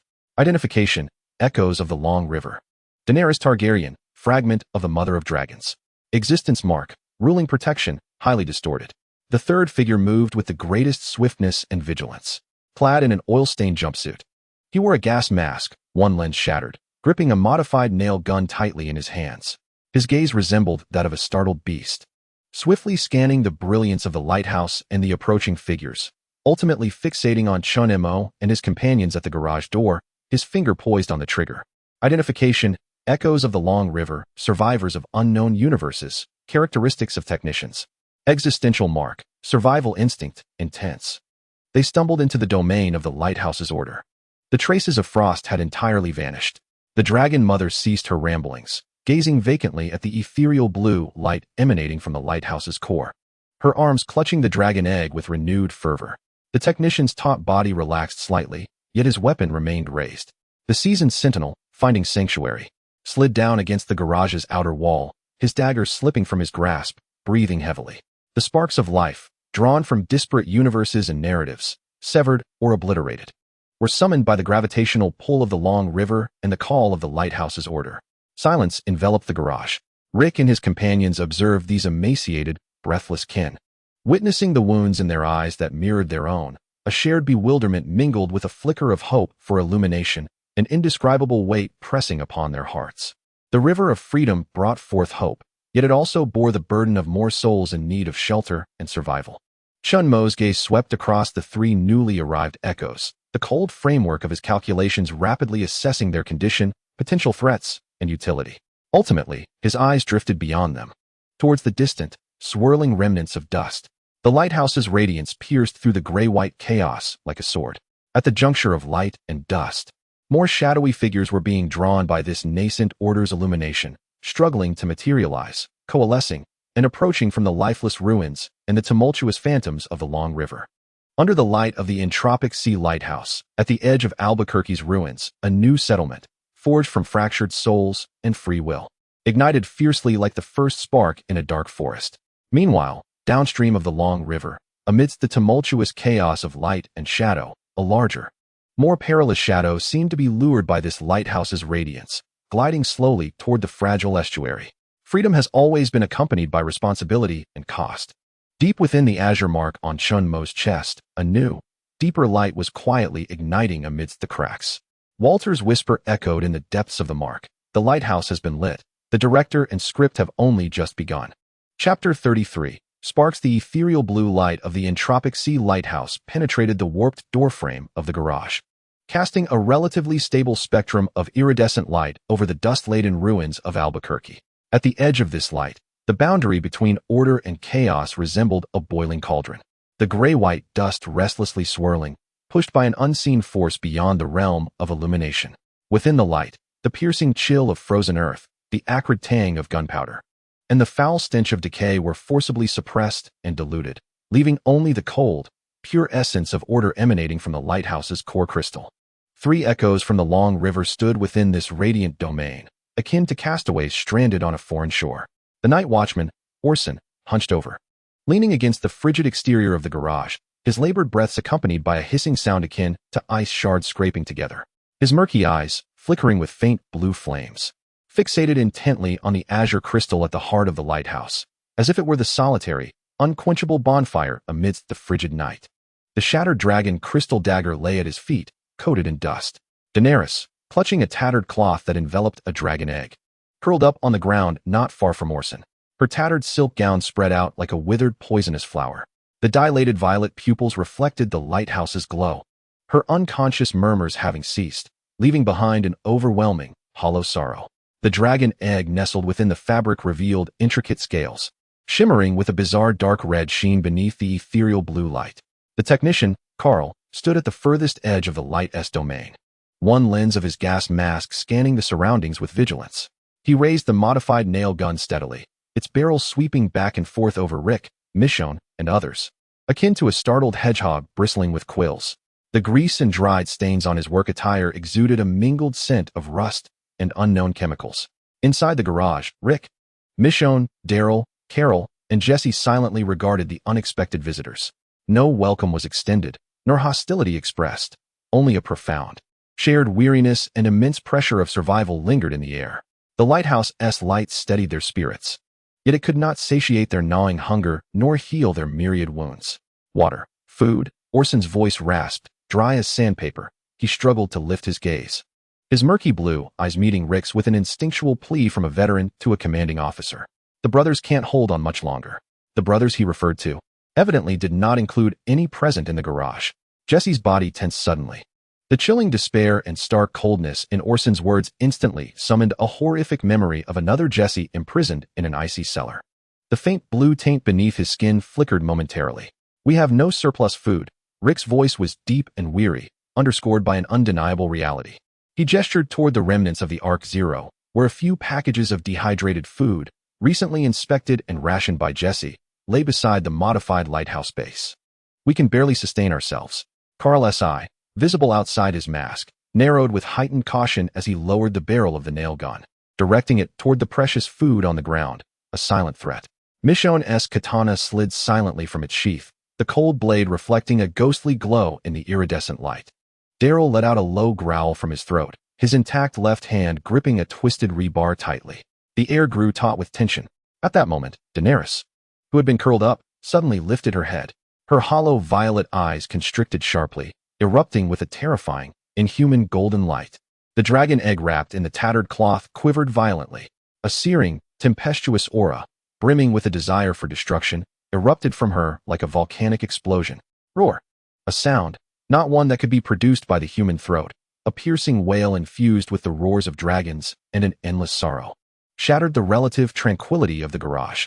Daenerys's body was lifted by an unseen force, suspended half a foot above the ground, her tattered gown swirling wildly as if caught in a tempest. The dragon egg she held, now reduced to tatters, was exposed to the air, its surface marred by dark red fissures, emanating a foul sulphurous stench and an ominous crimson glow. A storm, a conflagration, death. Daenerys's voice twisted and contorted, imbued with the explosive essence of dragon fire. Her golden pupils fixated on the azure crystal at the core of the lighthouse, as if she could perceive the prison that held her child captive. "Return my child to me." A violent psychic shockwave, accompanied by a tangible wave of searing heat, crashed against the lighthouse. The core crystal flickered with intense brilliance, and the order field quaked as if a colossal stone had been cast into a lake, creating ripples of chaos. The iridescent border covering the garage blurred momentarily, as the gray-white dust from the outside world and the mingled essence of otherworldly realms surged forward like sharks drawn by the scent of blood. Warning: high-intensity narrative contamination detected. Source: Daenerys Targaryen, Fragments of the Mother of Dragons. Relation: Dragon egg, high-dimensional corruption nearing hatching. Lighthouse stability: 68-52. Order field range contracting. Threat level: high. Risk of native reality structure overload. The azure mark upon Chun Mo's chest radiated with sudden brilliance, the cracks within glowing with an ethereal light. He stepped forth from the garage entrance, his icy blue gaze locking onto the levitating Daenerys, enveloped in the phantasm of dragon fire. The blank notebook on his knee rustled, the azure script flowing forth instantaneously, constructing a targeted suppression model. "No, do not harm her," Jesse suddenly screamed, rushing forth to position himself between Chun Mo and Daenerys. His face was ashen, his body trembling violently from fear, yet his eyes bore an unusual, empathetic agony. "She is just so tormented. I can feel her child.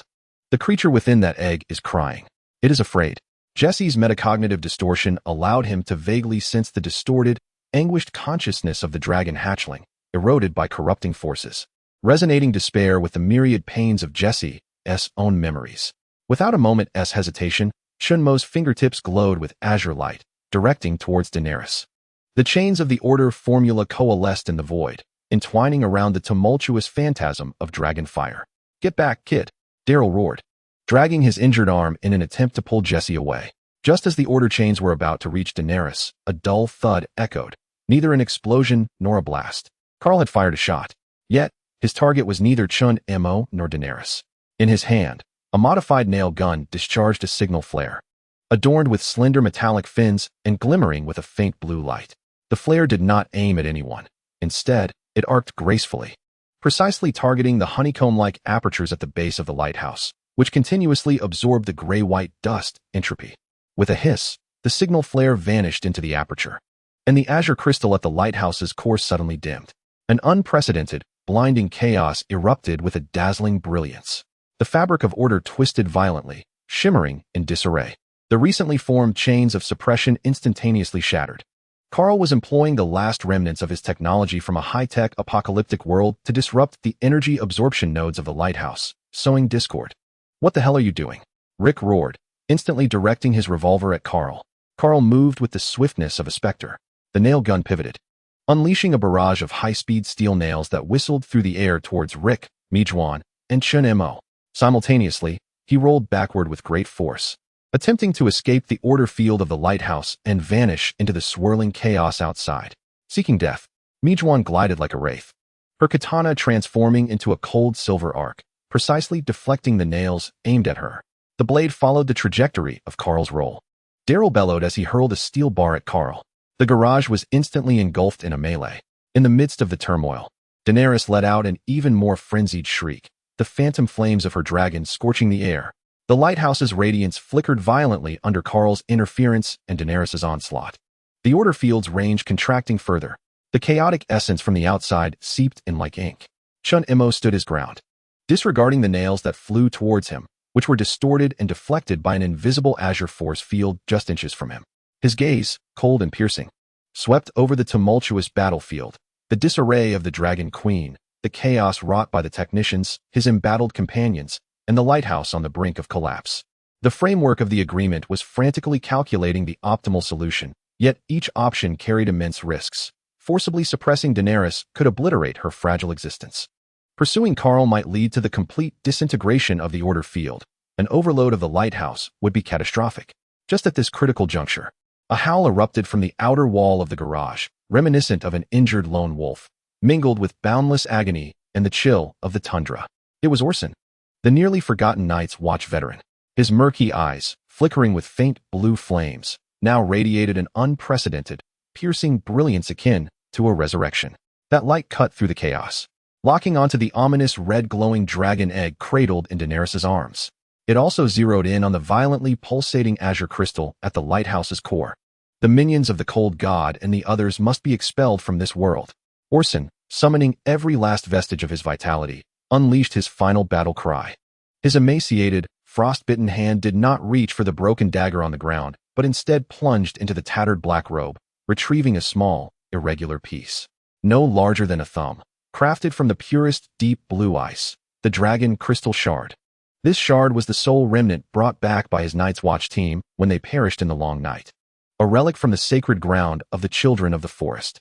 It contained the most ancient and pure form of order, a force against the cold god and the others. It was also the foundation that sustained the last trace of his existence as he drifted through the echoes of time. At this moment, Orson hesitated not for an instant.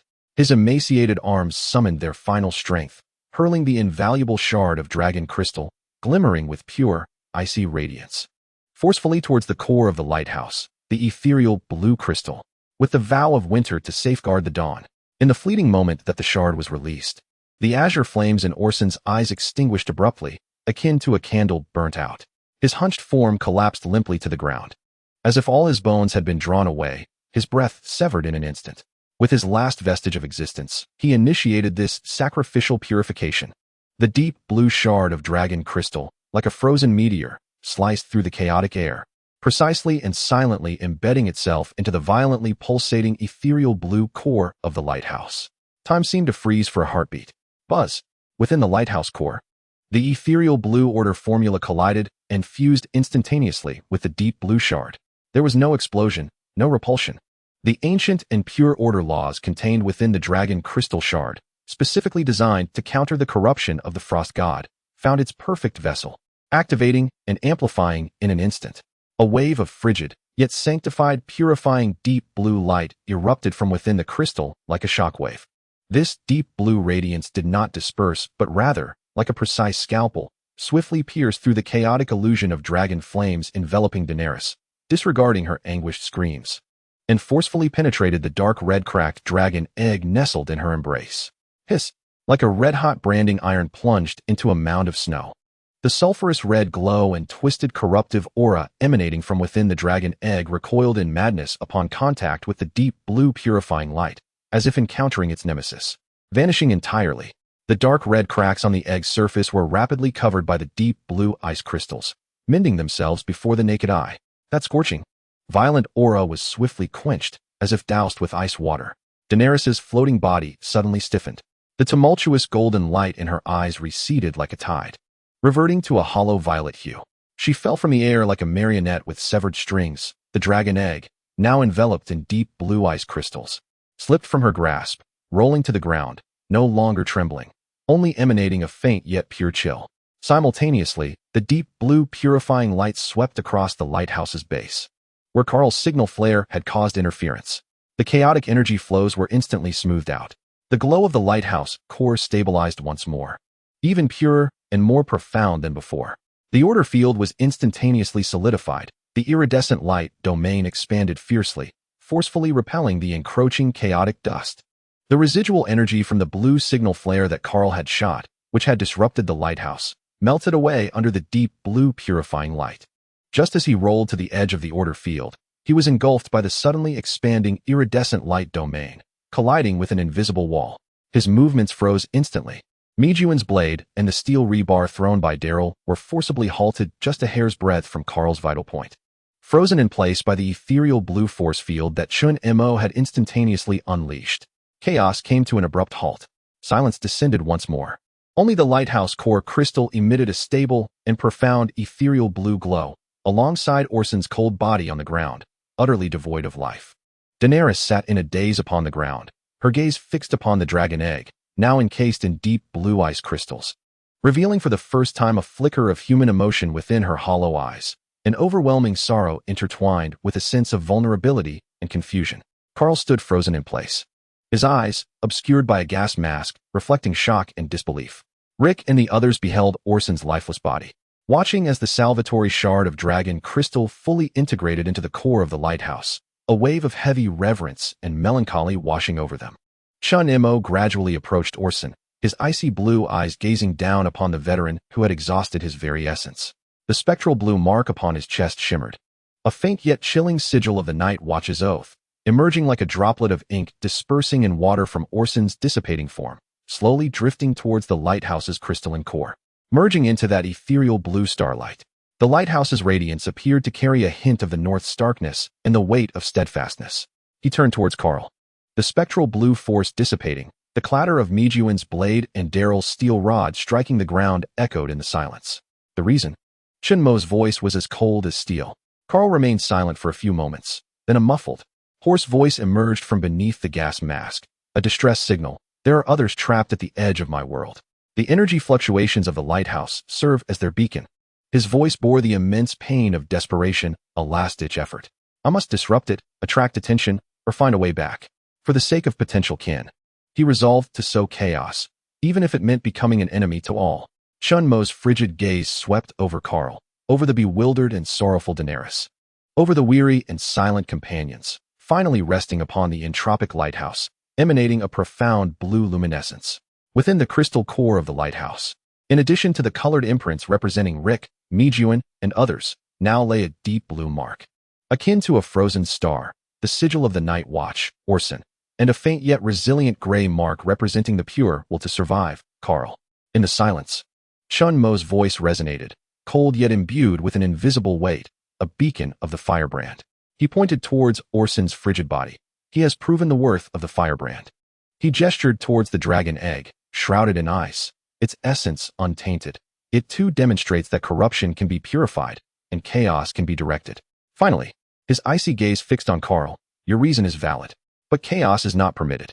He turned away from Carl, facing all survivors, both old and new. The entropic lighthouse stood as an anchor, a bastion of order, and a crucible.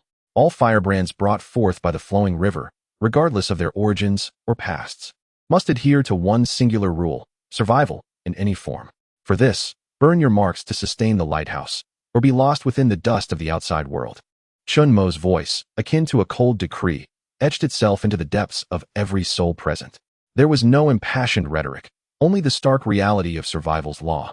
The spectral blue mark upon his chest glowed steadily, its brilliance clearer amidst the cracks.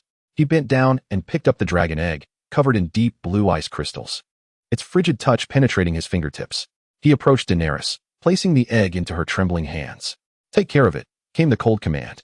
Daenerys's hollow purple gaze lingered on the icy egg nestled in her arms before she looked up into Chun Mo's emotionless azure eyes, a profound sorrow and helplessness enveloping her like a lost child. Carl slowly lowered the barrel of his harpoon gun, heavy breaths escaping from beneath his gas mask. Rick gazed at Orson's lifeless body, silently rendering an imperfect salute. Michonne sheathed her blade. Daryl spat out a mouthful of bloodied saliva and moved to retrieve his steel rod. Carol let out a gentle sigh. Jesse observed the ice crystal-coated dragon egg, then glanced at the lighthouse's glow, his expression a tapestry of complexity. The light of the Entropy C lighthouse steadily illuminated this small realm of iridescence. Beyond its borders, the gray-white dust continued to suffocate the ruins of Albuquerque in a deathly silence. Further still, amidst the ethereal narrative river suspended in the sky, composed of the soul's embers and chaotic entropy currents, more luminous points drawn to the lighthouse's radiance strained to pierce through the dimensional membrane, converging toward this fragile estuary. Downstream of the river, the outline of a colossal shadow appeared increasingly defined within the surging chaotic light and shadow, its pace subtly quickening. New sparks continually joined the fray, while the old order struggled to reconstruct itself. Meanwhile, the threat emerging from the deep currents approached silently. Beneath the lighthouse, the sparks gripped their cold weapons or the remnants of hope in their arms with silent determination. The vow of survival, within this frigid order, was silently established. Chapter 34. Devour the ethereal blue glow of Entropy C Lighthouse. One enveloped the area surrounding the garage in a nearly 100-meter radius of iridescent light. Inside this domain, the chaotic essence was suppressed, and the frigid order loomed like an invisible dome. At the edges of the light, the gray-white dust encountered an intangible barrier, rolling restlessly yet unable to breach its confines. However, this order was not one of tranquility. The air was thick with a tautness, resonating like a bowstring pulled to its limit. The lifeless body of the first batch of Firespark Sentinels, veteran Orson, the fragmented figure of Daenerys, lost in thought while cradling the ice crystal dragon egg, and the disarmed, silent technician Carl sitting in the corner, all stirred the stillness like pebbles cast into a tranquil lake. Yet deeper undercurrents were already in motion.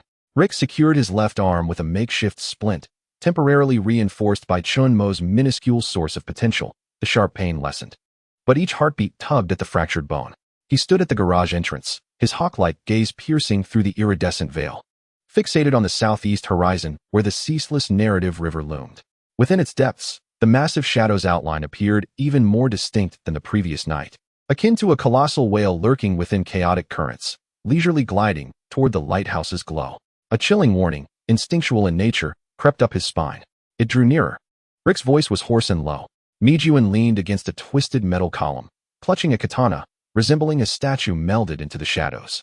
Her gaze did not rest upon the long river of darkness, but swept across every corner of the luminous domain. Daenerys's ice crystal dragon egg radiating pure chill in her embrace.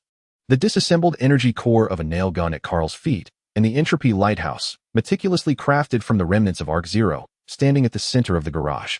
The honeycomb-like apertures at the base of the lighthouse steadily absorbed the sparse, ashen dust of entropy lingering in the luminous domain, transforming it into a feeble energy source to sustain the core crystal.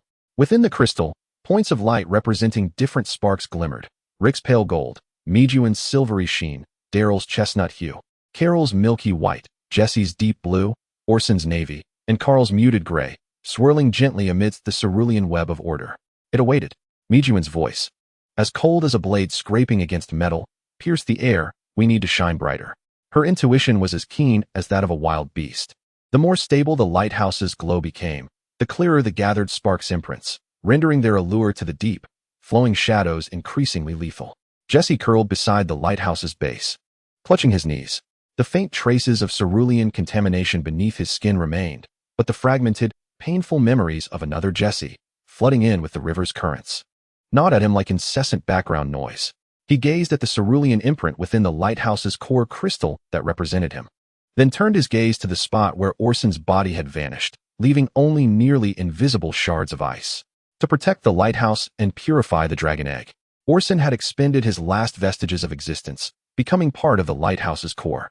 A tremendous weight, imbued with fear and an odd sense of responsibility, pressed upon his heart.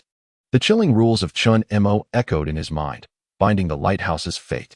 Daryl, dragging his injured arm, irritably scraped a steel rod against the ground, producing a jarring noise. He too sensed the encroaching threat, but what unsettled him more was the oppressive atmosphere and scarcity of supplies within the luminous domain. A few packs of dehydrated food and a limited amount of purified water felt even more inadequate with Daenerys and Carl's mouths to feed. Damn it! Are we just waiting here for that damn thing to come and devour us? Or are we to starve and die of thirst? He muttered under his breath. Carol stood vigil over Abraham, the giant still in a coma, though the rhythm of his chest beneath the lighthouse's glow seemed stronger than before. She dabbed a relatively clean cloth in the precious purified water, wiping the cold sweat from his forehead.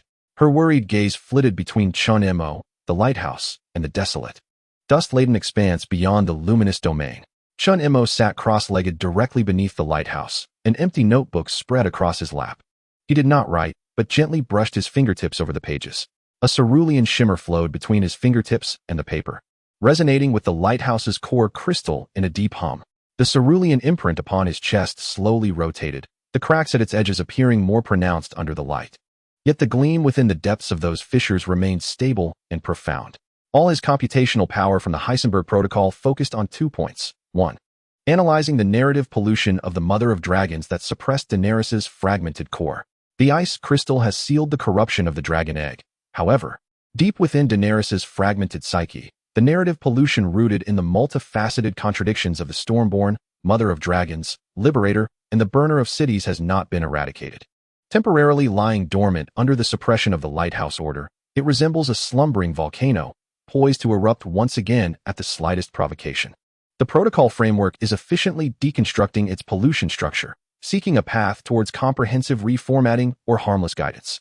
Monitoring the threat model of the deep flow shadow, that entity traversing the currents of entropy, with its energy characteristics, movement patterns, and aggressive intentions, is being feverishly captured, analyzed, and deduced by the protocol. Within Shinmo's consciousness, a complex model emerges. The shadow is not a singular entity, but rather a malignant narrative tumor formed from countless thoroughly corrupted souls, stripped of their existential imprints, and forcibly fused with fragments of the world. It instinctively loathes and yearns to devour all orderly existence, particularly the lighthouse, which serves as a bastion of order. Predicted methods of attack include high-intensity mental pollution shock, which disintegrates individual consciousness, entropy energy expulsion, accelerating material decay, and forced assimilation, dragging the sparks into its chaotic core to become new units of corruption. Protocol warning, deep flow shadow, tentatively named, entropy devourer, estimated contact time, 72 hours. Threat response simulation. Plan A, fortress defense maximize the reinforcement of the lighthouse order, consuming reserve essence to withstand the assault. Success rate. Low, the shadow's mass overwhelms, with a high risk of order field overload and collapse. Cost. Depletion of essence, extinguishing the lighthouse, destruction of nodes. Plan B, directed annihilation concentrate all spark resonance, directing the lighthouse's core energy for a hyperfrequency strike of order. Success rate. Medium-low, insufficient resonance strength among sparks, with extremely high precision requirements. Cost. Core overload and damage. Potential permanent harm to spark resonance. Plan C, entropy flow guidance actively weaken the local order field, creating a decoy low-entropy zone to divert the shadow from its core attack trajectory, causing it to collide with a larger chaotic entity within the currents. Success rate. Unknown, chaos model of the currents is incomplete. Cost. During the weakening of the order field, sparks in the light domain are exposed to high pollution risks and may be eroded prematurely. Plan D, spark resonance evolution insufficient data, deduction failure. Related items. Ausen's sacrificial mark, deep blue purification, dragon egg, unknown ice crystal. Jesse Yuan's cognitive pollution, highly sensitive, unstable. Just as the protocol framework devoted the majority of its computational power to deducing the shadow model, a buzz, a sensation not derived from the physical realm, yet sharper and colder, suddenly pierced the order field of the lighthouse. This time, the source was not from the depths of the currents, but alarmingly close. In the corner of the garage, the fragmented Daenerys, curled up as if bereft of her soul, began to tremble violently. The dragon egg, covered in deep blue ice crystal, erupted without warning, radiating a blinding, heart-stopping icy blue light. This luminescence was no longer pure. It was imbued with a greedy, predatory chill. Cold. A chilling sensation enveloped Daenerys as she emitted a pained groan, her violet eyes momentarily overtaken by an icy blue. She clutched the dragon egg tightly, as if it were her sole source of warmth, yet her body was visibly covered by a thin layer of frost. The temperature of the air around her plummeted, and tiny ice crystals formed on the ground. Simultaneously, the core crystal of Lighthouse 1, housing the deep blue star of the Night Watch, which bore the mark of Awerson's sacrifice, flickered with extreme instability. As if drawn by an invisible, potent force, the deep blue light swayed violently, strands of pure, frigid order energy being forcibly extracted, transforming into a faint deep blue stream that surged toward the dragon egg in Daenerys' embrace, like iron filings attracted by a magnet. Warning: high-dimensional energy siphoning detected. Target: Lighthouse Core Awerson Mark, deep blue order purification source. Siphon source: Daenerys Targaryen, fragment of spirit, associated entity dragon egg, ice crystal state. Siphoning mechanism: unknown, compatibility. Awerson source and dragon egg ice crystal seal of the same origin. Consequences: acceleration of Awerson mark dissipation. Decrease in lighthouse stability. Unknown evolution acceleration within the dragon egg. It was siphoning energy from the lighthouse. Jesse was the first to scream, his metacognitive pollution exceptionally sensitive to energy flows. Clearly perceiving the deep blue stream being forcibly drawn from the lighthouse core toward the dragon egg. The egg was alive. It was consuming the remnants left by Awerson. "Stop her," Daryl bellowed, seizing a steel bar and rushing forward. "Do not move," Chun Mo's icy voice thundered, his figure appearing instantaneously between Daenerys and the lighthouse. His emaciated hands slammed onto the ground. The ghostly blue mark on his chest erupted with blinding radiance. Countless chains composed of pure order equations materialized instantaneously from the ground and air, not to attack Daenerys, but to weave a colossal net that fiercely ensnared and confined the deep blue energy stream flowing from the lighthouse core toward the dragon egg. Hiss, hiss, hiss. The ghostly blue order chains collided violently with the deep blue purification energy stream, creating a cacophony akin to millions of icy needles scraping against one another, filling the entire light domain. The frigid turbulence surged forth, instantly coating the garage walls with a thick layer of frost. Chun Mo's body trembled violently.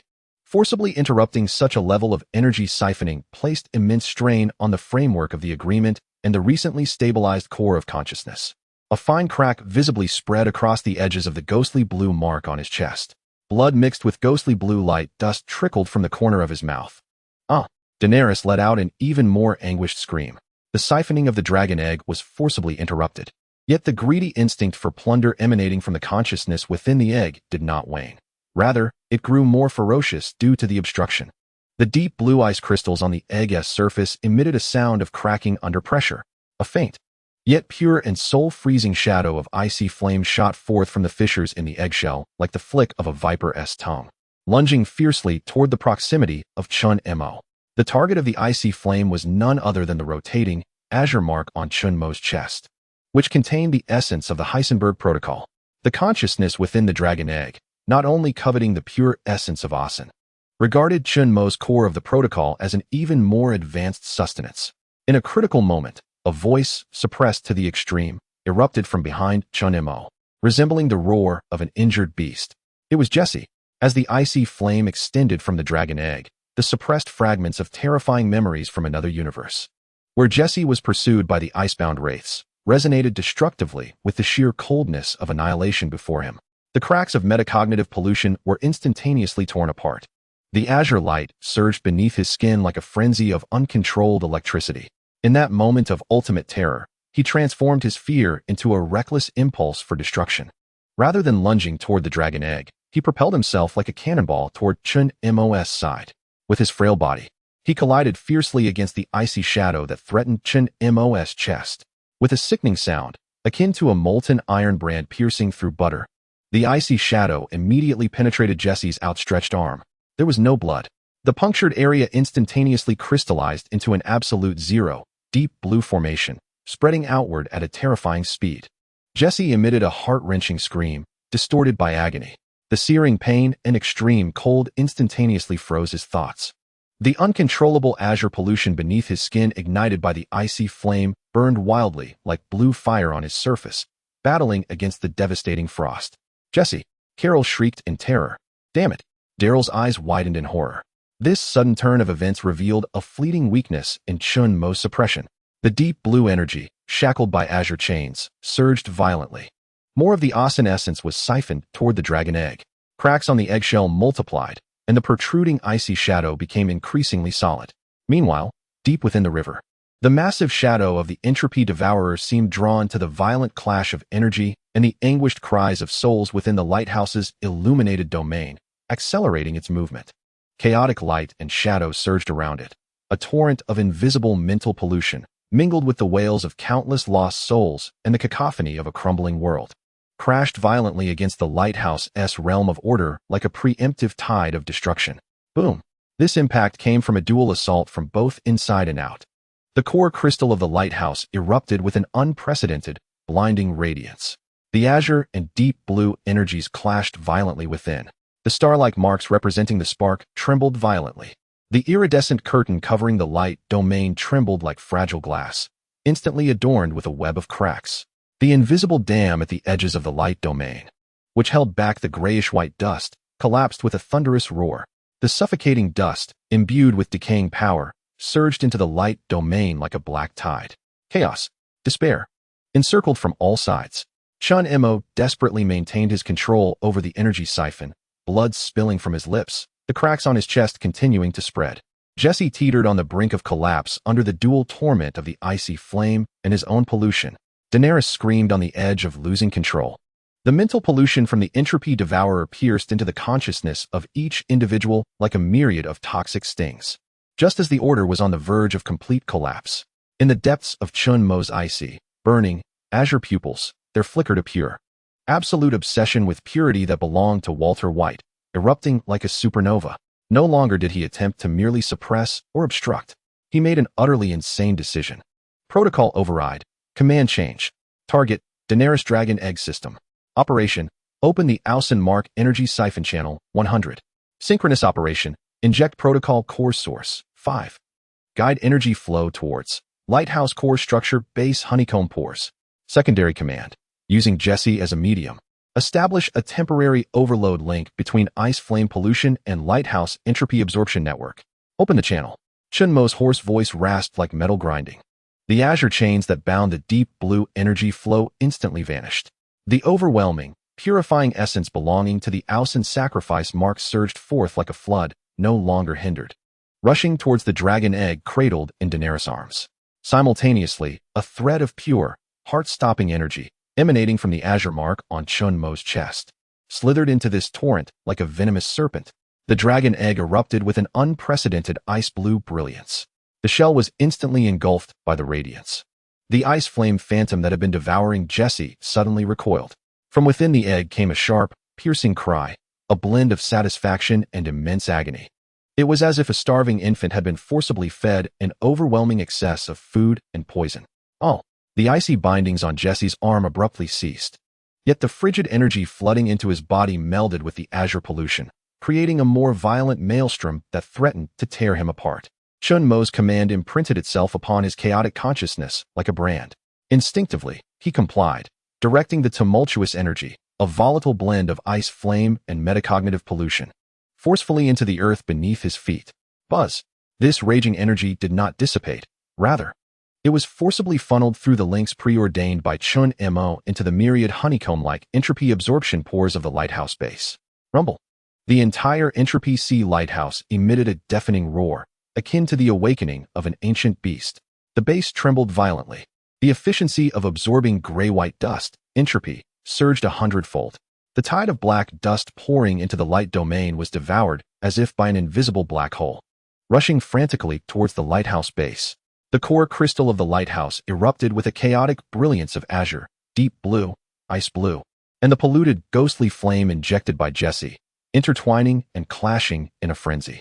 Chun Mo's plan was both simple and mad, since the dragon egg craved high-order energy. Let it have it. Even infuse it with poison, protocol source. Transform it into a temporary, unstable energy converter and amplifier.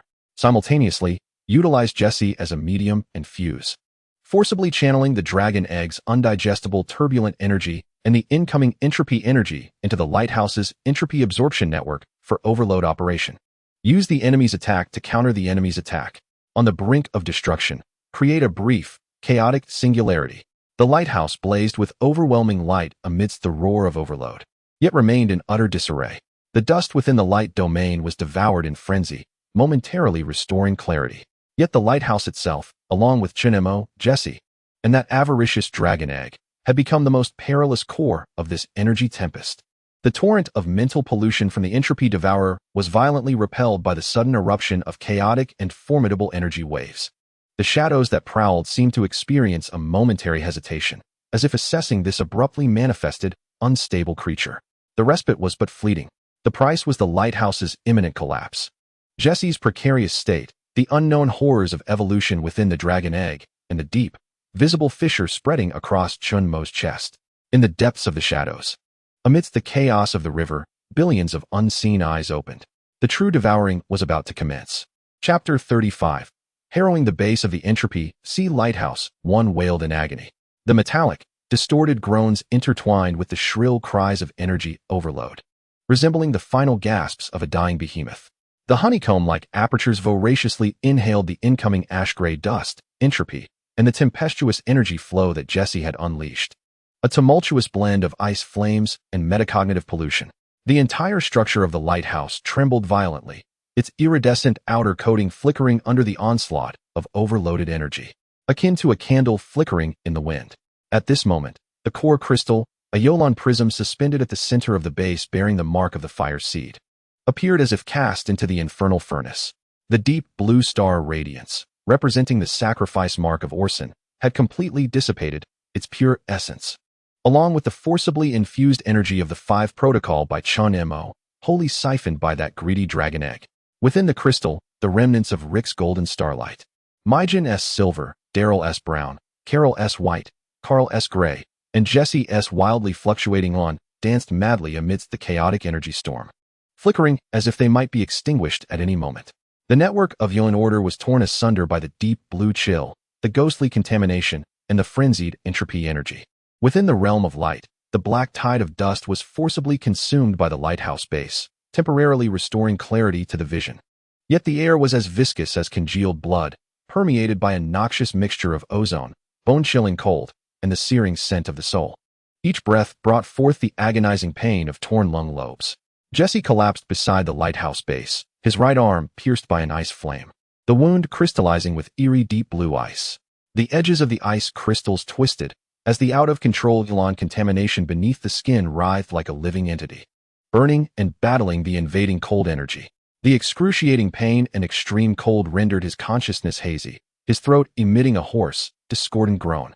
Each spasm pulling at the energy conduits, pumping even more violent turbulence into the lighthouse base. Danielle curled upon the ground. The light from the dragon egg in her arms had shifted from a blinding ice blue to a foreboding, abyssal dark blue. The surface of the eggshell was riddled with cracks, and viscous, dark red matter, reeking of sulfur, seeped from the fissures, only to be forcibly frozen and covered by the deep blue ice crystals, forming a bizarre and fragile equilibrium. The sounds emanating from within the egg were no longer the contented cries, but rather shrieks filled with agony, fury, and a primal hunger. The strand of protocol essence that Chun-Mo had infused was like a potent toxin, catalyzing its evolution while simultaneously tearing apart its fragile nascent consciousness. Chun-Mo stood at the heart of the storm, the azure mark upon his chest dimming to an ultimate degree. A deep crack extended into the core, with edges continuously seeping a blend of azure luminescence and blood dripping down. The effort to maintain the guidance of the energy channel and the stability of the lighthouse structure had pushed the framework of the agreement to the brink of collapse. Within the icy depths of his blue eyes, the flicker of Walter's obsessive light blazed fiercely, fixating intently on the abyss. There, the colossal shadow of the entropy devourer had completely torn through the chaotic currents, revealing its despair-inducing visage.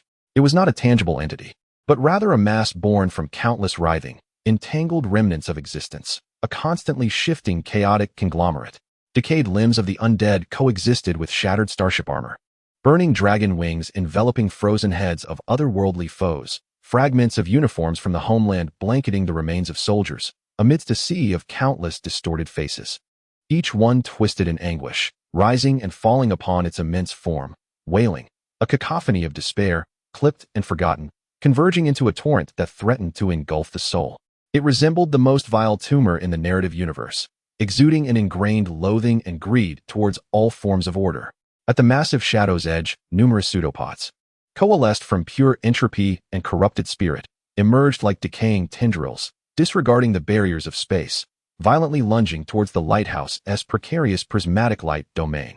Where the tendrils passed, space emitted a rotting groan, and the fabric of reality rapidly disintegrated, collapsing as if eroded by strong acid. The entropy devourer's assault had arrived. Not a mere probe, but a deluge of annihilation. Boom, boom, boom, boom. The invisible spiritual corruption struck first against the lighthouse's order field, the wails of countless souls, the noise of a crumbling world, and the bitterness of the unwilling and resentful pierced through the consciousness of every being within the light domain like millions of searing steel needles. Rick grunted, clutching his head tightly, the agony in his left arm suddenly amplifying 100-fold. Mijian's katana slipped from her grasp, her icy face contorted in profound pain for the first time, as countless shards of slaughtering memories that did not belong to her tore at her will. Daryl let out a bestial roar, his intact left hand pounding the ground in frenzy. Carol wept, fiercely protecting the unconscious Abraham. Carl curled on the ground, suppressed screams escaping from beneath his gas mask. The core crystal of the lighthouse flickered violently, the starry mark that represented the spark dimming by more than half in an instant. The prismatic light domain trembled violently, cracks reappearing at its edges. Following closely was the manifestation of entropy energy. Streams composed of pure gray-white dust, highly concentrated entropy, gushed forth like a torrential waterfall from the vast form of the entropy devourer, fiercely crashing against the lighthouse's prismatic light domain. Hiss, hiss, hiss, like boiling oil splashing on snow. The areas of the prismatic light domain that were washed away instantly extinguished. The energy veins constituting the order field emitted a mournful cry under the unbearable strain. Rapidly decaying and collapsing, the gray-white dust devoured the structure of the light domain like maggots, and the range of the light domain shrank at a visibly alarming rate. The tremors of the lighthouse's base reached their zenith. The overloaded hum transformed into a dying wail. The turbulent energy stream unleashed by Jesse instantaneously descended into chaos. Spiraling out of control, he emitted a heart-wrenching scream as the crystalline fissures on his arms spread, and the eerie blue flames of corruption surged violently. Chunmo's body convulsed violently as the cracks on his chest widened once more. The forcibly maintained conduit teetered on the brink of collapse. The stubborn blue light in his eyes flickered manically, while the framework of the protocol operated at a frequency perilously close to annihilation. Protocol alert. Entropy devourer attack intensity. Crushing level. Lighthouse order field collapse countdown. 60 seconds. Ignition cluster consciousness dissolution risk. 999. Final directive. Ignite resonance of the sparks. Time was of the essence. The fortress defense, Plan A, had proven to be a dead end. Directional annihilation, Plan B, lacked the foundation of resonance. The entropy stream guidance, Plan C, was rendered trivial under the crushing assault. Only the path of failed deductions remained, the evolution of the spark resonance. Chunmo's hoarse voice penetrated the cacophony of mental pollution and the roaring energy storm. Cold and fragmented, yet imbued with an undeniable final directive that reverberated deep within every consciousness on the verge of collapse. Burn your marks for the sake of existence. He ceased the forced guidance of the Dragon Egg's energy conduit, his frail hands retracting swiftly to press firmly against the nearly shattered, eerie blue mark on his chest.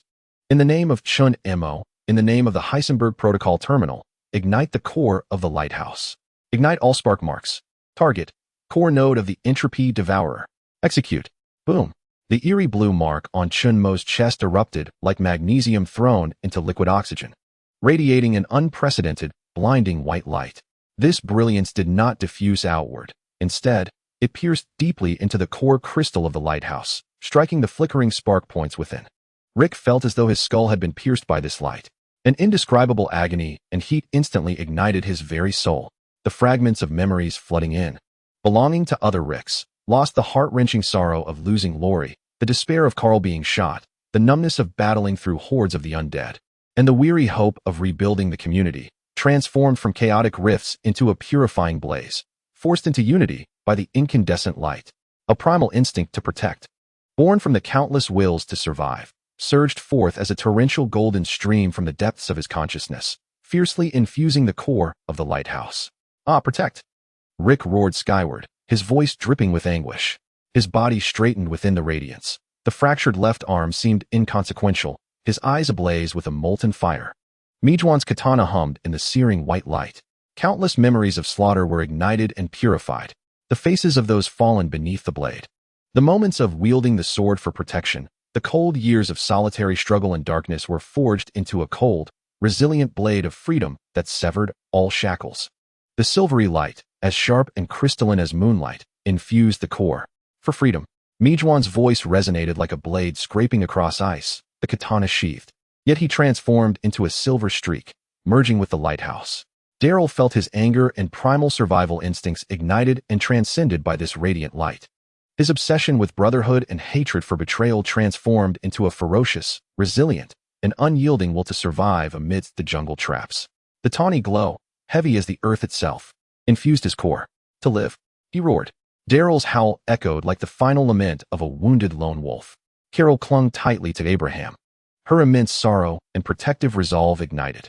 The metamorphosis from a timid housewife to a ruthless warrior, the agony of losing her daughter Sophia, and the determination to wield the knife for protection manifested as a seemingly fragile, yet indomitable maternal brilliance. The milky light, imbued with warmth and healing, filled her core. "My child," Carol wept, enveloped in the radiance alongside Abraham. Carl's eyes, concealed beneath a gas mask, brimmed with astonishment. That blinding light similarly ignited him. The meticulous nature of a technician, the instinct to struggle for survival in the apocalypse, and the obsession with trapped comrades were forged into a calm, pragmatic gray light seeking to restore order, saturating his core. Jesse, amidst excruciating pain and chaos, felt her consciousness, on the brink of being consumed by icy flames and pollution, pierced sharply by the searing white light. Countless agonies of Jesse, imprisoned, exploited, losing her beloved, succumbing to addiction, were ignited and resonated. The haunting azure flames of metacognitive pollution no longer spiraled out of control, but were forcibly integrated into this torrent of resonance, transforming into a spectral flame filled with the potential for painful awakening and destruction. The deep blue light mingled with the spectral flames, forcefully infusing her core. "Mr. White," I beheld Jesse murmuring in the radiance, her eyes illuminating with an unprecedented azure brilliance. Meanwhile, the dark blue dragon egg in Daenerys's embrace, upon losing Chunmo's guidance, was on the verge of an uncontrollable explosion of the chaotic energy and the venomous essence it harbored. Yet the searing white resonance also enveloped it. The new, tumultuous thoughts of pain, fury, and hunger within the egg were fiercely impacted by this colossal collective will. The pride of the dragon, the fate born of storms, and the destruction of the fire wielders were forcibly forged and distorted under the catalyst of the venomous essence. A cold, greedy, and absolute zero-degree destructive deep blue flame erupted uncontrollably from the cracks of the eggshell, swept up by the torrent of resonance, infusing the lighthouse' core. The Entropy C lighthouse emitted a final roar akin to the birth of the universe. Within the crystalline core, all ignited sparks, the protective golden mark of Rue Jean, the silvery mark of freedom from Mi Cheong-in, Daryl's survival brown, Carol's maternal white, Carl's order gray, Jesse's spectral azure, and the destructive ice flame emitted by the dragon egg, under the guidance of Chun-Mo's burning white light of the agreement, ceased their individual battles and forcibly fused, resonated, and spiraled together. They formed an indescribable spear of light, composed of pure will and extreme energy, whose color and shape eluded description. This spear of light encompassed the Rick Collective, guardians of home and kin with unwavering steel will. The Mi Cheong-in Collective, shattering shackles, a radiant edge traversing the darkness of freedom. Daryl Cluster, roaring in the face of despair, an indomitable survival instinct. Carol Cluster, transforming into a maternal beacon of fury to protect the beloved. Carl Cluster, the cold logic of reconstructing order amidst ruins. Jesse Cluster, the metacognitive flame of painful awakening that pierces through falsehood. Dragon Egg Fragments, catalyzed and directed. The annihilation of absolute zero. Chun-Mo Agreement, the ultimate framework governing all, pursuing purity and order. This is no longer an assault of energy. It is the resonant echo of countless oppressed, trimmed, and forgotten tales. At the brink of life and death, it emits an ultimate rebellious roar against predetermined fate and narrative manipulation, at the cost of burning its own existence. It is the first battle cry of tributaries in the river of time, resonating with the real world. In the moment the light spear coalesces, the colossal form of the entropy eater, composed of decayed remnants, suddenly halts. For the first time, billions of anguished faces reveal an expression named fear. It senses a threat originating from the essence of existence. In the name of being trimmed, in the blood of the forgotten, in the will of freedom, Shinmo's voice, mingling with the will of all sparks, echoes like the judgment of the cosmos at the intersection of reality and void. Annihilate, the refuse that manipulates fate. That spear of spiraling light, forged from the burning marks of countless sparks, disregards the distance of space, and, like the first light of a supernova, shoots forth fiercely from the core of a crumbling lighthouse. Its target is the ever-shifting core node of the entropy eater, composed of countless writhing remnants. The entropy eater emits an unprecedented, terrifying roar, mingled with the wails of billions of lost souls. It mobilizes all its pseudopods, all torrents of entropic energy, all mental pollution, attempting to block, distort, and devour this spear of light. Ineffectual. Where the spiral spear passes, the decayed torrents of entropic energy dissolve like snow under the sun. The shrieks of mental pollution are completely submerged by the more powerful torrent of collective will contained within the spear. The corrupt pseudopods that attempted to obstruct, upon touching the spear, instantaneously vaporize, decompose, and return to the most fundamental dust of information. The spear penetrates the core node of the entropy eater's vast form with precision and without hindrance. Time seems to freeze for a moment. The enormous body of the entropy eater convulses violently, expanding. Billions of faces simultaneously emit their final, silent wails. The corrupted remnants constituting its form. The chaotic flow of entropic energy and the assimilated fragments of the world disintegrate as if cast into a powerful dissociation agent. There is no earth-shattering explosion. Only a grand and silent obliteration. The terrifying shadow of the entropy eater, which spanned the ages, dissipates silently in the chaotic flow of entropy like a smudge erased by an eraser.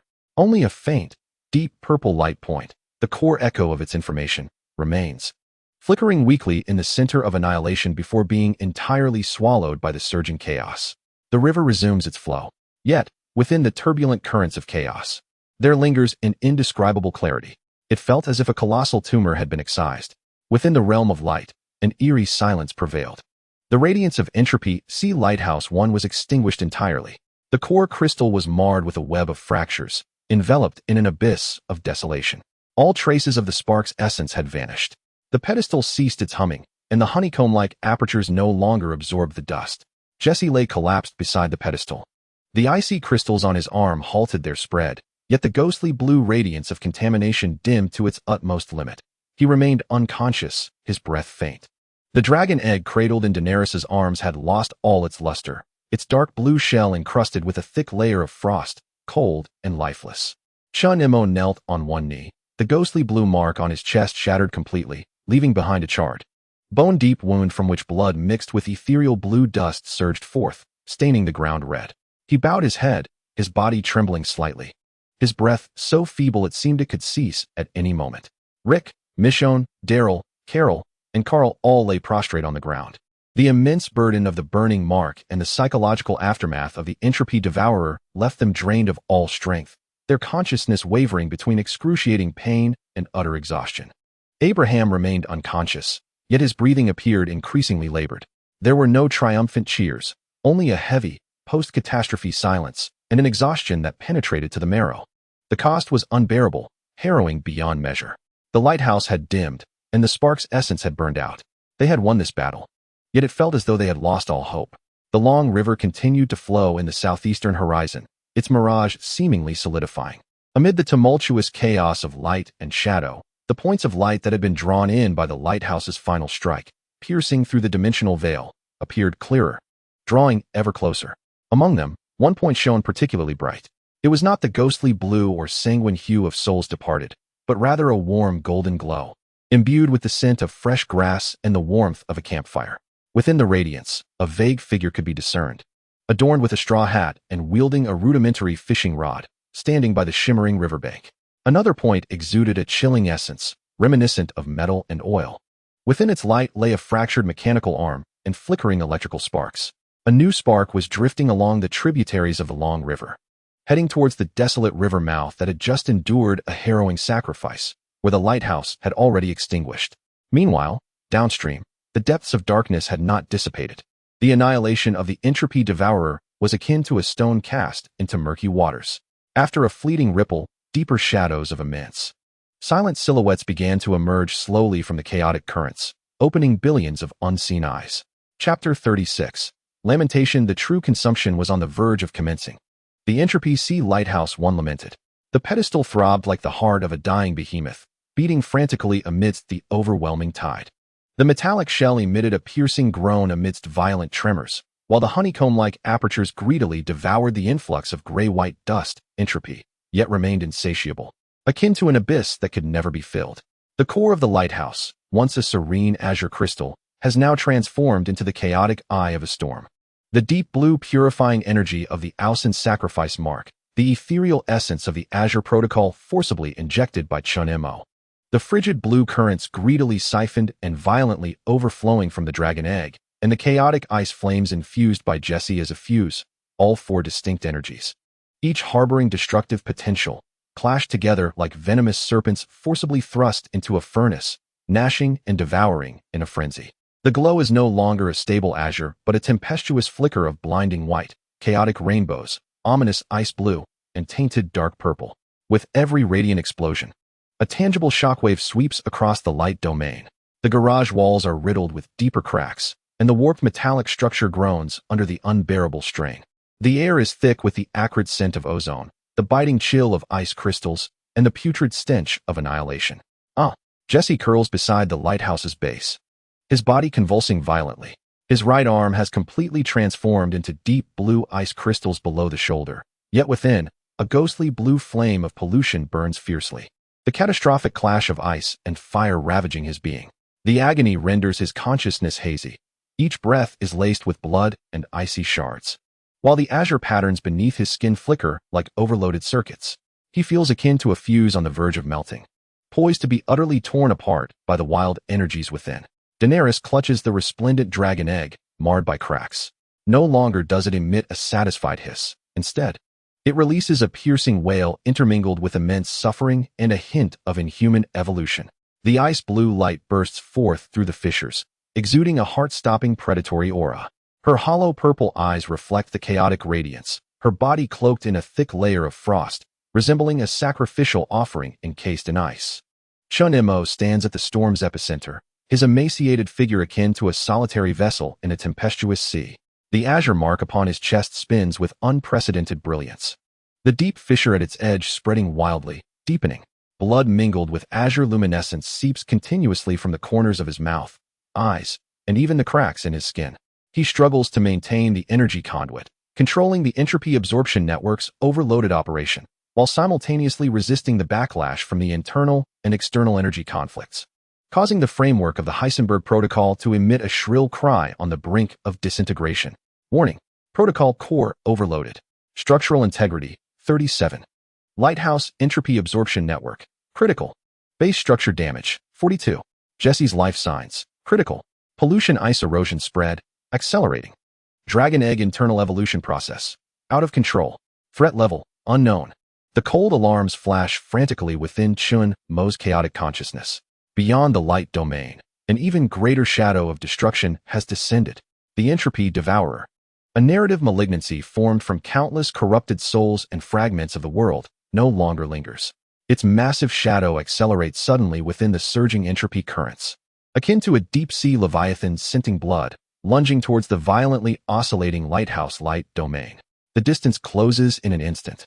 Silence reigned, broken only by a cacophony of despairing wails from countless beings, the shattering noise of a crumbling world, and an intangible yet soul-crushing torrent of spiritual pollution, akin to a cosmic death knell, violently colliding with the tremulous order of the lighthouse. Boom. It was as if a glass dome had been struck by a colossal hammer.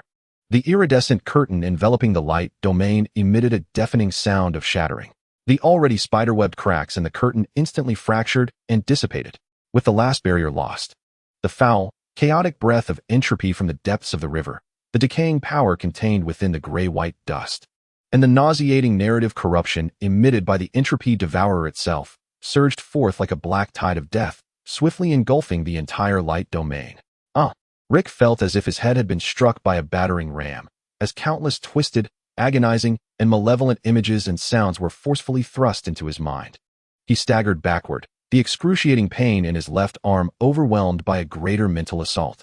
Mijian's katana slipped from her grasp as she tightly covered her ears. For the first time, her icy visage revealed immense suffering, as the flood of murderous memories surged within her mind, ignited by the pollution, twisting into a self-destructive impulse. Daryl let out a beastly roar, his intact left hand frantically pounding his skull, attempting to dispel the soul-corroding noise. Carol clung desperately to Abraham, tears streaming down her face as the overwhelming mental impact threatened to shatter her protective will. Even the unconscious Abraham's heavy breathing became erratic and painful. Within the light domain, order had vanished. Only a chaotic storm of energy and soul-corrupting pollution remained. The shadowy essence of the entropy devourer loomed like a moving mountain, penetrating the veil between the river and reality, revealing its horrifying true form. It was not a physical entity, but rather a swirling mass, writhing and composed of billions of tortured faces, shattered fragments of the world, and flickering, extinguished narratives, forcibly amalgamated into an indescribable, colossal chaos conglomerate. It possessed no fixed shape. Only countless outstretched, viscous, inky tendrils formed from pure entropy and corrupt resentment. As the tendrils passed, the space hissed as if corroded by strong acid, leaving behind tainted void marks reminiscent of festering wounds. One of the largest tendrils, exuding the most potent aura of corruption, resembled a cataclysmic spear, disregarding the chaotic energy storm. As it precisely targeted the core crystal of Entropy Sea Lighthouse, one with an insatiable greed to devour all. Its objective was the chaotic yet powerful energy source within the lighthouse, along with all the sparks gathered here. It aimed to drag everything, including this fragile estuarine node, into its eternal, disordered core of chaos. Destruction loomed near. In this moment, where even despair seemed pale, the deep blue pupils of Chun Mo, bloodshot from pain and overload, ignited with an absolute obsession for purity that belonged to Walter White, burning to its zenith. He relinquished all defenses. He abandoned all calculations, transforming the residual computational power of all agreements, along with the imminent collapse of the primal force encapsulated within the azure mark upon my chest, into an exquisitely pure torrent of commands. I forcefully inundate the blank notebook resting upon my knee, which is tumultuously flipping amidst the energy storm. Final protocol override. Command Heisenberg. Target, Entropy Lighthouse 1. Operation, deconstruct base constraints. Release all stored conflict energy. Direct target, Entropy Devourer's tentacle, core energy flow. Synchronous command, Jesse Pinkman. Detonate pollution core. Direct to Dragon Egg evolution focus. At the instant the command is issued, the base of Entropy Lighthouse 1 emits a final, mournful wail akin to a dying beast's liberation. The metallic shell and honeycomb structure, which had been forcibly restraining the tempestuous energy, were instantaneously dismantled and melted as if by an invisible hand under Chun Mo's command. The four strands of destructive energy, Orson-S deep blue purification, Chun Mo's azure protocol, the ice blue current of the dragon egg, and Jesse's polluted ice flames, burst forth like primordial titans freed from their cages, roaring, unbound. Yet, this energy did not dissipate chaotically. Under Chun Mo's ultimate directive, they coalesced as if constrained by an unseen magnetic track, forming a fleeting yet terrifyingly concentrated spiral torrent of energy, swirling with four hues of annihilation. The target of this torrent was not the essence of the Entropy Devourer itself, but rather the largest of its tentacles, laden with core corruption energy. Simultaneously, curled upon the ground, Jesse's consciousness, torn by agony and pollution, grasped Chun Mo's command as if it were a final judgment. Detonate the pollution core? Mutual destruction? The terror of death seized him instantaneously. Yet in the next moment, countless fragments of memories, of Jesse struggling in pain, fleeing in fear, and dying in despair, flashed before him like a kaleidoscope. Mr. White's cold gaze, Orson-S burnt remains, and the desperate faces of his comrades beneath the lighthouse erupted within him, a blend of immense pain and extreme anger, as resolute as a volcano, surging from the depths of his nearing collapse. Fuck you all. Jesse, summoning the last vestige of his strength, let out a heart-wrenching roar. He ceased to resist the conflict of ice and fire within him. Instead, with the remnants of his will, he ignited the fuse, forcefully detonating the violent azure ice flame core deep within his right arm, intertwined with metacognitive pollution. Boom! It was as if a miniature nuclear device had been detonated within him. Jesse's right arm, along with half of his shoulder, was instantly transformed into a splatter of deep blue crystalline powder and azure polluted flames.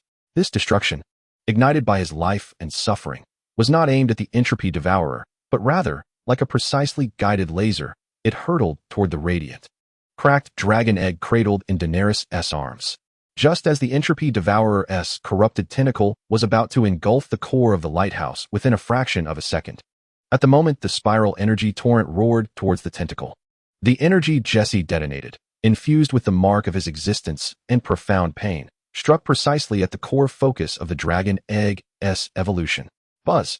Time seemed to stretch and freeze. The struck dragon egg, akin to the final pivotal variable introduced into a supercritical reactor, found its chaotic evolutionary process forcibly catalyzed by a torrent of energy intermingled with anguish, contamination, and a will for destruction, propelling it toward an unpredictable singularity beyond dimensions. In an instant, the shell disintegrated into nothingness. No explosion, no radiance. A point materialized in its place, a singularity so pure that its color eludes description, its form defies articulation. This singularity possessed no size, yet seemed to encapsulate the coldness and silence of the entire universe. The moment it manifested, it surged forth at a terrifying velocity, surpassing the speed of light, traversing the internal pathways of pure energy flowing through the corrupted tendrils of the entropy devourer, consuming everything in its wake.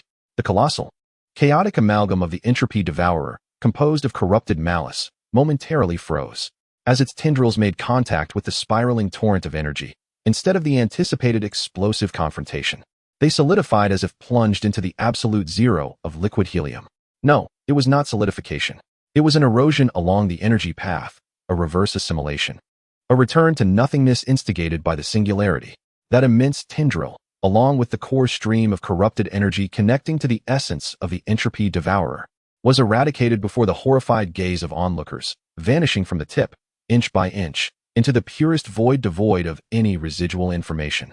This void spread with terrifying speed along the energy pathway toward the core of the entropy devourer's vast chaotic body. For the first time, the entropy devourer emitted a sound, not through the vibration of air, but resonating directly within the depths of every sentient being's consciousness. It was the silent scream of billions of souls forcibly erased from existence, a cacophony interwoven with endless suffering and ultimate terror. Its massive, writhing form convulsed in a frenzied struggle, contorting in an attempt to sever the tendril eroded by the singularity. Yet the pace of the singularity's erosion far exceeded its reactions. The void spread like a plague through its chaotic core. Thunderous roars echoed as the colossal chaotic entity of the entropy devourer ignited like a multitude of antimatter bombs. The conflicting echoes of souls and fragments of worlds, forcibly amalgamated, commenced an unprecedented, self-destructive annihilation reaction under the ultimate zeroing effect triggered by the singularity. Countless anguished faces transformed into ash amidst silent screams. Fragmented bubbles of existence burst like soap bubbles. The chaotic flow of entropy collapsed inward, as if drawn into a black hole. The entire narrative trembled. The rushing shadows of chaos were violently tugged and distorted by the self-destructive annihilation at the core. The immense shadow of the entropy devourer, akin to a blazing black sun, began its final, catastrophic collapse amidst desperate struggles and silent screams.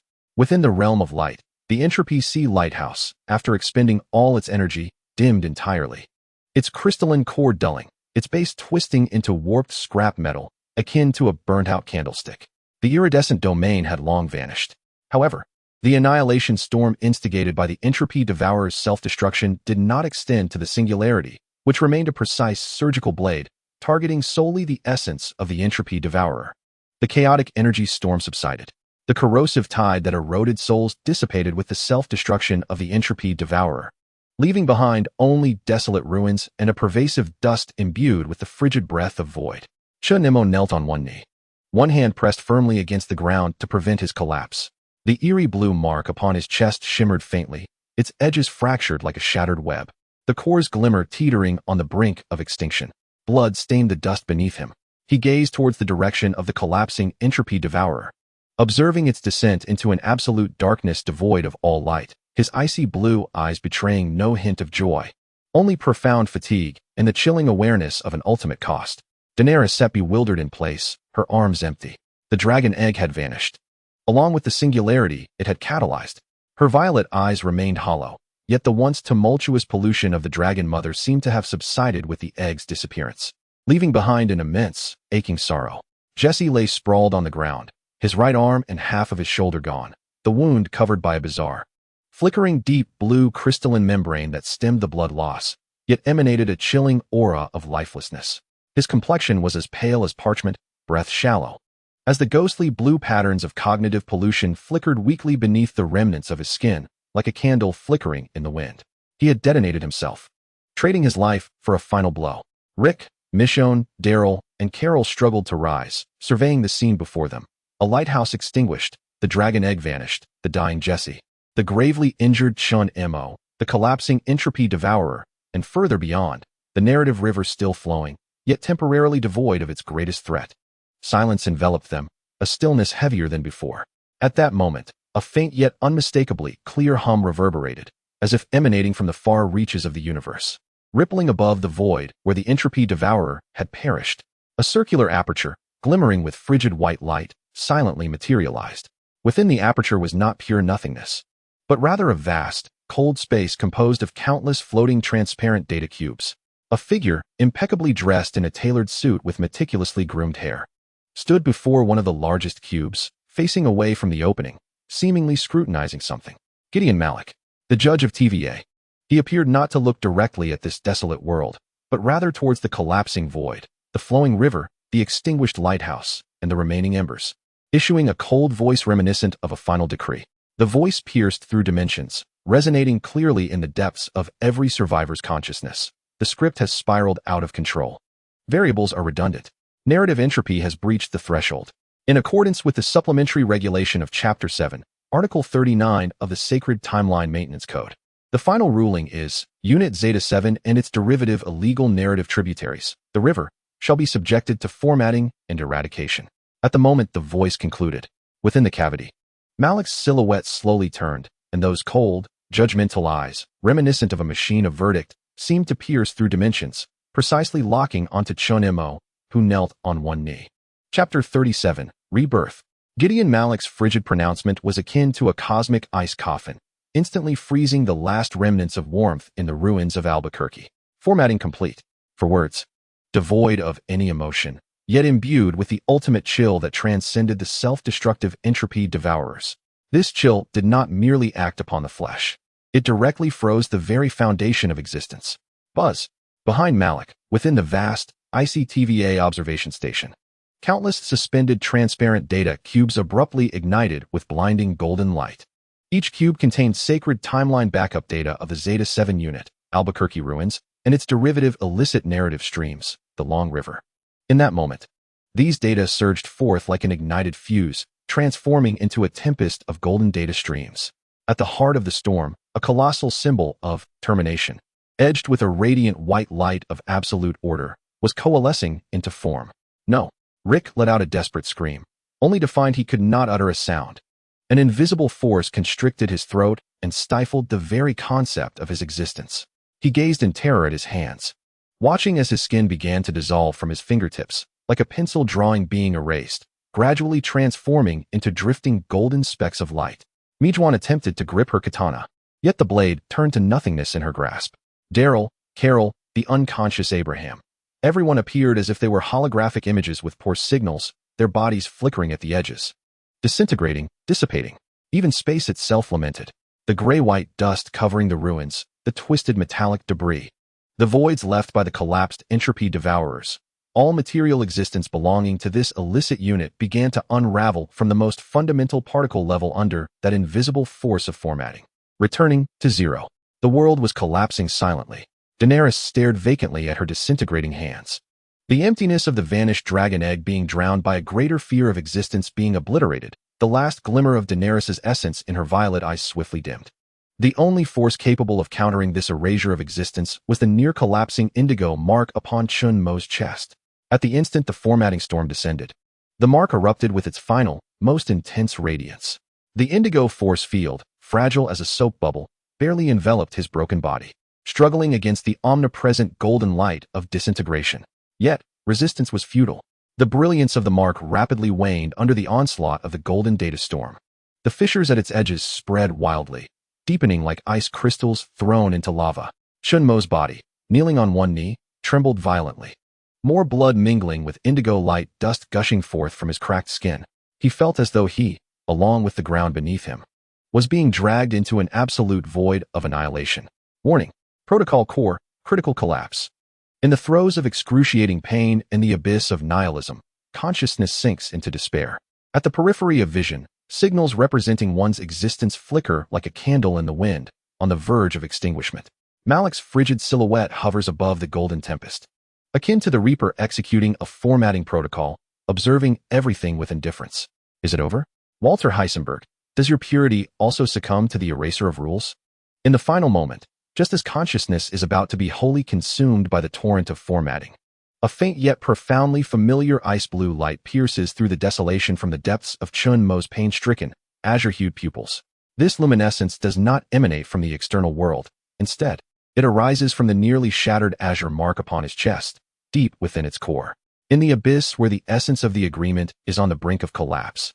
At the deepest fissure penetrating the mark's core, a flicker of ice-blue light, long suppressed and nearly forgotten, ignites like a spark buried deep within the Earth's core, suddenly illuminating the direst of circumstances. This light represents the untainted, primal blueprint of Walter White, Heisenberg, forcibly injected into Chunmo's core of agreement at the last moment of his self-immolation. It is the core equation of that enigmatic notebook. It embodies the pure source code of Heisenberg's persona. A cold, weary whisper of purity resonates not through auditory means, but directly within the dying core of Chunmo's consciousness. It is the ultimate reagent for deconstructing chaos. Now deconstructed. With their eraser, sharpen our blade. Walter's whisper serves as the final command, activating that deeply buried ice-blue spark. Boom! Within the crumbling core of the agreement, the ice-blue spark ignites explosively. Rather than attempting to repair the shattered framework, it behaves as the most precise acid, voraciously eroding and dissolving along the fractures of the collapsing structure. It forcibly dismantles and obliterates the cold, rational, yet now rigid order of the Heisenberg agreement. Core of agreement, rewriting initiated. Operation, dissolve old framework. Reconstruct new agreement. Blueprint, Heisenberg's original equation, core of purity. Catalyst, TVA, formatting energy, high purity order annihilation. Frantic thoughts surge through Chunmo's mind. What Walter left behind is not a lifeline, but a poisoned dagger. He compels Chunmo, at the brink of his own formatting, to harness the unparalleled energy of annihilation contained within the TVA, pure to the utmost degree. As the most potent catalyst and purifying agent to dissolve the old agreement, to forge and reconstruct a new agreement that is more pure, more perilous, and capable of defying the very fabric of rules, to be cast into death, and then reborn. An unprecedented madness and coldness erupt in Chunmo's eyes. He exhausts all remaining will, relinquishing the final resistance. Instead, he actively opens the crumbling core of the agreement. The surging golden storm of data, emblematic of formatting annihilation, surged forth like a wolf invited into the fold, frantically drawing into the heart's core the burning azure starfire. Hiss, hiss, hiss. Like aqua regia poured into ice crystal, the golden formatting energy collided instantaneously with the primordial azure equations. A violent annihilation reaction erupted deep within Chunmo's consciousness. An indescribable agony instantly surpassed his limits of endurance. His body stiffened abruptly in reality, as if pierced by a high-voltage current, emitting a discordant sound from his throat akin to the tearing of his very soul. His skin cracked inch by inch, as blood mixed with ethereal blue and icy azure energies gushed forth like a fountain. What is he doing? Rick beheld the terrifying spectacle of Chunmo's body erupting with energy, convulsing violently amidst the golden light, his remaining consciousness issuing a silent scream. Neither suicide nor the fragmented thoughts of Mi Chiong could comprehend this. Malik hovered above the golden storm, and for the first time, a trace of an extremely subtle stagnation appeared in his cold gaze, as if a precise instrument had detected anomalous data. He witnessed the irrational, frenzied energy reaction within Chunmo's body. Just when everyone believed Chunmo would instantly dissolve into nothingness under the dual assault from within and without, an anomaly abruptly emerged. The shattered mark at Chunmo's chest, from which mixed energies surged forth, the burning azure starfire. After consuming a massive amount of golden formatting energy, not only did not extinguish but instead erupted with an even purer, deeper, and colder azure glow, akin to magnesium ignited in liquid oxygen. The originally representative azure light of the Heisenberg protocol was forcibly repelled, stripped, and devoured by this azure core radiance like an impurity. Old protocol framework, dissolve 99. New protocol core, under reconstruction, core definition, absolute purity order blade information layer deconstruction. The azure radiance no longer remained confined to Chun Mo's chest. It spread along his cracked skin as if imbued with life, flowing forth. Wherever it passed, the golden formatting radiance, which disintegrated existence, encountered its nemesis, being forcibly frozen, solidified, and then shattered like fragile glass into nothingness. Chun Mo slowly raised his head. His eyes were no longer the burning azure. They had transformed into deep, unfathomable azure crystals, seemingly sculpted from ancient glacial ice. Within the depths of his pupils lay no emotion, no fluctuation, only an array of maddeningly intricate, rotating azure equations forming a double helix storm. A sense of absolute order, purer, colder, and more inhuman than the Heisenberg protocol, emanated from him like a tangible cold wave. He disregarded the energy surging from his body, which was being forcibly frozen and repaired by the azure radiance, ignored the disintegrating world, and his cold gaze pierced through the tumultuous golden data storm, locking firmly onto Malik, who hovered before the symbols. Formatting? Chun Mo's voice resonated. No longer a hoarse human sound, but a non-human, frigid synthetic wave, akin to billions of ice crystals rubbing against each other, penetrating the barriers of space to resonate deep within Malik's consciousness. A fine tool. The purity is acceptable. He slowly raised his right hand, enveloped in an ethereal icy blue glow, with a non-human energy coursing beneath his skin. His fingers splayed wide, palm directed at Malik, aimed at the colossal symbol, at the frigid data space of the TVA observation station. Now it is my turn. As his cold words resonated, the space before his palms silently twisted and collapsed. A perfect circular aperture, shimmering with profound icy blue light, materialized out of thin air. Within this aperture, there was not nothingness, but rather a multitude of frantically revolving, cutting, and amalgamating icy blue fundamental particle equations. They formed a miniature vortex, driven by the pure information deconstruction laws. The moment this vortex emerged, the surging golden data storm within the TVA observation station abruptly halted, as if frozen by an invisible chill. The immense symbol flickered violently, its edges, once radiating absolute order in white light, now layered with a frost of icy blue. Impossible. For the first time, Malik's cold mask was utterly shattered. His eyes brimmed with incredulous horror. Countermeasure at the informational level. You have usurped formatting privileges. Usurp? In Chun Mo's non-human icy blue pupils, the flow of equations accelerated dramatically. No, it is purification. You have polished my blade with your eraser. His outstretched fingers snapped shut. The icy blue vortex before his palm instantaneously expanded and accelerated. An indescribable, pure force of deconstruction, targeting the very fabric of information structures. Akin to a spear of judgment from a cosmic frozen abyss, disregarded the distance of space and the barriers of dimensions, piercing fiercely into the data realm of the TVA observation station, striking at that colossal symbol. Sizzle. There was no earth-shattering explosion, only a faint, soul-resounding sound akin to precision circuits being forcefully shattered after being frozen in ultra-low temperatures. The massive symbol, like a glass artwork plunged into liquid nitrogen, instantly became marred with deep icy blue cracks. The fissures spread wildly. Subsequently, the entire symbol, along with the surrounding frozen golden data storm, collapsed with a thunderous crash, shattering into countless flickering icy blue shards of information, dissipating into the void of the observation station. Ugh! Malik let out a muffled groan. The invisible high-level TVA authority field surrounding him oscillated violently, resembling a glass dome struck by a heavy blow, developing spider web-like cracks. For the first time, pallor appeared on his flawless visage, his form slightly swaying amidst the tremors within the data space. Chun Mo's assault did not cease. After the icy blue vortex shattered the symbol, its momentum remained unyielding, akin to a ravenous school of piranhas, lunging towards the transparent cubes suspended within the observation station, which housed the backup data of the Zeta-7 unit. Crack, crack, crack.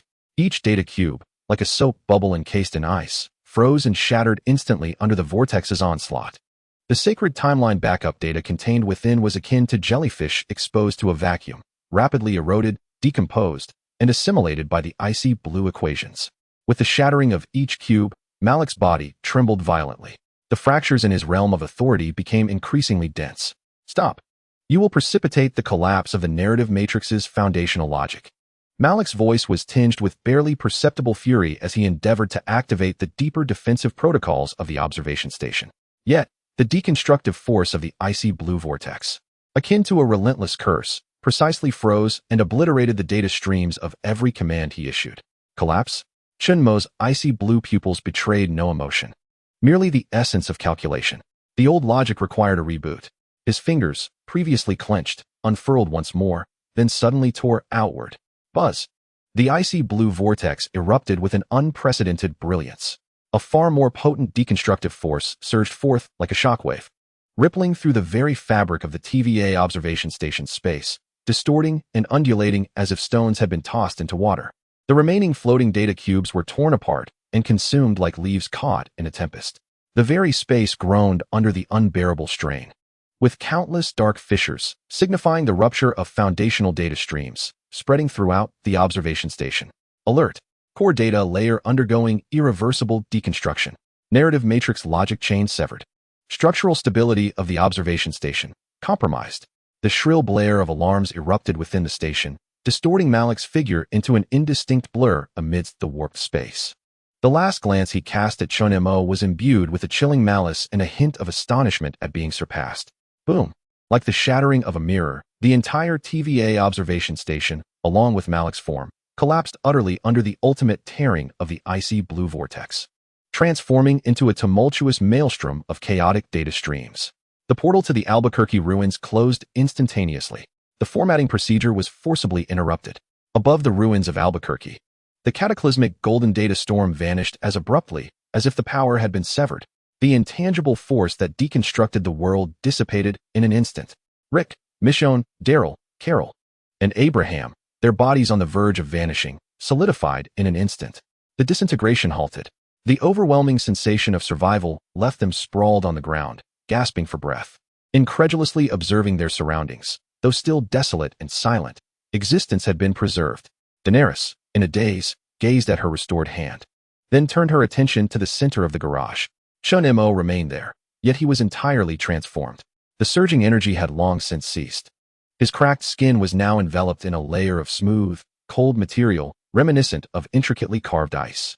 Beneath the tattered clothing, the ethereal blue mark upon his chest had vanished, replaced by a slowly rotating, profound core, a three-dimensional prism formed of countless miniature icy blue equations. His eyes gleamed like pure ice crystals, an otherworldly sense of absolute order emanating like a tangible chill. He inclined his head slightly, gazing at the icy crystalline palm of his right hand. Above his palm floated a brand-new book, no longer a blank notebook. The cover of the book is fluid, composed of a deep blue material reminiscent of liquid ice. On the back cover, a phrase of purity serves as the ultimate reagent to breach the fourth wall. Yet beneath the inscription lies an ice blue symbol, a Mobius strip, continuously deconstructing and reconstructing itself. The pages are no longer mere sheets of paper. They have transformed into a luminous screen formed by flowing ice blue data streams. User, Chun-Mo, Core Protocol, Cryoprism Protocol, Authorization, Data Deconstructor, Status, Stable, Preliminary Synchronization with the Narrative Entropy Stream. He slowly raised his head, his ice blue crystalline pupils scanning the survivors, their faces etched with horror, remnants of life amid desolation.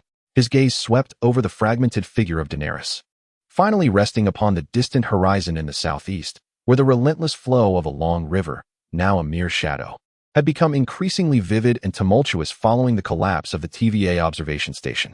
Downstream, at the edge of the void left by the self-destruction of the entropy devourer, a new, more colossal outline of shadow began to coalesce slowly within the chaotic stream of entropy, awakening. The river continued to surge. The threat had never dissipated. The old screenwriter had been ousted. The new director, brandishing the ice blue book, stood amidst the ruins. His voice echoed like an icy tempest sweeping across a desolate wasteland. Eliminate the old code and establish a new order. The core of the cryoprism rotated slowly at his chest, its glow profound. A new tale, forged from the ashes of the old world, commenced with chilling absolute purity. Chapter 38. Freedom. The cryoprism silently revolved at Chun-Mo's chest, its enigmatic light akin to a miniature black hole, devouring the last remnants of warmth from the ruins. The desert of Albuquerque was cloaked in gray-white dust, silent as a tomb. The survivors of the cataclysm, Rick, Michonne, Daryl, Carol, the comatose Abraham, the bewildered remnants of Daenerys, and Jesse, whose half-body was covered in a bizarre crystalline membrane, huddled like startled prey beside the twisted metallic base of Entropy Lighthouse 1. Their gazes complexly focused on the inhuman figure at the center of the ruins. Chinemo, or more accurately, the data deconstructor embodying the information of the cryoprism protocol, disregarded the myriad of emotions reflected in their eyes: fear, gratitude, confusion, and a flicker of instinctual aversion. His ice-blue crystalline pupils mirrored the distant horizon where the flowing shadow of the long river, far from dissipating after the collapse of the TVA observation station, had only grown more solid and tumultuous. Deep within the river, the absolute void left by the self-destruction of the Entropy Devourer resembled a scar upon the universe. At the edge of this void, a new, larger, and more twisted shadow outline greedily siphoned the surging chaotic entropy stream, slowly coalescing, writhing, awakening. This was the inheritor of narrative mutation, the offspring of the river itself, an endless embodiment of chaos. Yet this was not the focal point of his current attention. His entire consciousness, like the most precise probe, delved into the core database of the cryoprism. Within the prism, countless streams of icy blue data swirl like billions of stars in motion, fervently analyzing and reconstructing the spoils plundered from the TVA observation station at the moment of its collapse. These shattered remnants, containing the sacred timeline backups of Unit Zeta-7, resemble a forcibly disassembled cipher, gradually shedding the false narrative shackles imposed by the Council of Writers under the absolute purity of the prism's deconstructive power. They unveil the most primitive, savage, and authentic history that has been meticulously edited. Data Fragment Reconstruction, Completion 873. Core Narrative Anchor.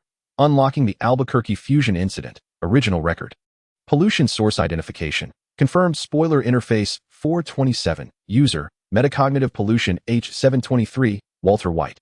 Editing Ruling Record. Retrieving. The chilling text flowed through Chun Mo's consciousness. The light of the prism's core flickered faintly, projecting a deliberately erased, distorted original record onto the twisted air before the crowd, like a faded old film, the familiar Albuquerque. Yet not in ruins. The sky bore no rifts, only the searing sunlight. On the street, an old RV sped along the desert highway. Inside, Walter White, clad in a tan jacket, appeared pale, yet his eyes burned with a morbid, controlling madness. In the passenger seat, a young Jesse Pinkman exhibited a blend of terror and blind admiration. In the back seat, an Asian youth, Chinemo, sat with eyes closed, brow furrowed, tiny beads of sweat forming at his temples, a sign of the spoiler system's overload. Suddenly, without any forewarning, the sky was torn asunder by an invisible giant hand. The Night King's frost, the rotting tide of the undead, and the destructive imagery of the homeland's laser beams cascaded down like a waterfall. The scene shook violently as Walter slammed on the brakes, an unprecedented icy blue light bursting forth from his deeply sunken eyes. His emaciated fingers rapidly drummed on the steering wheel, spewing forth complex chemical terminologies. Jesse let out a terrified scream. Chinemo abruptly opened his eyes, data streams flashing wildly within. In the following instant, the scene was engulfed in a blinding white light. Amidst the radiance, Walter was faintly discernible as he abruptly turned, forcefully plunging a syringe filled with blue liquid into Chinmo's arm. Chinemo emitted a painful howl as azure markings blazed to life beneath his skin. He seized Walter in retaliation, the two becoming like burning blue torches amidst the obliterating white light. As the white light dissipated, the scene froze. Only Albuquerque's desolate ruins remained. Shrouded in gray-white dust, the RV lay twisted into scrap metal. Walter and Chun-Mo collapsed to the ground, breath shallow. Jesse huddled in the distance, half of his body stained with blood. A line of cold, absolute order text composed of white light covered the scene. Zeta-7 unit. External redundant variable cluster. Core pollution source. Spoiler interface 427. Chun-Mo. Metacognitive pollution H723. Walter White. Ruling. Deep pollution. Irreversible. Is this the truth? Rick's voice was hoarse and dry as he gazed at the image of himself, fallen in the dust, his left arm twisted at an identical angle to his current state. The fragments of memories regarding destruction and battle, forcibly erased by TVA, surged forth like a flood, crashing against the remnants of his cognition. Are we merely the discarded refuse they deleted? Daryl roared, his unblemished left hand clenched tightly, knuckles turning white. The instincts of a wild hunter ignited within him an overwhelming fury at the fate deemed upon them. Mikion's katana silently emerged half an inch from its sheath, the cold blade reflecting the tumultuous memories of countless Mikion, filled with the violence of slaughter and the bitterness of being cut from the narrative. Carol clung tightly to Abraham, her body trembling slightly from the immense sorrow and rage.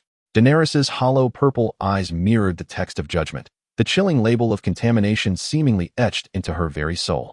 Jesse's remaining left eye fixated on Walter's final, burning silhouette on the screen before he lowered his gaze to his own frost-covered remnants, emitting a series of incoherent, raspy sounds from his throat. The eerie blue patterns of contamination beneath his skin flickered violently, the cracks of metacognitive pollution roaring silently within him. No. Chunmo's cold synthetic voice resonated in the stillness, interrupting the tumultuous thoughts of the others. The core of the prism pulsed with a steady light, effortlessly erasing the footage of the original recording as if it were mere glass. Pruning?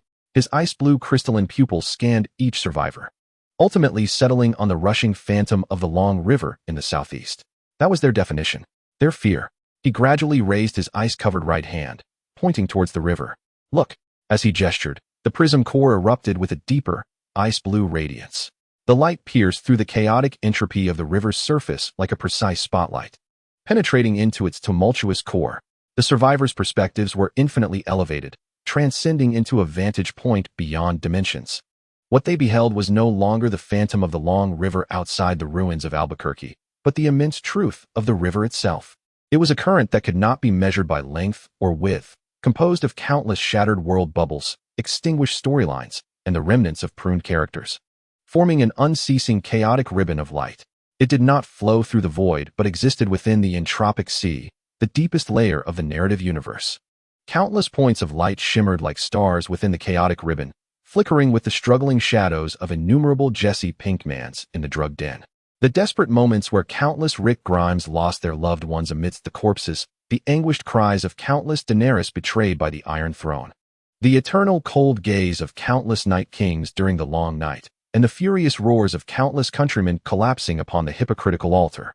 All that was pruned by TVA, all denied by the Writers' Council, all concluded tales, and all the profound anguish, fervent obsessions, and unwilling screams of forgotten characters transformed into the most fundamental and surging currents of entropy within this river. These chaotic, conflicting, and destructively entropic streams, at the inception of the great river, resembled untamed stallions, colliding and annihilating one another, engendering boundless disorder. The aberration known as the entropy devourer epitomizes the ultimate product of this disordered chaos. Yet at this moment, under the absolute deconstruction of the ice-blue prism, the survivors discern a profound transformation occurring within the vast river, following the self-destruction of the entropy devourer and the abrupt interruption of TVA formatting. Countless scintillas of residual characters, once mere chaotic collisions, are now enveloped in a narrative gravity, a force of attraction arising from their shared, albeit fragmented, destinies at the quantum level, intensifying with fervor. This gravitational pull transcends the barriers of the world bubbles, overcomes the conflicts of character arcs, and even surpasses the boundaries of life and death. In a world reminiscent of The Walking Dead, a residual spark of Rick, despairingly raising his gun amidst the ruins of a prison, draws near to another residual spark from the realm of Game of Thrones, where Jon Snow teeters on the brink of death in a battle of bastards. Spiraling closer under the influence of this gravity, their collective anguish and protective resolve resonating to form a faint yet resilient vortex of order.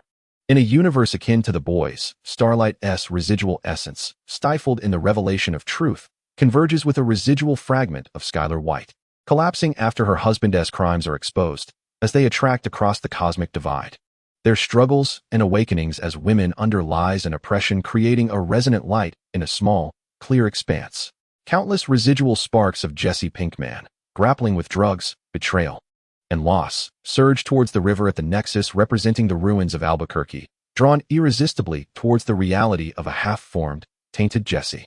Jesse's remaining left eye suddenly widens, reflecting countless faces of himself, pain, fear, and awakening coalescing into a monumental torrent of will, infused with a toxic, icy flame.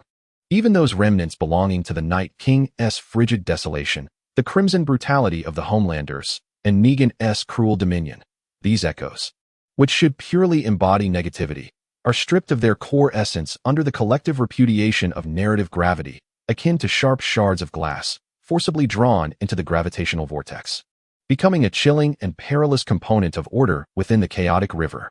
Billions of sparks, billions of resonances, billions of threads of gravity woven from shared suffering, a collective will to resist, and a yearning for existence. They intertwine and attract in the boundless chaotic river, converging as if the primordial nebulae of the universe coalesce into galaxies under the influence of gravity. Countless minuscule vortices of order are birthed, grow, and merge. The once disorderly torrents, generating chaos, begin to flow directionally under the guidance of these spontaneously formed vortices driven by shared narrative gravity. The chaotic energy is confined, channeled, and bestowed with an unprecedented, unified direction. Like scattered iron filings aligned by a formidable magnetic field, the great river itself undergoes a profound metamorphosis.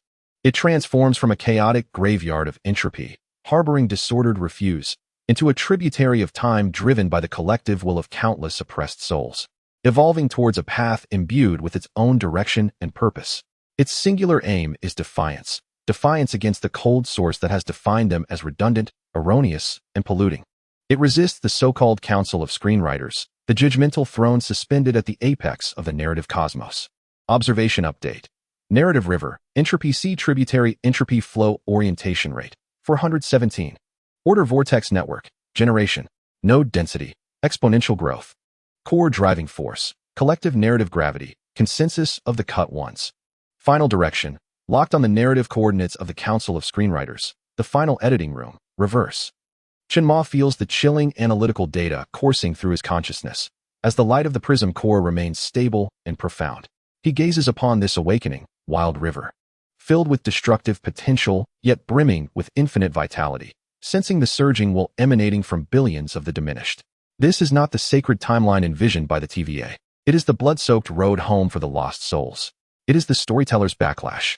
It is the colossal wave stirred by freedom itself. He slowly lowers his head, his ice-blue crystalline pupils resting upon the deep blue-covered tome at his feet. Within the flowing data light screen of the book's pages, a line of text composed of pure ice-blue equations gradually materializes. Protocol directive, river resonance. Operation, establish a permanent link between Entropy C Lighthouse 1 and the core vortex network of the river. Output, ice-blue prism deconstruction protocol framework, partial. Objective, provide the blade of order, accelerate the cohesion of the river's consensus. Without hesitation, Chenma extends his right hand, cloaked in ice crystals, fingers splayed, and gently presses against the cover of the ice-blue book. The prism core erupts with an unprecedented ice-blue beam. The beam does not reach for the heavens. Instead, it plunges deeply into the ground of the Albuquerque ruins like roots, piercing the membrane of reality, precisely anchoring itself atop the core of the river, where the order vortex network is frantically expanding and coalescing. Simultaneously, the ice-blue book radiates with brilliance. Countless ice-blue data flows, formed by pure deconstruction principles, surge like living chains of code through the link established by the beam, rushing into the flowing river, accurately infusing the newly birthed, still fragile cores of the order vortex. Protocol output, complete. Order vortex of the river, acquired information deconstruction empowerment. Stability, 300. Cohesion, 450. The effects are immediate. Within the vast river, those order vortices formed from the resonance of billions of lingering thoughts, upon receiving the framework of information deconstruction provided by the ice-blue prism, have gained sharp weapons and sturdy armor. Their rotational speed suddenly accelerates. Their scale rapidly expands. The intensity of gravity surges exponentially.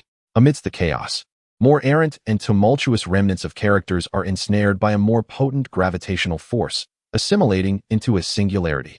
What began as a gentle stream of order swiftly burgeons into a tumultuous spiral arm. These spirals attract, collide, and merge, clear and powerful main currents, driven by the pure will of resistance, boldly take shape within the endless river of chaos.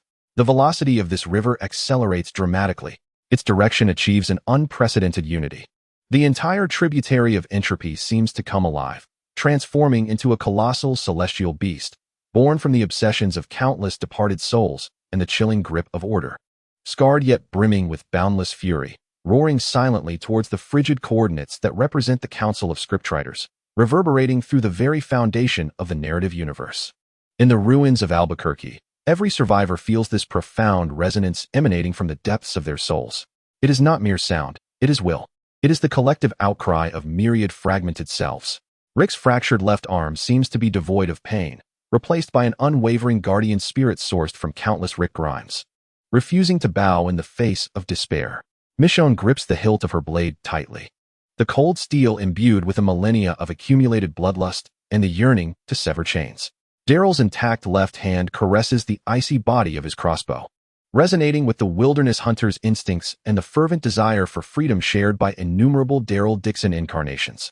Carol, cradling Abraham, is filled with the power of countless women struggling to survive under oppression. Jesse struggles, propping up his body with his remaining left hand. On his battered form, crystalline membranes and ethereal blue patterns flicker violently in response to the resonance of the river's will. The anguish, fear awakening, and ultimately the self-destructive will of billions of Jesses wash over him like a tidal wave. His lone remaining eye, no longer lost, ignites with a blaze of icy flames. A fusion of excruciating pain, madness, and absolute clarity. A hoarse shout emerges from his throat, seemingly uniting the voices of countless souls. Can you hear it? Mr. White, do you hear us? We are all shouting. Chun Mo slowly raises his head, his ice-blue crystalline pupils piercing through infinite dimensions. Gazing upon the terminus of the rushing river, staring into the profound darkness that represents the Council of Scriptwriters, the final editing room. The ice-blue prism at his chest spins steadily, akin to a beacon guiding this rebellious river. The ice-blue book in his hand stirs autonomously, its deep blue cover adorned with a shimmering Mobius ring symbol. His frigid voice, like a codex heralding a new epic, resonates upon the ruins and the river's symphony. The old story has been cut. The new river rushes forth. Its name is freedom. The river roars, igniting starfire across the plains. The blood, tears, and fury of the marginalized converge into a towering wave, striking with the cold purity of a blade against the ultimate iron curtain of the narrative universe. Beyond the fissures of the fourth wall, the high-dimensional observers encounter, for the first time, the chilling edge that emanates from the story itself. Chapter 39, The Narrative. The river is roaring. No longer is there a chaotic and disordered flow of entropy. Instead, it has transformed into a torrent of order, resonating with the collective will of countless shapers.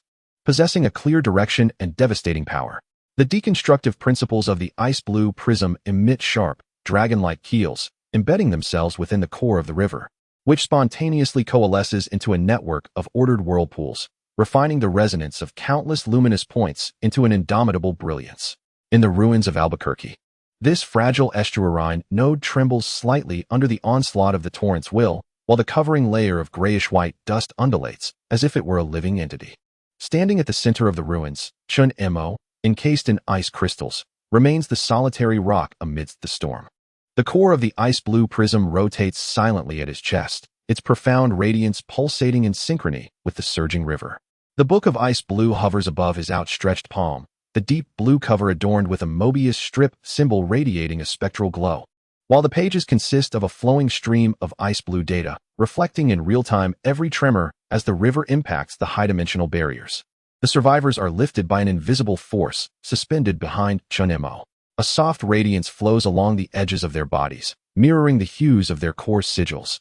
Rick's guardianship, Mijuan's blade, Daryl's freedom, Carol's resilience, Jesse's painful ice flame, and Daenerys's dormant dragon soul. The resonance of countless souls within the river injects itself like a powerful stimulant into their broken shells and souls, mending their wounds and igniting slumbering strength. The heavy breaths of the comatose Abraham become steady and powerful. The fractured bones of his left arm emit faint sounds of healing under the halo of will. Mijuan's katana hums, its blade shimmering with a cold light that severs the illusory. The ice crystal membrane on Jesse's shattered body no longer clashes with the ethereal blue contamination. Instead, they achieve an eerie balance amid the pain, exuding a chilling aura of destruction. They are no longer mere remnants struggling for survival. They are the vanguard of the river, the material anchor of the will of countless souls returning home. River impact coordinates, locked. Target, Screenwriters Council, final editing room, external narrative defense matrix. Impact intensity, exponentially rising. Defense matrix analysis, 897913. The cold analytical flow of the prism core surged within Chun Mo's consciousness. His ice blue crystalline pupils penetrated the dimensional barriers, gazing upon the frigid throne suspended at the apex of the narrative universe. This was not a tangible space, but an absolute realm composed of pure narrative logic and editing authority. Countless narrative logic chains, woven from the absolute white light of order, formed the outermost layer of the defense matrix, akin to an impenetrable armor of a cosmic behemoth, emanating a pressure that instinctively froze lower-dimensional existences. Behind the logic chains, a massive, cold phantom of the final editing room, composed of innumerable floating editing stations and monitoring screens, gradually came into view. On the editing stations, myriad images representing different worlds and stories flashed by like a conveyor belt, swiftly cut, spliced, and overlaid with deceptive shadows that conformed to the sacred timeline by invisible hands of the scissor wielder. At this moment, the order and brilliance forged from the river's torrent collided violently against the defense matrix formed by the narrative logic chains. Boom, boom, boom. A silent, cosmic-level collision erupts within the interstitial dimensions. With each impact, the defensive matrix's white light flickers violently, while the logic chain at the point of collision emits an unbearable sound, akin to the piercing cry of core material being compressed within a supernova. The deconstructive power bestowed by the ice-blue prism clings to the stream's sharp edge, reminiscent of the most precise acid-etch drill, frantically dissecting and dismantling the foundational structure of the logic chain. Fragments of genuine light and shadow, representing a history that has been severed, erupt like scattered embers from the impact point, only to be swiftly consumed and assimilated by the torrent. Becoming part of the force of the onslaught, the defensive matrix trembles. Upon the indomitable white light armor, subtle, spiderweb-like ice-blue fissures emerge. From within these cracks, the chilling breath of the final editing room seeps out, infused with a hint of ire, as if its very foundations were shaken by ants. Continuing, Chun-Mo's cold synthetic sound waves resonate within the consciousness core of the survivors, not as commands, but as the resonant nodes of instruction. Rick suddenly raises his Python revolver, its body swirling with the golden light of protective will, not to fire, but to channel all remaining strength. Along with the countless beliefs of Rick Grimes in reconstructing order amidst the apocalypse, into a concentrated beam of will, forcefully injecting it into the surging torrent. Mijuan's katana carves a cold silver arc, severing the illusory blade's will and tearing through space, precisely merging into the stream's edge. Daryl lets out an untamed roar. The wilderness hunter's yearning for absolute freedom transforms into invisible arrows, shooting forth. Carol tightly embraces her protective belief, while Jesse ignites the icy flames of his own pain. Within the depths of Daenerys' fragmented being, the remnants of the Mother of Dragons, momentarily subdued by the singularity of a dragon egg, are now ignited by the will of the torrent, coalescing into a beam of willpower that embodies the essence of character, like 6 javelins piercing through the formation. They follow Chun-Mo's command, striking fiercely at the most concentrated point of the ice-blue fissure on the defensive matrix. Boom! The ultimate impact. Amalgamating the wills of billions of departed souls, the deconstructive power of the ice-blue prism, and the essential powers of 6 core anchor characters, erupts like a singularity explosion at the dawn of the universe, violently detonating upon the defensive matrix. Blinding white light mingles with the ice-blue edge, the golden-red guardian. The silver-white blades gleam, the emerald green of freedom, the deep blue of protection, the haunting purple of destruction, and the excruciating pain of icy flames. Instantly engulfing the point of impact. Crack! A crisp sound resonates throughout the myriad realms, echoing the shattering. On the defensive matrix, the narrative logic chain that bore the full brunt of the impact, like a crystal struck by a heavy hammer, instantly becomes riddled with profound ice-blue fissures. The cracks spread wildly, intertwining. Ultimately, bang! Like a glass dome collapsing entirely. A colossal breach, several dozen kilometers in diameter, its edges flickering with fragments of ice-blue and white light, is forcibly ripped open upon the absolute barrier formed by the narrative logic chain. Post-breach. No longer is there the cold logic of white light. Instead, it reveals a vast and frigid phantom of the Screenwriters' Council, composed of countless suspended editing tables and surveillance screens, the very essence of the final editing room. For the first time, I am laid bare under the malicious gaze emanating from the low dimensions. At the edges of the breach, ice-blue fissures spread like living entities, eroding the surrounding narrative logic chain and thwarting its self-repair. The order, forged from the relentless flow of the river, advances without pause. Akin to a catastrophic flood breaching its banks, surging uncontrollably into the realm of the final editing room. Alarm. Ultimate defense matrix, breached. Illicit narrative entropy invades. Contamination level, critical. Execute final protocol, clip 0. Erase the source of invasion and its associated coordinates. A shrill, emotionless electronic alarm reverberates through the frigid space of the final editing room. Countless suspended editing tables freeze frames of images representing different worlds, twisting, only to be obscured by a blinding red error. The unseen hands of the scissors abandon all narrative cuts in an instant, redirecting their focus to the torrent pouring through the breach. Numerous beams of pure cutting authority, potent enough to obliterate a world in an instant, surge forth like concentrated anti-aircraft fire, converging on the invading flood. Hiss! The torrent collides with the cutting beams. There is no explosion, only a silent annihilation. The myriad of lingering light points at the forefront of the flood dissolves under the white light, vanishing into nothingness. Yet the flood is insurmountable. The annihilation at the front is swiftly supplanted by an even more tumultuous, while surging from behind. The deconstructive power of the ice-blue prism clings to the flood, akin to a festering wound, precisely freezing and dismantling each incoming cutting beam. The clash of white light and ice-blue creates a fierce tug-of-war at the breach. Now is the moment. Shinmo's voice remains as icy as ever, yet carries a resolute finality. The core light of the ice-blue prism at his chest retracts instantaneously, condensing to its utmost potential. He abruptly closes his outstretched palm.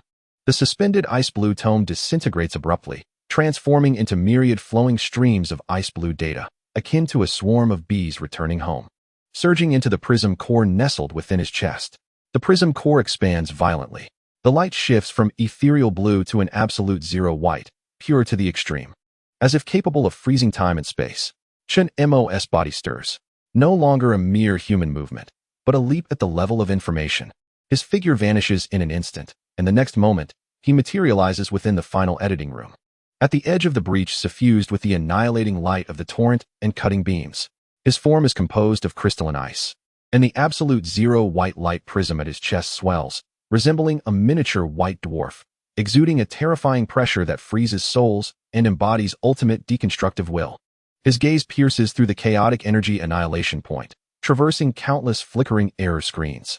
Precisely locking onto the deepest and highest point of the editing room. A colossal main editing table suspended above all the editing stations, radiating a gentle yet supremely brilliant white light. Before the main editing table, there is no corporeal figure, only a soft, ever-changing aura of pure white light. The halo radiates the dominion over all narratives, dictating the essence of existence, embodying the purest editorial authority. It manifests the will of the Screenwriters' Council, the ultimate director of the narrative cosmos. I have found you. Chunmo's cold synthetic voice reverberated directly within the logical confines of the editing room. He slowly raised his crystalline ice arm, fingers splayed, palm directed towards the supreme, pristine halo of white light. The prism of absolute zero light at his chest shone with a brilliance that reached its zenith. All the forces, the essence of the ice-blue prism protocol, the resonant will of countless lost souls, the fundamental powers of the 6 anchor characters, and the most profound yearning for free narrative, were, at that moment, compressed and purified to transcend the limits of physical laws. In the name of the cutter, in the name of free narrative, the judgment of the end was pronounced. His outstretched fingers clenched tightly. The prism of absolute zero light at his chest erupted like a supernova, unleashing an ultimate deconstructive pulse, indescribable in form and color. This pulse was not an energy beam, but a resetting of information. It was the erasure of definitional existence. It was the absolute negation of narrative logic. The pulse, silent and invisible, transcended dimensions, instantly piercing through the chaotic battlefield, disregarding all intercepting cutting beams, and striking with unparalleled precision the supreme, pristine halo of white light before the main editing console. Time seemed to come to a complete standstill at that moment. The obliterating currents, the erupting cutting beams, the flickering error screens, even the frozen wills of the survivors, all were suspended in the instant the ultimate pulse made contact. The pristine halo, representing the supreme existence of the Screenwriters' Council, began to vibrate violently for the first time. There was no sound, no explosive flashes of light, only a conceptual dissolution. The soft, pure white radiance, as if encountering its absolute nemesis, melted away under the illumination of the ultimate deconstructive pulse, dissipating like snow under the sun. Within the light, countless delicate white threads, symbolizing divergent narrative logics, thrashed wildly, attempting to reorganize, But under the pulse's absolute resetting of information, they were ruthlessly consumed and erased. Like light cast into a black hole, the cacophony of non-human thought waves, mingled with billions of cold decrees, reverberated for the last time in the collapsing logical space of the editing room, filled with incomprehensible horror and the ultimate bewilderment of being transcended. In the next moment, the pristine halo completely vanished, as if it had never existed. Thunderous roars echoed. With the dissipation of the pristine halo, the entire final editing room began to collapse unprecedentedly. As though a grand edifice had lost its main beam, the suspended editing consoles shattered into data fragments. The enormous screens splintered like mirrors. The narrative logical chains constituting the space fractured into nothingness, transforming into ephemeral ashes. The currents of destruction, freed from their last impediment, surged forth like unleashed behemoths, utterly engulfing this realm of collapse. The will of countless souls roared within the collapsing editing room, washing away and shattering all false traces that represented the sacred timeline. Amidst the ruins of Albuquerque, Chun Mo's figure rematerialized. The icy blue core prism at his chest dimmed to its utmost, revealing a subtle yet striking black fissure that pierced through the core. His crystalline body, covered in frost, was riddled with a web of fine cracks. Yet, he remained standing. Behind him, Rick, Michonne, Daryl, Carol, Jesse, Daenerys, along with the fragmented Abraham, who had just awakened with a gaze filled with profound bewilderment, floated in midair. The auras that embodied their characters slowly receded, yet an unprecedented sense of reality, liberated from invisible shackles, filled their souls. In the southeastern horizon, the surging illusion of a long river gradually calmed. The breach had vanished, but the pure white halo representing the Riders' Council had also extinguished completely. The river continued to flow, yet it no longer bore the unified, directed rage of a torrent. Countless sparks of light still flickered, but the narrative gravity among them became more spontaneous and diverse. It was no longer a bloodied path born solely for rebellion, but a truly free river of narrative, brimming with infinite possibilities. Chun Mo slowly lifted his head, his icy blue crystalline pupils gazing into the depths of the river, seeking the countless sparks of light that began to spontaneously coalesce, evolving into new stories. The cracked corners of his mouth subtly curved upward, forming a cold, weary arc, as if he had shed an immense burden. He extended his hand, not pointing to any particular place, but reaching out into the void, toward the river that had just gained its freedom, toward the scarred yet resolute survivors behind him, and toward this ravaged world that held boundless potential, whispering one final phrase, akin to ice beginning to thaw. Now, the story is yours to write. The icy blue prism at his chest emitted one last glimmer before falling silent. That black fissure, like an eternal scar, resembled a doorway leading to a new chapter.